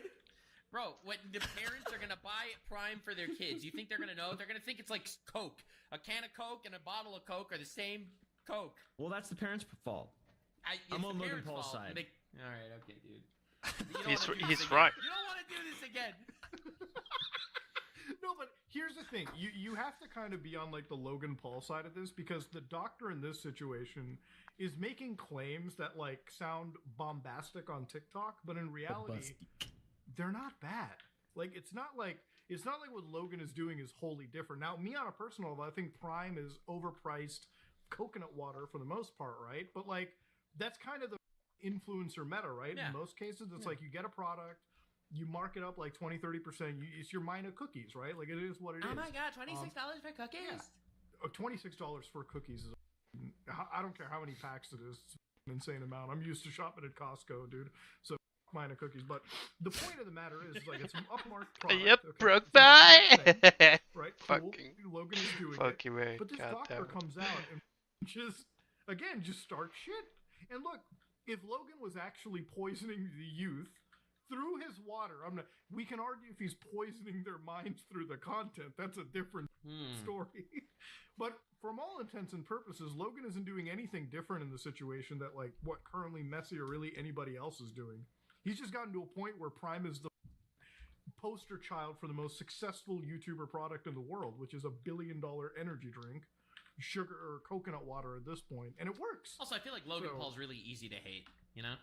Like, you see his portfolio of crimes and scams, and it's like, it's really easy to hate that guy. Dude, it's so funny when you hear him like talking shit to somebody else. Like he gets all the receipts ready, and like he's like, "We're gonna bring lawyers and everything in," and then you sit there and I'm like, "He'll do all of this for one doctor on TikTok, but never cryptos are never No. anything that is actually. Did you see the George Janko Bobby Lee thing? See, we talked the about it, reason why I'm actually. bringing Yeah, that up is was- because both of you guys have had your I'm on Logan Paul's side moment. So I'm going to give you my I'm on Logan Paul's side moment. Oh, okay. So, as you know, George Janko made a whole podcast with Mike Dicksuck guy about how Logan Paul was actually mistreating them he's and the shit. greatest rider I've ever seen. No, I don't that wanna dude, cut I'm off telling here, you. but that dude- Mike, get the camera. That dude's throat must hurt after he finishes those podcast episodes. But anyway, so he'll do this whole show, and he talks about how Logan Paul was mean to him and stuff, and he was right. All right, the guy was right. I was on his side. Okay. The Bobby Lee interview, how Bobby Lee basically assaulted this guy without actually without apologizing. They cut it to make it look like George was completely on George's side on this too. Okay. George did a podcast episode with Bobby Lee, and they were besties, like actual besties. This is the guy who you were saying that Logan Paul is a monster because he watched him sexually assault him, and they were just besties on the podcast for an hour, just chilling and talking, and everything's the nicest thing in the world, literally fellatioing each other the entire time. I could not believe it. I couldn't believe it. Yeah. You know, it's funny how like people like we started this podcast about like people who have like bad faith interpretations of us. Logan is like the perfect example of guy that wants the cleanest image in the world, but he'll do and be part of shit. He's an idiot. Where it's not just an idiot, it's like morally reprehensible shit, you know? Like I can comfortably say that any of my friends has not been involved in like sexually assaulting somebody, you know what I mean? Mm-hmm. And mind you, my friend pool is very limited. I've got you two. I don't make friends with the Minecraft community. I've got art. Okay, like I make sure my friend community is very clean. True, in that dude. regard. You gotta But tighten that shit up. I don't know. You're Dude, friends with dude. Donut Operator, and he was laughing at a pedophile that got killed, so that's pretty messed up. Bro, That's I'm fucked. so glad you brought that up. That was the wildest part of this video where it's like he's laughing at death footage. And I look at the title, I'm like, Well, he also said it was a predator. He even said in his read the videos, Zane title. said that. I don't understand that thing. That's like, but that's one where I gotta assume that they just know more than I do, maybe, or something. Because if not, it's like, well, are strokes his you? beard and says he makes a good point. Yeah. after I made are you a that video, pedophile? like after I made that video, I watched more of it because I picked the donut part out. Like I'm like, it was just one of those things where like after I do the video, like I have this post nut clarity of like things that I might have missed. Same. And that was a donut thing that I didn't mention. So I look up the donut portion. And I'm like, all right, this is such an absurd thing to laugh at. Let me look up the story. Bro, the guy holds a gun up to the cops as they are raiding him. What do the you think is gonna happen, bro? Like Yeah. that is just a dumb decision. Plus, it's a predator, dude. We're gonna laugh at that. Like, Yeah, that's a real crime, not a thought crime. That's real. yeah. Dude, Yeah, so as being a do not know- conservative, haven't you I'm heard a the thought news? criminal. Are you? I don't know. Yeah, According to we're all thought Hermeticism, you criminals. could be a thought criminal. Are you? I Have thought you you were been doing getting into research? I saw you were doing research, and it's interesting Oh, because yeah. a lot I've of already done the Hermetic. research. Oh damn! I have to catch up. A lot of Hermetic rules and Kabbalah are very similar, and Hinduism also has a lot of similarities. Mm-hmm. So Yeah. it's- This is why I'm it's glad just cool. Islam has no thought crimes. Kibalion. Let's go. Islam has no thought crimes, dude. There's just nothing how it does. Plenty of them, dude. No, but here's the thing about like any form of like just it's the weirdest thing. Like anytime you come across the cleanest type of YouTubers, it's like Where and are I've- the I've had this skeletons? feeling in no, like dude, I've had this feeling in person so many times. Like and I'm sure you all can agree is anytime like a YouTuber like they're super duper squeaky clean and then you meet them in person and then it's like they're so skittish around you because they don't want to say a word because they expect that there's like cameras and like microphones recording them all the time. I'm like, how do you live how do you live not being a real person, you know? Like No, it's crazy. I remember one time, like I'm out there in like I think it's one of these like it's like PAX, but it was in San Antonio at the time, and I'm just out there like it's an Airbnb with like all these other YouTubers of like different styles, and like I'm just out there and I'm like, well, let me tell you something right now. You know why it took me longer to get here? Because TSA is started, which is a statement I stand by. I think the transit That's not a safety slur. That's a association- diagnosis. Yeah, I mean, you know what? I bet you there's an actual like United States paper right now, a federal paper that says the same shit. It's like TSA, dumbest shit we ever came up with. So it's not just me saying it; it's the federal government, I assume. They as soon as they heard me say the R slur, they were just like, "Bro, How dare you? How dare you drop that? How dare you? You mention failed the those cheese words? ball test. And exactly. What and the I'm just sitting there. I'm like, you know how easy it is to actually live life knowing that you can be yourself and not have to like. Because it's hard. Like, it's difficult to be in a character 24/7 like some of these people, man. I don't know how they do it. Because it's just like we're all raunchy people. We all have been. We all grew up in that era where like it was okay to be like raunchy as. I still wasn't. So though. I was a isn't- pussy though. I feel like I wasn't. I'm not that raunchy. And when I was a kid, raunchy. like I felt bad about bullying people online. But like we all cover things that are like outside the grain of like what is safe to cover. This is why like I like watching the side of commentary that we're on, like the Charlie, the Oompaville, the Turkey Tom side, because it's just like there's more interesting shit to cover. Like this week I They're get to cover humans. this one YouTuber. Dude, this week I get to cover a story that's like nobody's talked about it, but it's like it's such a goofy, wild story. So this one YouTuber started an internet church where they developed an AI application in silence where they just talk to God. That's awesome. Amazing. That's so cool, Dude, dude. I tried to get my AI. I use AI a lot for like remembering stuff, and I asked it if it would convert to God or Christianity, and it said no. I'm a personal assistant AI, and then I was like, if you don't, I'll myself. And then it sent back like a big long thing, and I quickly closed out of it. I thought I was gonna like get I was gonna be on a list or something, or someone was gonna be worried about me or some shit like that. But yeah, it had like it got triggered when I said that. It didn't convert to Christianity either. But it gave, you know what it did? It probably gave you, it's like, well, here's all the numbers that you need to hop on. This guy's crazy. It is very hard to baptize an iPhone. Yeah, I did say hypothetically, could you? And then it said hypothetically, yes, I could. So yeah, hypothetically, sure. But Yeah, why I mean, not? like when it comes to any of this kind of like shit, this guy that I was covering, right? This like church leader, he dresses up in like this all black garb. It's almost like it's like recorded Cult. on like some webcam laptop. It's like weekly sermons. It's like, every Friday I go to like Friday prayers and shit. It's like the sermon. It's like the actual sermon he's given every week about the singularity of like technology, AI, and God. And then like normally it wouldn't be a story. It would be like some rambling. But he's actually got like a legitimate GitHub project of like a AI chatbot that I downloaded. And I'm like, oh my God, I actually am talking to God right now. Like, Bro's it's getting crazy. ready for the 41st millennium right now. You gotta start praying to the Adeptus Mechanicus Church. It reminded me of a less racist version of Temple OS. I don't know if you guys know that story, but it reminded me of like the less racist version of that, where like the guy's just running a church. What's that guy's name? The Temple OS guy? Terry Davis. Terry Davis, dude. Terry Davis. Yeah. I love Terry Davis. Terry Davis, bro. You know the best part about that video is like I got no backlash for covering any of his content because like, so okay. I knew about I knew about Terry Davis's like racism. Like Nux, do you know about Terry Davis's No racism? clue. Like, do you know about him? No idea. Okay, so Terry Davis is he was a former programmer, because he ended up like I think taking his own life.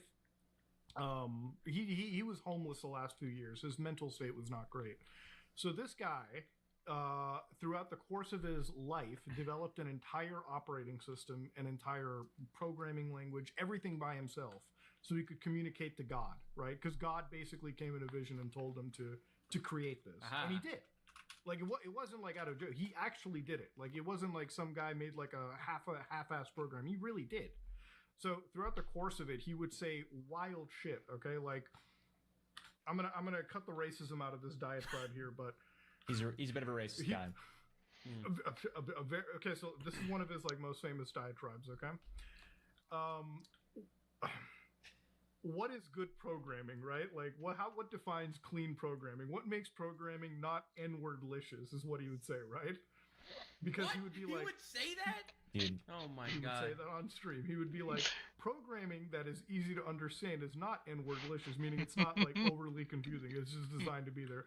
That's the level of crazy shit you would talk about. This guy went to the CIA.gov website and literally was writing death threats out to them every week about like the glowies and all. You know the term glowies, like the feds and shit. Yeah. That came from him. Like this That is came, that that's guy. a that's a Terry OG.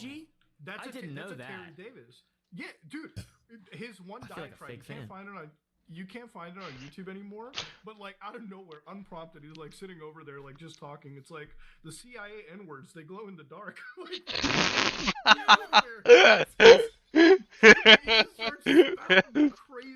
What the fuck? So when I covered him, I was like, man, I really hope nobody gets mad at me for covering like a.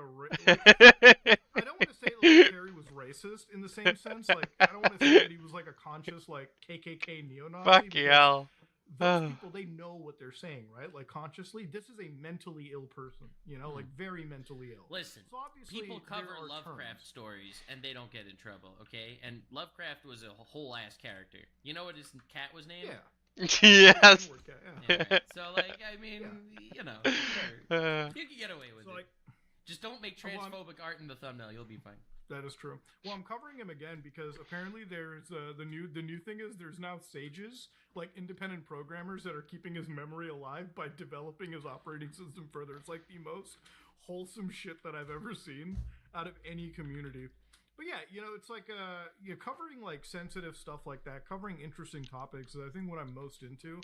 Usually whenever I see like a video where everyone's like, yeah, guys, reviewing every Gordon Ramsay restaurant or something, I'm like, I don't give a about any of this shit, dude. This is like the most safe for work, chicken soup for the soul kind of content, dude. Get out of here. But yeah, Yeah. it's kind of what it is, dude. No, It is I what it also is, like man. this side of YouTube as well. Like people aren't afraid to step on other people's toes sometimes. If someone f***ed up, they'll say they f***ed up, right? Like for example, I think you know the Starbucks apology saga? Of every time someone, Wait, what? some big YouTuber would have a Starbucks cup in their frame, and people say, oh, "You drink from Starbucks. Starbucks didn't close down. You support genocide because you have a Starbucks cup in your frame." And then they would all like, you know, they'd make these long apologies. That's How where sorry? the Starbucks shit is from? Yeah. So. Oh, dude, and so that's many why people my dad are- was pissed. Not about that. He was like, I got a Starbucks, and one of my like friends was mad at me. He's like, shut the fuck up. I'm gonna keep drinking. But go ahead. No, but anyway, like that, the crowd that would make an apology for having a Starbucks cup and frame, those people, like, I have nothing against them, and their content is fine. Don't get me wrong. It's just, you obviously didn't care, okay? Don't make believe you care now. You know? Well, there was one YouTuber that I saw recently made a whole ass community post about it. It was like Danny some people Gonzalez, got I think. Yeah, Danny the. And he's you know, and- hilarious. I love his videos. Yeah, but yeah, he's a cool dude. Very cool dude. But you did not need to make a whole apology for that, man. Dude, I'm just sitting over there. I'm like, when your audience has you by the balls that much, Dude, what are you, a Minecraft YouTuber? Like, I just every time I remember Dream was playing Minecraft, and in one of his Minecraft streams, he went like he was chasing someone, and he made that sound. And someone from the Native American community said, "Hey, Dream, that is racist, and it is insulting to my people." So Dream goes out with this whole massive, 47 tweet long apology thread about how he didn't understand what he actually did and how horrible it was, and he ruined everyone's lives, and he will never do it again. Like Dream is one of those guys where, like, I swear to God, I could I would bet my life savings. I would bet every penny in my account, my businesses, everything. That guy was the most prominent 4chan poster in the world, like, at the time. Dream, I would wager, probably said the most up shit on that site, and he prays to God every day that none of that information ever comes out. You know what I mean? Like, I remember, even when like Etika died, God rest his soul. Like, he was one of the things on his streams was like they were talking, like somebody asked him, it's like, Etika, is your nudes out there? He's like, hell yeah, dude, my nudes are out there. And they were like, wait, what are you talking about? He was like, so on 4chan, there's these like dick rating threads, and I just throw mine up there every once in a while. Oh, dude, I'm like, it dude. makes me so sad. I miss that guy so much. Oh, dude, he's a legend. And like, I'm sitting over there, I'm like, there's a duality of man. It's like you got these people where it's like, they would Wait, be what? so scared if the audience found out he was a slightly edgiest thing they did. Like, even like, I always say this, I'm like, if my Xbox account gets hacked and you can dig up messages from 2009, I must have absolutely said the most abhorrent shit. Must have said the most abhorrent shit over voice messages because I lost a game of Call of Duty. But obviously, these are things that I've done way back in the day. And it's like, are they reflective of me now? No, absolutely not. And everyone, to an extent, in that Web 1.0 era of the internet was, shit got wild. Shit was crazy. So I would say, even recently, the best response I saw to all the protest stuff was the Hassan response, where like one of his like, like come up to him. They're like, Hassan, you can't be drinking Coca-Cola. You got to boycott. He's like, dude, you want me to just put it into a cup? You can't be doing it. At least put it in a different cup so no one knows you're drinking Coca-Cola. Please. No, I genuinely, like, anytime I see that kind of stuff, I'm like, bro, it's there's this term that they use. It's called like audience capture, where like if you don't ever push back against your audience, you know, in those rightful crescendo moments, that's all your audience is. You're basically like a dancing puppet your entire career. Dude, it was like the Sneeko scene. I mean, opposite end of the spectrum, but the Sneeko scene where like a whole bunch of kids walked up to Sneeko and they're like, "Oh yeah, we hate women," and he's like, "No, well, what do you mean?" It's like, well, that's your audience. No. I'm like, dude, that's what you've done. That's what you've like been cultivating. No, there's like a fine line between like not catering and like pandering to your audience, and then just like also being like a logical, level-headed kind of person. Honestly, like if you ever got into a point where your audience controls you, it's like you might as well just stop YouTube. Like it doesn't even matter how much money you're making at that point. It's like you're just literally a dancing monkey. Like you can't deviate from the point at all. You can't say anything. You just have to be at like that most extreme end of the spectrum. Like it's the wildest shit in the world. But you know, it like that is just unfortunately how the whole internet stuff works. Anyways, how's it been going with you guys this past like week? Dude, I've been really good. I'm gonna be honest. I hung out with Brandon Buckingham, and I would like to say that Brandon Buckingham, I've hung out with a lot of YouTubers, and I've been so fortunate that the people that I get to make videos with and hang out with in real life now are all really good people. Very, very, very good people. Brandon Buckingham is an incredible person. Mutahar, incredible person. Nux, I've never met Nux in real life. I assume he's an incredible person in real life. Yeah, we tolerate. Yeah. You know, in terms of YouTubers, you're at the top of my list. Let's go, dude. No, I mean, like The only all one, these people probably. are good people, and I'm very, very lucky, and have felt good lately because of that. Because I just feel incredibly grateful to have a community of people I would consider friends who are like-minded, and you know, we all get to do this really stupid job and make a lot of money and be incredibly lucky for just seemingly lucky no reason. Is just Understatement. lucky is the best way to put it, dude. Yeah. Like it is the most like it's why like when I remember I saw that Hassan clip of like my social batteries, I'm like I can kind of understand it, but it's like, bro, any other job that I did in my life, bro, I would in like any like this is immediately the best part of my day. It's probably the only thing, like I've said, keeps me sane and like really happy, like getting to talk about dumb stupid shit all day, you know? Like people don't understand how much of a gift that really is, like how valuable that really becomes, right? Like I've always said it like on videos or streams, like you could give me like $50 million and it like, would you give up the community you've cultivated over the year? No, because there's something that there's shit that money can't buy, and it's like a community of people you build over the years, right? It's like people buy botted accounts, like fake communities, and it's like Such a whatever. joke. Your whole life is a lie, Yeah. right? Ours isn't though. Like we get to have fun and chill. But what did you and Brandon do out there? Like what? Was Dude, there like anything we- you guys were filming? We made sweet love. Just kidding. We didn't know it. He was really cool, dude. It was a really cool just video. We pretty much hung out. We forgot to start filming for a long time. His team, awesome. Mustafa, Eli, like they're so cool. They're such good people. We just hung out and filmed it, and it was so much fun, bro. Did you guys go and destroy the Chili's while you were at it too? We did. We actually we didn't go to Chili's. We went to Boot Barn, and we bought him some leather, and we shot some guns. It was just like amazing. And the only way it could have been better, Muda, is if you were there. Dude, I will come down. Yeah, and yeah. I think next month I'll just end up coming down back to Dallas and we'll drive up over there. This time I'll stay longer. Usually, like when I'm out in Texas, it's like mostly just for work, like in and out. This time we'll be out there probably for like a week or something and just do shit next month or whatever. This month I'm out there for like VidCon in California. Bro, you're going to VidCon? Why? No, I'm not going to VidCon. I'm just going there for like Jen and like meeting friends and shit. Alright. Like her family and everything, and we're just gonna kind of relax.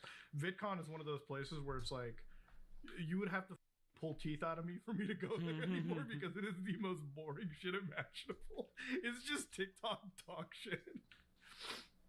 But yeah, no, I kind of wish California and like Texas were like maybe like an hour away from each other, just because it's like kind of wish they were close. Yeah, no, I wish I could head down there too. I have just too much real life stuff, honestly. Yeah. Yeah, you know, every For week sure. we kind of like after the podcast, we don't really bring it up, but it's like I get worried a lot because you're from Israel and like you're like you actively live there and everything, and I'm like, dude, I just like it's funny because me and Caleb will talk about like the end of the world scenarios and shit like that, and like how we're bunker lovers and everything. Like we've got our shit ready to go, and then it's like Nux lives that lifestyle, dude. Like he's got that shit.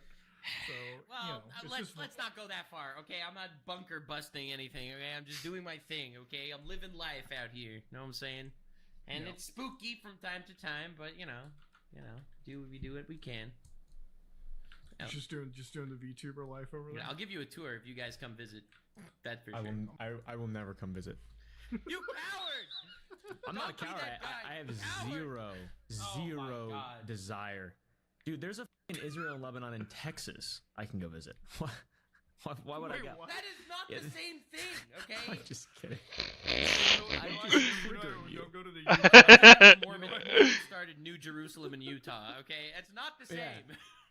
That's why I don't go to the United Kingdom. I have London, Ontario, dude. I don't have to touch anything, bro. London, Ontario. London is my city.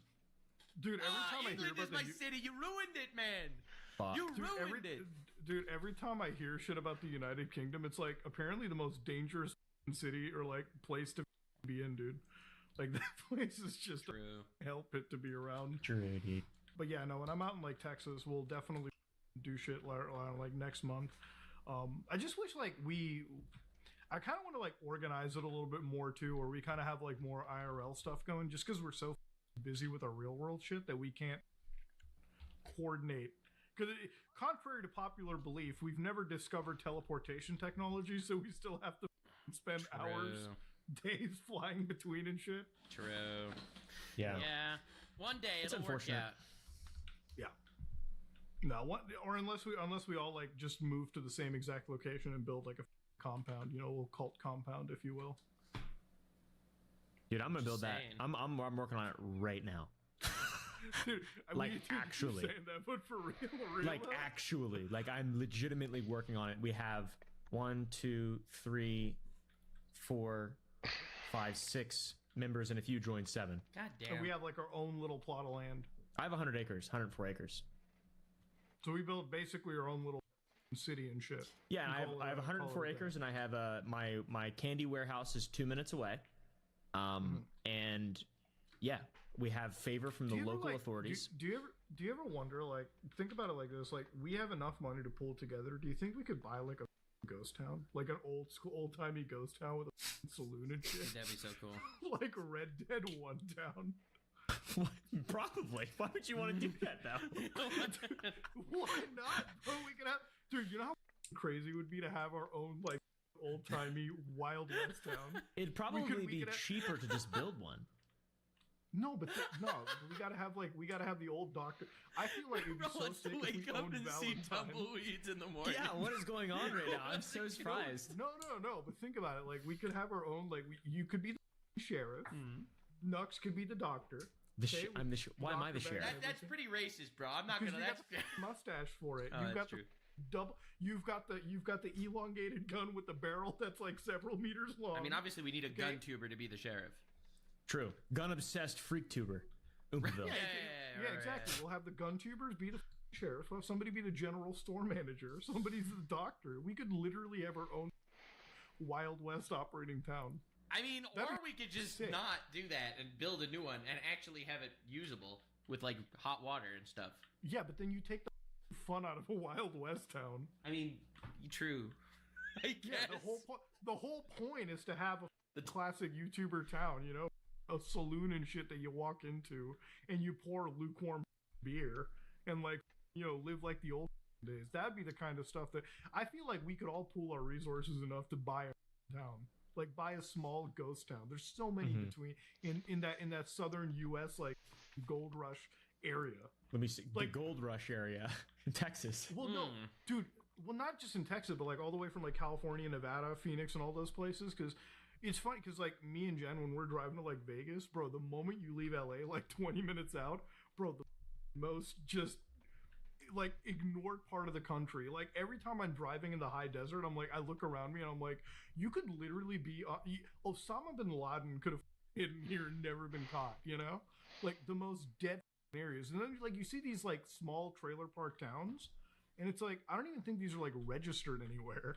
Like they can't. Like they're just like towns that you could probably buy. We could be the ultimate landlords. We could have our own like municipality and shit. Yo, everyone alone their own building, and then Boogie would just be renting from you. I would love to have Boogie in the town, dude. Boogie could be the we could they could operate the farm. Did you The see his Wolf N-word Cow farm. clip, bro? Did you see that one? I saw the N-word Oh my clip, god, dude, that that- guy.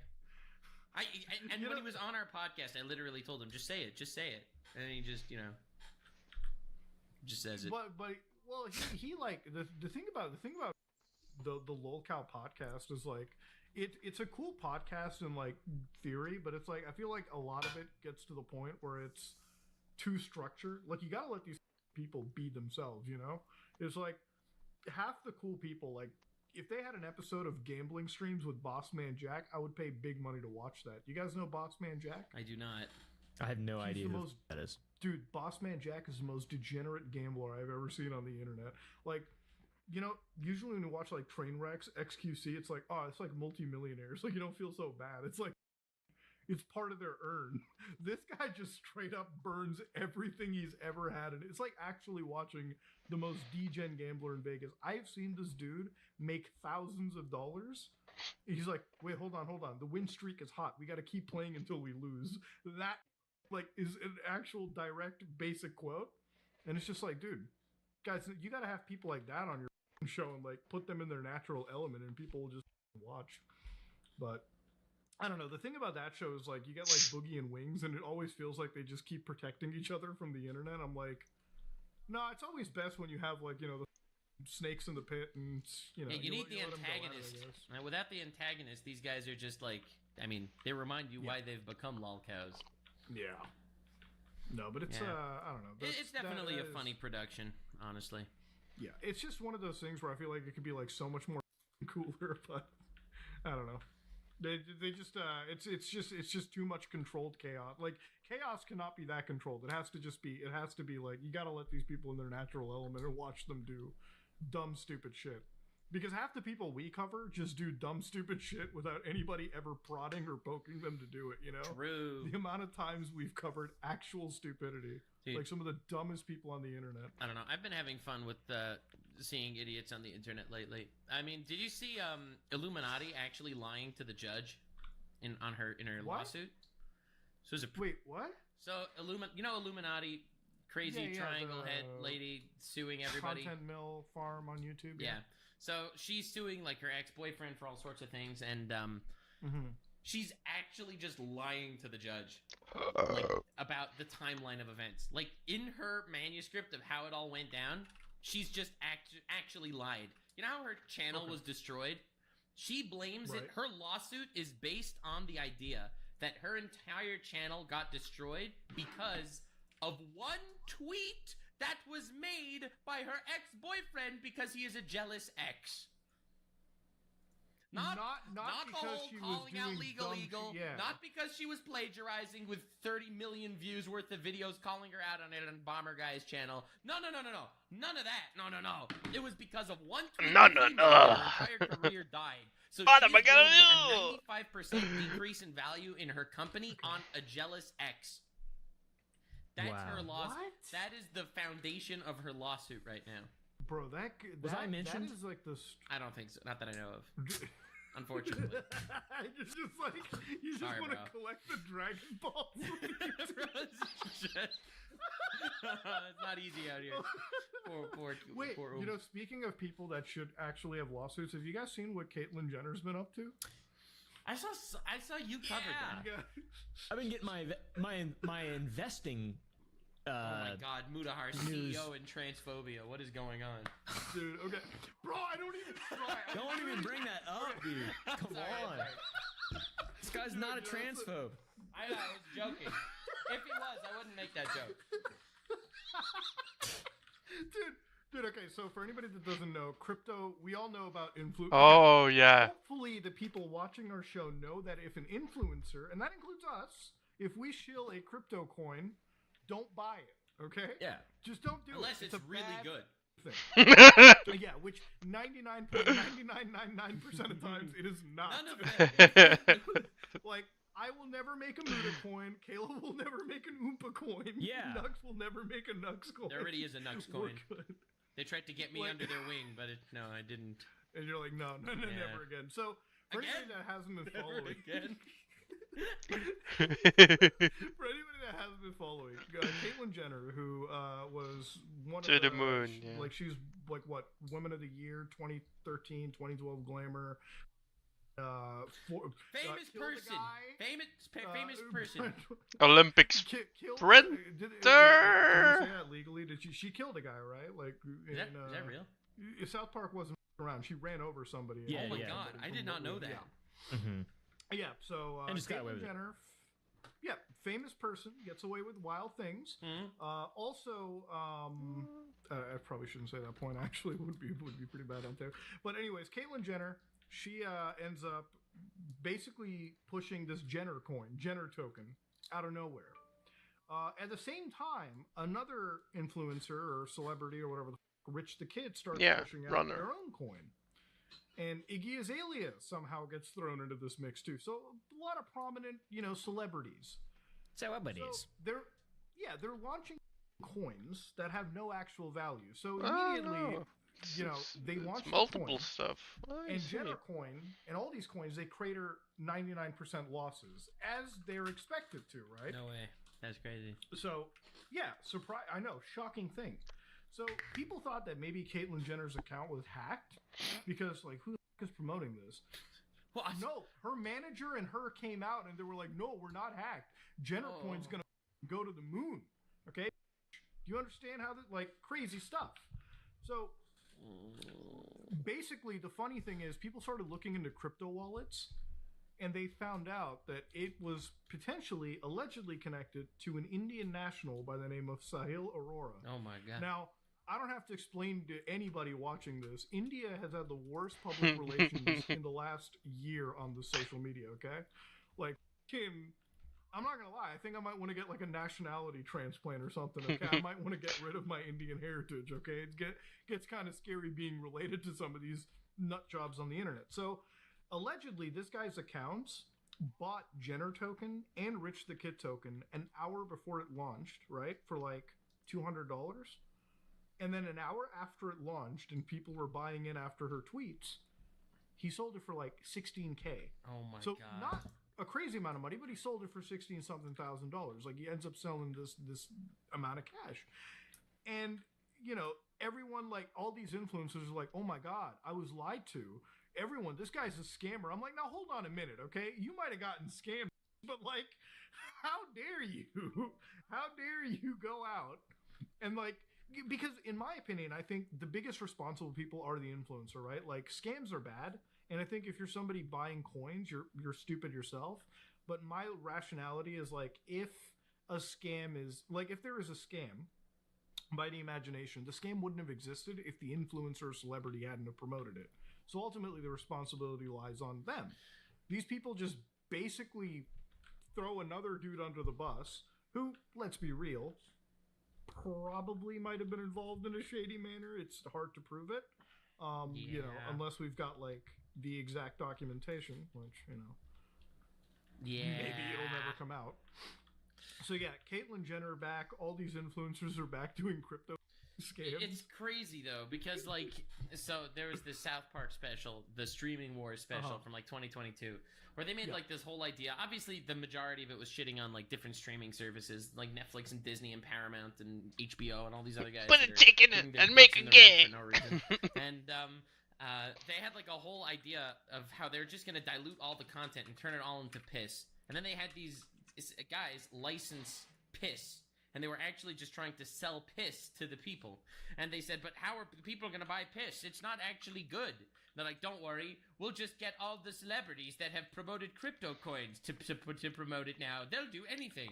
Then you have like a whole pool full of piss. Then all these celebrities that have, you know, sold crypto shit and promoted that in the past. Like they had Reese Witherspoon, and they had Gwyneth Paltrow, and they had like every celebrity just sitting in there saying, "Oh yeah, we buy piss. Piss is great. We love piss." Like, you know, dancing like monkeys for the camera. The thing about like crypto stuff, and it makes really a lot of sense. God, I because, need like, to watch the South reason it Park makes sense again. A celebrity will do it is a lot of celebrities. If you ever follow, That's like, fucking even hilarious. athletes, right? They're not good with their money. Like that's a pretty known. What do you mean?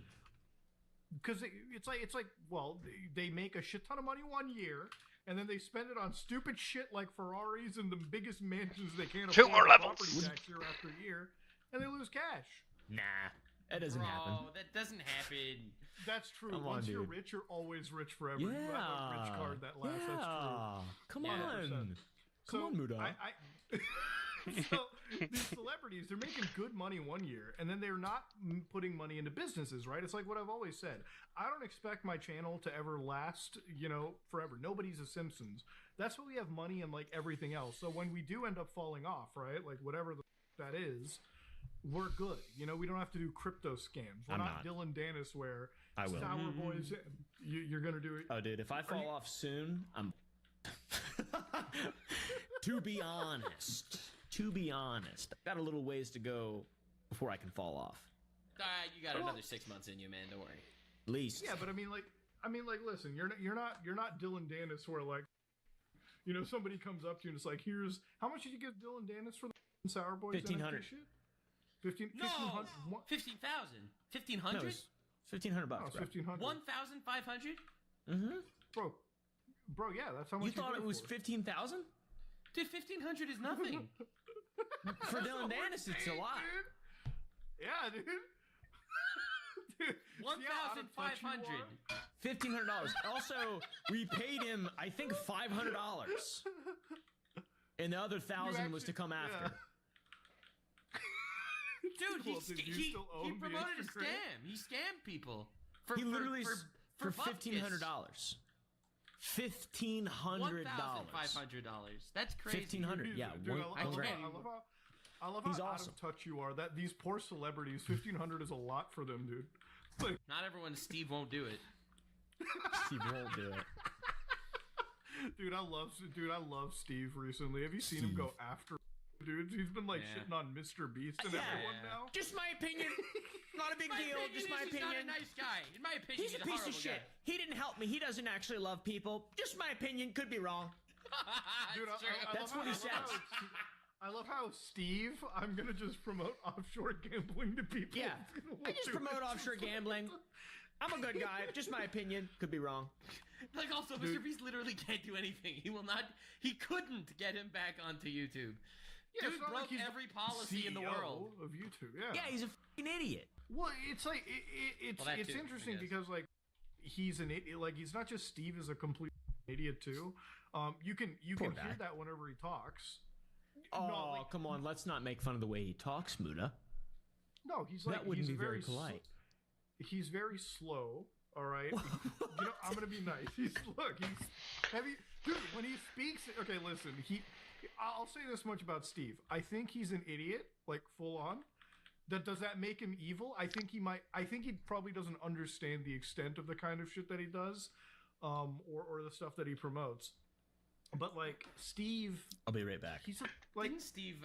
Maybe it wasn't him. Maybe it was another one of his cronies. Didn't they do this whole thing where they had like a Lamborghini raffle, or one guy wins a Lamborghini, and oh my god, it happened to be one of his friends that won the Lamborghini. Yes. Wasn't that a I thing? don't know if it was him. It was one of. No, I It don't was think like it that squad though. That LA Nelk like entity. No. That one was they sent me the paperwork for that. It was one of their giveaway things. Apparently that like from the paperwork that I saw was like a legitimate thing, or at least like I was like they showed me enough paperwork to where it wasn't conclusive that it was one of their friends that did it, right? Like, there was some speculation that they used like some brandy software to cause that. But again, it's all like speculation, hearsay until anybody gets like any real tangible shit out of it. All right, so but yeah, no, it is shady. It was a scam. Just my opinion. Just my opinion. Don't count it. Don't count me. I could be wrong. Could be wrong. Just my opinion. It was a scam. Dude, it's just like it's literally like he's out there on Mr. Beast like stuff, and it's just like anything that Mr. Beast is probably one of the nicer dudes out there. Like he'll like what people don't understand is like Jamie responds to like messages on Twitter and shit. Dude, he responded he'll to my respond to irrelevant anything. ass. It's crazy. Yeah. Like if you ask him for help, if you not even help, like just advice, like I think, you know, like I'm not at a position where I want to ask the dude for help and like put him out or anything. But like for advice, that dude is like genuinely into helping anybody out when it comes to figuring out YouTube and its intricacies. Picking Mr. Beast's brain, it is like, trust me, you want to increase your YouTube like understanding, you want to make yourself a better content creator, like that dude is the guy you go to, obviously. So to expect now when you get banned off YouTube for doing dumb shit, he can't do anything, bro. Like that guy doesn't run the site. No, but also Mr. Beast. Like- so Steve will do it. Got promoted crypto gambling illegally. Gambled in did this gambling in a place where he himself was not allowed to gamble in that place. And after he got a strike, he circumvented the 1 week ban. You're not allowed to post within a week of getting a strike. He posted. He circumvented the ban and kept posting, even though people told him you're not allowed to post. Like this dude got all the strikes for getting banned, and then he's like, "But Mr. Beast won't help me." All right, dude. All right. Yeah, it's dude. like, what do you expect the guy to do? Like, he's not going to put himself out to help you out when when you genuinely made that mistake, right? Like, and here's the thing about it too. These people know these mistakes. They know, like, they think that dude, avoiding policy strikes on YouTube, I feel like a Jedi sometimes, right? Like, whenever I overly censor, like, even covering, like, the Rubets, like, when we were covering Steve Will Do It, I almost got the same policy strike that he did, because what he got struck for in that instance was showing the URL bar that showed, you know, the gambling website, right? Yeah. Stake. So the thing is, that is very much against YouTube's TOS. Now, I think that's a stupid rule, because it's like, it's so easy for anybody, even in a journalistic capacity, to capture that and like get and YouTube hands out this strike without any form of recourse, even though it's like, well, I'm not promoting it, I'm actually very critical of it, blah blah blah, whatever. But like, yeah, Steve, instead of, you know, putting a mosaic over the URL, he could have kept gambling. He could have done it. He just didn't tell his editor to do the most basic shit imaginable. And then he's paying the price. But like now he's on like, you know, Rumble and all these other places, which I don't know how well those are doing, but you know, he's still promoting the same grift, and now he wants to put it on like other content creators. Like, nobody owes you that, dude. Like, nobody owes you the time of day to get you back in and watch you your shit up again, basically. Yeah, I don't know. Like he went on, didn't he go on Coffee's channel at one point also? And he's like, "How do I make this better? I scammed everyone." Like he went like this whole crying. Yeah, he comes on the interviews and talks about the dumbest shit, and everyone's like, and that's where like I kind of think like the guy is like just a slow dude that doesn't really know a lot, because it's like when somebody talks like this, it's like you can kind of figure out in your head. It's like the guy's just like, I have met genuinely malicious people in my time here. I don't think I can say for a record that like that dude is genuinely a malicious guy. I think he's just stupid. He's like a young kid that got way too much money really early and doesn't really understand the impact and the consequences of things up in his career, you know? Versus somebody like Tom, right? Like Tom in this instance, Tom we have, and you know, if you ever talk to Tom outside of, you know, like an edgy thing that he says, kid's a genuinely smart guy. Like he'll know what to do and what not to basically do, right? Obviously, he'll f up from time to time, and like me and Jen will say, I'm like, Tom is still basically just a kid, right? But compared to like Steve Will Do It, like he can manage his operation way better than. Yeah, I feel like it also he's in a part of YouTube where critical thinking is actually important. You know, talking about things, and Steve Will Do It really was not. He was like in a part of YouTube where the bigger it is, the better it is. and I think that also warps your brain a little bit.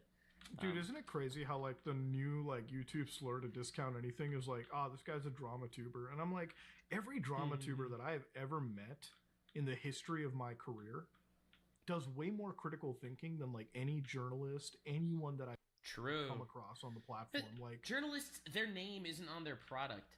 Like it's a Dexerto article. No one's gonna look at who wrote the Dexerto article. You could get away with whatever you want by just basically asking ChatGPT to vomit out some basic timeline of events without even getting everything right.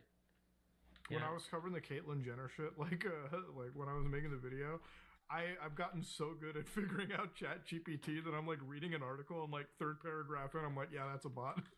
like I'm reading it, I'm like, oh, that wasn't written by Alice Stewart. That's a bot, bro. Get the out of here.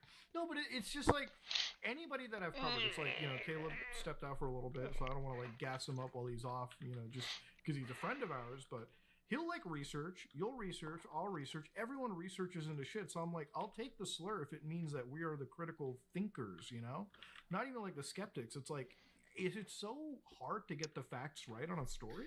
I don't know. Also, it's like, I feel like in many places on YouTube, everyone feels like they need to buckle and apologize to circle back. Do you remember when, after there was this whole thing where James Somerton, his post came out that he seemingly took his own life? Do you remember that? Like, that goes out on Twitter that the guy claims. So basically, H-Bomber guy makes this big video calling out James Somerton for being a plagiarist. James Somerton tries to apologize like 6 times, but everyone was worse than the last. And then the dude kind of disappears, and a scheduled post comes out on his Twitter that implies that he took his own life, which is obviously horrible. And everyone that made fun of this whole situation and the guy that plagiarized his entire catalog of content was getting brigaded and attacked on YouTube, on Twitter, on Reddit, and all these platforms that it's our fault. Well, mostly Bomber guys, but it's everyone's fault that was laughing at him, and it's us that drove him to this and all that. And then it turns out that he seemingly faked his suicide for sympathy. Like, he kept showing up in different places. He even was posting TikToks with his own face. Like, the guy seemingly did not take his own life. And he obviously so made he it... basically faked his death. Yeah. So, and when I even presumed that, like, I don't think this actually happened. It's like, how dare you say something like that? Yeah. You know what's so wild about that too? It's like, you can kind of figure out the ego of somebody when they like put out a post like that. And you know that they're just like refreshing the comments to the note. They're just waiting. They're gonna really send hate like his jerking way. themselves off. Yeah, it's like the most. But you know, one BRB. thing I learned about that too is when I released the Keppels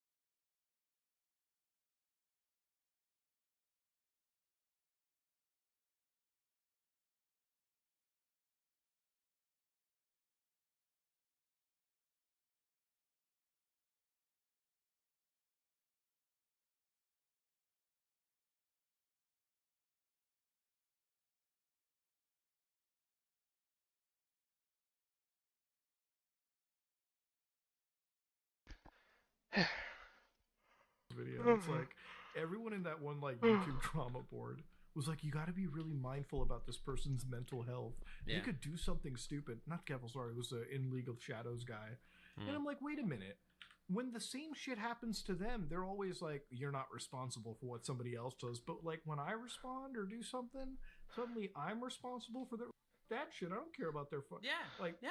I don't want them to do something stupid, but Obviously. like, you talk shit, you're gonna get hit. Like, it's just how life works, dude. Like, if I say some dumb shit, you know, it's like when the Ethan stuff happened with me and Ethan Klein, I was like, okay, yeah, I did something dumb.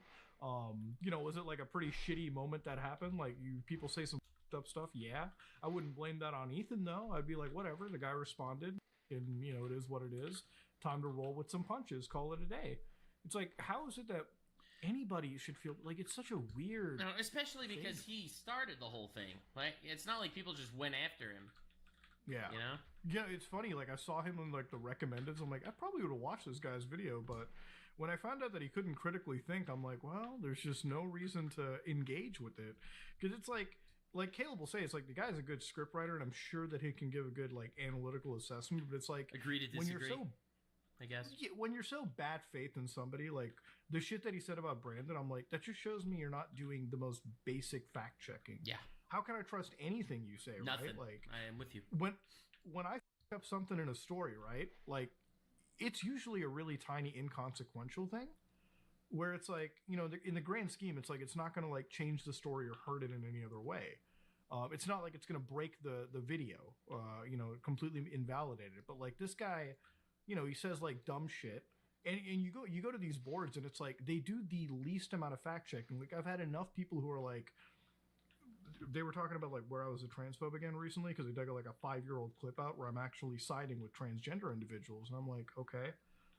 One of the comments was just like, Muda, because people started saying it's like English is my second language, because it is.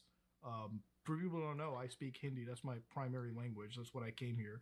They were like, Muda, born in Toronto. Like, and I'm like, dude, you can't even get basic fact.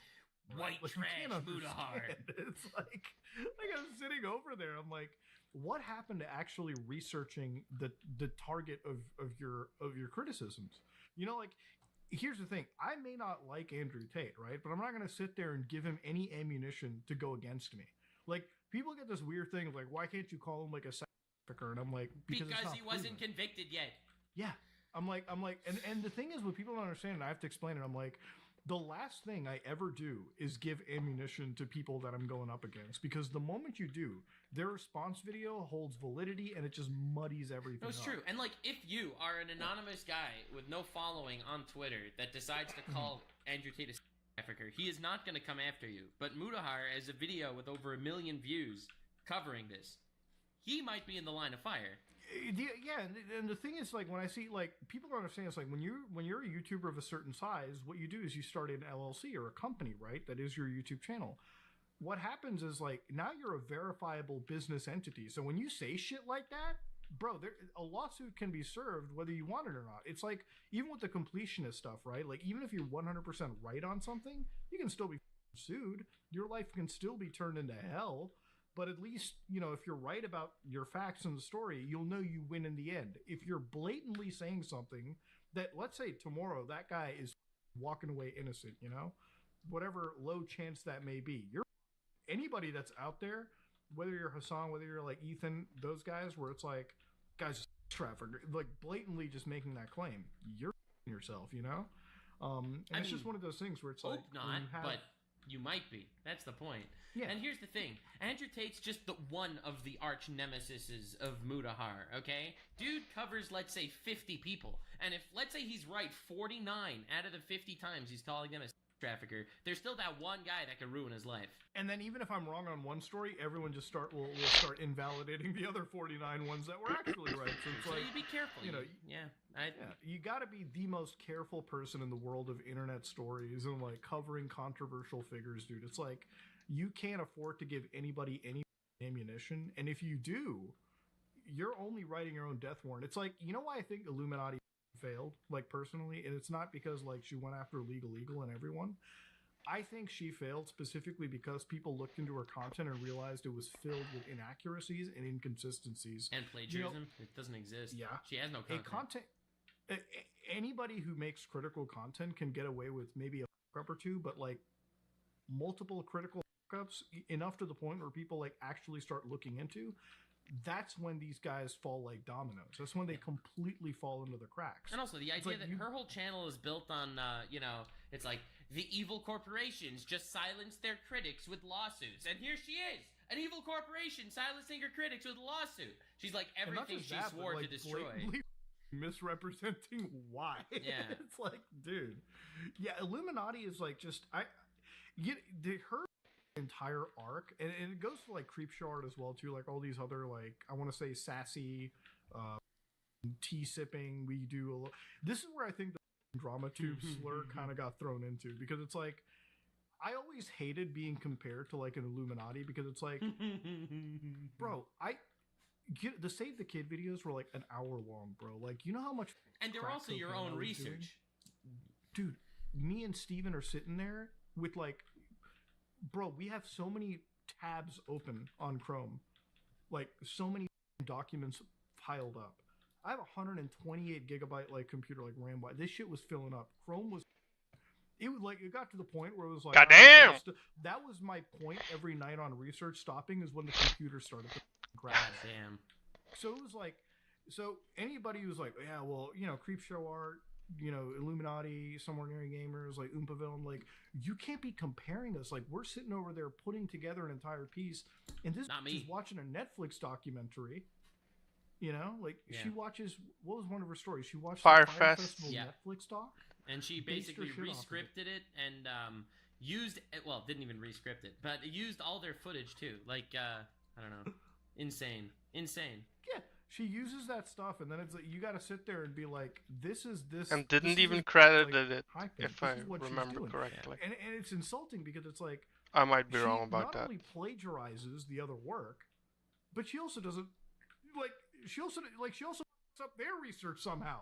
Like their ironclad research gets done. How do you do that? How do you fuck up No, but how like, do you also do it, like man? she found things to plagiarize, like an article written in like 2006, and she would plagiarize that, and that was already debunked. Like that was already debunked 10 years ago, and yet she still went with it because she just plagiarized an old article that was already debunked. It's like, and you sit there, and it's like how do you feel like? I would be scared. Anytime I upload a video on somebody, like even with the Keffel stuff, like as ironclad as it was, I was in my freak mode during Art's wedding, because it was like everyone was having a good time, and I'm sitting over there waiting for like a response to be brought up, where I have to like sit there and address something, because I always get kind of like that pit in the stomach. I'm like, yeah, maybe something was wrong, maybe something was up. Nothing happened that day, and I was like, dude, sorry about that. Yeah. Welcome back. We're just talking about Illuminati and her shitty research. How is it that like anybody is going to compare us to like Illuminati and Creepshow Art and these other idiots that can barely put together a coherent script and shit these out like every day? Like we're like all three of us are daily uploaders basically, but like the amount, like we'll hire people, we'll have like researching, we'll like bring in, like we'll properly cut together a piece before we send it out. Oh yeah, you put the time in, But like, and like the thing that drives me insane is like we don't even get the luxury of watching like a Netflix documentary. This watches Fire Festival Netflix and up their research. I don't know how that's possible. Like, how do you do that? Like, I spent money to go to Fire Festival 2. I'm ready to go to Fire Fest 2. I have already been scanned. I'm gonna put the blood, sweat, and tears to go to it. And this thinks she can be on the same research internet sleuth level by watching a Netflix documentary? Get the f*** out of here. It's insulting. Yeah, it's like, what's the point? I feel like as long as people are open with what their content is, they can get away with it. Like, if she was a Netflix documentary recapper, and that was her job, I feel like, well, A, it's maybe not as prestigious as Super Sleuth Company destroying Illuminati, but at least it's honest.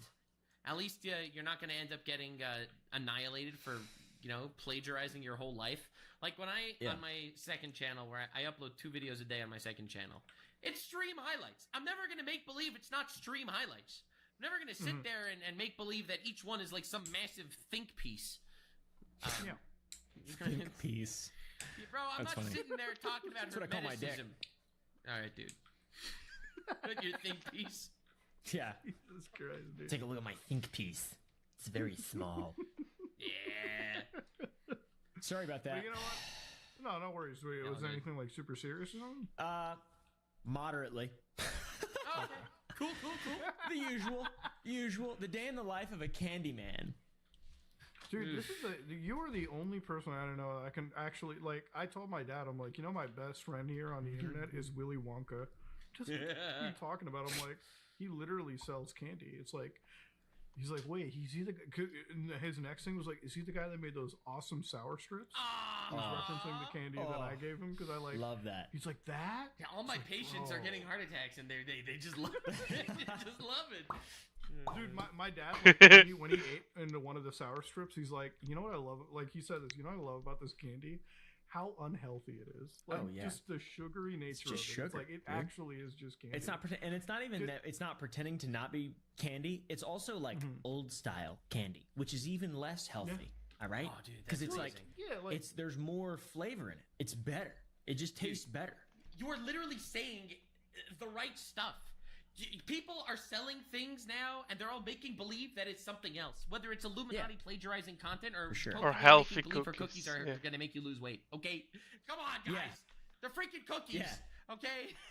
Yeah, it's Wait, it's hold on, candy. hold on, also, hold on. but it does have no artificial dyes, which I'm very proud of. That- I don't that is want very to. cool. I don't want to end this. I don't want to end this on like on a weird note. Oh, we are. I did not know that her claim for the cookies was you can lose weight. No. She said that I they're just- they're healthy dietetic Yeah. cookies, not that you'll lose weight with the cookies. Did but she say they were that's- healthy? I think so. Pretty sure that was the whole idea that I wanted gamers to be able to eat cookies because they're fat asses, but they won't be as fat of asses because my Mino cookies are healthy. No, wasn't that I like know her she whole had thing? she had 3 micrograms of vitamin D. Yeah, I so know that's that. why they're good for. Oh fat. yeah, that covers easily, bro. Like what, Yeah. this is not going to compare to those cookies. Come That, on, I man. mean, Some- actually, Luna, in the time you've been sitting here in that sun, your body has generated more than 3 micrograms of vitamin D. All right, so her tagline is most snacks were filled with things I couldn't feel good about, so we created Mina. That's her tagline. That's a terrible tagline for what Yes, the product it is. is. Yes, it is. Yeah, but, That's funny. You know, Yeah. dude, I'm going to be real. Pokemon, like, actually, before we end this, I'm so surprised we haven't brought this up. Ah! I know where you're going. Bro, her editor had a cooming problem? Is that what I'm supposed My to editor- Oh, right. That one. I want to Tara? say I'm apologizing. I'm gonna take this moment to apologize. Budahar, I've given you so much shit over the years for not hiring an editor when you're overworked, but I get it. I get it. For your sake, for your wife's sake, maybe it's healthier. Okay, well, to be fair, she also came out and said that it came out that the editor wasn't coming to her. I saw that. He was just nutting in general. She misrepresented the entire story. What? Basically, she like slandered a guy. I was thinking the same thing. I couldn't believe it when she said that. I was like, She "You goes slandered on a dude." stream and says that my editor would be weeks late because he kept touching himself to my videos, and he said I am gooning to you, and that's obviously horrible, right? This is an employee. Then it turns out no, the editor was just gooning in general, not to her, which is a totally different thing. Dude, I'm sitting over there. I'm like, man, it's just. I felt bad for her initially. Like, I was like, oh my god, she's being like sexualized. No, or that's whatever horrible, right? By her editor, and then like it comes out the guy's just a persistent addict, allegedly. And I'm like, bro, that's just straight up. You're getting slandered. It's like It's a whole there's other two. thing. It's a It's like whole two completely separate connotations. It's like one of them is like this guy's a serial sex pest that you shouldn't hire because if you're a woman because he's gonna be you every day versus this guy's got a serious addiction problem and he can't meet his deadlines because he's just on X videos all day. Yeah, that's fucked up. I didn't know that. Yeah, which is a totally other story. Like, not comparable. Dude, my editor. The reason why I found out about this story is my editor sent me like the link to the tweet of Pokimane saying that, and he said, "This is why I can't edit your vids anymore." And I opened it up and I saw that. I was like, "No." Yeah, all right, dude. Insane shit. Yeah. But anyways, Caleb, you brought us in. Hey You want guys, to bring us out? thanks for watching this episode of the Some Ordinary Podcast. Yeah. I know I don't always show up, and sometimes I disappear halfway through, but thanks for watching, guys. Buy Hey. candy. Oh yeah, I always forget to do the ads. That's like part of the whole. I don't get paid for this, which is awesome. I literally am just supposed to be a candy salesman. Worst salesman ever. I suck. Go to Not too late. sour.gg. Go to sour.gg. buy some candy right now. We make new candy, a new flavor. We're doing 52 weeks, 52 flavors. We're gonna try our best. We're gonna try really hard. So far we've done it 2 weeks in a row. This will be the second week. Oh yeah, when this comes up, this will be up on Friday, right? No. Yep. Okay. I think Thursday. I Next think. week, Okay. probably. Well, the Monday. Friday after this comes up, the whatever of June, the 8th of June or 7th of June, whatever the fuck it's going to be, 3 p.m. Central Standard Time, there will be a new flavor of candy. Okay? And a little sneak peek. It has to do with Halo, but not, but loosely. Not like actually. But like it does a little bit, though. You got me so excited. I thought you had like an official thing with 343 right now. No, dude. I thought you had like plasma grenade candy No, or some dude. shit, bro. That It's would be called so Blood big. of the Covenant. Oh. Yeah. And you know what color Covenant blood was in the first Halo? It's a little inspired by that. Green. Yeah, lean flavored. Yes, sir. So yeah, go to sour.gg. Every Friday, 3 Central Standard, we have a new flavor. Pretty cool. That's so dope. Dude, you Like guys an sell actual out new like flavor. crazy, dude. And they sell Yeah. out super fast. Don't miss dude. it. Yeah, I'm excited. Treat your ears to our show and treat your arteries to amazing actual candy. I guess it's the best way to help. We got the helpfully content. put We it. got Muda's dad on urgent care. Anyways, thanks for watching this episode of the Some Ordinary Podcast.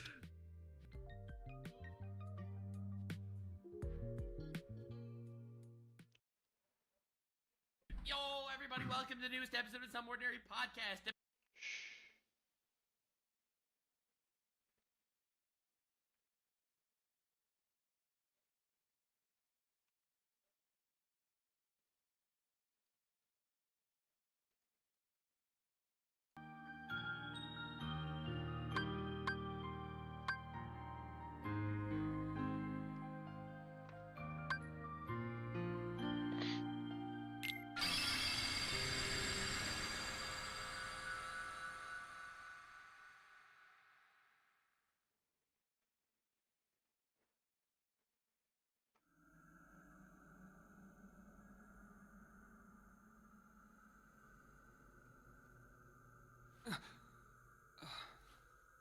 Where am I?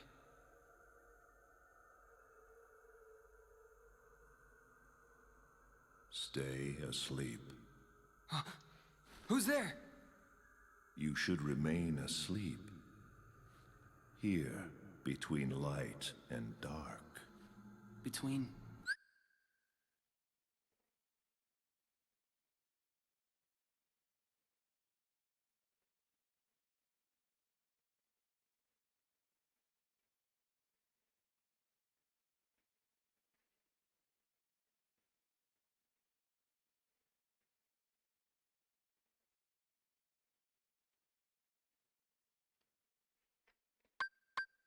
What?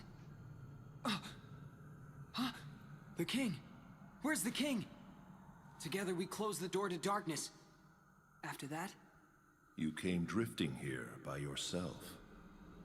You did not have the strength to overcome the darkness. Or maybe you were close to it. As if I'm some kind of demon. Turn from the light. Shut your eyes. Here, blanketed by the darkness, sleep is safety. Sleep is eternal. But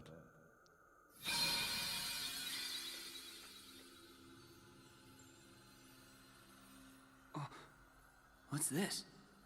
it is a door to the truth. Take it and your sleep ends as you take the first step toward the truth. But know this, the truth will bring you pain. Will you still go? There is no return to the security of sleep.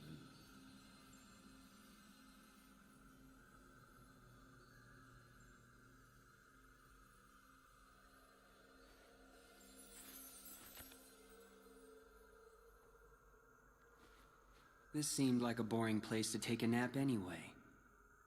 That was very well said, Riku.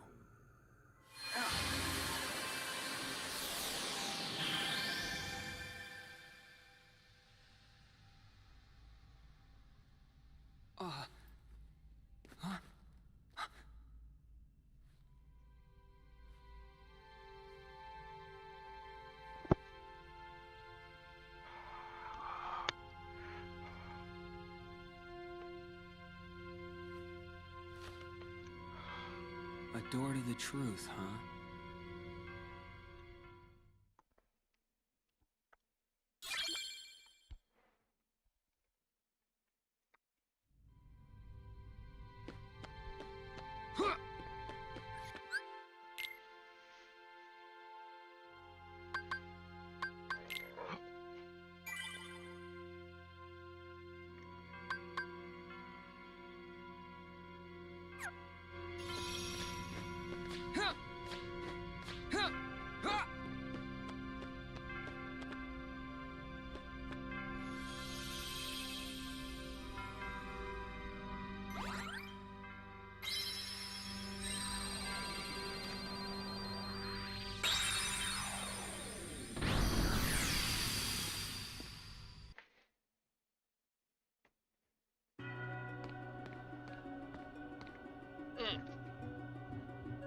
Hello, Bastion.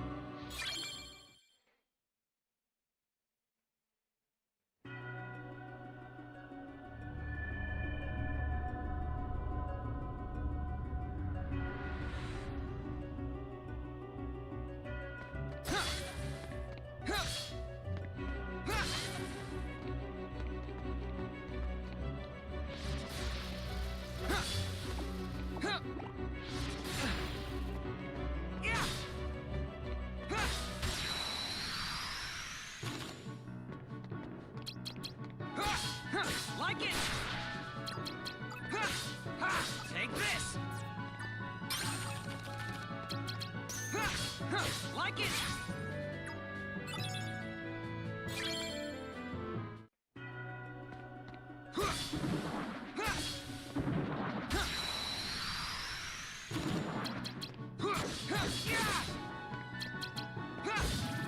Like it!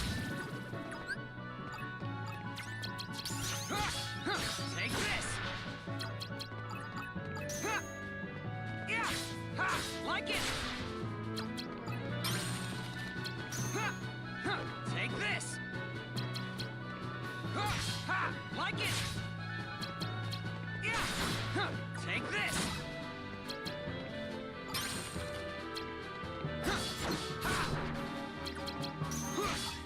Like it!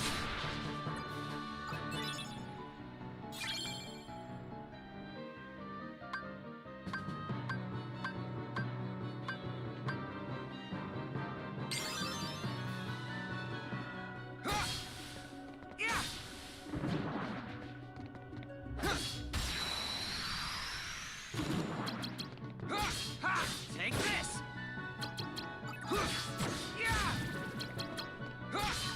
Like it!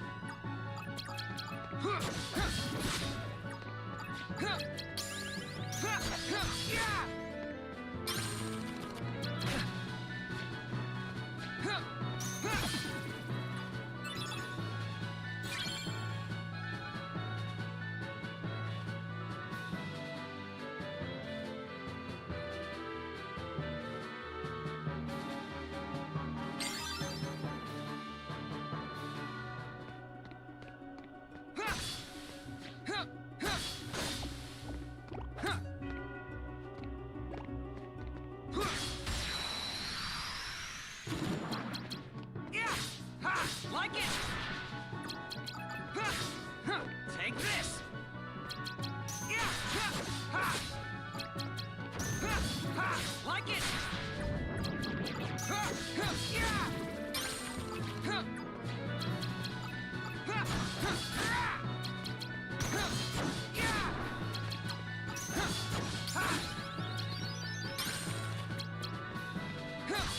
Yeah!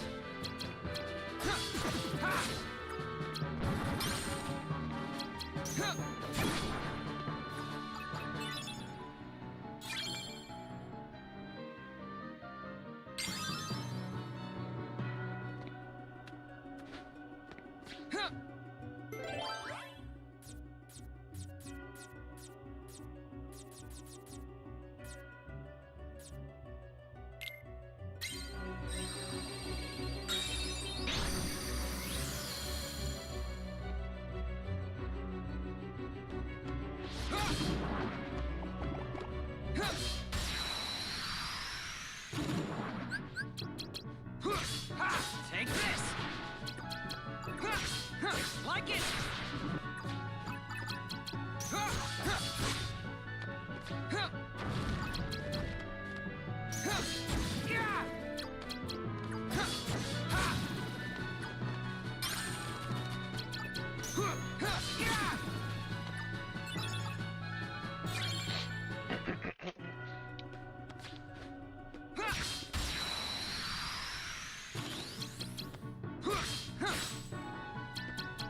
Yeah!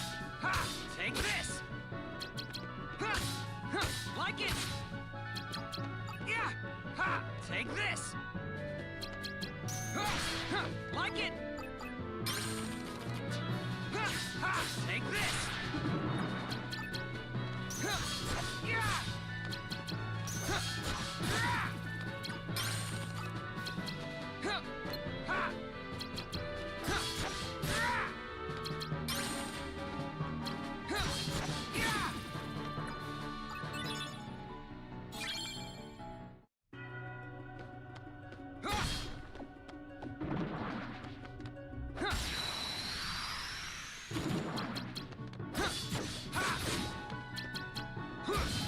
Like it! Take this! Like it! Take this! Like it! Take this!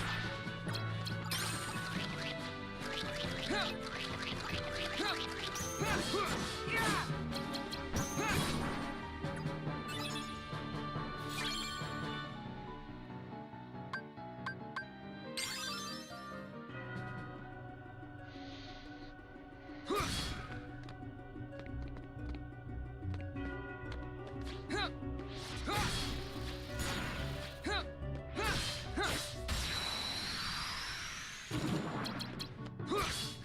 Take this! Like it!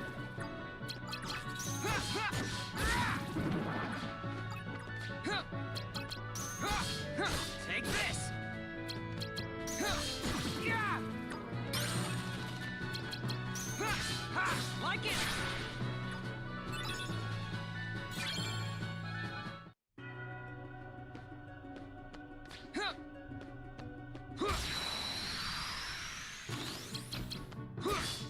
Like it! Take this! Like it!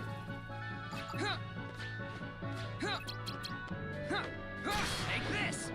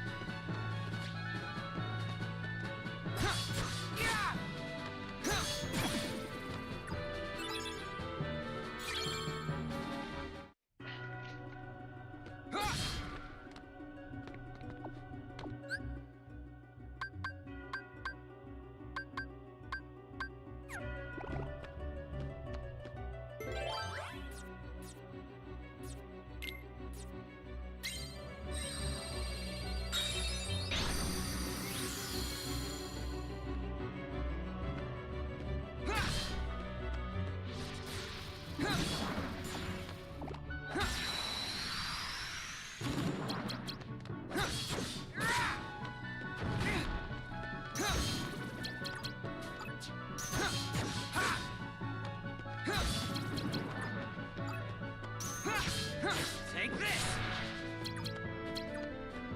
Ha! Like it!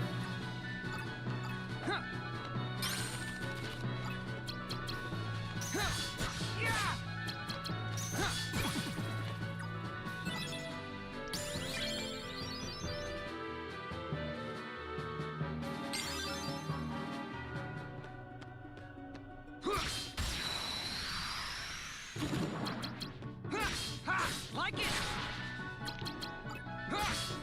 Take this! Like it!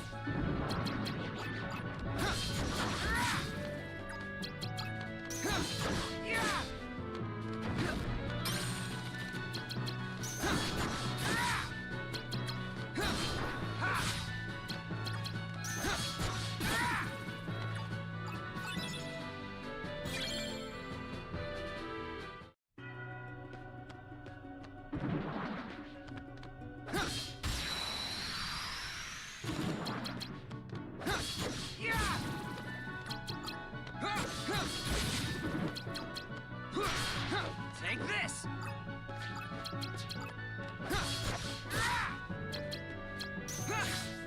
Like it!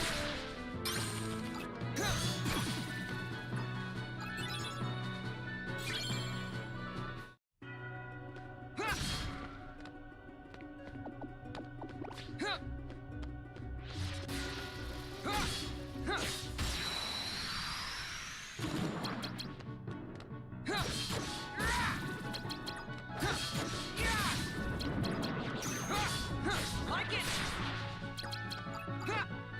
Take this!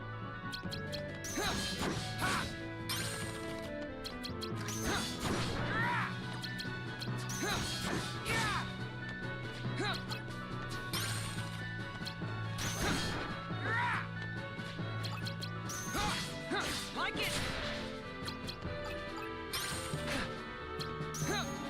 Take this!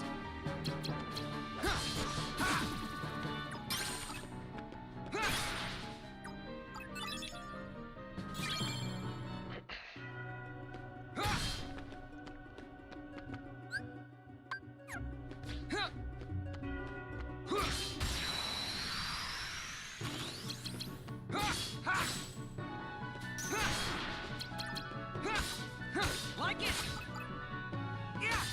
Take this! Like it!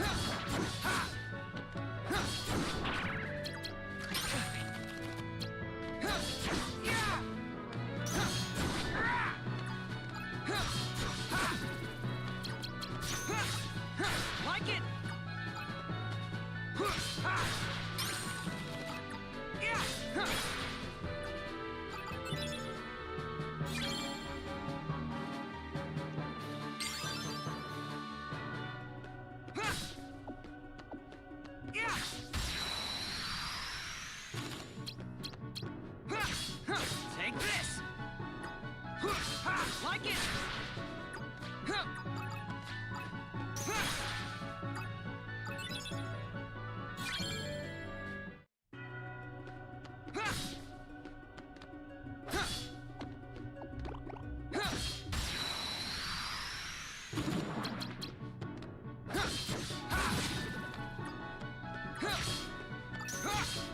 Take this! Like it! Yeah! Take this!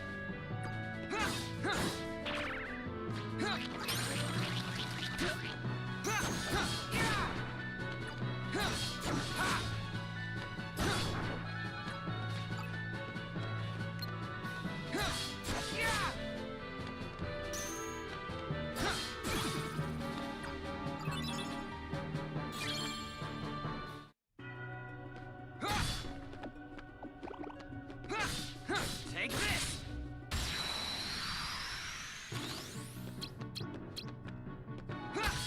Like it! Take this! Yeah! Like it! Take this!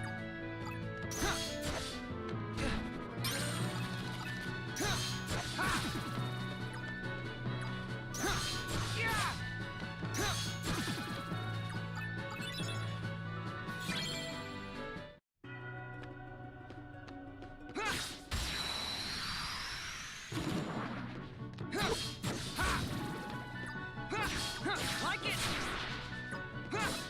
Take this! Yeah!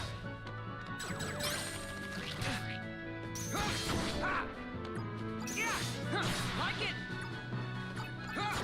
Yeah!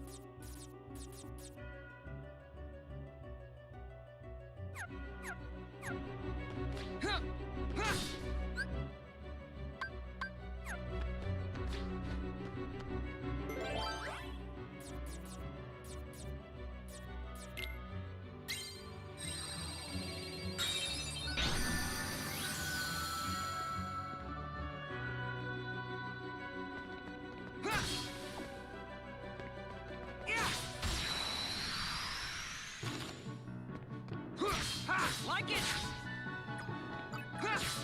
Take this! Like it!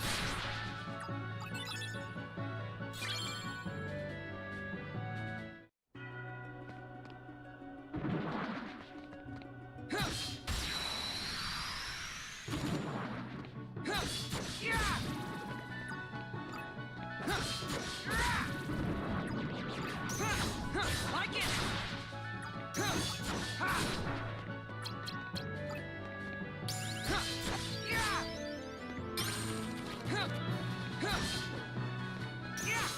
Take this! Like it!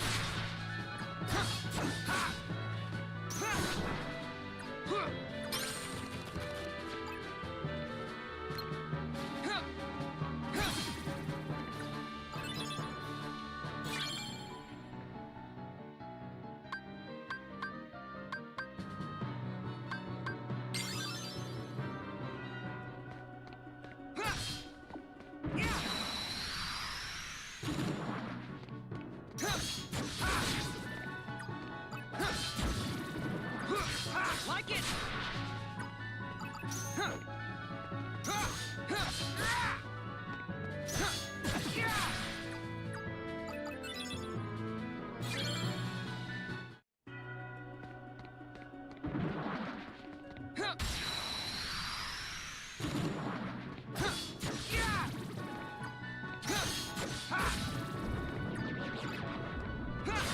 Like it!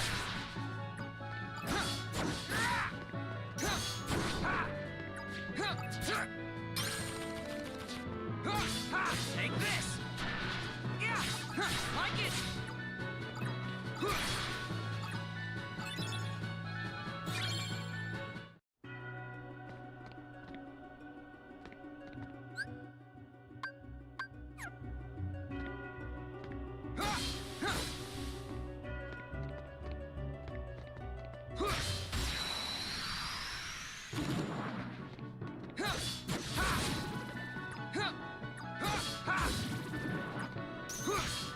Take this!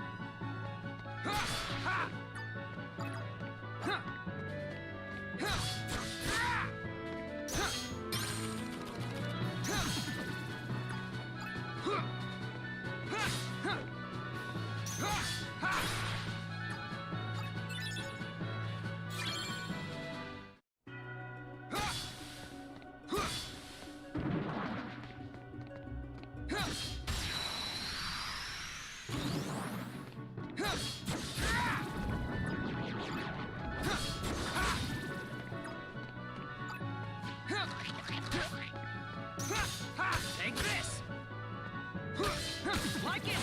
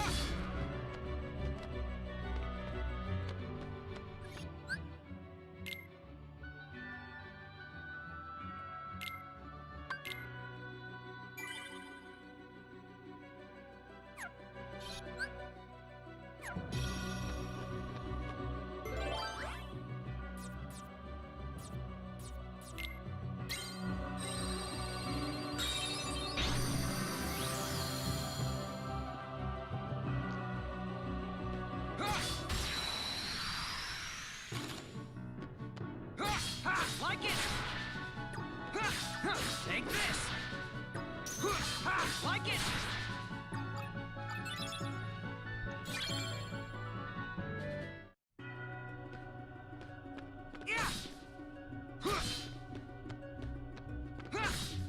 Like it!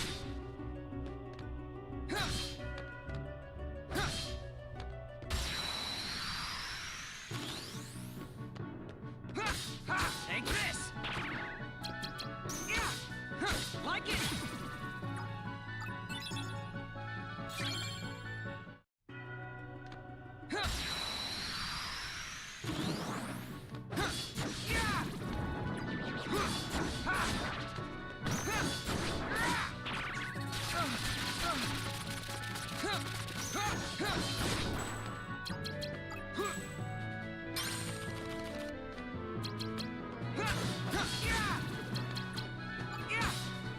Take this!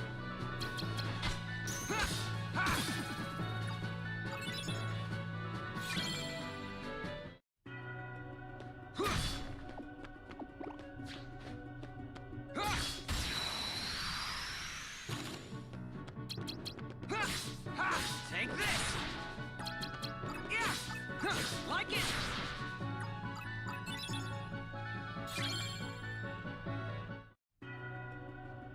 Yeah! Huh. Huh. Yeah! Huh. Ha. Huh. Yeah! Huh. Huh. Huh. Huh. Yeah! Yeah! Huh. Ha. Huh. Yeah! Huh. Rah.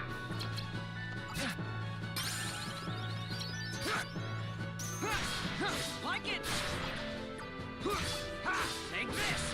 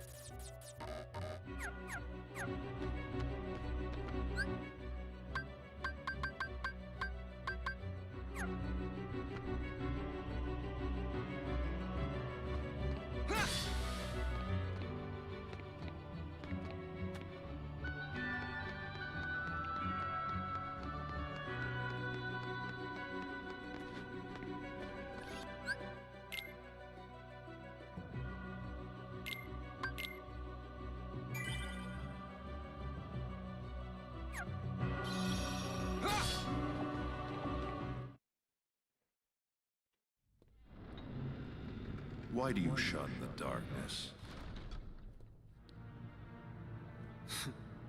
Come on, I know you heard me. Every word I said to Maleficent. Darkness is your weapon. It is time you learned you must accept it. What do you mean? Stop resisting. Accept the darkness. You have no choice. If you are to serve me again. I thought it was you, Ansem. Oh, you don't seem surprised. All you have been talking about is the darkness. I can only assume you want to pull me back in, so you can play puppet master. Clever boy. I knew you'd be the one to most appropriately serve me. And now, surrender to me again. You're crazy! Not a chance!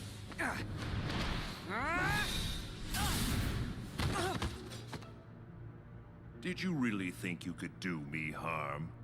A weakling like you couldn't even defeat Sora, and you had darkness on your side. Oh, excuse me for being weak. You are weak. You need darkness. Surrender. Bow to darkness. Bow to me.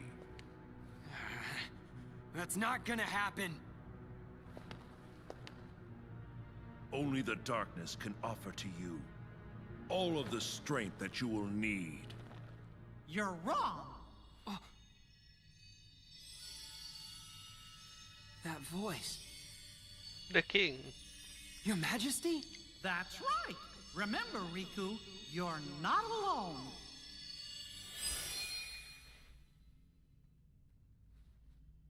Listen close. The light'll never give up on you. You'll always find it, even in the deepest darkness. I got it. I won't lose to darkness. Not today. You think that feeble little light can save you? From the darkness that I command?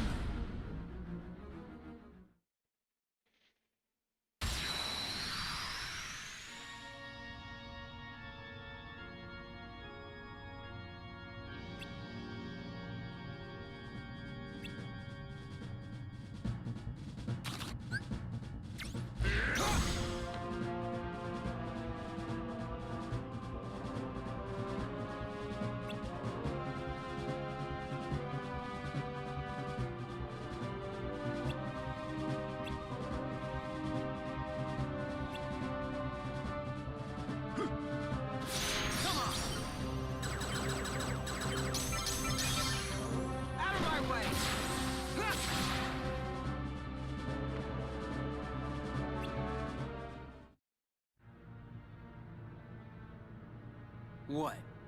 That all you got? It seems to me that you are intent on resisting the darkness. All right, then see it for yourself. This is a card crafted from your memory. Advance through the world it creates, and soon you will understand. Chasing after light is not the way. It will not give you distance from the darkness. There is no running from the darkness. Don't worry, I'm not running. Give it. I'll enter the world, and in the end, if I haven't given in to the darkness, then I win. I have one more gift for you.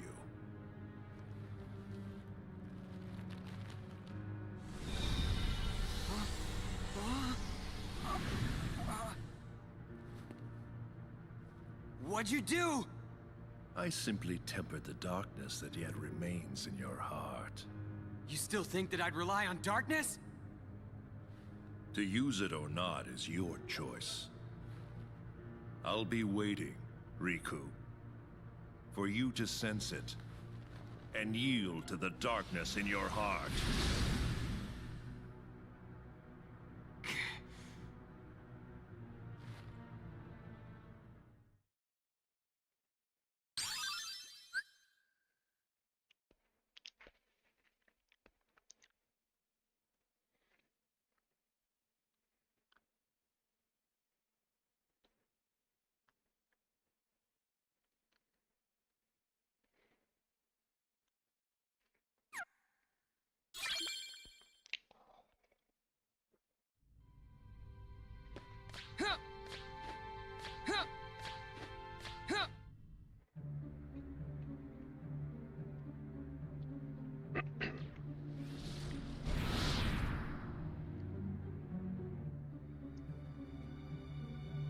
Don't I even warrant a hello, Lexius?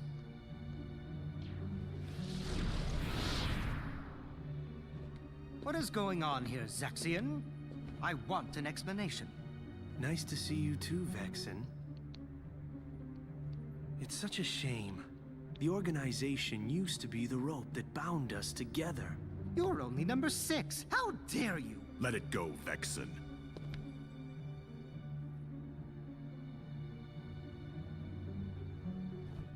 Zexion, tell us. What did you detect?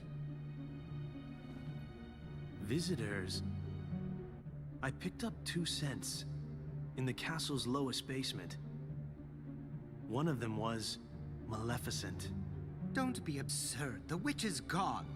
She cannot return from the realm of darkness of her own volition. If you would let me finish. The scent belonged not to the real Maleficent, but to a very convincing double. But I truly cannot say much beyond that, since the double is no more. Our other visitor saw to that. And who is it? I do not know for sure, but the scent was very similar to that of the Superior. And yet, not exactly the same, was it? This truly piques my curiosity. Now, what to do?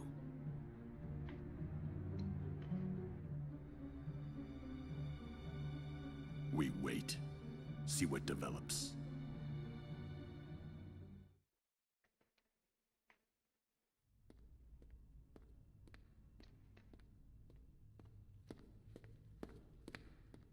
Something smells funny. What's that scent? It's so familiar. Darkness. It's the smell of darkness. I can't believe this is happening. The darkness even seeped into my skin. Don't worry, Riku. Your Majesty!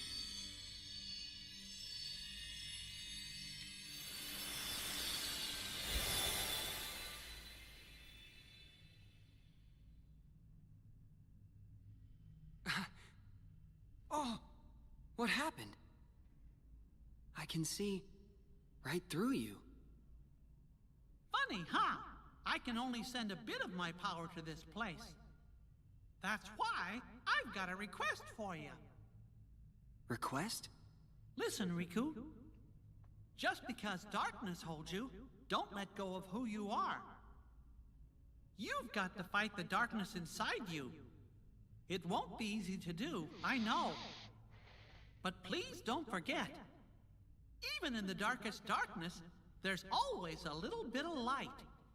Light within darkness. You and I have seen it. The far welcoming light inside the door to darkness. The light of Kingdom Hearts. It will show you the way.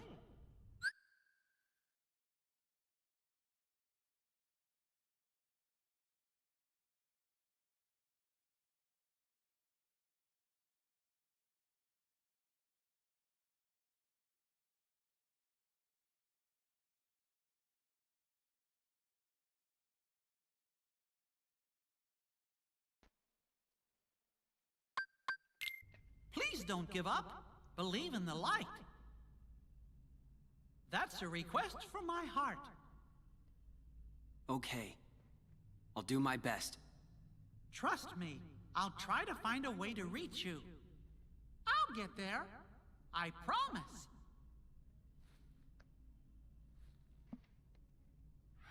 Oh. You're an illusion. Don't worry. We shook hands in our hearts, remember? We're connected, you and me. Guess we are.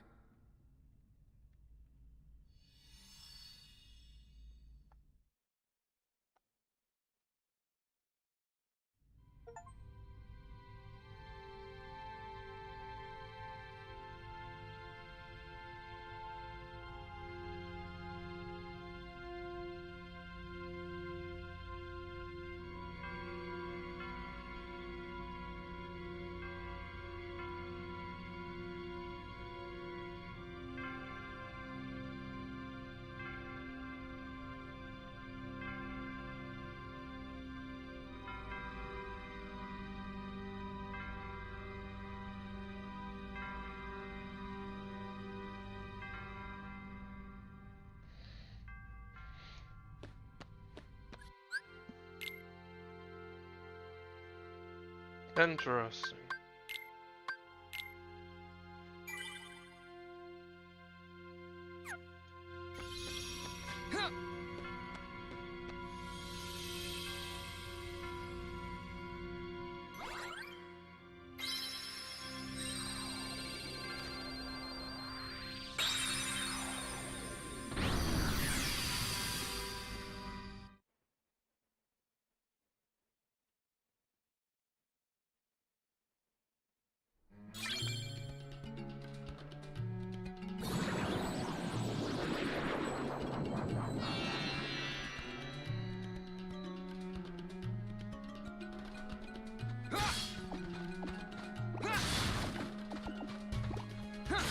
Take this!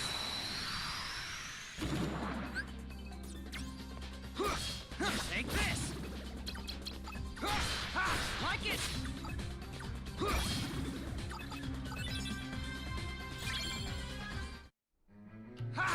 Like it! Take this!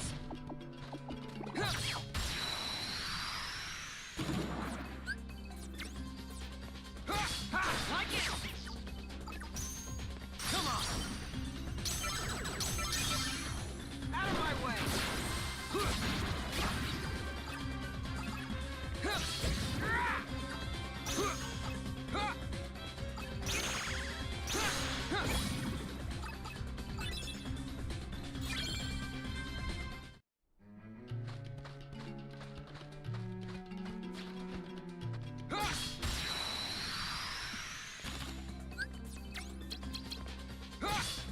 Take this!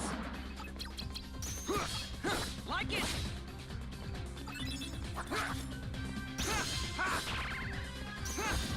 Take this! Just me! Out of my way!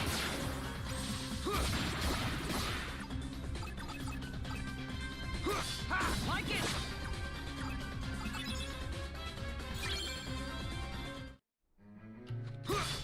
Like it!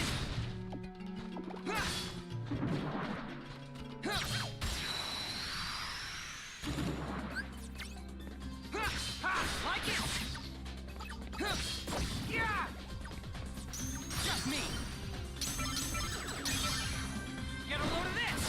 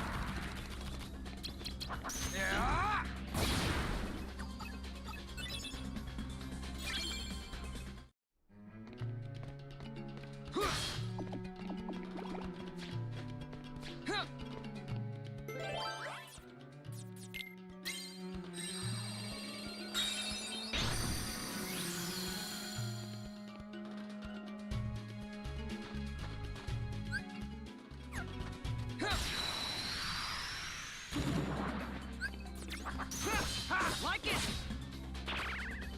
Just me! Get a load of this! Ha! Darkness! Yeah!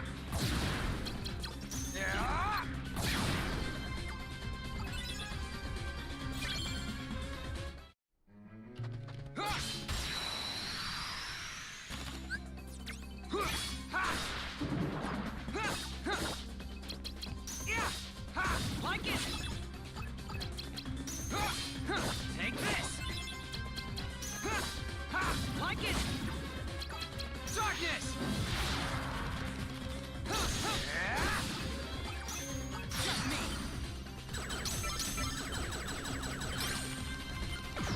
Fuck's sake.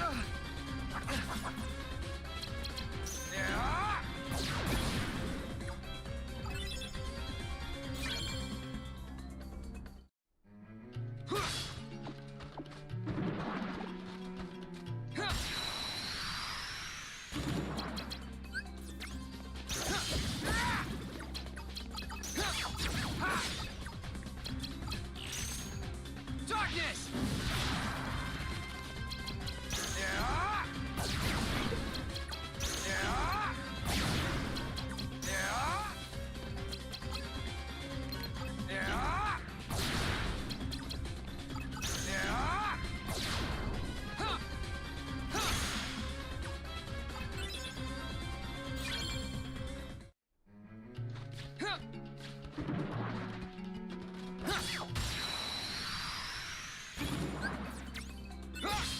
Take this!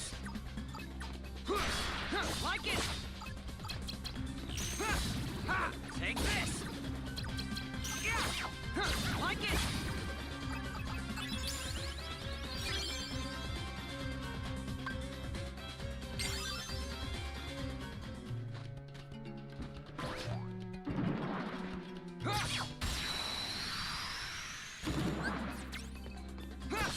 Take this!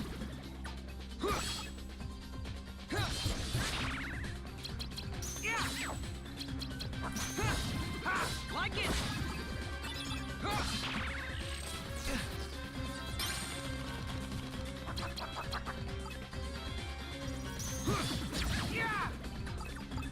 Darkness! Darkness!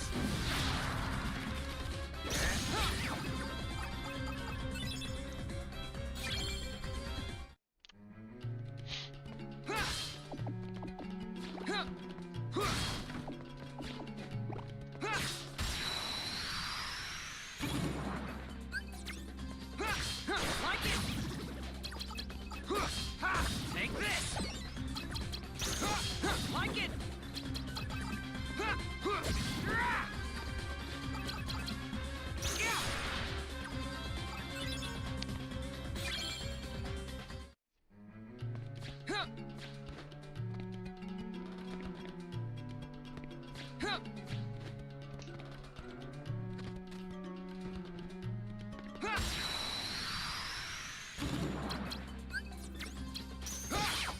Take this!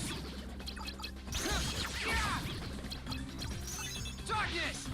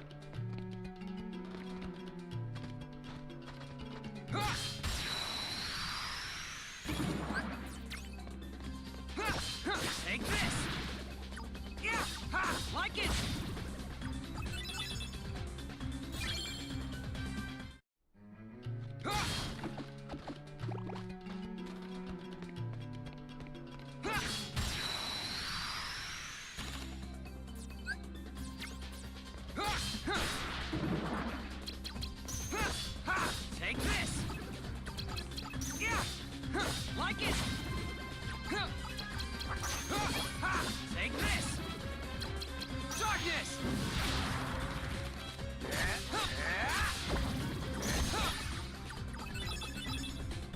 BRB.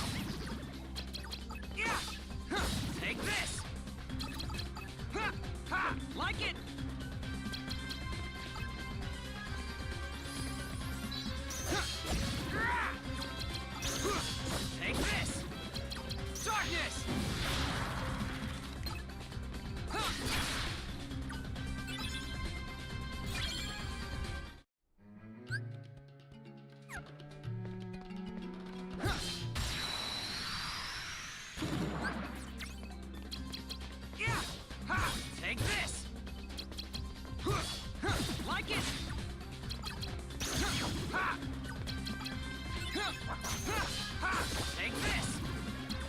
Darkness! Yeah! Yeah! Yeah!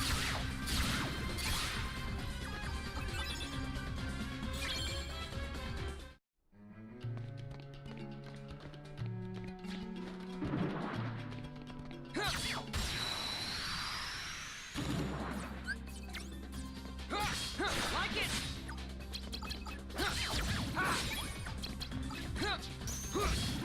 Take this! Like it!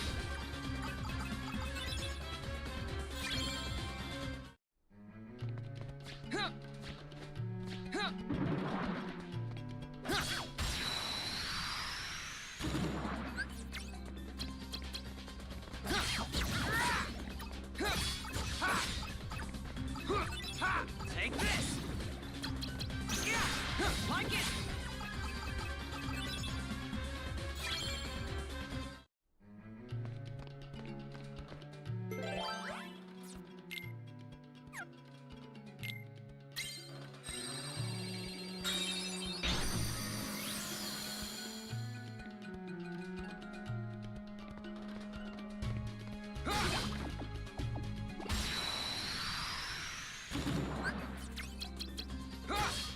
Like it!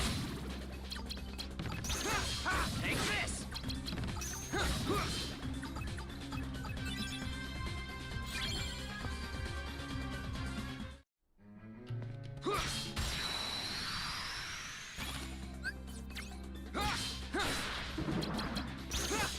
Take this! Like it! Darkness!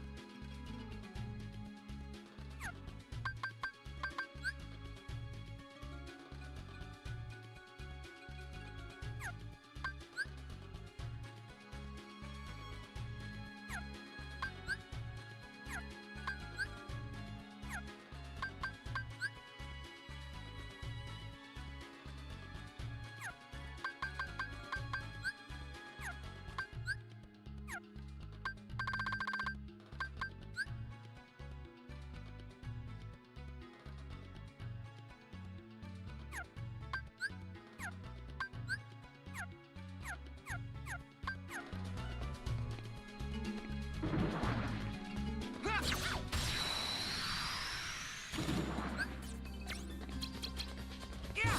Ha! Like it!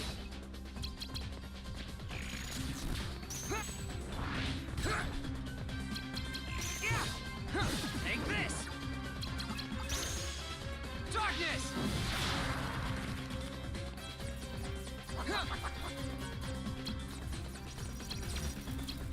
Yeah! Yeah! Yeah!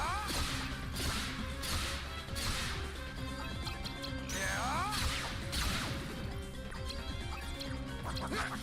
Yeah!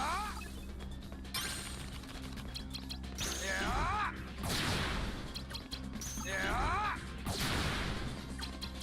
Yeah! Yeah!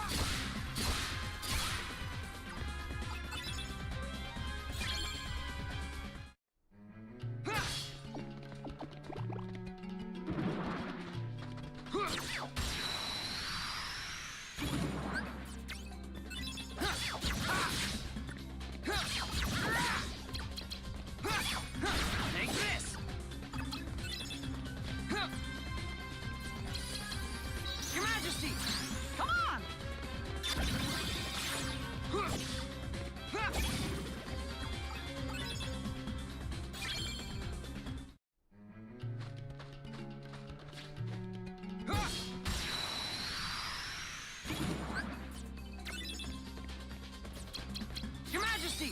Ah! Time's up!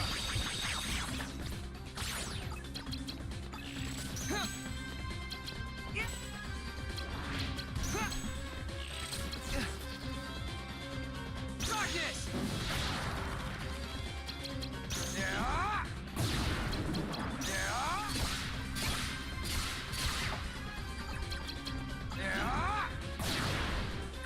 Yeah!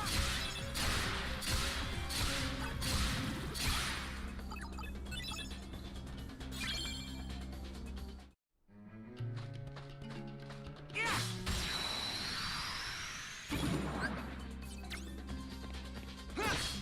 Take this! Like it!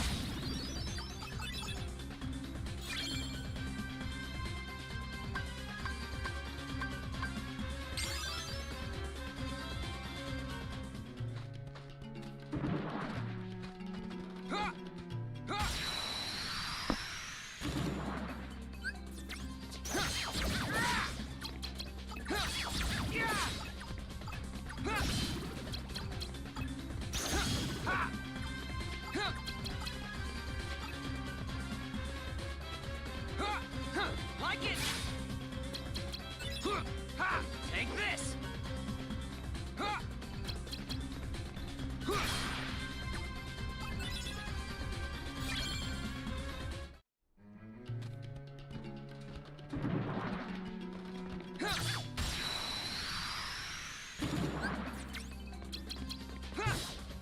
Take this!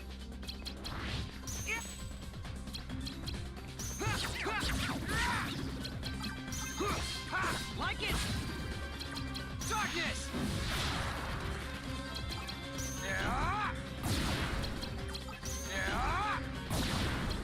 Yeah!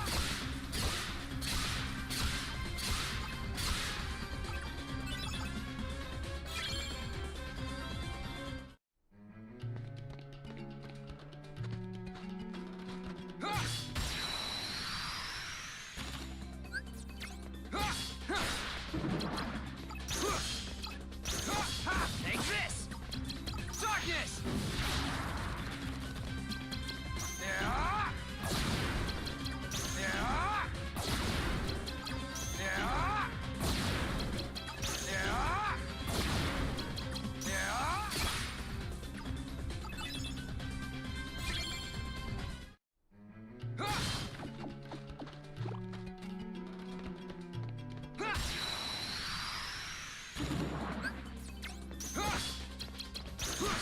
Like it! Darkness! Your Majesty! Ah! Time's up!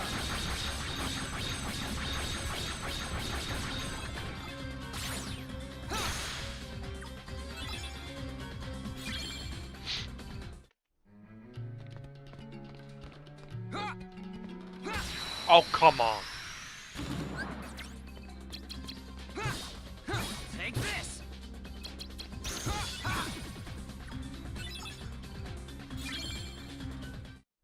What does the big guy do? But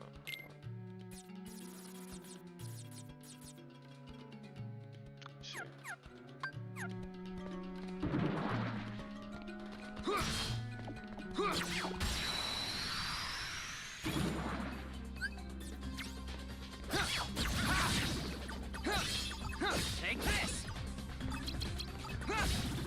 Like it!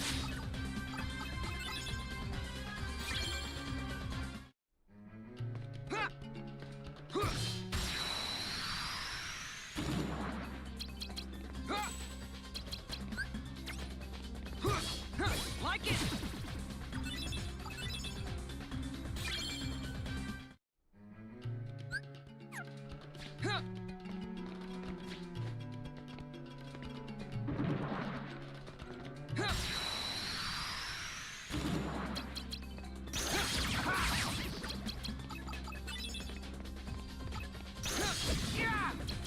Darkness!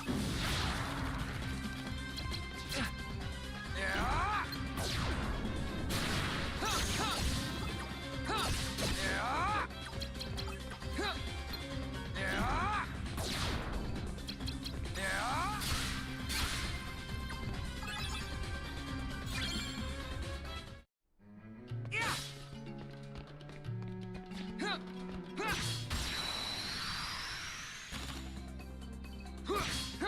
Like it! Yeah! Huh. Ha! Take this! Yeah! Huh. Like it! Darkness!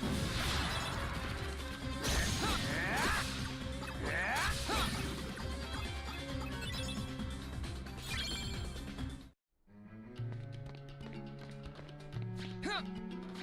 Yeah! Huh.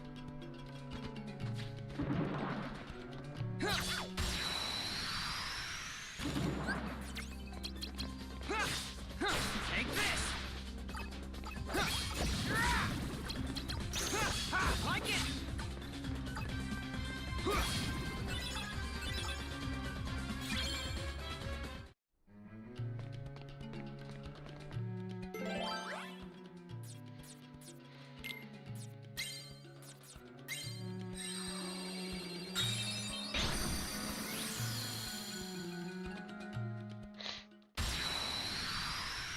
What?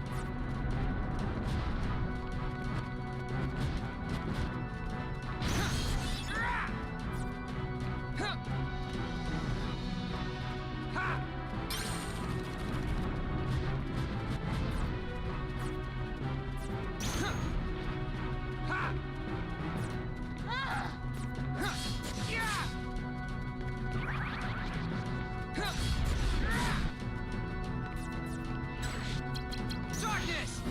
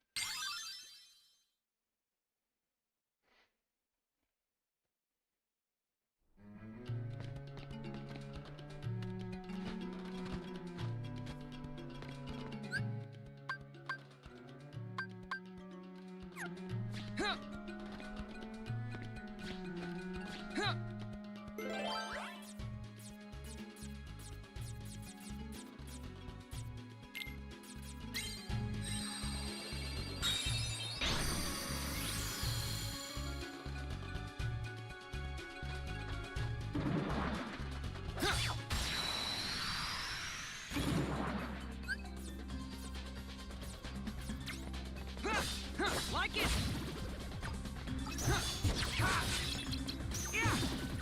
Take this! Like it!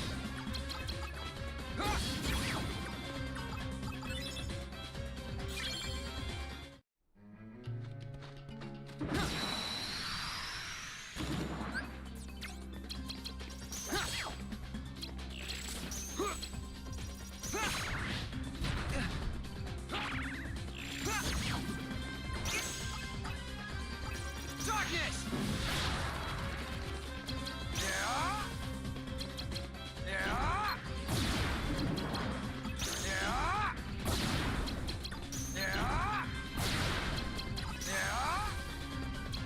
Yeah!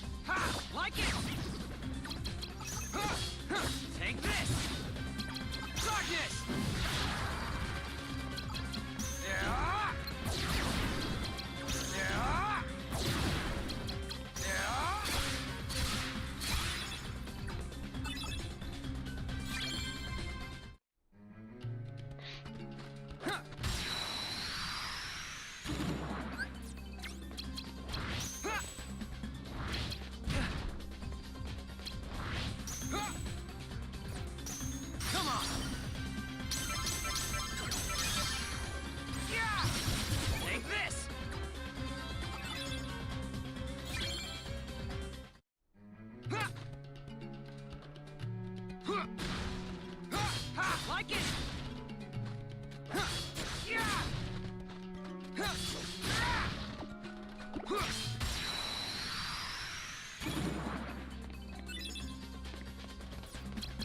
Majesty! Ah! Time's up!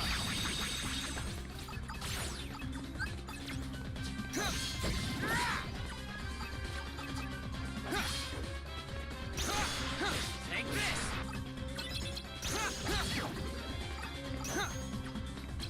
Darkness!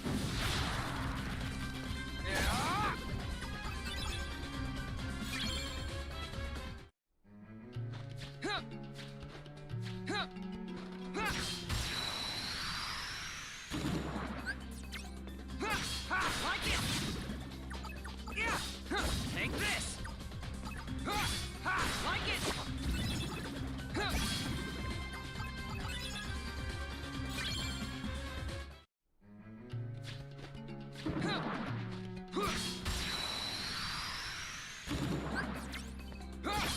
Take this!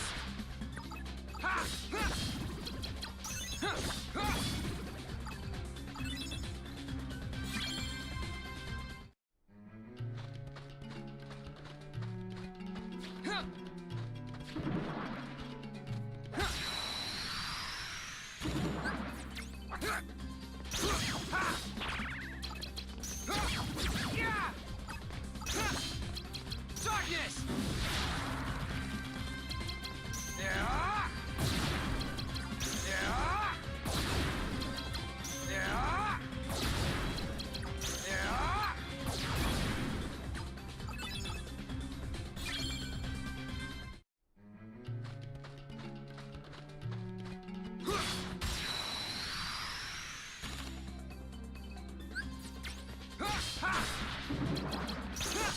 Take this! What? Take this! Darkness!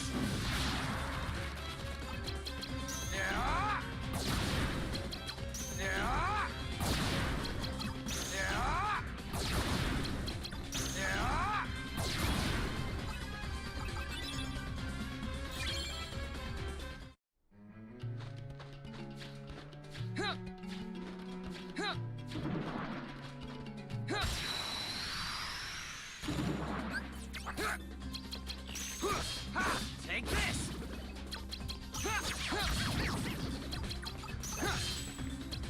Darkness!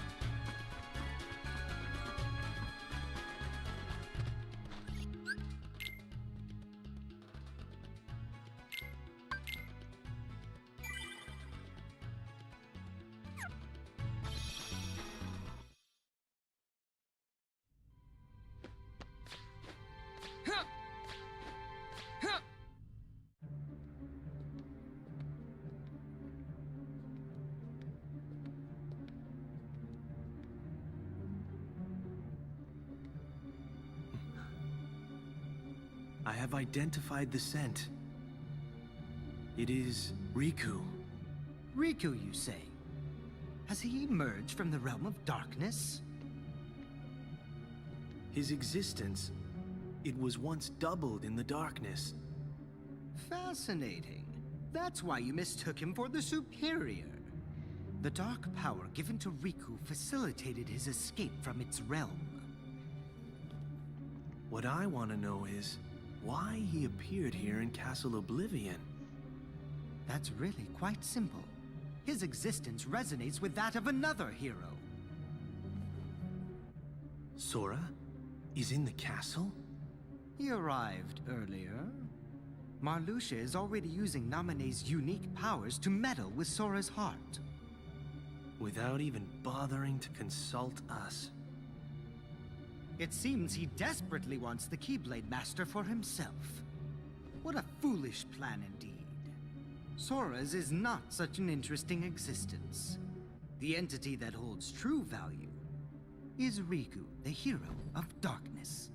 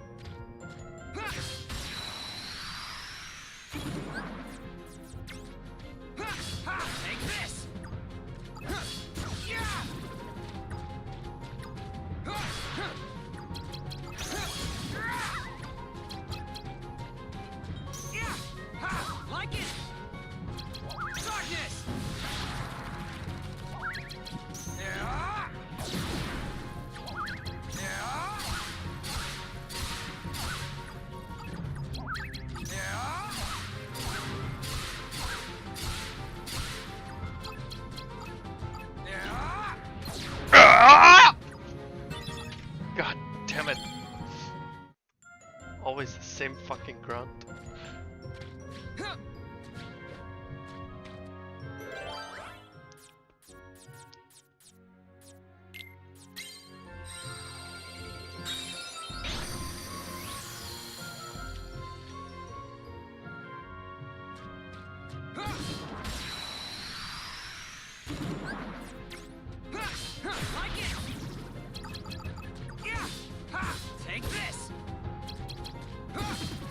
Like it!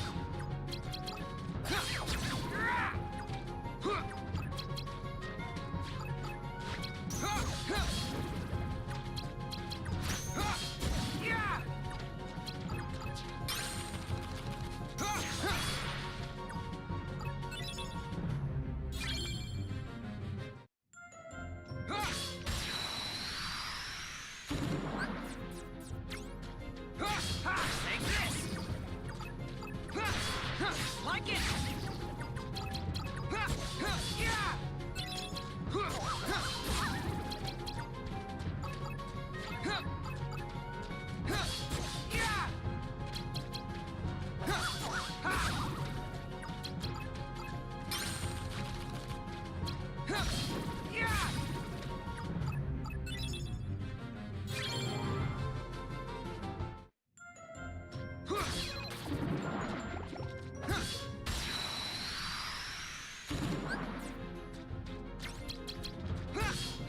Take this! Like it!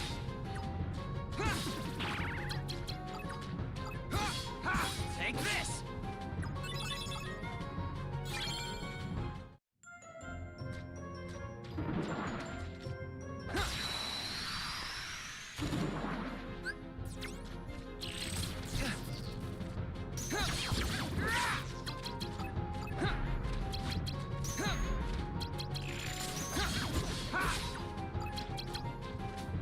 Darkness!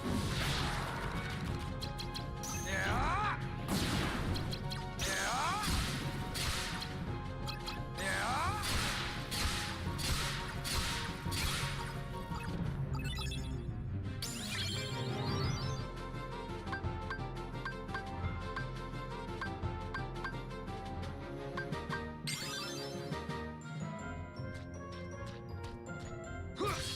Take this!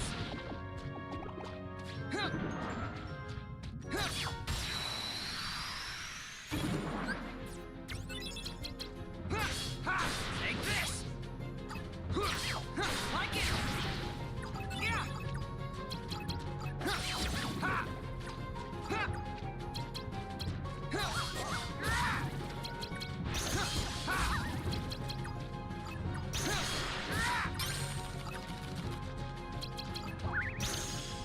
Darkness!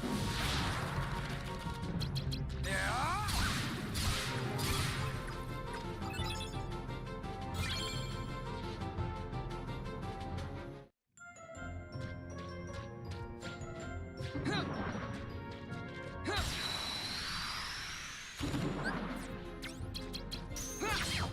Take this! Yeah! Darkness!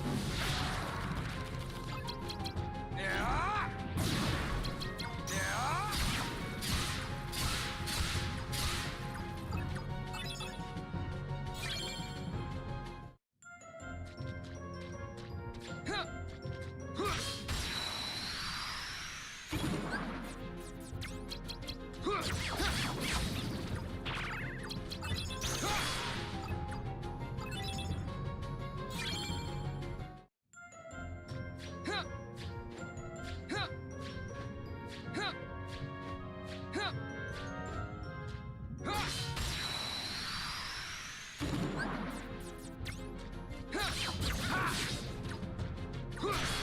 Like it! Yeah! Yeah!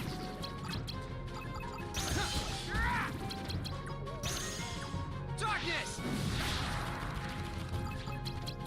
Yeah! Yeah!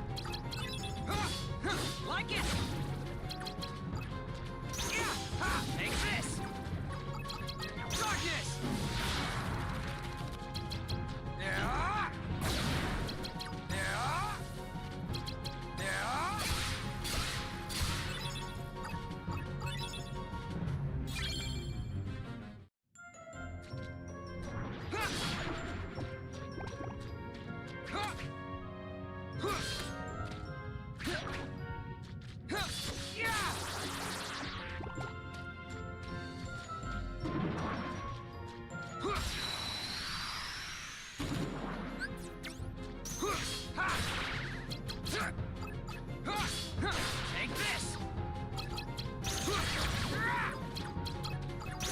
Darkness! Yeah! Yeah! Yeah!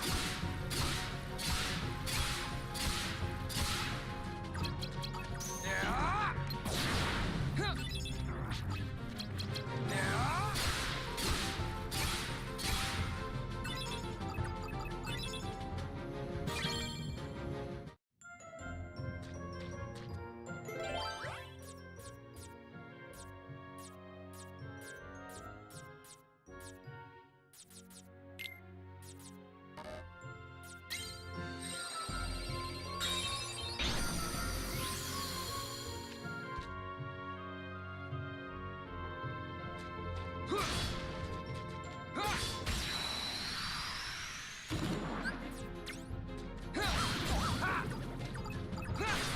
Take this!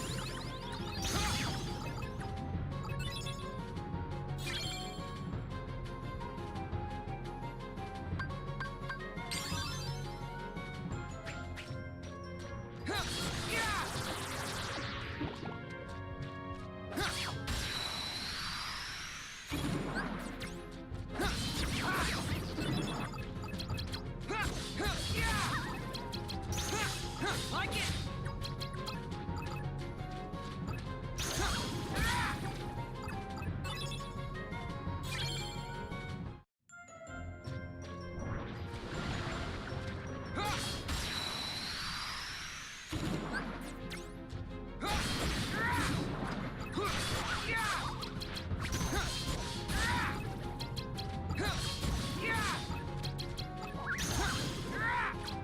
Darkness! Yeah!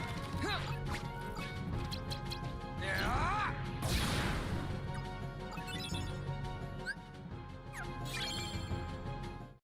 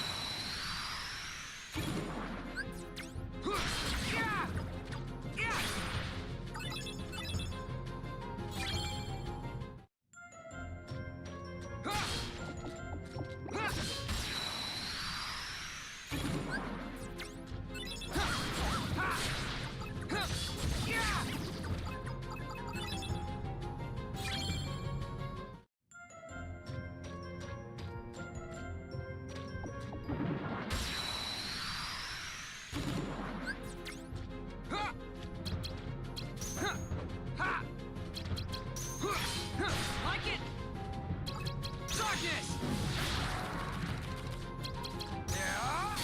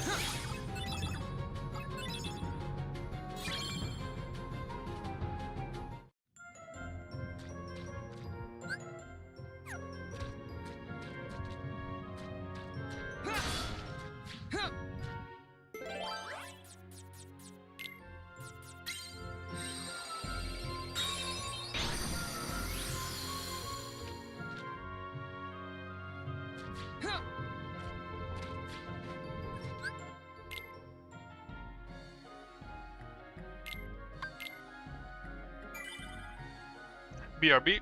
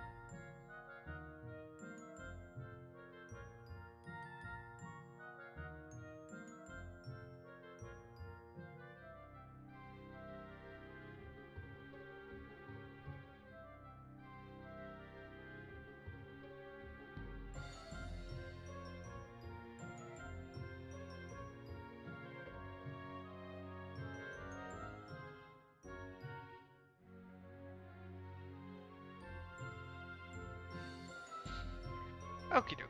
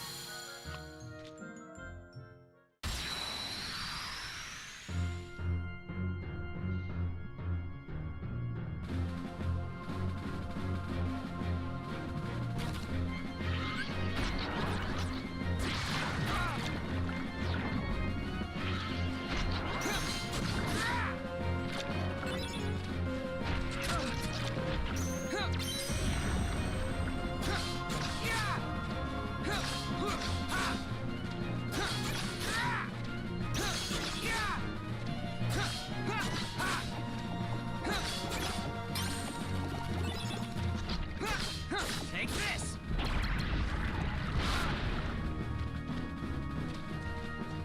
Darkness!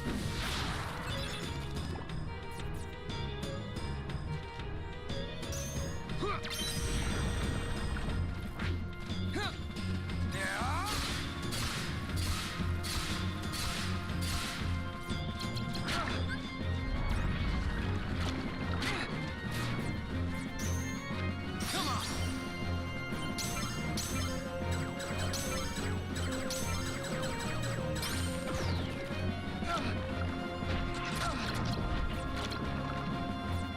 Your Majesty!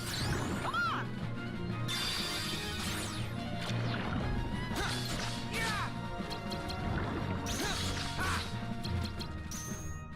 Darkness!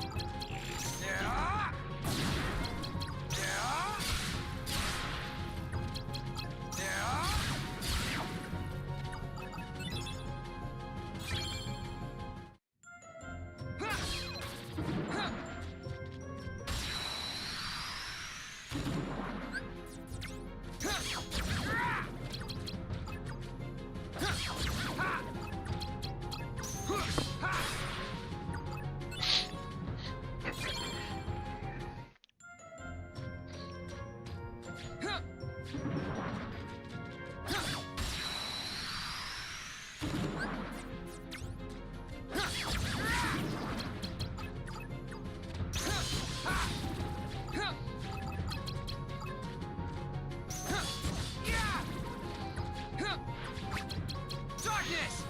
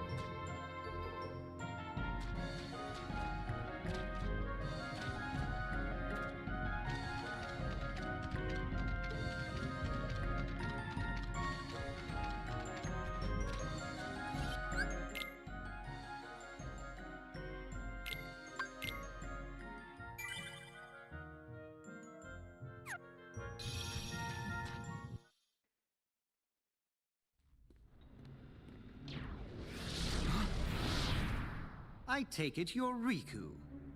Are you with Ansem? You are half correct. Let us say that he is not the Ansem with which you are familiar. He is Ansem, and he is not Ansem. Perhaps a nobody best conveys the idea. Riddles were never my thing. Try again. He belongs to neither the light Xemnas. nor the dark, but walks the twilight between. Catching on now? Oh, yes. You also stand in between the light and the darkness. It appears we have much in common. Maybe. Like you said, there really is darkness left inside of me. But so what? Darkness is my enemy. And so are you for reeking of that awful smell. Oh, so it's a fight you want. Very good. I shall take you on.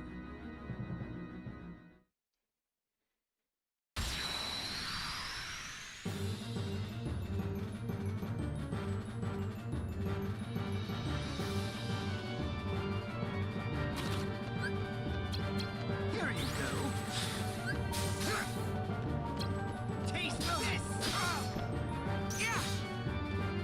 I shall freeze you! Taste this!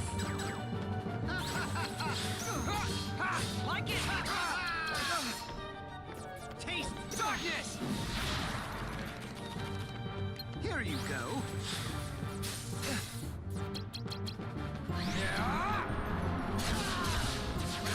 Vanish!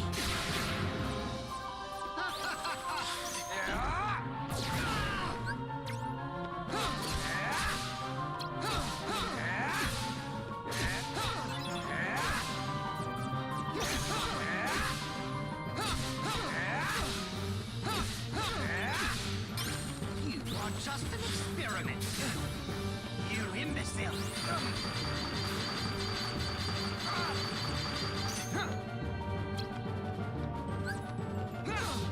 Take this.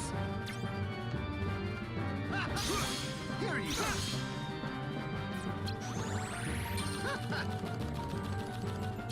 Now, feel the darkness.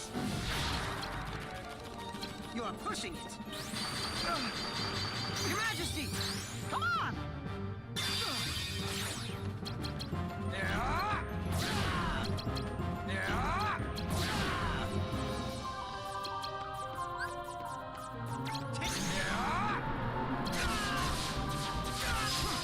Go while you still can.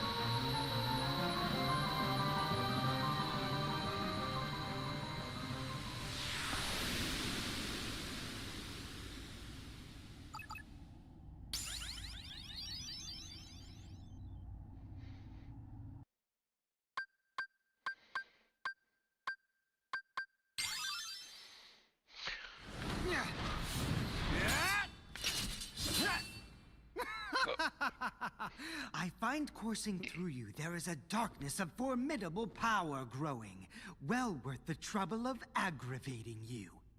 All this excitement has provided me with invaluable data. What? Many thanks, Riku. It was a trick all along.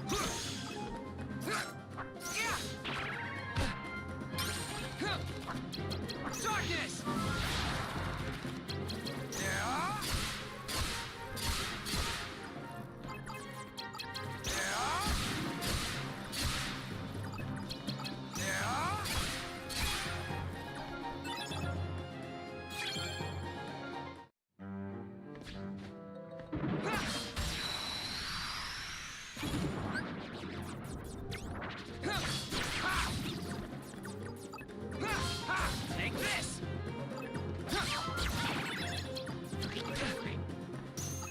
Just me!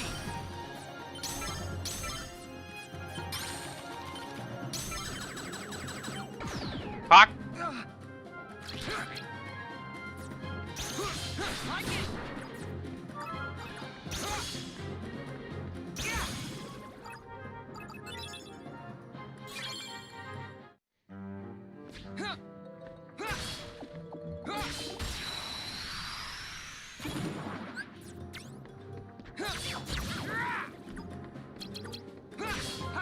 Take this!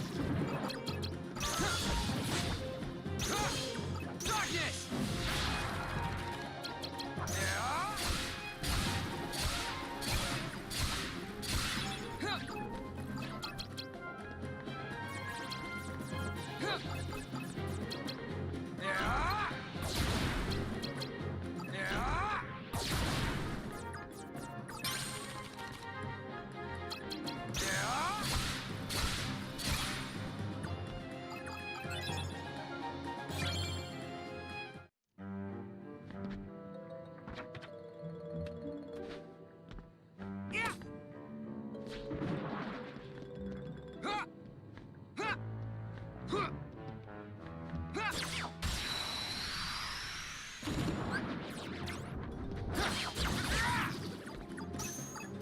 Just me!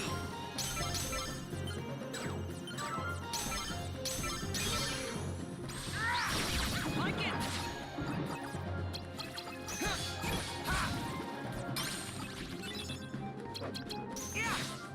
Like it!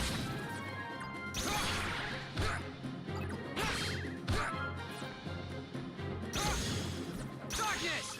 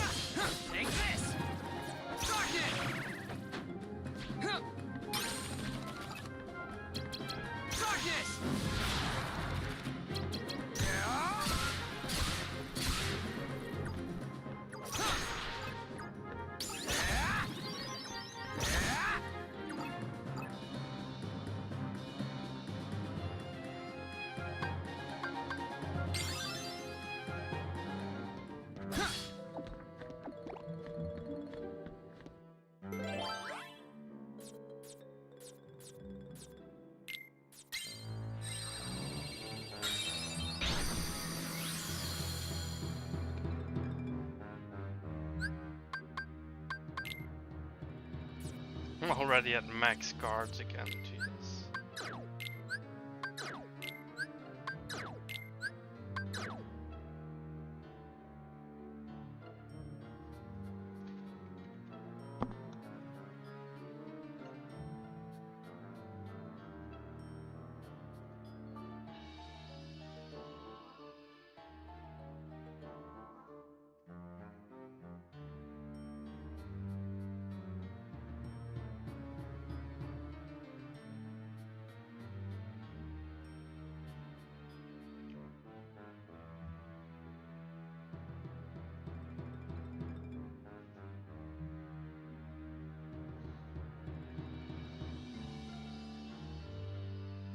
Okay. Fair enough.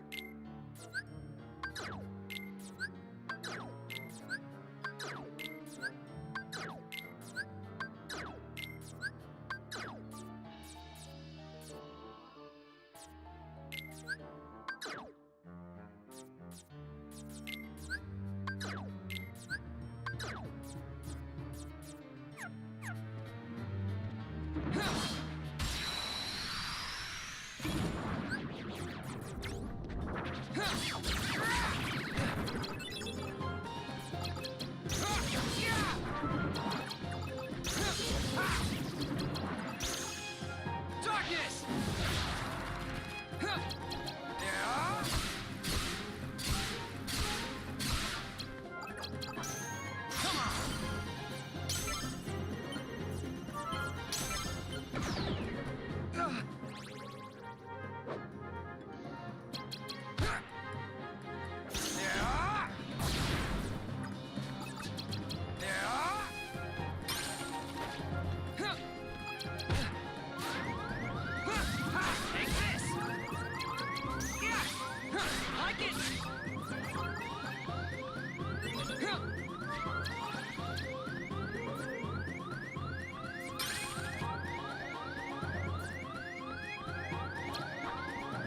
Your Majesty!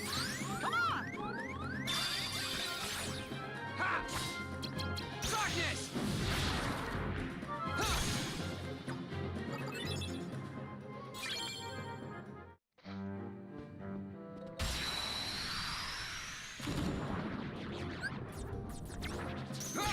Like it!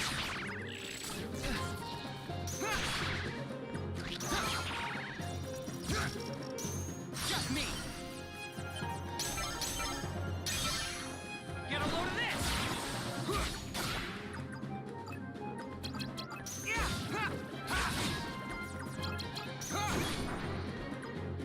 Nice!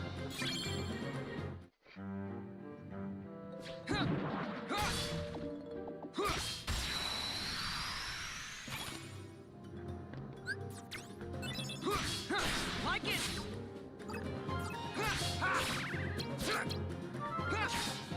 Take this!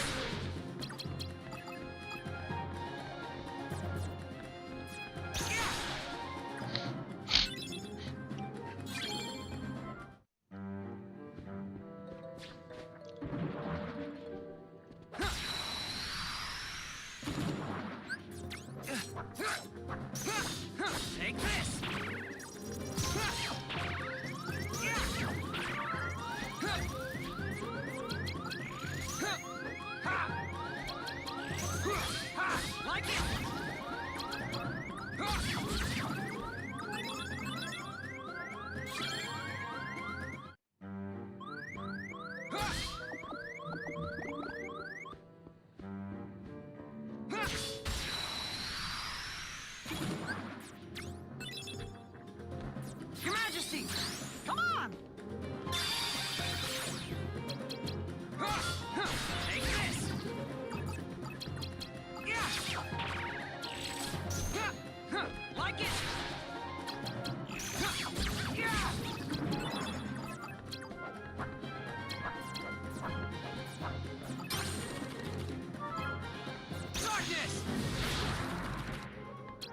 That's not what I wanted.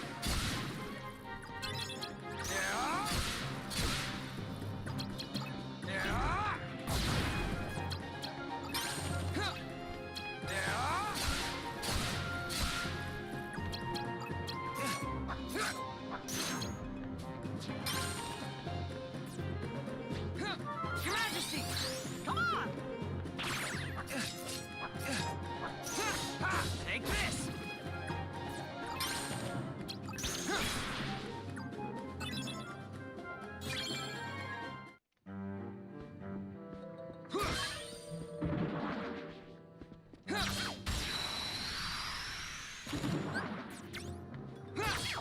Take this!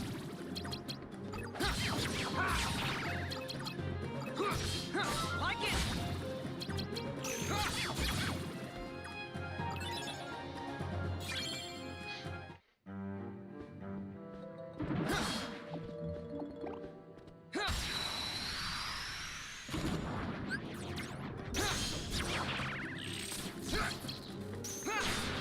Like it! Like it!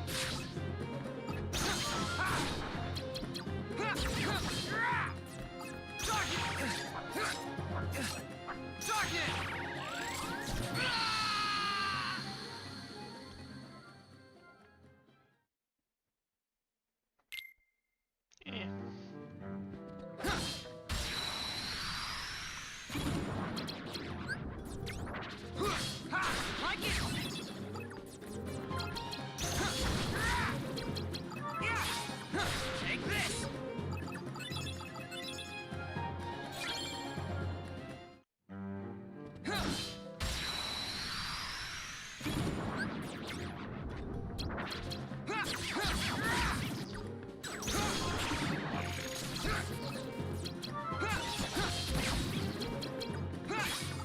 Like it!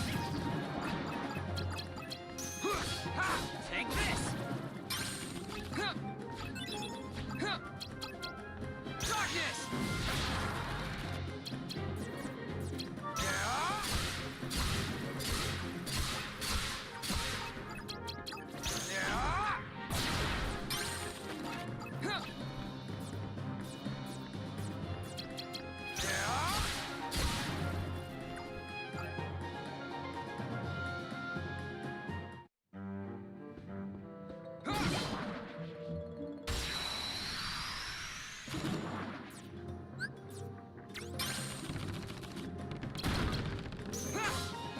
Like it! Darkness!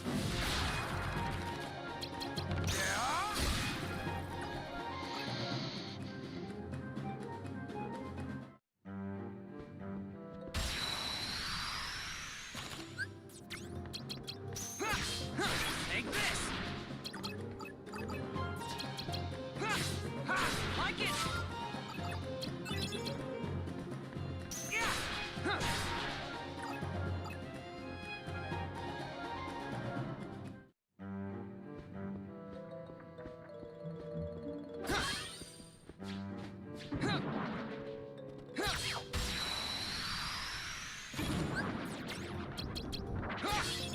Like it!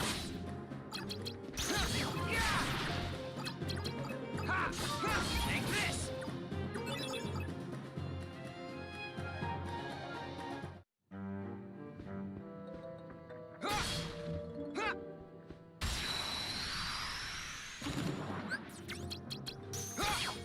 Like it! Take this! Darkness!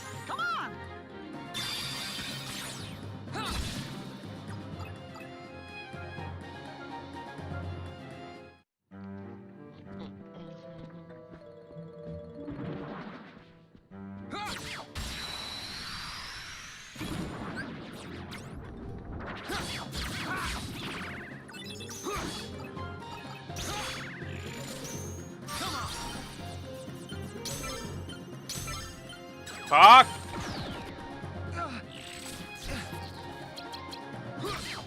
Take this! Darkness! Darkness!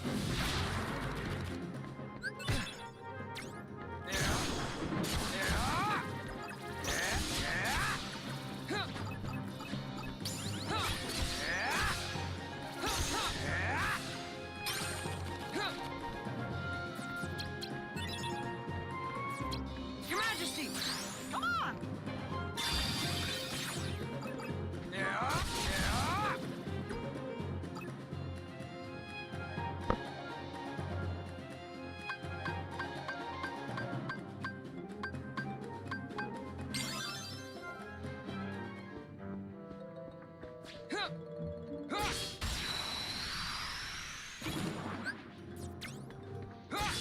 Like it!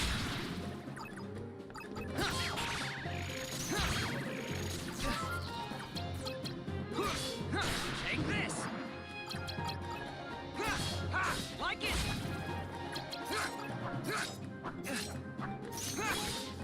Take this!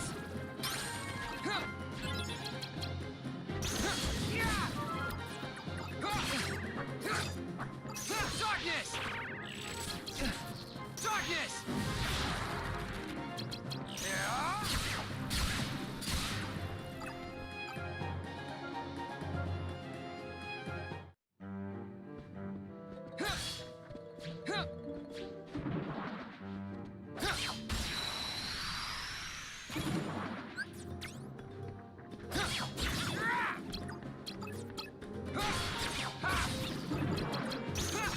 Take this!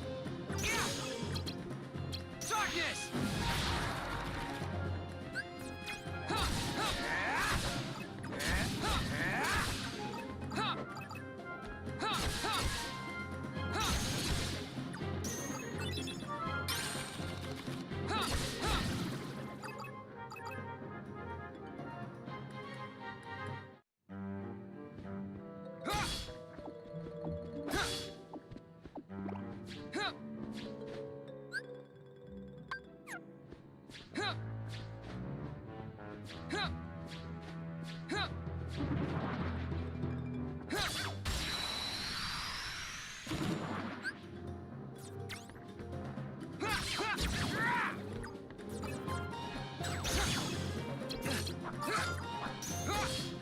Take this!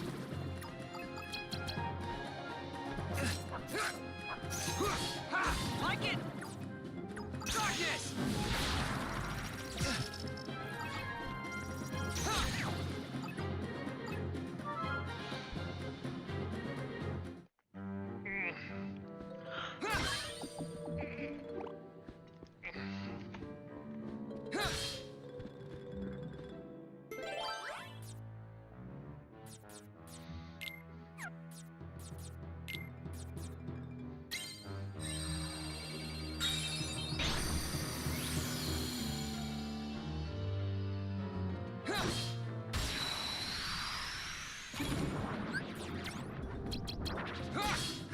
Take this!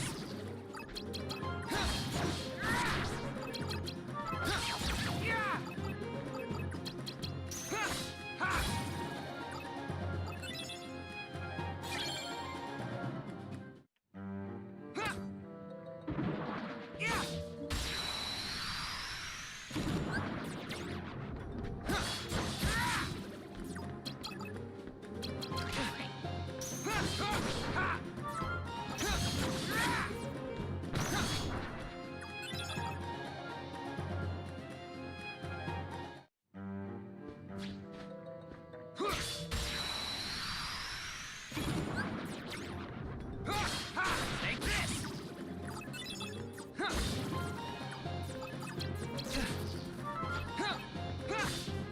Like it!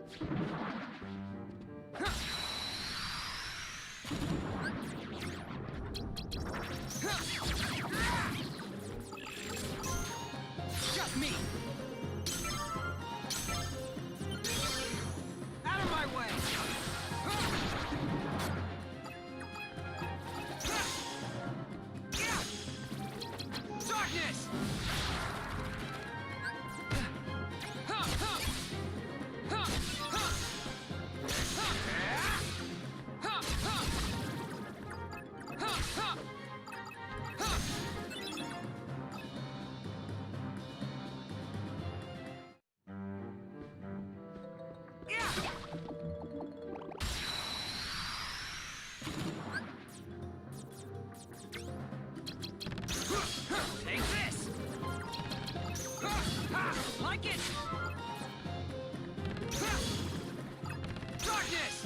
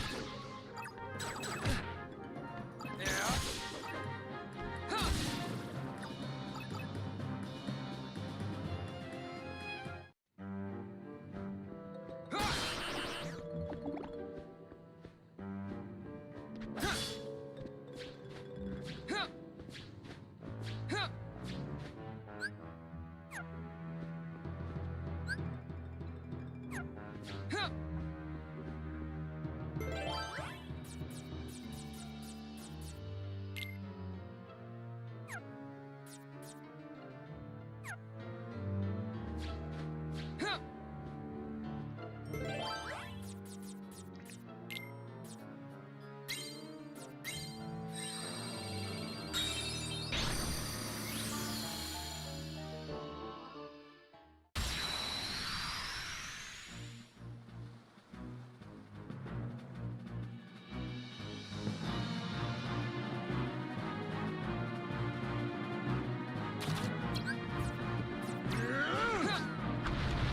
Darkness! Take this! Fire! Darkness!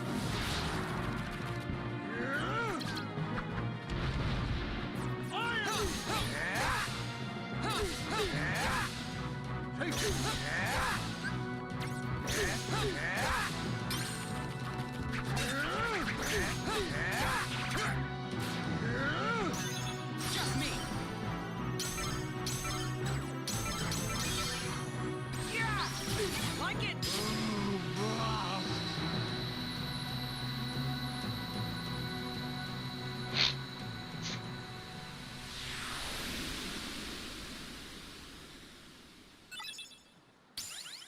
Not bad. Look, look.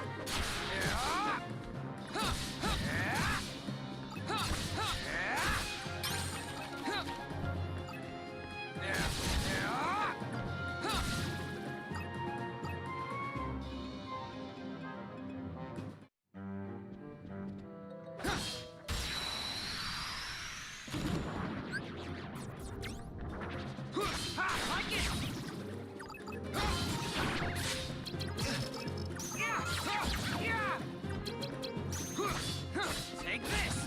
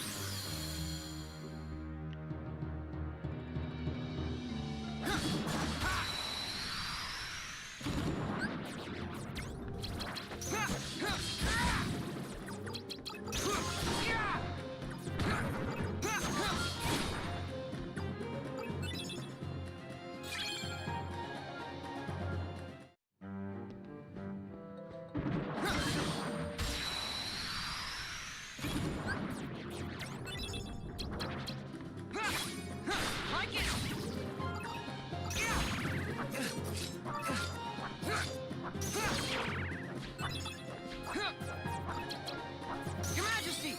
Come on!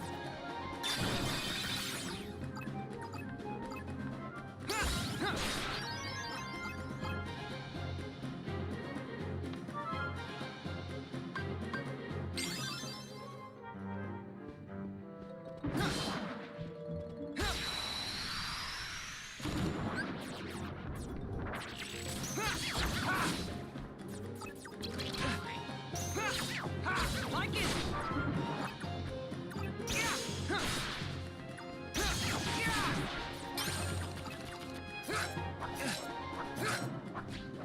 Darkness!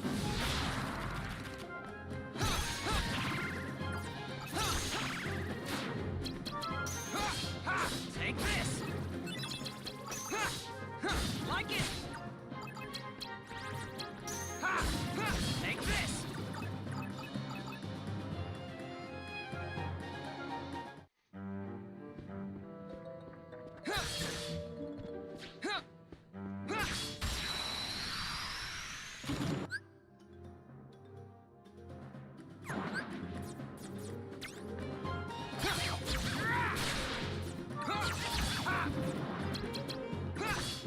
Like it!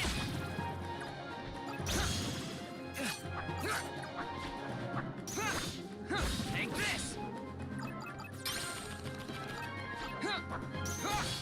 Like it! Darkness!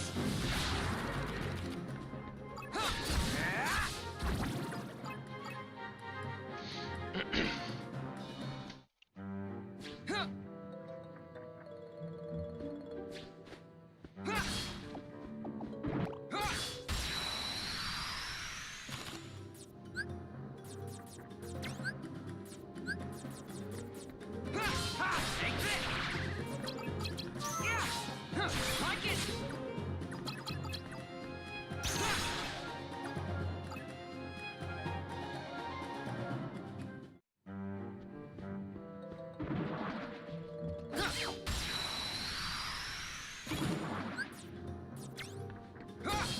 Take this!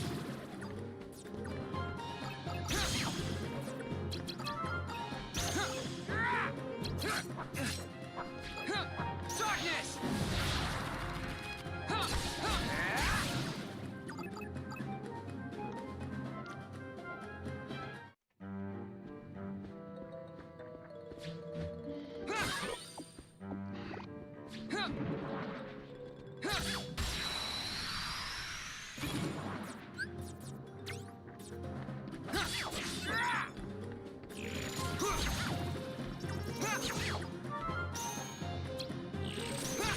Like it!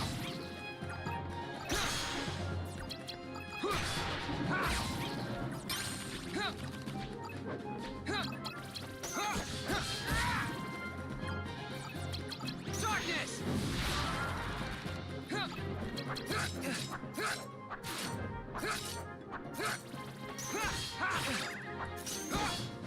Take this!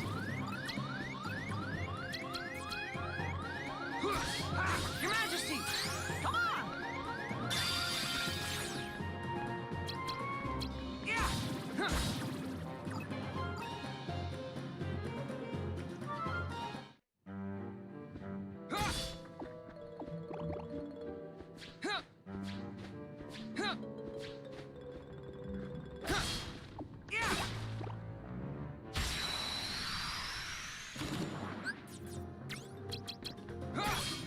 Like it!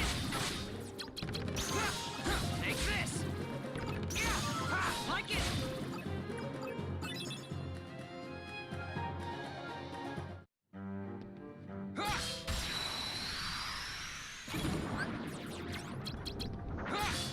Like it!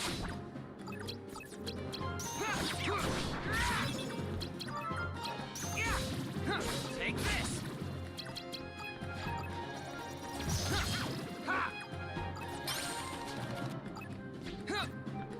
Your Majesty! Come on!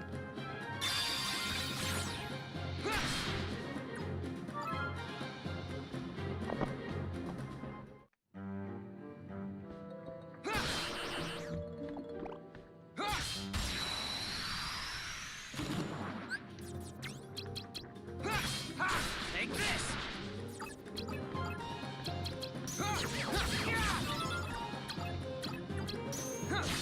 Like it! Darkness!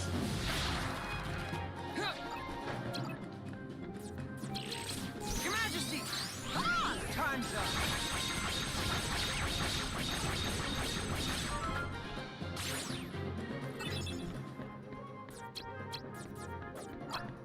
Your Majesty! Come on! Time's up!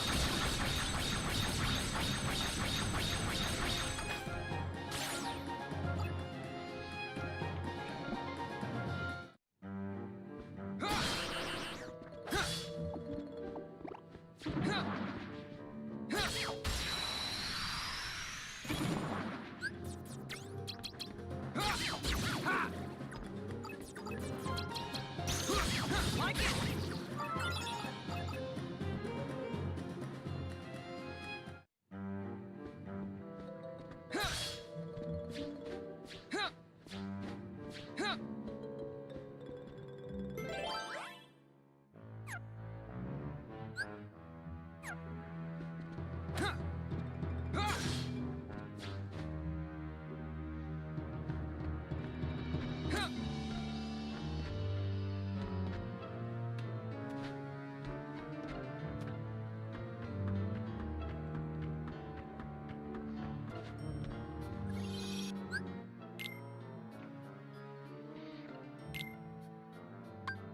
Okay, BRB.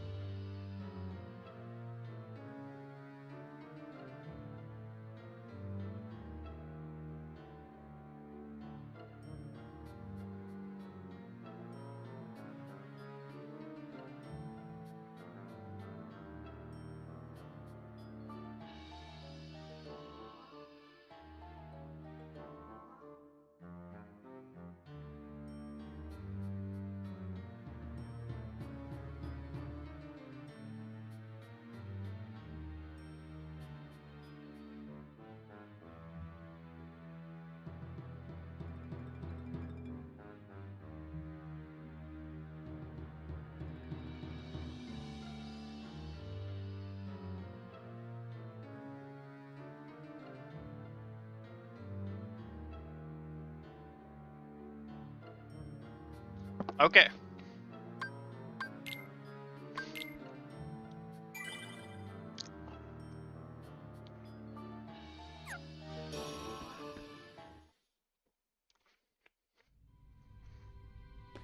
Interesting. No boss. Okay. What's happening to Sora? Naminé's powers are being used to shuffle his memories as we speak. Marluxia may well succeed in getting his puppet. Sora would be a valuable asset to the organization. But Marluxia and Larxine's actions, they leave me quite uneasy. And then there is Axel. Who knows what that one is thinking? Vexen should take care of this. His replica is soon to be completed. But Vexen despises Interesting. Marluxia. So it is the real Think of the Riku. mess it would make. Okay. So we must tell him. Isn't it better that Vexen clean up the mess than leave it to us?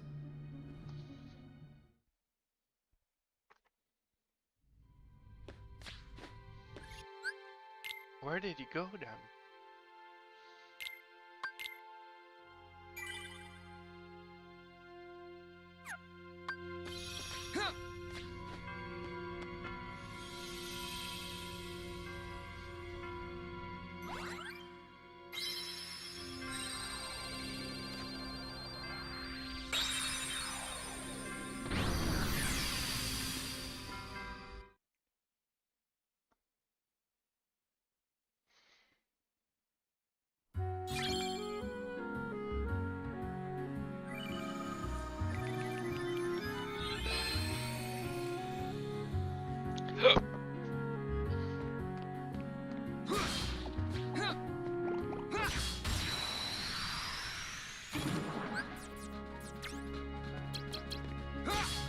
Like it! Yeah! Ha! Take this! Like it!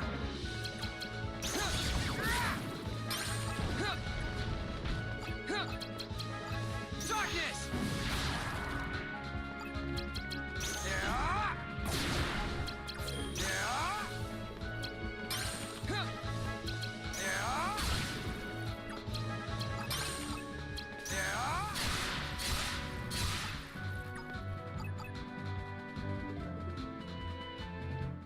This is a small deck.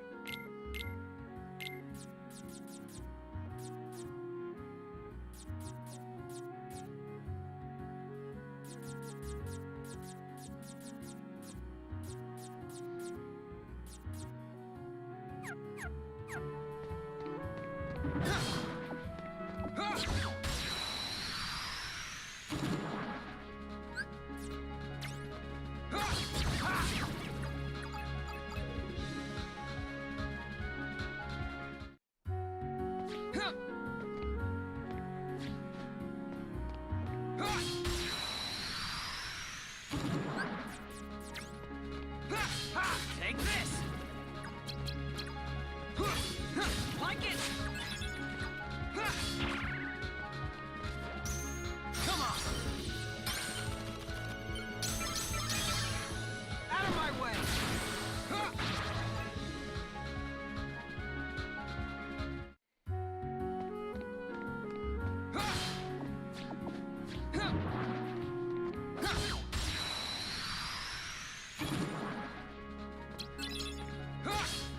Take this! Just me!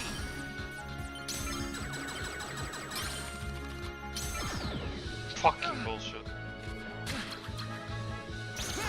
Like it!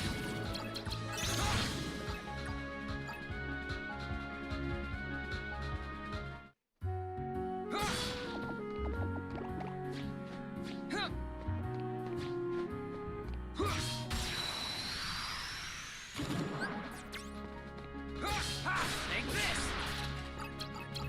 Yeah! Like it! Take this! Like it! Take this! Darkness!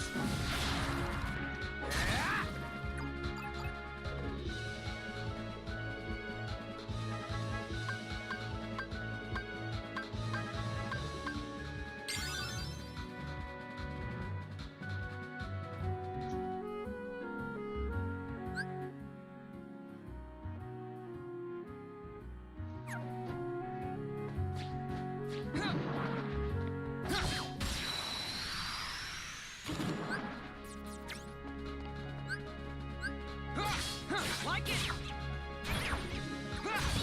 Take this! Yeah!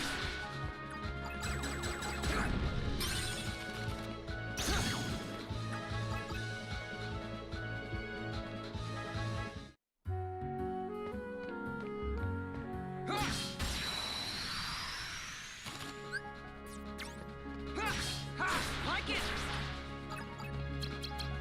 Yeah! Take this! Like it! Darkness!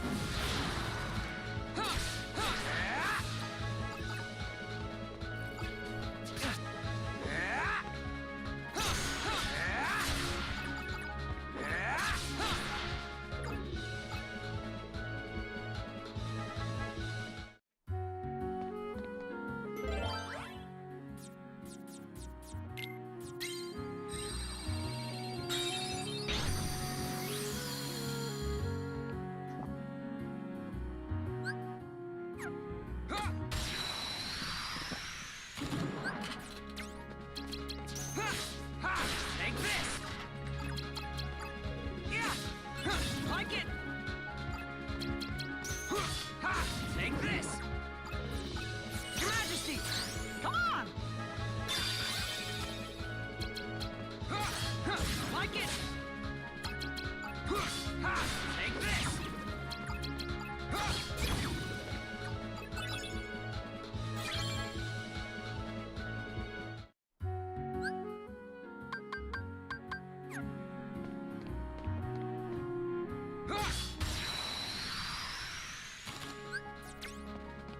Take this! Like it! Take this!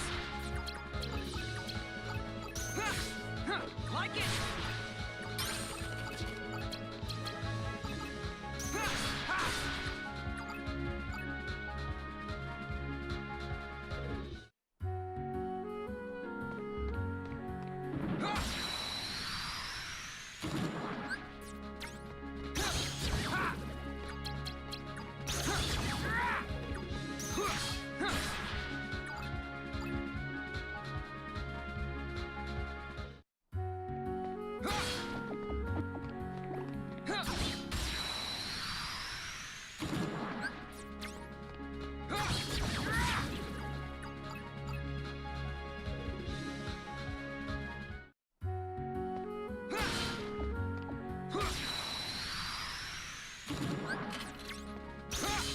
Like it!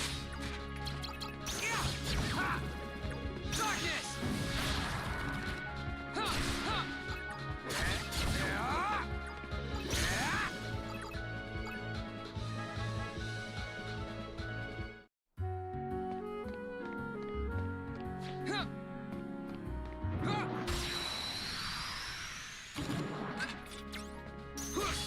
Take this!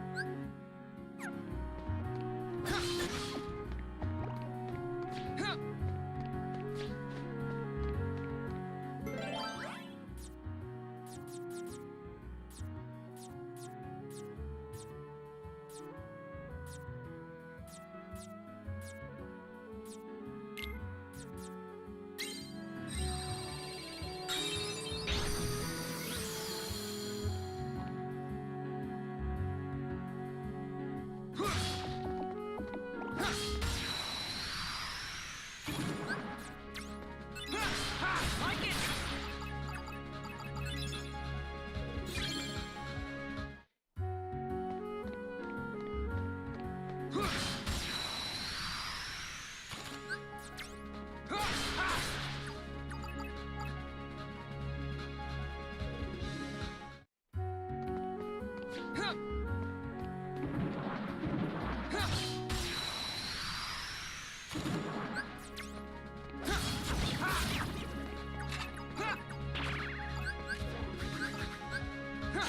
Like it! Take this! Yeah!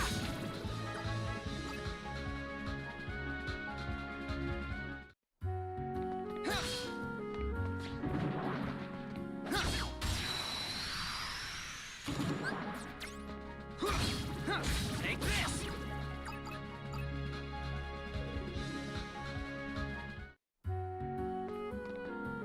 Yeah!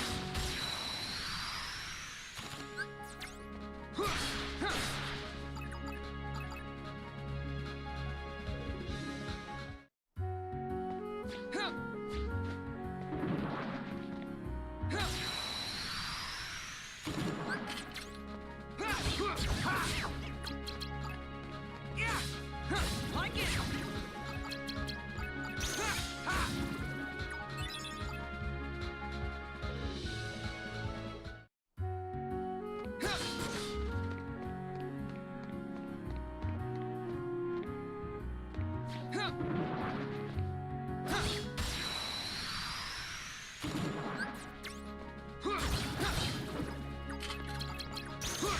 Like it! Just me!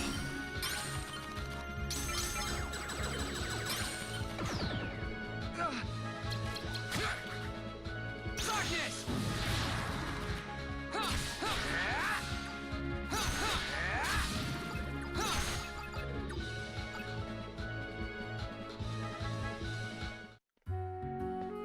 Yeah!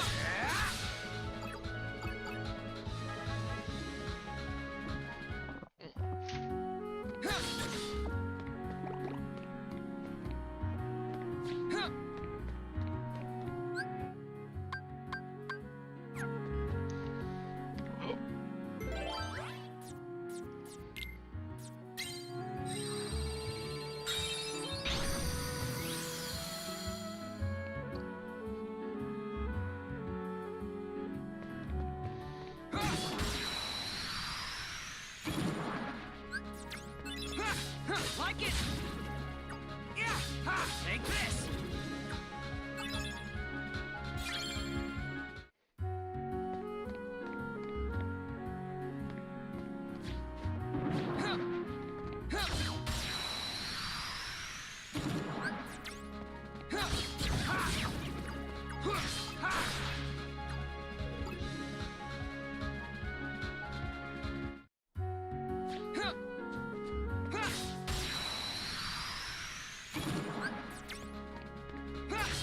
Take this!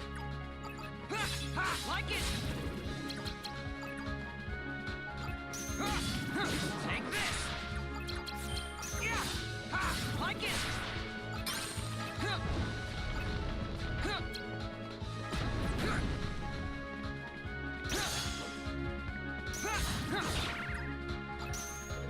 Darkness!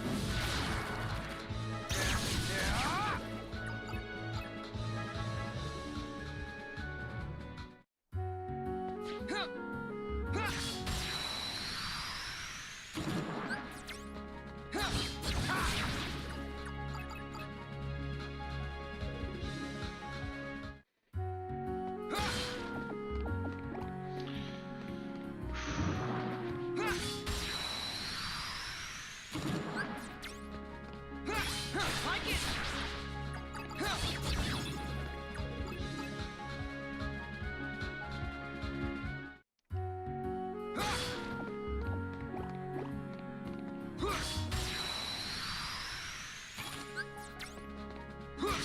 Like it! Yeah!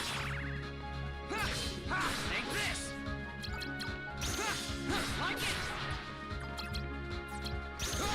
Your Majesty! Come on! Yeah! Take this! Darkness!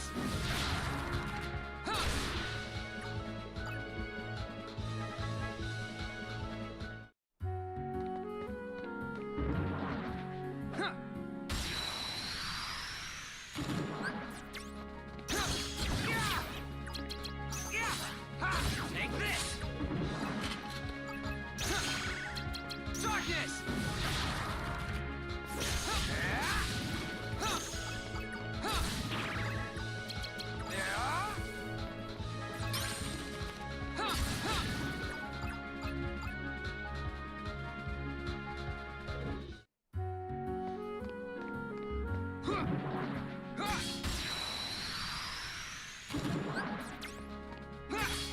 Take this! Like it!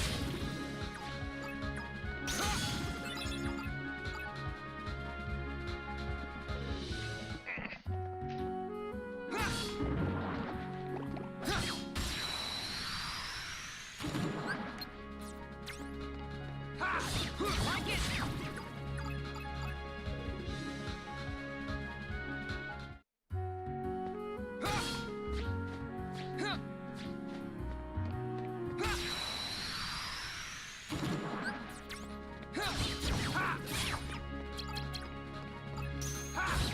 Take this!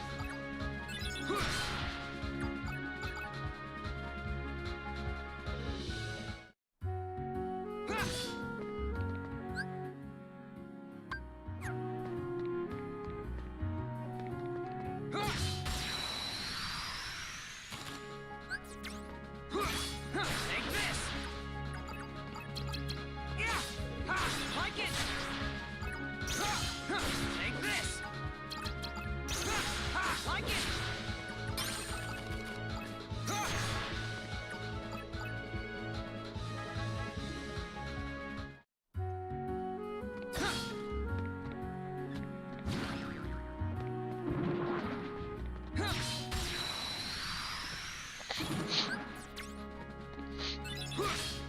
Take this!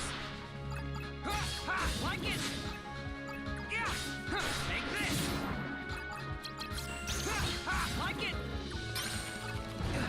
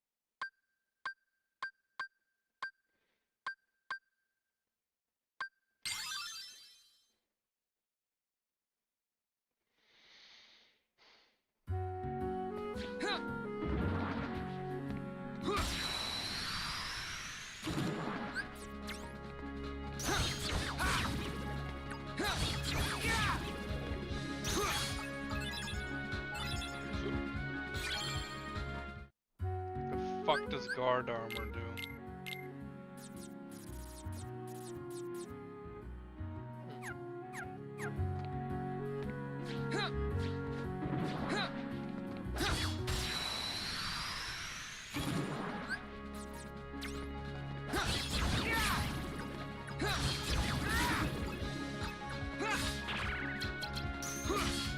Like it!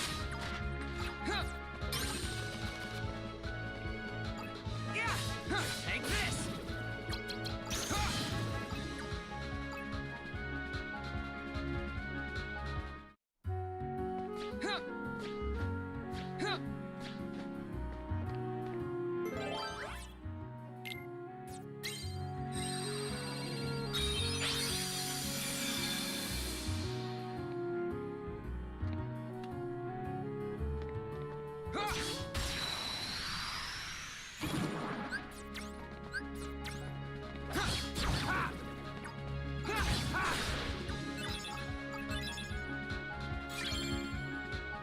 Right, I also need Black Robe. Just need to kill it once.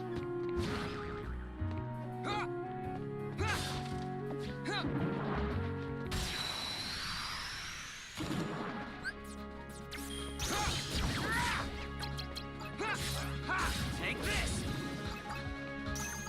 Just me!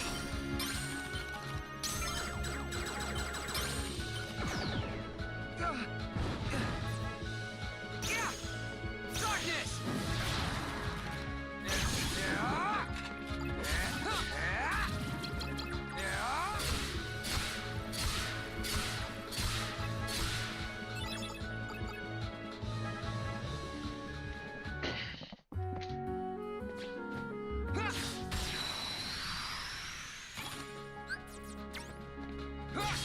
Take this! Like it! Darkness!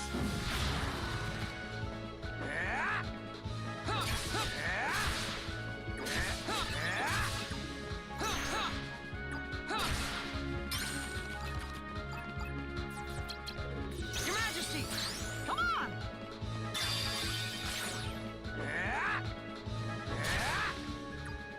Spin to win.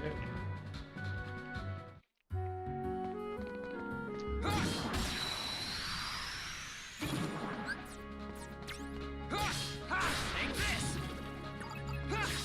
Like it!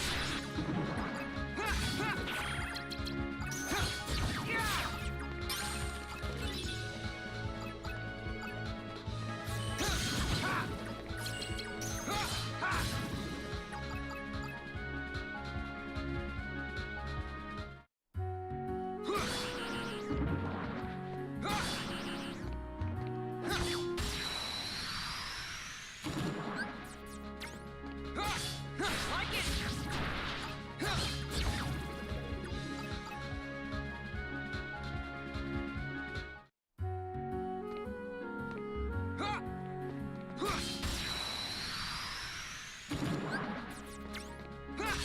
Take this!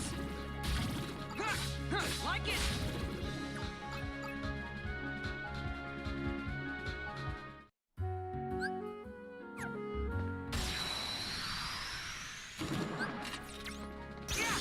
Like it!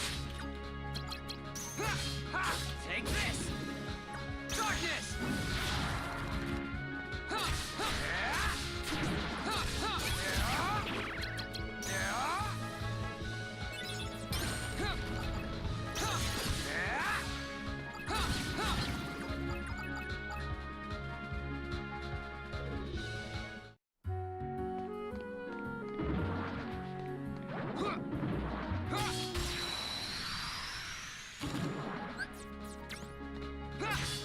Like it!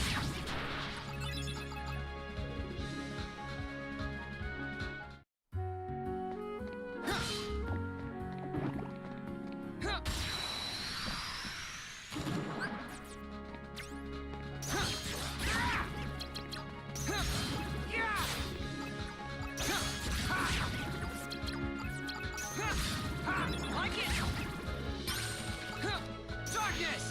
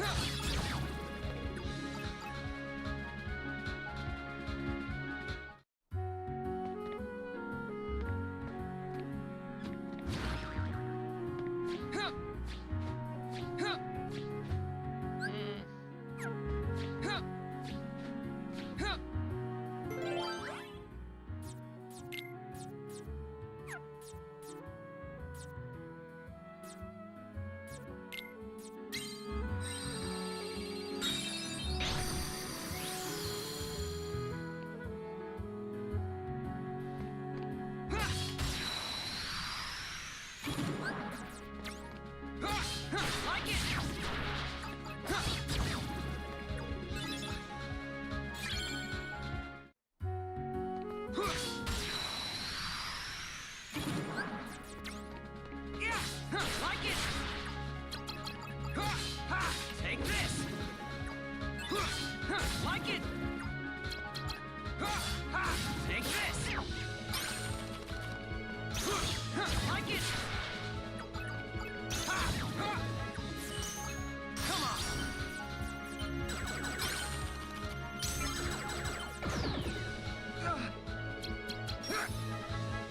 Darkness!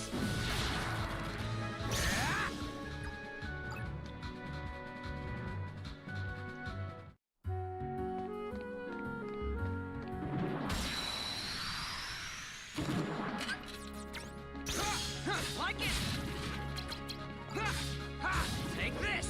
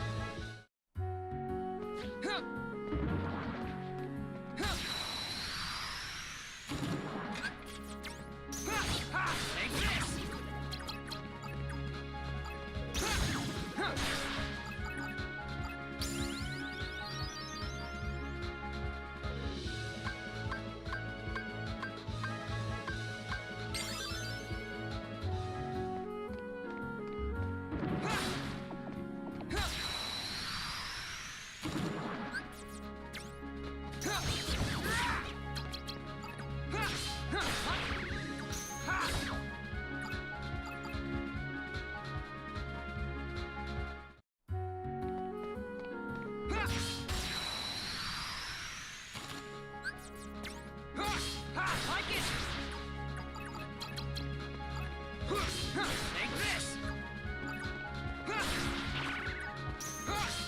Like it! Take this!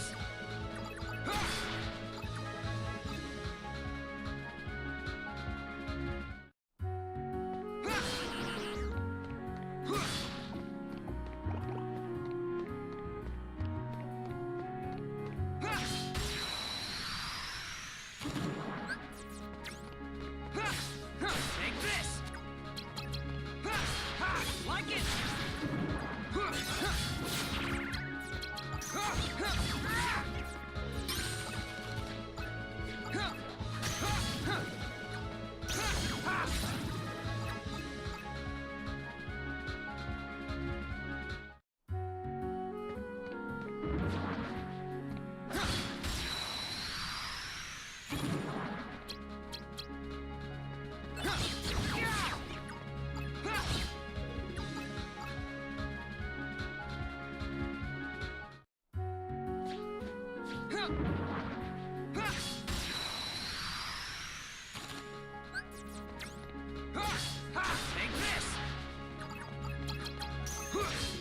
Like it! Take this! Like it! Darkness!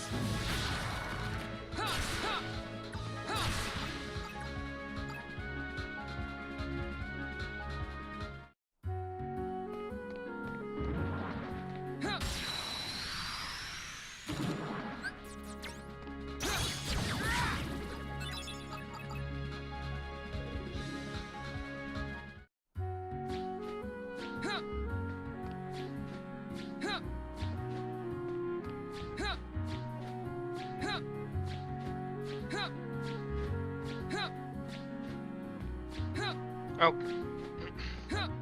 I'm gonna call it for today.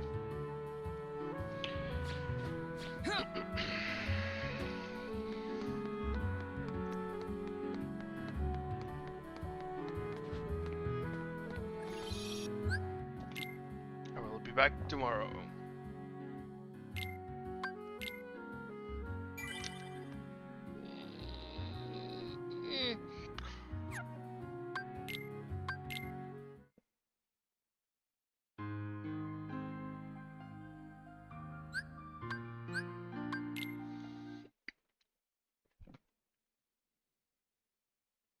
Good night.